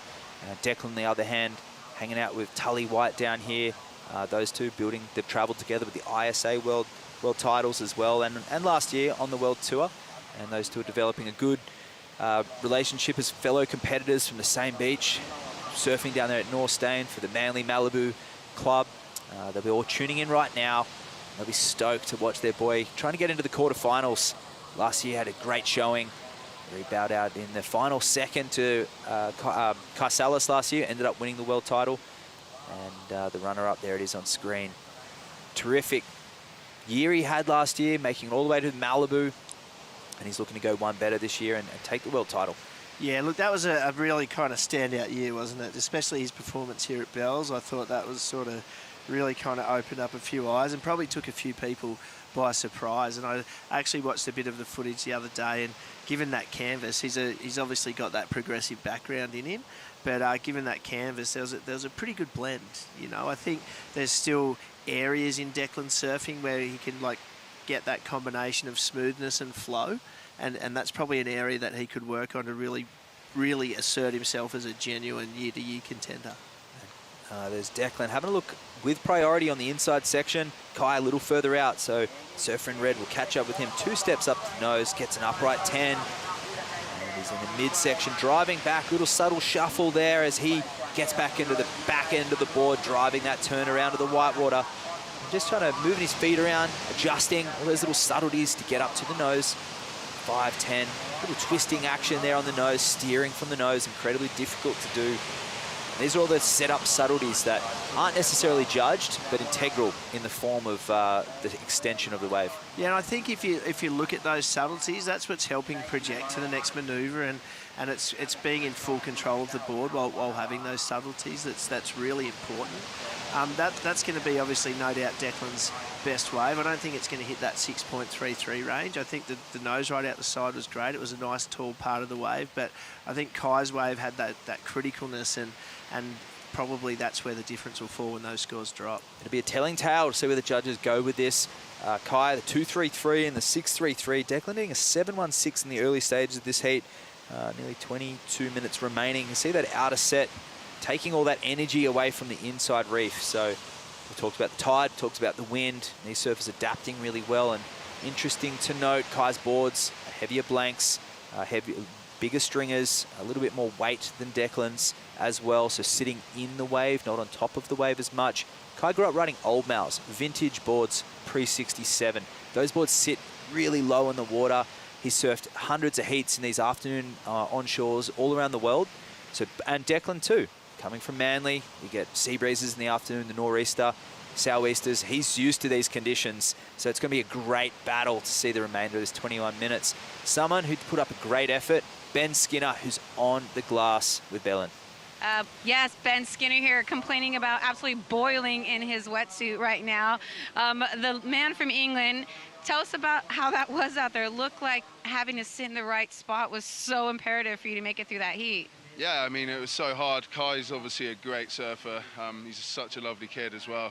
So we were kind of out there going, we're just looking at each other going, don't know where to be. Like, it was hard to read each other, all the waves, so just had to pick the right ones and surf them to the best of the ability, but it was tricky. Yeah, your two highest scores, actually, you caught on the inside, wasn't even out the back. And how was that, having to sit inside more? Well, I started to notice that the sets were just splitting completely out the back, and if you're taking off at Rincon, you had no chance of connecting on the big one. So I just figured trying to take the inside ones that have already lined up kind of was easier to read and definitely helped. And being a father and having two children surfing in Portugal right now, two different podiums, how is that playing in your mind trying to surf for yourself? Yeah, I mean, I wanted to get through, obviously, but I just want to go get changed and sit down in front of the fire and watch my kids compete in Portugal. All the English team are currently there now, so yo to everyone, and I'm going to be there in a few days to help them all through the event. And yeah, good luck, kids. Let's go. Woo! All right, well, well, best of luck in your next round. I hope you do well. Kill it. Thank you very much. Back to you boys in the booth. Whoop, you! Thank you, guys, and yeah, sending good luck to everybody over there in Portugal, and good interview there, Bellin. And 20 minutes remaining. We cast our eyes to this heat now. Declan locks in that score of a 4.5, so he's right back in it. Now only needing the 4.17, so this is an evenly matched affair. I was talking about before the break the onshore wind. These surfers are very well versed in these conditions. Two very different style boards and surfers. Kai flowing through that drop knee, using his footwork, linking the tail, stepping forward. This is flow epitomized, and he goes down. Does he lose his board? He holds onto the board. No leash there for Kai. Declan behind him, trying to get some clean water on this. Nice 10. Steering on that one. Very functional. He goes up for a little foam climb and puts this one into the lip. He's a bit upright there, waiting for this section, seeing what's got on the inside. Much like Skinner in the last hit, there's a classic drop knee slash. That's more of the Declan we know. He works this one through the... Oh, shivers. Watch the fin on the inside. That was a pretty wild exit, because there's rocks in there too. Oh, there sure is, mate, and he would have gone close to finding any one of them. That's an interesting exchange. I think Kai's, no doubt, started really good. Unfortunately for him, not finishing it off. Declan's a little bit scrappy, to be honest, but gee, he muscled his way through it. Let's have a look at Kai. There's a little bit of icy shades, because I surf with Bo Young a lot in this, as he comes out of that drop knee, that turn there, that bottom turn with the arms, lifting himself up into the wave. There again, those knees coming together. There's a lot of Bo Young in that for me, who I had to watch a lot, and unfortunately I watched him beat me too many times, but I love that style. You can't teach that. Like, you can copy a bit, but you've got to earn it, and it comes with feel. So we see with Declan there, that's what I mean, a little bit scrappy, a little bit bobbles, but this is pure muscle. Very hard to do, and he holds it to get itself out. Not super critical. It's in the whitewash, which makes it seem that way, but it's at a slow speed. So I'm finding, like, I love this drop knee turn though. You can see the whip in that with that upper body rotation, and that comes from that progressive side a little bit to bring it all the way around. So I think, yeah, pretty good wave for Declan. I think the scrappiness might hold the score back a bit. It was worth persevering for sure, because, you know, that 10, although not critical, it was technical, really difficult to do. It just wasn't a great wave, nor was Kai's to take off on, but these surfers making up for it down the line. But where Kai fell, Declan capitalised, getting that big drop knee sweep. Love the reference to Bo Young, Kai's surfing. Bo from the Northern Rivers as well. Spent a lot of time in Sydney, actually growing up. I got to watch Bo a lot when I was a kid. He's doing a collab with Bennett Surfboards these days down in Brookvale. Kevin Scavana talking about the drop knee perhaps, and leash, talking about the leash actually, making a little joke about it. A 447 for Kai Ellis-Flint, leashless, but Kevin, an exponent of the no leash. That's why he's just given Jack Tyro there a little bit of a nudge. Yeah, that takes Declan's what he needs up to that 6.31, and we'll see him paddle into this one now and not take it. So, look, I think that's going to be definitely factor into Declan's score. It's probably going to hopefully better his 4.5 for him, but the judges really loving that surfing of Kai just to offer that score for that wave. Elegant footwork there coming from behind the section. Midboard trim on the fulcrum of the rocker there. Flat area off the tail here. Compresses, goes up. This time, ices the landing. And he kicks out at that one. That'll be a nice score. Short wave, but a nice combination of manoeuvres.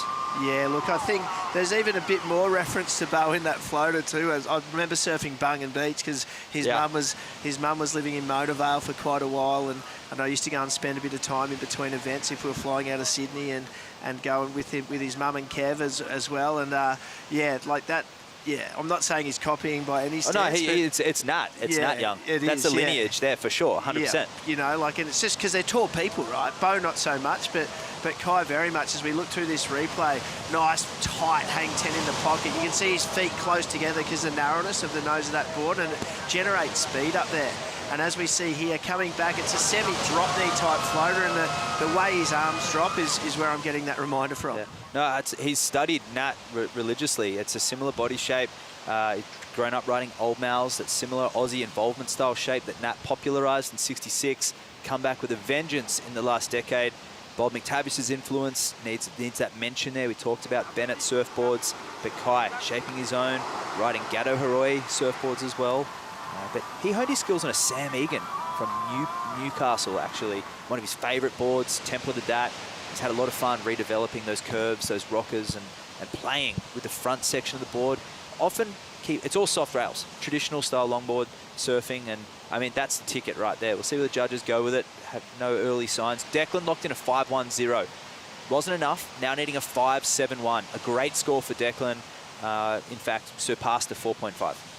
Yeah, look, that was worthy. I think, like you said, that hang 10, although wasn't like it didn't occur with a lot of speed, but he muscled his way through. Still really technical, no doubt. But yeah, I think this is going to end up being a really good heat. We're yet to see Declan on that real clean face that Kai's been able to find. He's sort of been muscling his way through the different chops and the lumps and bumps that are on offer out there. And Kai's been really trying to find and has found those clean inside sections where that board's been able to run in that straight line, and he's got that top speed when he's nose riding. And there we go, last score for him, a 5.57. So reflective of that, and yeah, this heat's on. Yeah, Kai's just getting that over the beach announcement right now. I was going to say the Australian out in the lead, but pretty epic. We've got two Aussies in the round of 16. Exciting times for Australian longboarding. And Kai Ellis-Flint, everyone be tuning in, watching this heat along the east coast of Australia. Two of the brightest prospects in Australian longboarding. And that wind swell proving not too difficult for these two surfers. This is just like a classic rip bowl at any of the beach breaks along the east coast, or perhaps onshore pass for Kai. Yeah, definitely. It's got that little remnants of it. Obviously not the sandbar bottom, but I think almost, yeah, like a little nor'easter.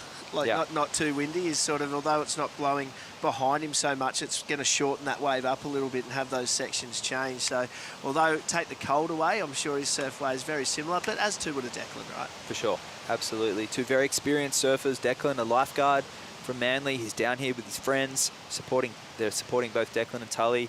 And yeah, his shaper, Steve O'Donnell, he'll be tuning in right now, watching how that board's moving through the water and be really stoked with his performance so far. He'll be impressed with how it's moving through the white water and how Declan's controlling the board from the nose. We talked about the technical difficulty of it. It's just difficult in these waves. It's not a beautiful canvas to do it. The judges' hands are kind of tired, as we saw with Ben Skinner in that previous heat. But a 10.9 heat total in that last heat was enough to get Ben the lead. And Kai at this point, 11.9, pretty respectable at this point. Yeah, with 12 minutes to go, though, I think he's going to need a little bit more. I can see Declan, if he gets one of those clean faces, has that opportunity to surf the way he wants to do, he's going to be able to get that. Maybe not the 6, well, he can definitely get a 6.8, let's face it. But I think he's probably realistically looking over this next time to replace both those scores. And we look out for the sets. Let's go to a bonsai brew break. Don't go any of the remainder of this hot heat coming up shortly.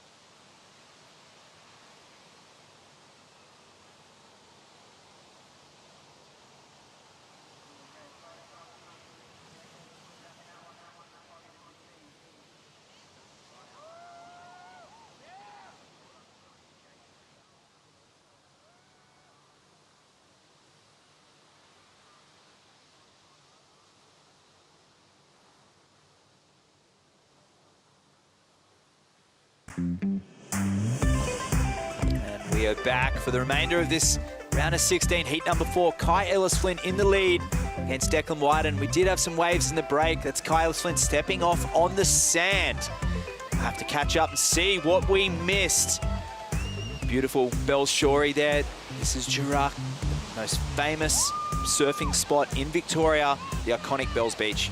And we are just transitioning from Rincon, the inside wave there, across the inside of the cliff there, over to the Bells Bowl. And this is Kai's first replay here. A little tap off the top and walking forward here. Take it away, GT. Yeah, he's obviously waiting to get around that section. It's very far forward on that board to trim, but he knows where that spot is. He made the thing. As we see Declan now, it's going to be a similar start, looking for this reform as it comes through onto the little reef here at Rincon and further across even towards the bowl. Nice little hang 5. There's the drop, and he rips that one around. That's a beautiful turn. You can see that arm lift to generate his board back up into the face, and that comes round again. So nice wave there for Declan. Kai on the nose, though. Look at that from behind the white water, holding that trim. Beautiful cutback, nice compression. Straight up to the front again.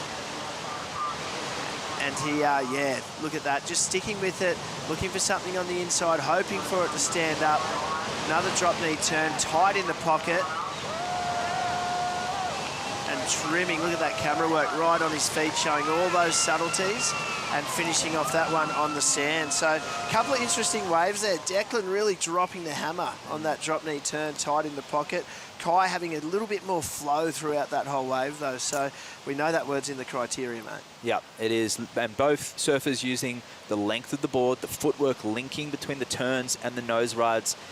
Kai Ellis-Flynn just driving through the section, constant speed and control, using all those aspects of the tail and the nose equally. It's going to be a solid score for both surfers, but I think Kai gets the nod. Can't wait to dissect that.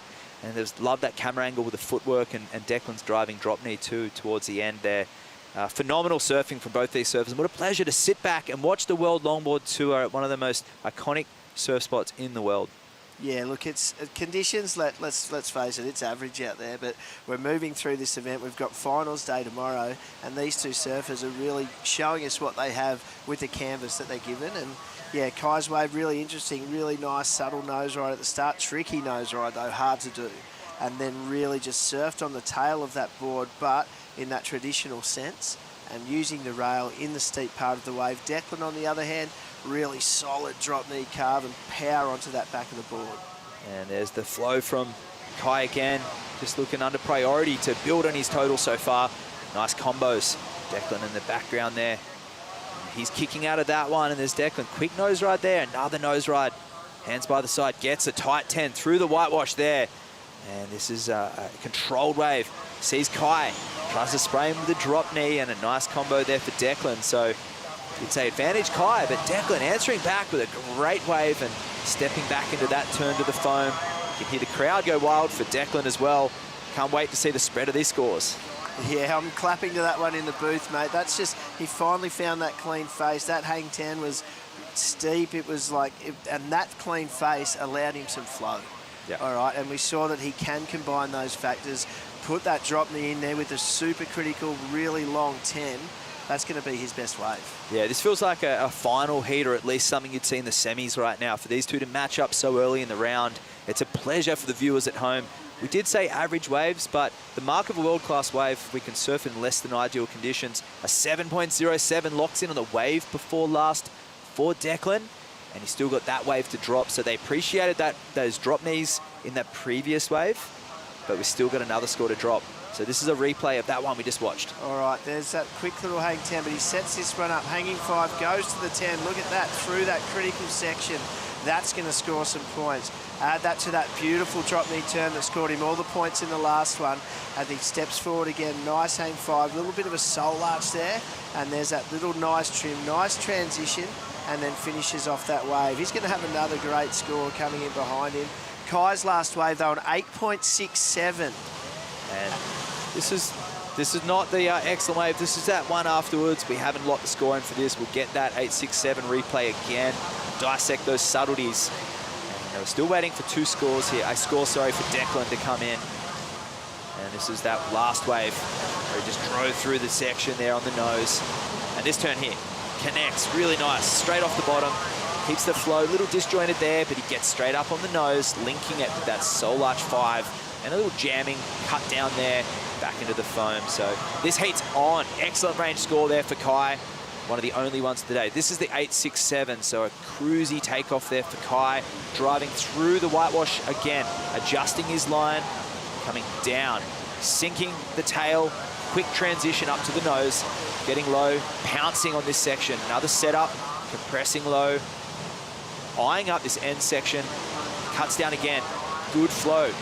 Bottom to top of the wave, using all 3 parts of the wave. And here, forward trim, lines up the inside. And this one must feel good. Legs starting to burn, stepped off on the shorey. Not a single bit of downtime. 8.67, the best wave of the day so far. Yeah, there we go. So that was a bit of a flourish of scores. So, wow, we're still waiting on Declan's last. So I've got a feeling, though, that he only needs a 7.94, and I think it's a point better than his 7, to be honest, Matt, with that hang 10. He's had the same drop knee in it. So, yeah, I'm kind of going quiet in anticipation. With 4 minutes 20 to go, he wants to hear the score as we see our reigning world champ heading out. Salas, he'd be amped watching this one, as would Clinton Guest, who'll be joining the world champ. Clinton getting the regional qualification spot, entering into this year. Finally, been knocking on the door for a few years. And still waiting on a score there from Declan. The judges just having a look at that replay. And Kai, he's not waiting to find out. He's going to keep busy and roll the dice on this one. Looking to drop a 6.33. He's feeling the energy. The crowd are going wild for both surfers. Nice little 10 there. This one, not a lot of wall on it. Might identify something here. Gets low, compresses. Can't see this going super high at the moment unless he's got something here. Locks in a forward trim. Cool style, just relaxed in the middle of the board. He taps that floater off too, so another completed wave. 3 minutes 20 remaining. He'll get out there, and he's one of the fastest paddlers in the event as well. Yeah, look at the size of those arms, Yeah. Matty. It's like, I reckon one of his strokes would be like 3 of mine, just looking as he goes. It almost looks like they paddle with ease. Yeah, former water polo player as well at school. And Declan still waiting on the scores to be locked in. Here we have Kai there. Up on the nose. This is the replay of that last one, GT. Yeah, okay. Beautiful hang 10, tight in the pocket. This wave, with his scores, he's got an 8.67 and a 6.33. It's obviously not the same quality of wave. And as we see that inside section, he comes around it, he gets the work done. For him, though, he's I don't think it's going to replace the 6.33. So the judges having a look at all those replays, just really trying to compare the scores. Declan's got a solid one still to lock in on the wave before last, which is what he was signalling for. And that onshore wind, not that they've read it out yet, creates a little bit of havoc when you're a competitor from hearing the scores sometimes. Yeah, 100% it does, especially today in these moments. 2 minutes, 15 seconds to go. We're waiting on an important score to drop. I've seen one score come in, it's close. Like, it's going to be right on the money. So we're going to have to wait. There's plenty more scores, 4 more to drop. So this is super exciting. Declan, he might not need it after this. We'll see what this wave gives him. So looking to drop a 5.10. Minute 50 remaining. Soul Arch hang 5 on his well on his way right now. Beautiful slashing drop knee there. Quick reaction off the bottom. Another Soul Arch there. Quick footwork linking the section. Bit of elevation there too. And he's got through the turbulence now. He's already probably improved on that 5. And he's going to be increasing his heat total. Nice drop knee slash, and he works his way through the inside. He'd be exhausted. He's feeling it. What else can he do? He doesn't even have an idea of where that one before last went. Giving it his all. Yeah, that's a pretty good wave too, you know, like that's very well surfed. So no matter what this one pans out, he needs to replace a 5.1 because this score we're still waiting on is going to be right around the money.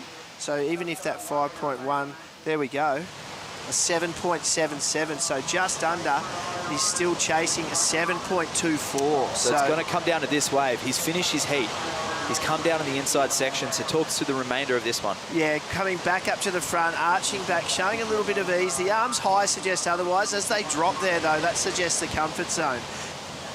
Trimming his way through, nice little up and over, not too bouncy, and that patented drop knee. So a little bit different, a point of difference. I'd go back to his 7.77. I don't think it's as good.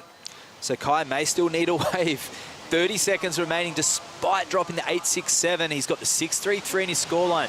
Declan's backup is higher than Kai's.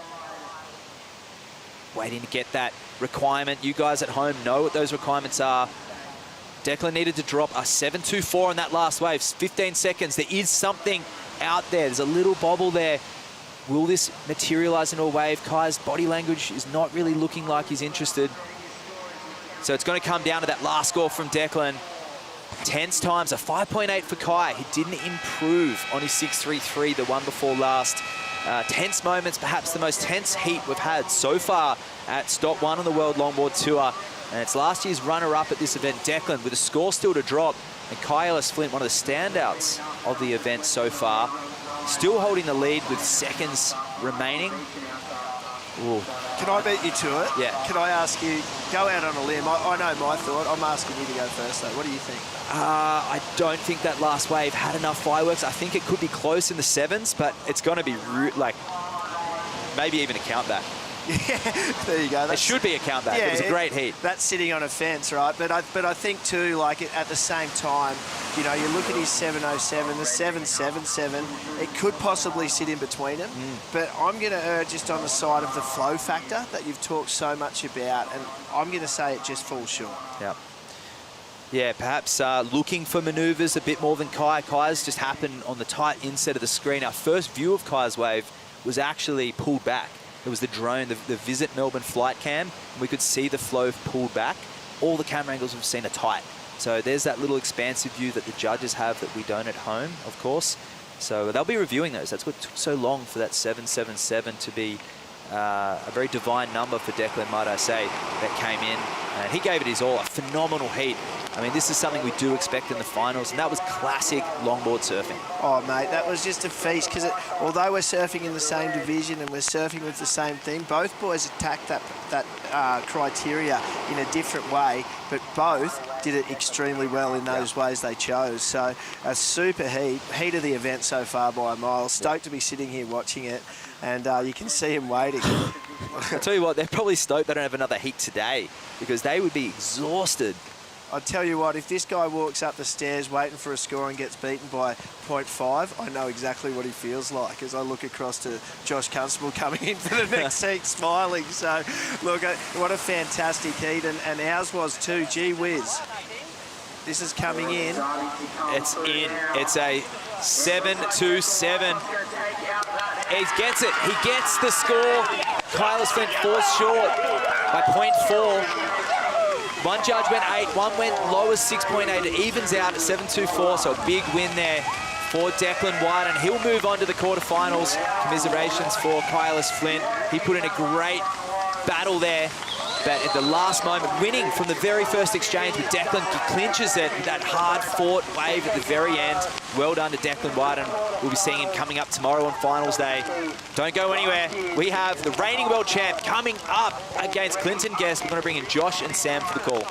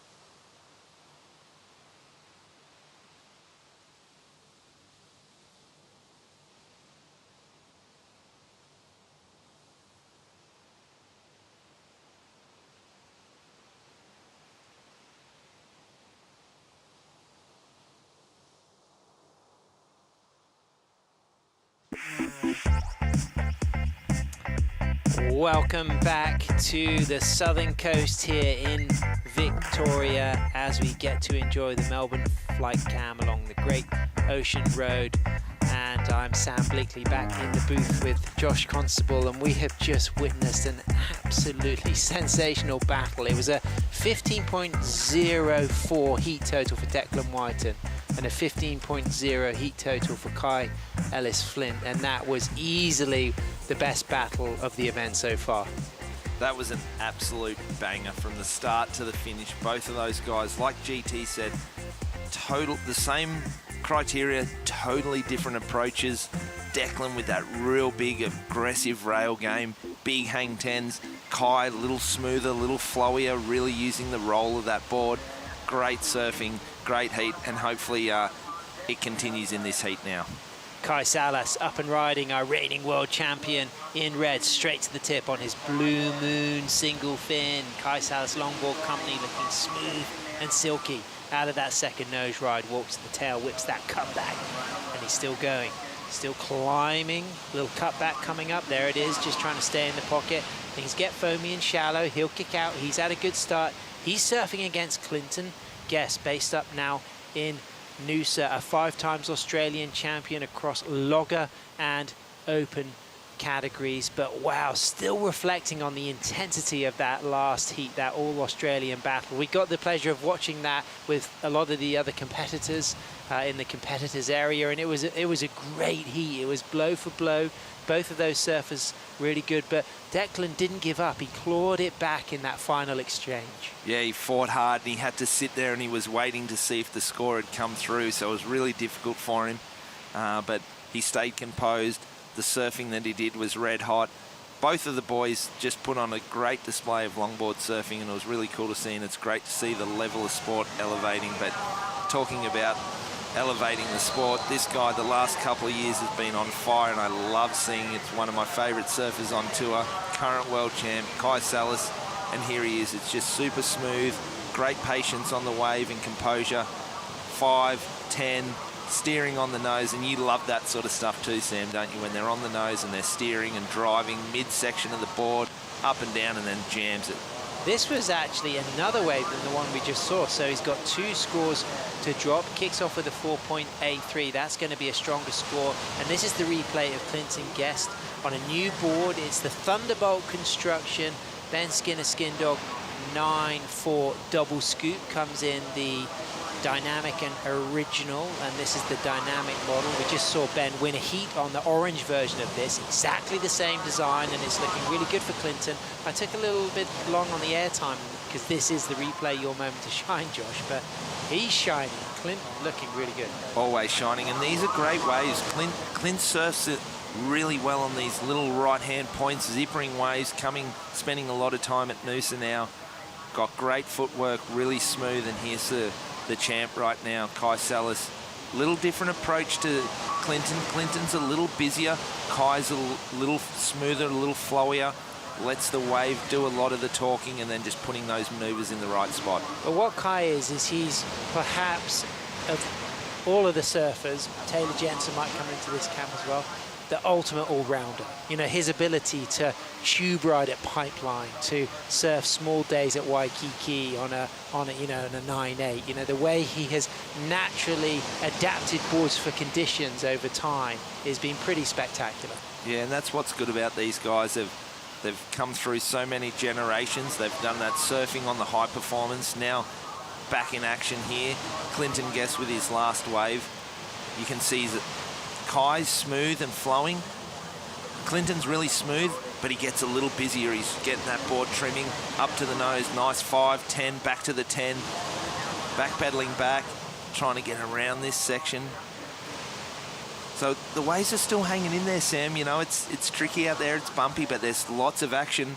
Both surfers getting a couple of waves here. Clinton getting the little step up there on that first wave, 617. Kai's coming through at a 483 and a 417, so they're off to a good starting in this heat. Yeah, we saw pretty difficult conditions for Eduard Del Pero and Johnny Van Hoyenstein, Ben Skinner and Kai Hamasi. We saw an improvement, though, in conditions for Declan and Kai Ellis-Flint, and it was Declan White and the Manly lifeguard who took an absolute clutch win. He's at the top of the iconic steps. Yeah, thanks, boys. Standing here with Declan White, mate. Phenomenal performance. At the end of the day, an absolute phenomenal heat by both surfers. Yeah, that's what I was saying when we were waiting for the score. I was on the beach going, you know, like, whatever pans out with that last score, like, it was a good heat. You know, we both got good waves, and I don't know, I felt like I was out of it halfway through, and then to come back and get the win, I'm just like, blown away. Yeah, mate, it was a real fight, you know what I mean? And Kai kept his composure. He was smooth. He didn't even put a foot wrong. It just came down to that sort of never give up thing. And to be honest, as an Aussie, watching 2 Aussies, we're super proud of you guys. But how were you feeling coming into that last minute? Oh, it was, I mean, like I said, I just felt like I was out of it halfway through. But I've been working with Kale down here, and we've been working on a few things and just trying to keep mentally strong going into it. Like, you're never out of it. Like, 7s sound big, but everyone in this event can get a 7. So, like, chasing that kind of score, you just got to remember that you've got the surfing, and yeah, so many of those don't go your way, so I'm stoked to get one. Yeah, mate. Well, you definitely got the surfing. You got a whole nother day to do it too, and hopefully some better conditions. What are your thoughts moving forward? You're just going to take that same approach and battle it out and do whatever it takes? Yeah, absolutely. I think everyone looking at the forecast wanted to be here on the Sunday. The Sunday looks like the waves are going to be the best. So, yeah, I mean, I'm stoked just to make finals day and get those waves, and then hopefully we'll do one better than last year, right? Like, yeah, 100%, mate. Look, great performance. Best of luck. And, yeah, make tomorrow count. Let's do it for the Aussies, eh? Yeah, 100%. Let's go. Yeah, righto. Back to you boys in the booth. But, yeah, great heat. It's going to be a belter, of course. We're going to see Declan Whiten squaring up against Ben Skindog Skinner in heat number 2 of the quarterfinals. Quarterfinal 1 will be Coniella Stewart against Johnny Van Hoyenstein, Johnny the Ripper, so 2 Hawaiians, then Australian versus Brit, and then quarterfinal number 3 will be the winner of this. It's either going to be Kai Salas and Clinton Guest against the winner of our last heat of the day, which will be JR Esquivel from the Philippines and Taka Inui from Japan. We will not likely be running heat 7 and 8 because we don't have enough light left in the day, so it's likely that we'll kick things off tomorrow morning, finals day, with heat number 7 and 8 of this round of 16 for the men, which is an interesting situation for Taylor Jensen because he surfed the first heat of day 1 and he's had then 2 days off competing, and then he'll be on finals day kicking things off again for only his second heat of the event. Yeah, it's going to be interesting because sometimes you like to get off to a start and get the momentum, and each day have a surf and get that flow, where for Taylor he's started off with a bang. It was first heat of the contest, surfed so well, and now he's had 2 days off, hanging with the family. He'll be relaxed. He likes early morning surf, so we talked about that earlier in the broadcast, that he's a dawn patrol surfer. So for him, probably surfing first heat tomorrow is much better than last heat this afternoon. Scores coming in for Kai Salas, our reigning world champion. It is a 5.77, add to that 4.83. So Kai Salas now has a combination of 10.6, which is exactly the same as Clinton. He's got a 10.6 combination with that 617 and that 443. The reason Clinton is out there in first on your screen is because Clinton has the single highest wave score of those exchanges. So Kai Salas just needs a 484, but of course all of those surfers with over 80 minutes remaining, they will want to be replacing those 4s with significant scores. Yeah, totally, and the judges really like that first wave of Clinton, getting really busy on the wave, lots of footwork, lots of turns, so here he goes again. Up and riding, foamy takeoff, but now getting some face, cuts back, stays nice and tall, eyeing up the sections. This wave looks difficult. It's flat, it's mushy. Can he find any steep wall? He's just being patient, and he's kicking out because he recognizes that there was no scoring potential. So Clinton Guest will not replace his 4.43. He'll get wide. He'll see Kai Salas turning and swinging, and Kai Salas may well have a little go at this one. He's got a nice line. He's going to whip in. There it is. Snaps it and straight to the tip. Gets the 5. Locks into a 10, holds on the 5, walks out of that 5, walks to the tail and sweeps a cut back and stays in the pocket and whips back another redirect to get some trim speed from the front of the board and keeps that board rising into another 5 as things get sucky and he soul arches and gets some lift and lock, and really now hanging out on the tip with his arms up, and then just airdrops as he kicks out of that little nose ride with panache, and that was absolutely sizzling. That was an epic ride, and unfortunately they're the mistakes that you can't make against world champions and top-level surfers. Unfortunately, Clint took off on that wave earlier, had priority, didn't capitalise, couldn't get a score, left it wide open out there. Kai then receives priority, gets a bomb, surfs it really well. Could we see the best wave of the heat? We'll have to wait and see what the judges think. Well, this was just a mushy one. He was eyeing it up for options, but it just didn't give anything, did it, Josh? No, unfortunately, it was just whitewashy takeoff, and he's hanging there, he's waiting, he's being patient, but it just wasn't going to give him anything. So getting out of that one, but then it left Kai sitting out the back, and boom, Kai 5, 10, steering on that nose, comes out of it, big swooping cutback, really nice flow, and then here he is. This is what we love, this patience, midway up the board, trimming, and then boom, straight to that nose, soul arch. 43 years old and the back can still bend. Really nice wave. Kai Salas. And that comes from a lot of hard work, not only the skills, learning to become a great shaper, of course, all of the inspiration he would have picked up from working with Donald Takayama, then Tommy Moss, and then learning how to shape himself, founding his own surfboard label, founding his own surf school, but also focusing on his fitness, his health, having a family, but then being inspired by the generation of surfers that he's supporting, the likes of Coniella Stewart. And that was Kai Salas at his best. That's why he's the reigning world champion. And that soul arch through that second nose ride was absolutely fantastic. Rewarded a 6.6, so scores now pretty similar, but it puts him out in the lead with that 5.77 as a backup. So Clinton Guest now needs a 6.21. Let's think of Clinton here. He's a competitor you would have surfed against. You would have seen him growing up. You know, is he a pushy, hassly competitor, or did he just like to let his surfing do the talking? Yeah, no, he's a calm, cool, collected kid. Surfs really well. He won't be rattled by this occasion. He'll actually lift to this. He'll be excited to have the chance to surf against Kai. He'll just know that he needs to get himself on the wave. That first wave that he got, the 6.17, it wasn't a great wave. So he knows that the judges like what he's doing. They like his surfing.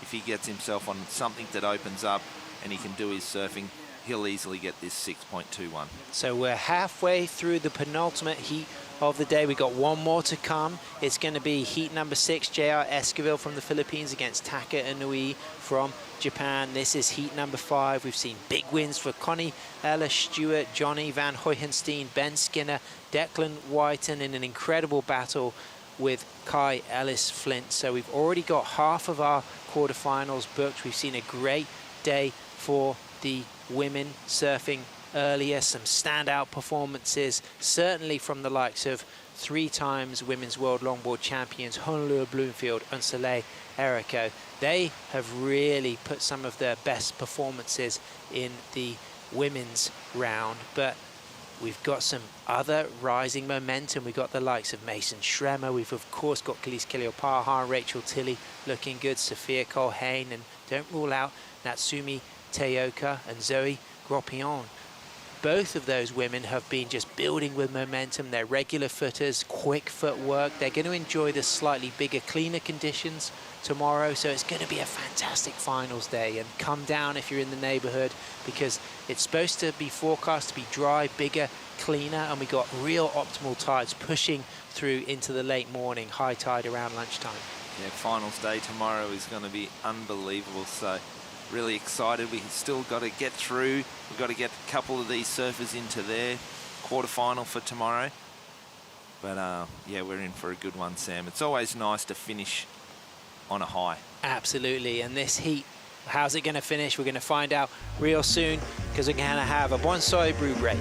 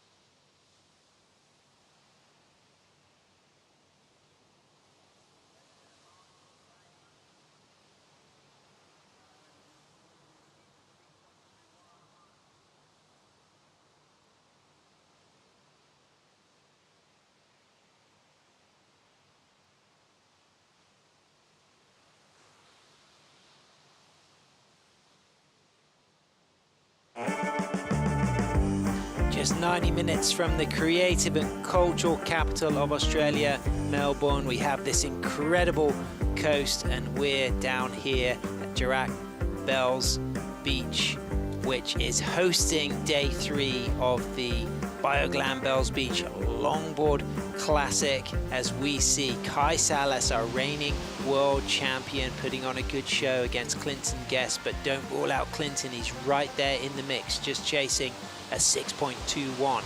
Salas with a 6.6 and a 5.77. Guest with a 6.17 and a 4.43. Needing that 6.21, 10 minutes 30 seconds remaining. Priority with Clinton himself, a 5 times Australian champion. First place as it stands with our reigning ISA and WSL World Longboard champion, before he finally took that WSL win last year at Malibu for the final day when he qualified for the top 8. He a number of times come second, so that was a long deserved victory for the Hawaiian. He's here traveling with his family, his daughters Coral and Sissy, his wife Alphonse. So he's got the full family support. He's in great spirits. He's been free surfing regularly, and his surfing looks relaxed and lively. And you know that if the heat is on Kai, he can really pick up the pace when he really needs to. There's the flow that gets him the good strong scores, but there's also a little bit extra when it's really demanded. And do you think he's going to have to pull that out in this heat, or he's cruising along right now? Clint's there. Clint's got the 6.17. Clint's got priority. He's probably going to capitalise on this next one. Maybe try and put a little pressure on Kai.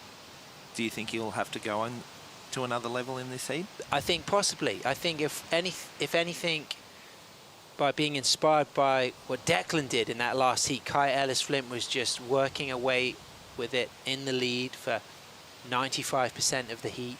And then Declan just clawed it back. He did not give up. He showed resilience, grit, determination, and a very humble approach as well. We saw in the post-heat interview a real recognition that he'd come up against a brilliant surfer, surfing brilliantly, and it could have gone either way. And he'd already kind of almost accepted that when that score was going to be dropped, it might not be the score he needed. So that feeling of elation to get the score you do need in the dying exchange, very special. So Clinton would have taken that on board. He would have paddled out. He would have been hearing that last exchange, and he'll know that if he digs deep, the option is there. I mean, it's only a 6.21. He's already got a 6.17. And like you said, the surfing was strong, but the wave shape wasn't that dynamic. So he knows that the judges are rewarding his surfing approach. Yep, and here we go with 8 minutes to go. Having a look at this one. Going to be an interesting wave, and here he goes. Up and riding on the 9.4. Double scoop, skin dog surfboards. Sets himself up here, weaving, climbing up to the 5. Trust on the nose. Nose rise through that section. It's a foamy section, not a curved pocket, but certainly in the pocket surfing as he cuts back in this wave, just getting a little bit slow and mushy, but will steepen up now through the inside as he cross steps forward. And here is the option for a last turn, and he rides out of that turn. So it's a strong bit of surfing. Is it going to be the 6.21? Hard to say, but could possibly rival his low score of a 4.43. Yeah, it was a really nice, well-surfed wave. He put it together great. He got that 1.5 through the midsection that got a little bit of lift and driving through the pocket. Let's have another look at it, Sam. So fading back here, being nice and patient, waiting. Little 1, 2, 3, 4 to the nose. And here it is. He holds this one through the pocket. Really nice. Unfortunately, a lot of downtime. Looking like he's wanting to drive out of this one, but again, bit of a sleepy kind of wave. It's not giving him the opportunity, unfortunately. If we look back at Kai's last 6.6, he was on the nose through this inside section doing that beautiful soul arch, but Clint finishing it off there with a really nice hit off the top. I think it's going to come under, but it was great surfing. There was that mid-section that was really nice, well surfed. Great 5. You can see the board wants to nose ride and drive through those pockets. It's going to be really interesting. Yeah, that says a lot when you're able to trust that even in a foamy section you can hold on that 5 all the way through.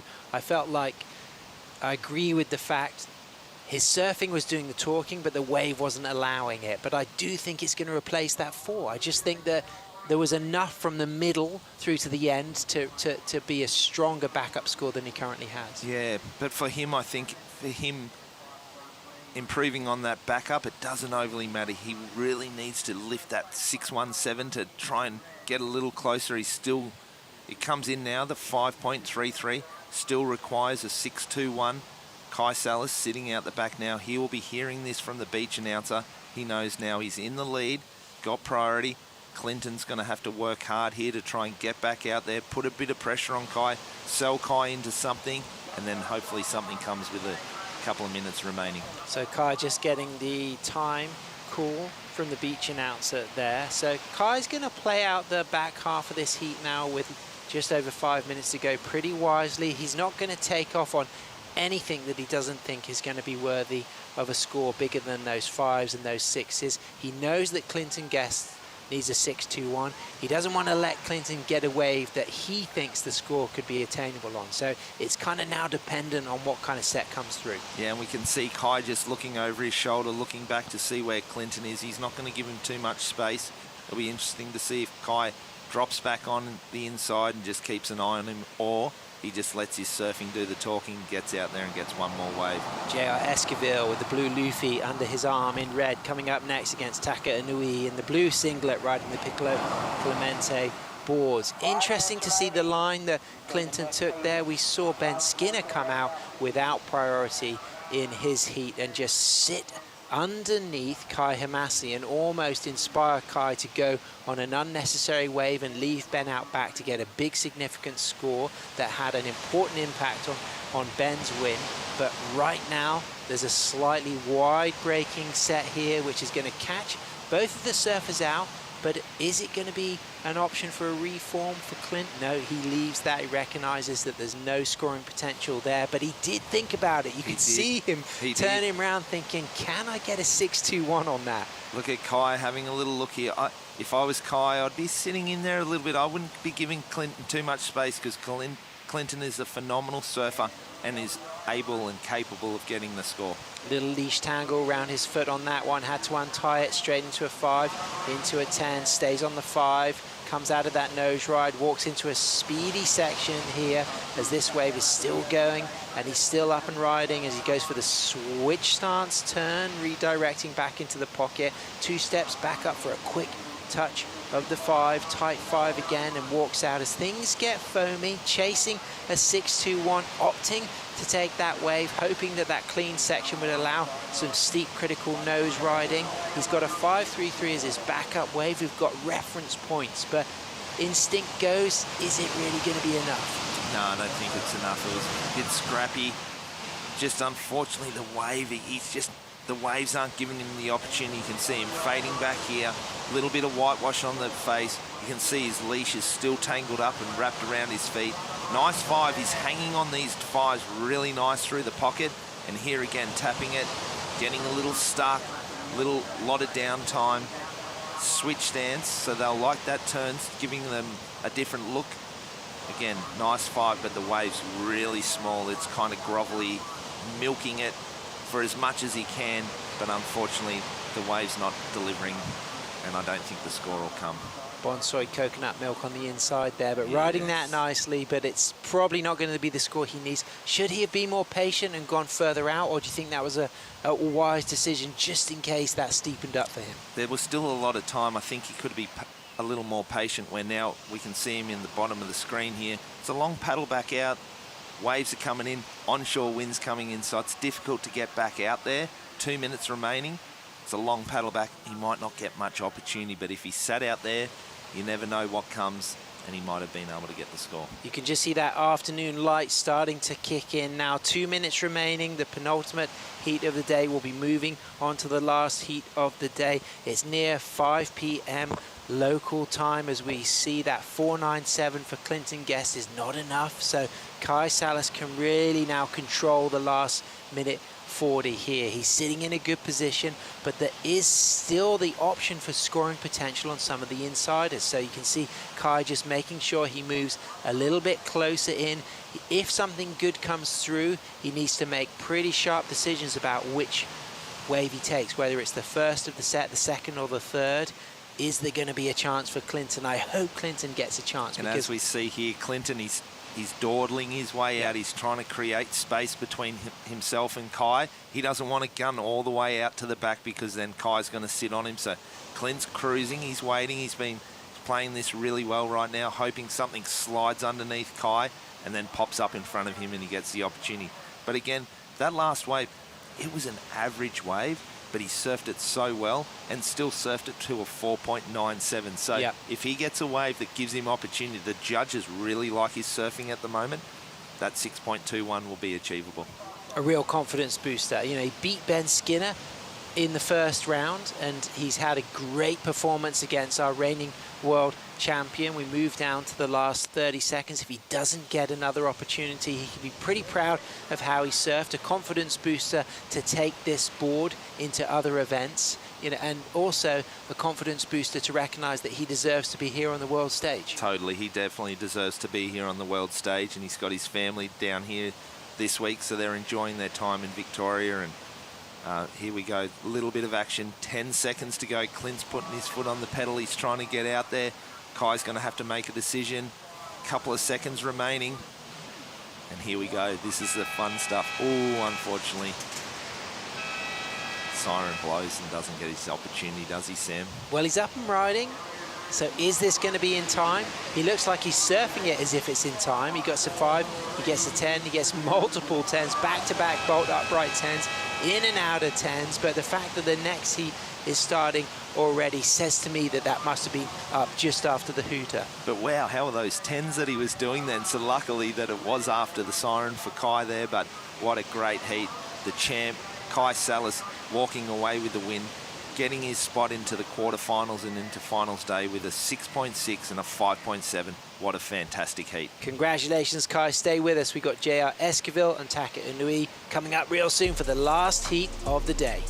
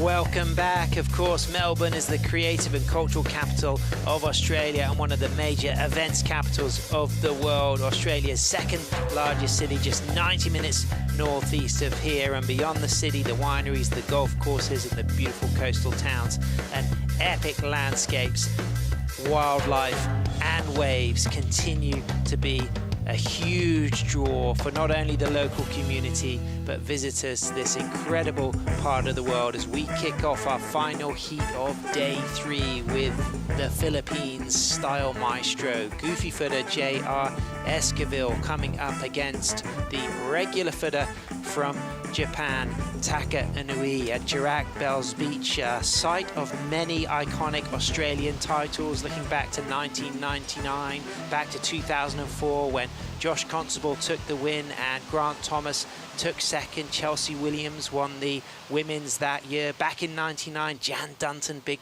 shout out to Jan, she took the women's that year. A good bit of banter between GT and Josh Constable as to whether that perfect 10-point ride, Josh, was actually a 10. Good memories of that perfect 10 in that final to win one of your many Aussie titles in 204? Yeah, Sam, it was a great day. We had perfect waves in the bowl, and GT watched me take off and pull into a perfect tube out there. Not many barrels at the bowl, but really good, and I keep reminding him of it. But here we go, up and riding here. Red coming all the way from the Philippines. JR, beautiful footwork, dropping and climbing. We'll see him use the whole length of the board here and the whole part of the wave. Sam, just such a good surfer. He comes from that perfect right points back at home. He looks super comfortable out here and surfing really well. Absolutely. Great start for JR there. The footwork clean, tight, smooth on his Luffy board this time. He's got a Thomas Bexon board in the quiver. He's got 2 Luffys. You see him occasionally riding Kai Salas board. And of course, he sometimes goes to use the Ian Zamora boards. Fantastic shaker, of course. Ian Zamora, big shout out to Ian if you're tuning in. But answering back is the regular footer on this replay. What do you think of this for Taka Inui? Yeah, really nice. The wave's very small. It's not very tall in height, but Tucker's getting a lot of work done. He's doing what he can with the wave, but I honestly think he needs to be more patient. He needs to get out there and wait for a good one. So scores coming through, a 0.77 for Taka's first wave, a 2.67 for his second wave, but there's a third score to come through. That was the replay we just saw. JR, we have got a 4.33 for his first wave, but we're also awaiting a second score. So it's going to be interesting to set the scale once those scores come through, Josh. Sam, talk to me about the mindset of these guys. They've been up early, free surf before the event started this morning. The waves have been firing all day. They've been at the contest zone. They're watching people getting ready, the hype, and then they get to the last heat of the day. It's a long day on the beach. It's draining, it's raining, it's cold. They're in and out. How are they feeling? Well, I think that both of these surfers surfed early this morning in heats and both took wins, so they've both had to surf twice today. This is the replay of that last score to come through for JR, but I think they're both able to cope. You know, they've had good, positive, calm spaces. JR would have been spending the day with Luke Landrigan, keeping it cool, keeping it warm. And Taka Inui's spent the day with his family. But look at JR, toes on the nose. Taka's got his 2 sisters here, his mum. He's used to spending time around the competition sites, and you can see it's certainly not held their surfing back. No, not at all. We see here Tucker, the footwork so speedy, quick. 10, that's his second 10. And it's such a, whoa, the energy, energy. I always say this is, Tucker is the Italo Ferreira of the longboard tour. Wow. The high energy, the explosiveness, the excitement, just the froth around him is unbelievable. That was a bonsai brew soy froth. Yes. That was high end. I mean, those double 10s, the soul arch, typical of the lively surfing we are used to seeing from Taka, but we know with the refined tight footwork of JR and that real positive rail engagement, JR can go into the excellent range on good waves. So this is really going to become a demanding heat for JR, because we didn't see all of that wave of Taka, but what we did see on the replay then felt spicy. Yeah, definitely spicy. That's a good way to put it, and that's really difficult for the judges on a heat like this, because the surfing is a little bit like Declan and Kai's heat. Surfing to the criteria, but totally different approaches. We've got the JR smooth flow, beautiful footwork, and then we've got the speed and spice from Tucker. It's going to be really interesting to see where they go with these scores. JR kicks out of that one, not many opportunities. Taka stands tall, looks out back, recognizing that that one's going to mush out on him, waiting for a significant score for Taka. Is it gonna really be something that puts a lot of pressure on JR, or is it going to keep it in the under excellent range as we see Taka going into a sweeping cutback, aggressive, off the tail, widens that stance, just notices that JR was just having to do a turtle roll pretty close then, but things getting a little bit scrappy here for Taka. Bounce, hop, shuffle, all starting to fall apart, and now picking things up on the inside. Yes, a good nose ride to the inside, but I'll be honest with you, Josh, just that early stuff, it just felt too flustered and rushed. Yeah, and we're going to see we're getting a couple of numbers dropping for Tucker's last wave that we saw him do those beautiful 10s. And then we've got that score, that second score of JR's, which was the 5.5.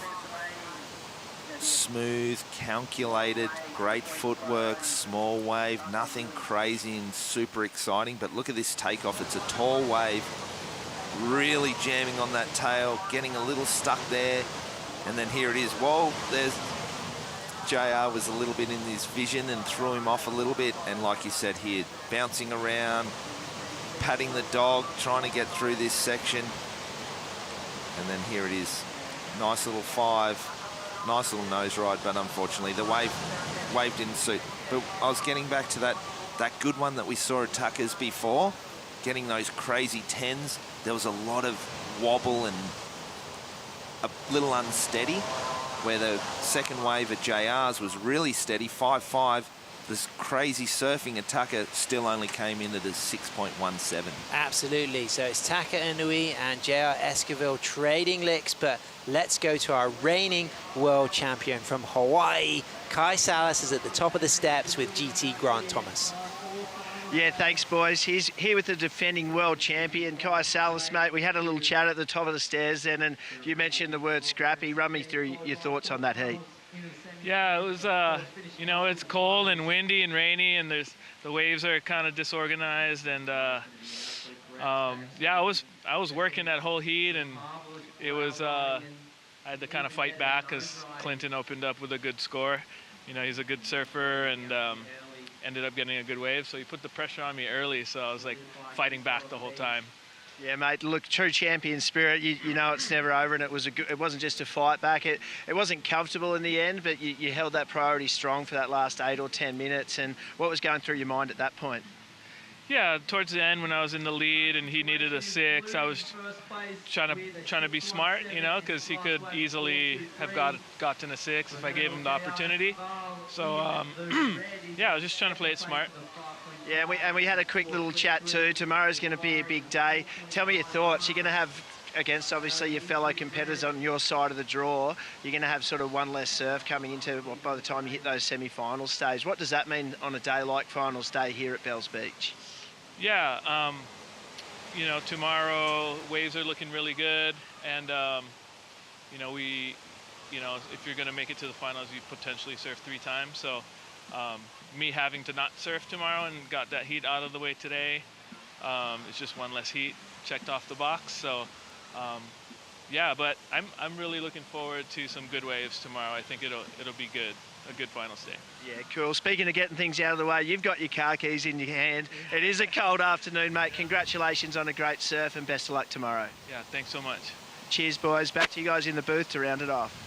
Great stuff, GT. Congratulations, Kai. Of course, referencing that he will meet the winner of this heat between JR and Taka, but there's still 2 heats to go in this round. So Taylor Jensen, Michael Van Hoyenstein, Tony Silvani, Kevin Scavana, if either of those surfers works all the way through to the final, tomorrow they would have to surf 4 times, including the final. So that's an important thing to pick up on, and it's certainly advantageous for the surfers in this top side of the draw. Yeah, there's definitely 2 ways you can look at it. Yes, they've got to surf 4 times, but they could get on a roll, start feeling the ocean, get the good vibes going, and then just steamroll through their competitors and get all the way to the final. Or on the other hand, it's cold, you got to keep putting your wetsuit on and off. Not sure if the surfers have brought 4 wetsuits, so they've got 4 dry wetsuits. Well, Rachel Tilley bought 6 wetsuits. Did she? And no kidding, she bought 6 wetsuits. Isn't that brilliant? That is awesome. So she's never putting on a wetsuit. So I bought 1 wetsuit, yeah. but I'm not competing. So that's the difference. There's 2 ways to look at it. Taylor Michael, Tony, Kevin, they're looking at it as they're going to get on a roll tomorrow, Yeah. and they're going to steamroll through their opponents.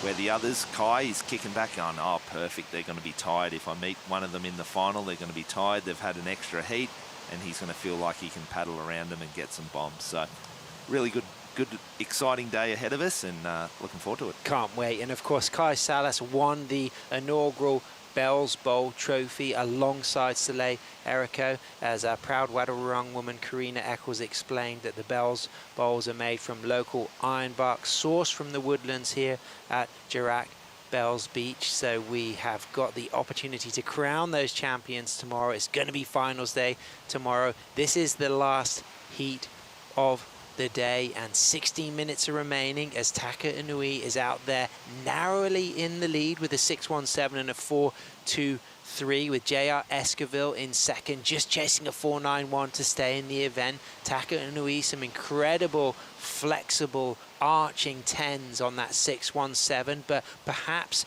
not linked together with the continuous flow and control that the judges want to reward. As we see live action, JR, the goofy footer, drop knee setup, walks forward, walks back to the tail, kicks out, has a look at that, recognizes that it's not worth staying on, so he'll paddle back out for positioning. He'll leave Taka Inui with priority, and there's a nice looking wall ahead of Taka. He's going to stroke a high line here, and he doesn't get it, but he won't lose priority because JR is not yet in the lineup, Josh. Yeah, he's not. So that's Taka just having a look at it. They look, to me, looking on the screen, they're right up the top of Rincon right now. You can see the little boil just to the right of the screen. So trying to get as much of the wave and opportunity to get scores on.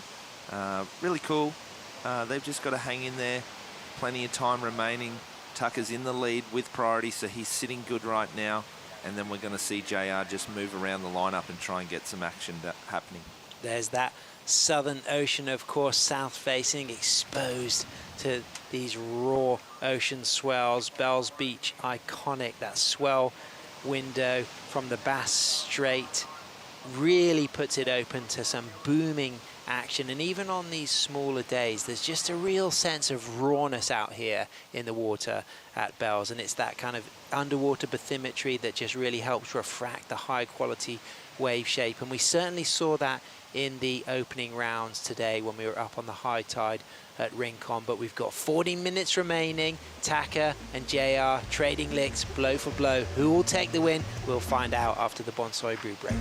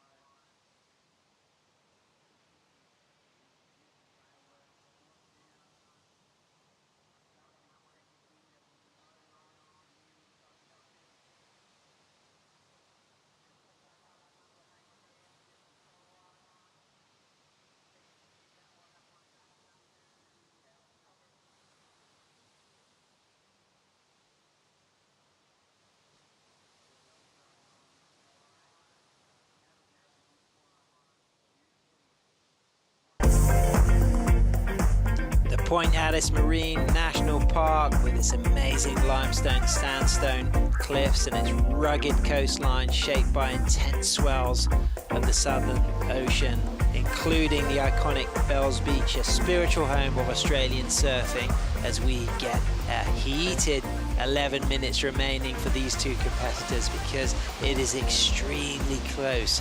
You could not separate these two surfers with much right now because JR Esquivel is only chasing an attainable 491 and he's up and riding, arcing back, cutting back tight on his Luffy, a board build in Portugal.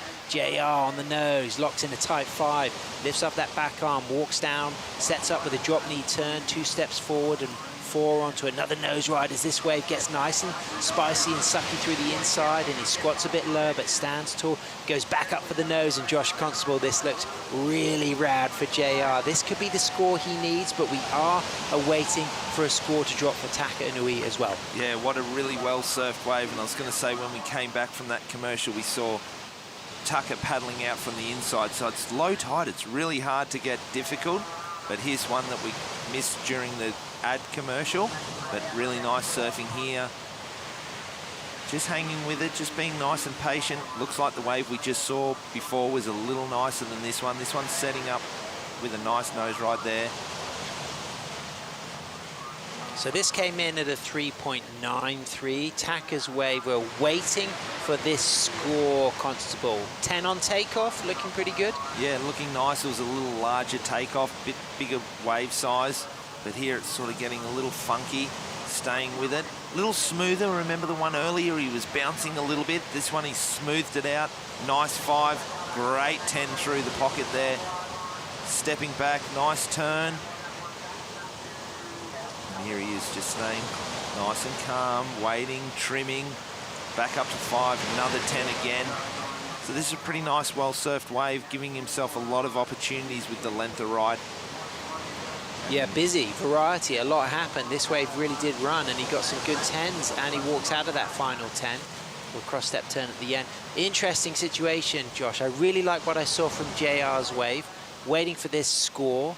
Great nose riding through the inside, and a chance for you now to compare this with Taka's last replay. Yeah, here we go. So beautiful 5. It's a lot smoother. You can see his approach, his body language is a lot calmer and relaxed.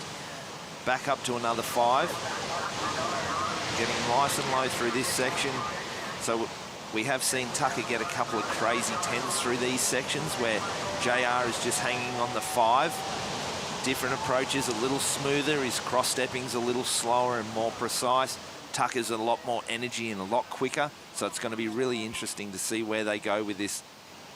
Coming in, Tucker's last wave at a 6.6. So it increases his lead, improves on his 617. So he's sitting quite pretty right now. Yeah, JR's going to need more. It just doesn't feel like he's going to get the score he needs on that. He now needs a 7.27. Relative to Taka's wave, I thought Taka's wave was pretty scrappy at the start. I've seen some elements creeping in to his campaign in this heat that have been a little bit awkward, a little bit of shuffling, but yeah, he's cleaned things up with some really critical nose rides, and he's got a lot out of the latter part of each ride. And a 6.6, I mean, he really worked for that, but he did some critical, at least 4 very critical hang 10s from the midway to the inside. Yeah, and his board is so light. He's such a small guy that the board is just powering. It's lifting up. He's driving through those sections. So the judges are loving that, but it's really hard for them to go crazy on the score because there is so much downtime, a little scrappy, a little wobbly.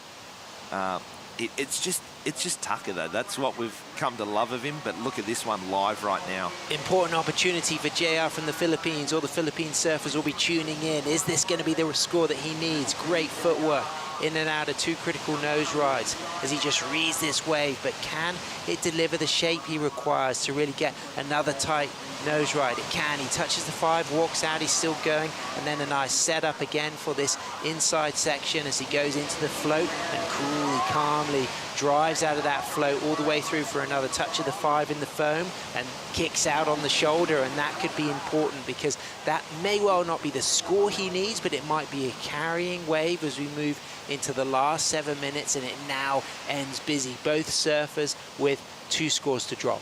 Yeah, this one's not looking amazing right now, but look at him, he's an entertainer. Look at the heels. He's so good. He's so fun to watch. So this is going to be really interesting. I really like that wave of JR's. He was swooping, he was surfing all the wave, he was fading, he was driving off the bottom turn into beautiful cross-stepping, nose riding, back into it, drop knees. I think it's going to be a really good score. Here it is. Let's have a look at it, Sam. So really nice, and this is where he swoops back, and now he's going left and then comes out of it. Nice turn, walking again, straight up 5 again. So he's keeping busy, but it's all flowing really nicely. Yeah, flow, a key adjective for this ride, Josh. And that's what we want to see. It's a big part of the criteria, speed, power, flow. Nice here, back up to the nose, cross-stepping, and this just a little something different. Little foam climb, lip line, and then back up to the nose. So no hang 10s. Tucker's doing all that crazy hang 10s, but here we go. Tucker's wave. Again, a little scrappy, a little bumpy, but wow. Commitment, holding on to his leg rope and hanging over his... Only Tucker could do that, to go with the leg rope into a heels. Very few leg rope wearing longboarders would ever go heels in the first place, and then unattach the leg rope over the top of his head and go for a second heels. He's awesome. Oh, he what is an awesome. He is awesome. Young it's Tucker. so good having him have here to give on the that tour. A clap. There we go. That was just brilliant entertainment. But scores coming through, Josh. A 5.93 for JR. There's still one more score to go, though. That last ride you were analysing brilliantly then, that's still to come through. And you feel like that's going to be higher than the 5.93. Yeah, so by coming in at a 5.93, it's reduced his score that he needs. Now he only needs a 6.84.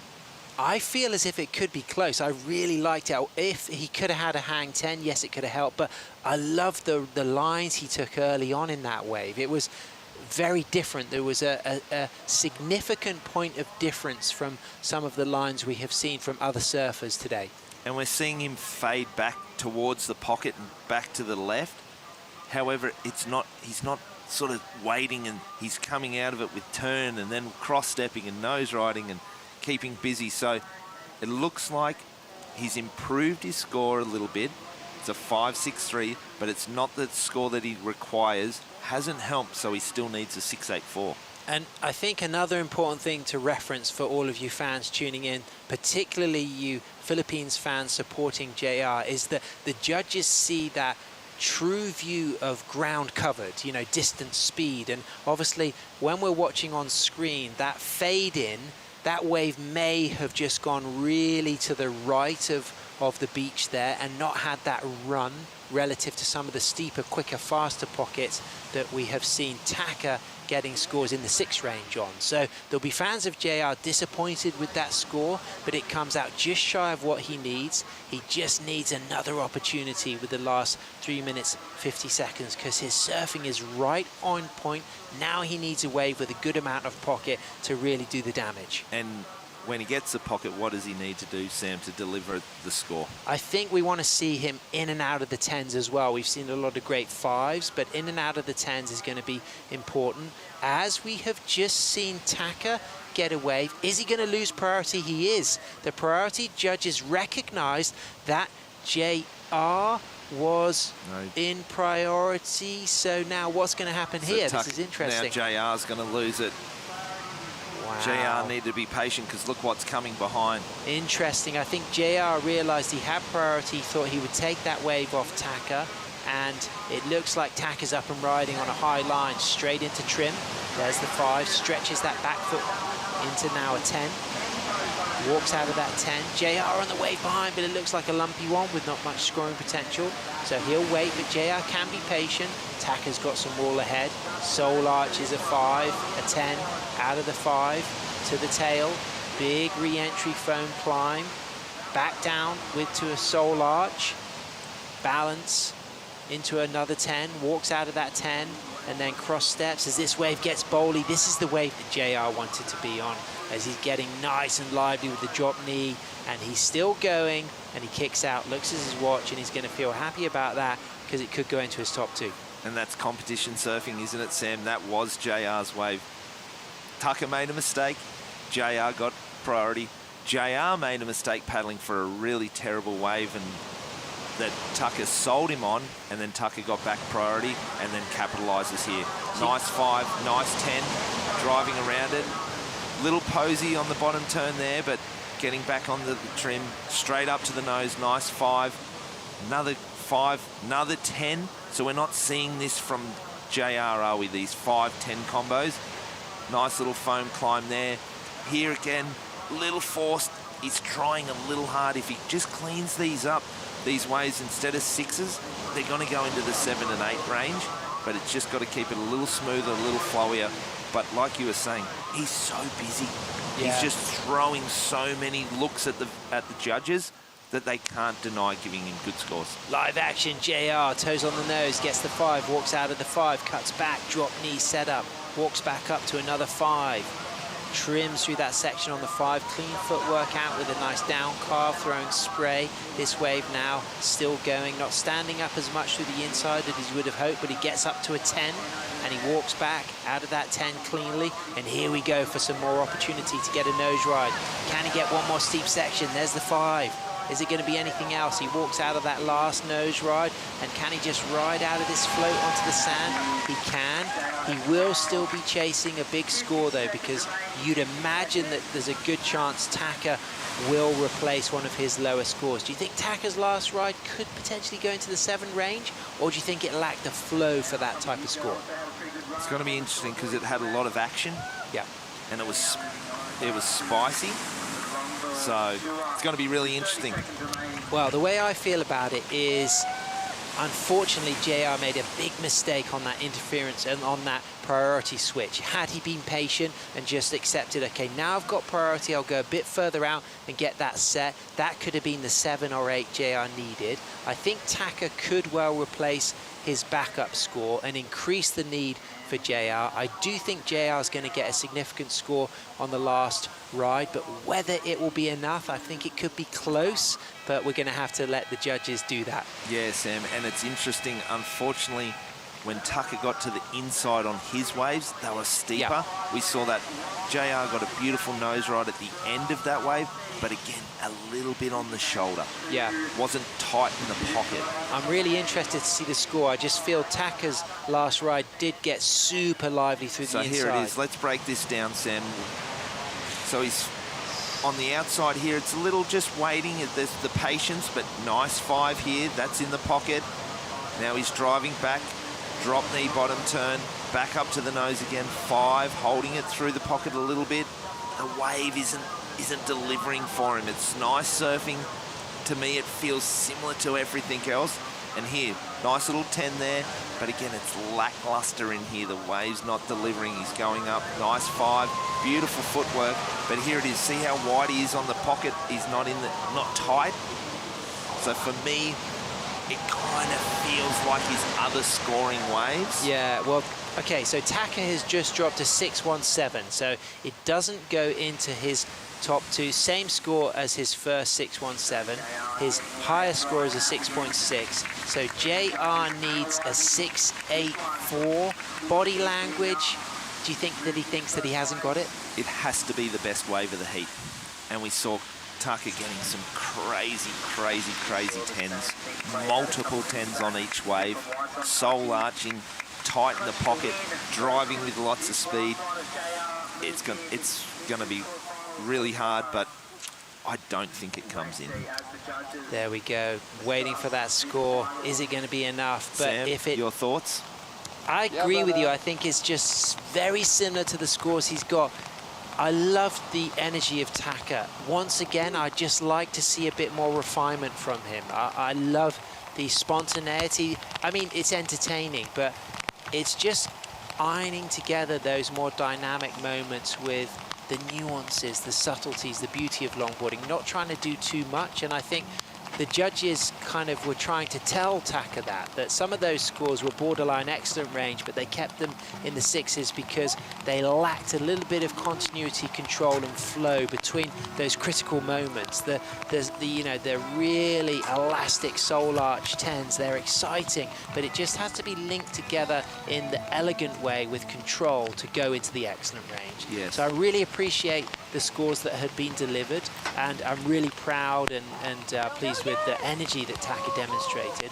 With regards to JR, I think that his surfing was there, but the waves just didn't have the pocket shape to allow it. And we know he does a great hang 10, but none of those waves just seem to have that opportunity to give that sucky wall to just get that lock and lifting 10 that he needed to just take those scores into the high 6s. The only thing that's got me, I'm nervous here that it's taking the judges a long time because they've got a lot of time. We've got all the spectators there in the competitors area. Tucker waiting for the score, wanting to know what's happening. Tony Silvani in there. Does he get the score or not? What are your thoughts? Great view. This is like the screen watching the screen watching the screen, because we're right there in the moment with Taka. And it's a 707. JR has got it. He's got it. So that's the best wave of the heat. They loved the surfing they saw. Really interesting.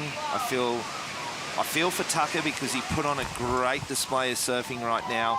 Unfortunately, just getting pipped at the post. And here's the Filipino crowd going bananas. Super stoked. Wow, congratulations. What a great way to end the day, Josh. And like you say, you know, it was the flow. It was the flow of JR that crowned him winner today. And it's crazy. I was just about to say, what a way to finish the day. We started with a bang. The waves this morning were phenomenal. And now we finish with that. How good is surfing? Absolutely fantastic. Commiserations to Taka. Congratulations, Team Philippines. JR books himself a spot in that third quarterfinal against Kai Salas. We're going to have a break and we'll be right back for a review, a celebration of what has been a brilliant penultimate day of action live from Bells Beach for the Bioglan Bells Beach Longboard Classic.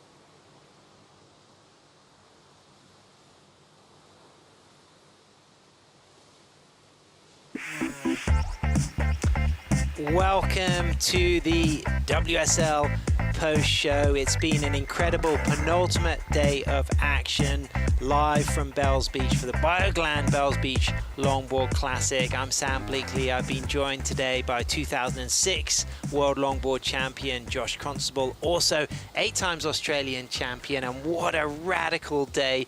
And what a brilliant way to end with J.R. Esquivel from the Philippines taking the win against Taka Nui. Yeah, that was a crazy finish to the day. We've been so blessed with great waves today.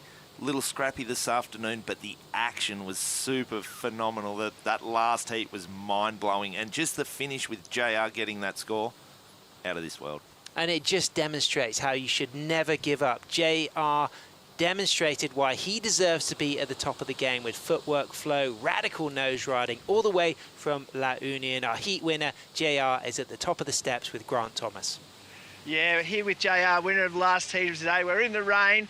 Bells is showing all its elements, mate. That one came right down to the wire. You've told me it's cold. You're from the Philippines, but how do you explain the feeling you got when you heard that news and you got to the top of the stairs? Yeah, that feels really good. Like, all the guys are here cheering and everyone shouts when they announce the score, and yeah, feels really nice, and yeah, I'm soaked. Yeah, mate, to be honest, to watch that heat, what really got you over the line was that smoothness and the flow and the composure that you held throughout those rides. Is that something you work on when you're surfing those points, or is it just more something that you've always had? Yeah, I'm always watching and learning from Joel Tudor, and yeah, watching Kai Ellis here was really nice, and he's getting big scores, and yeah, that's why I tried to do what he's doing, and lucky I got one last wave. I know we just spoke. You've got a heap of people probably watching at home. You've got some great support here on the beach today. Is there anything you'd like to say to all your supporters? First of all, I would like to thank to my sponsors for supporting me, to House of Representatives, to Tingog, to Mr. Romualdez and Miss Romualdez, and to my coach who is here. Thank you so much, and to all the people who's supporting me. To these guys came here to support. Thank you so much, and yan sa mga Pilipino sa Pilipinas na nanonood at sumusuporta, maraming salamat sa inyo. Kita-kits bukas. All right, mate. Congratulations. Best of luck tomorrow, finals day, and yeah, have a good one. Thank you so much. All right, boys, back to you. Great stuff, GT. Lovely to hear JR speaking Tagalog there. Big shout out to his coach, Luke Landrigan. Of course, Brian Landrigan, Luke's father, Australian, so feeling comfortable here. But the women's bracket, which we completed, we've got those quarterfinals between Khalees Keleopaha kicking off tomorrow with Rachel Tilley, and then quarterfinal 2, Sophia Colhane against Natsumi Teoka. What about quarterfinal number 3, Josh, though? Soleil and Zoe, that's a good one. Yeah, that's it. That's going to be a banger. And then quarterfinal number 4, Honolulu Bloomfield up against Mason Schremer. That one's going to be a really hot heat as well. But all of those could be finals. So tomorrow we're in for some great action, and tune in because this is going to be a really nice finals day. We've got swell on the way, offshore breezes, sun's coming out. It's going to be a great way to finish the event. Absolutely, and we're going to be kicking off with men's heat number 7 and 8. First thing tomorrow, we got Taylor Jensen and Michael Van Hoyenstein, Tony Silvani and Kevin Scavana. But why don't we get to the Daily Dose, our Bioglan top 5. Let's find out who's going to make the cut. Who's it going to be? We kick off with numero 5. It's Honolulu Bloomfield, 3 times Women's World Longboard Champion. She put on a great show, Josh. Yeah, this surfing that she's doing is unbelievable. She's working the wave over so well. Beautiful hang 5, hang 10 there. Just the footwork is so smooth, and then jumping on the tail and jamming back to the pocket. Really impressive surfing today by Hono. And coming in at number 4, it's another world champion representing the USA. It was Rachel Tilley who was inspired by Honolulu Bloomfield to then go out and also put on a show riding her Josh Martin built boards, and she just looked alive, electric, focused, and it was a really great performance going for her second world title this season. You can see it was at the top of the tide this morning. The wind hadn't quite swung so onshore, and the waves were just fantastic. Rachel Tilley, always super smooth, beautiful flow, and just really working those waves. She feels very comfortable out here, looks at ease, and look at this wave that Sam, like, it was pumping today. And her favourite board, a trusted board with a Hoffman fabric inlay. Big shout out, of course, to the late, great Walter Hoffman, of course, recently passed away. Of course, the Hoffman Fletcher family, such an iconic family, but it's the Martin shapes under the feet of Rachel Tilley with that slicing single fin down carve and an expressive display of the style of surfing, beating local favourite Tully White from Australia based on the northern beaches. And that is the Rachel we've learned to appreciate. But another regular footer who really put on a show was Johnny Van Hoyenstein, Josh. Yeah, Johnny the Ripper, coming in at number 3. His surfing was electric, super spicy. We spoke about that in the call. Phenomenal surfing. Great to see him put on that performance and close out that heat today. Yeah, and that was against Eduard Del Pero, a big name, and it didn't hold him back. We talked about that Thai spice we ate for dinner yesterday in Torquay, and there's some Thai ancestry in that family, and Philippines ancestry, and Hawaiian life, because that's where he learned to surf. But it was number 2, riding the Slasher Low Pro, new model that you can get in Thunderbolt technology, designed by Ian Chisholm from South Coast Surfboards and CJ Nelson. Soleil Erico, reigning women's world longboard champion. She was absolutely electric, Josh. Yeah, the surfing she did today was great. She feels at home here at Bells Beach. She won the event last year. She's looking solid going into tomorrow's quarterfinals. But look at this surfing. It's just great. Smooth, flowing, using the whole board, the whole wave, and looking really nice. Yeah, modern involvement surfing, really engaging with the power source of the wave as she gets the high five from CJ, her dad Danny, on the beach, and that board design looking oh so good, an exciting option as Kai Ellis Flynn, also working with CJ, comes in at number 1 because of the fantastic heat he had with Declan Whiten from Manly. And this, after the last heat, was probably the heat of the day. It went blow for blow. Declan took the win, but just talk us through why this was such a significant All-Australia battle. Yeah, it's the Aussie boys going at it. We've got Declan that's been on top of his game the last couple of years, putting on great performances, and he was down and out in this one until about halfway, changed his demeanour, changed his focus, and then got busy and did beautiful surfing. But the surfing we saw from Kai today, it's really impressive,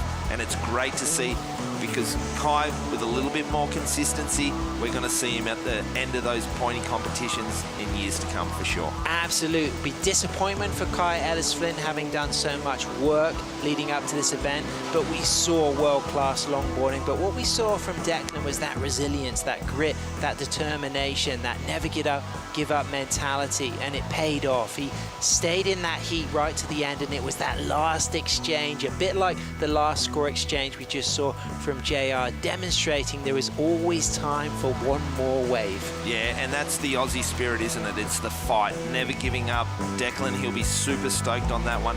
Those are the momentum builders. Sometimes you need those heats to then carry on tomorrow, and it's going to be impressive to see where he goes. Well, it's finals day tomorrow, longboard fans. Thanks for joining us today, and definitely tune in tomorrow, because we are going to be crowning our Bells Bowls winners. And last year, our 2 winners, Soleil Erico and Kai Salas, went on to win the 2023 World Longboard titles. So will it happen again? Will this be a stepping stone to world champions? Josh, are you looking forward to finals day? Oh, I can't wait. It's going to be amazing. The waves are going to be pumping. Tune in. Make sure if you're around, get down here, because the atmosphere is going to be through the roof. Looking forward to it. We'll be here. You'll be joining us. Tune in bright and early tomorrow morning, because it's finals day for the 2024 Bioglan Bells Beach Longboard Classic.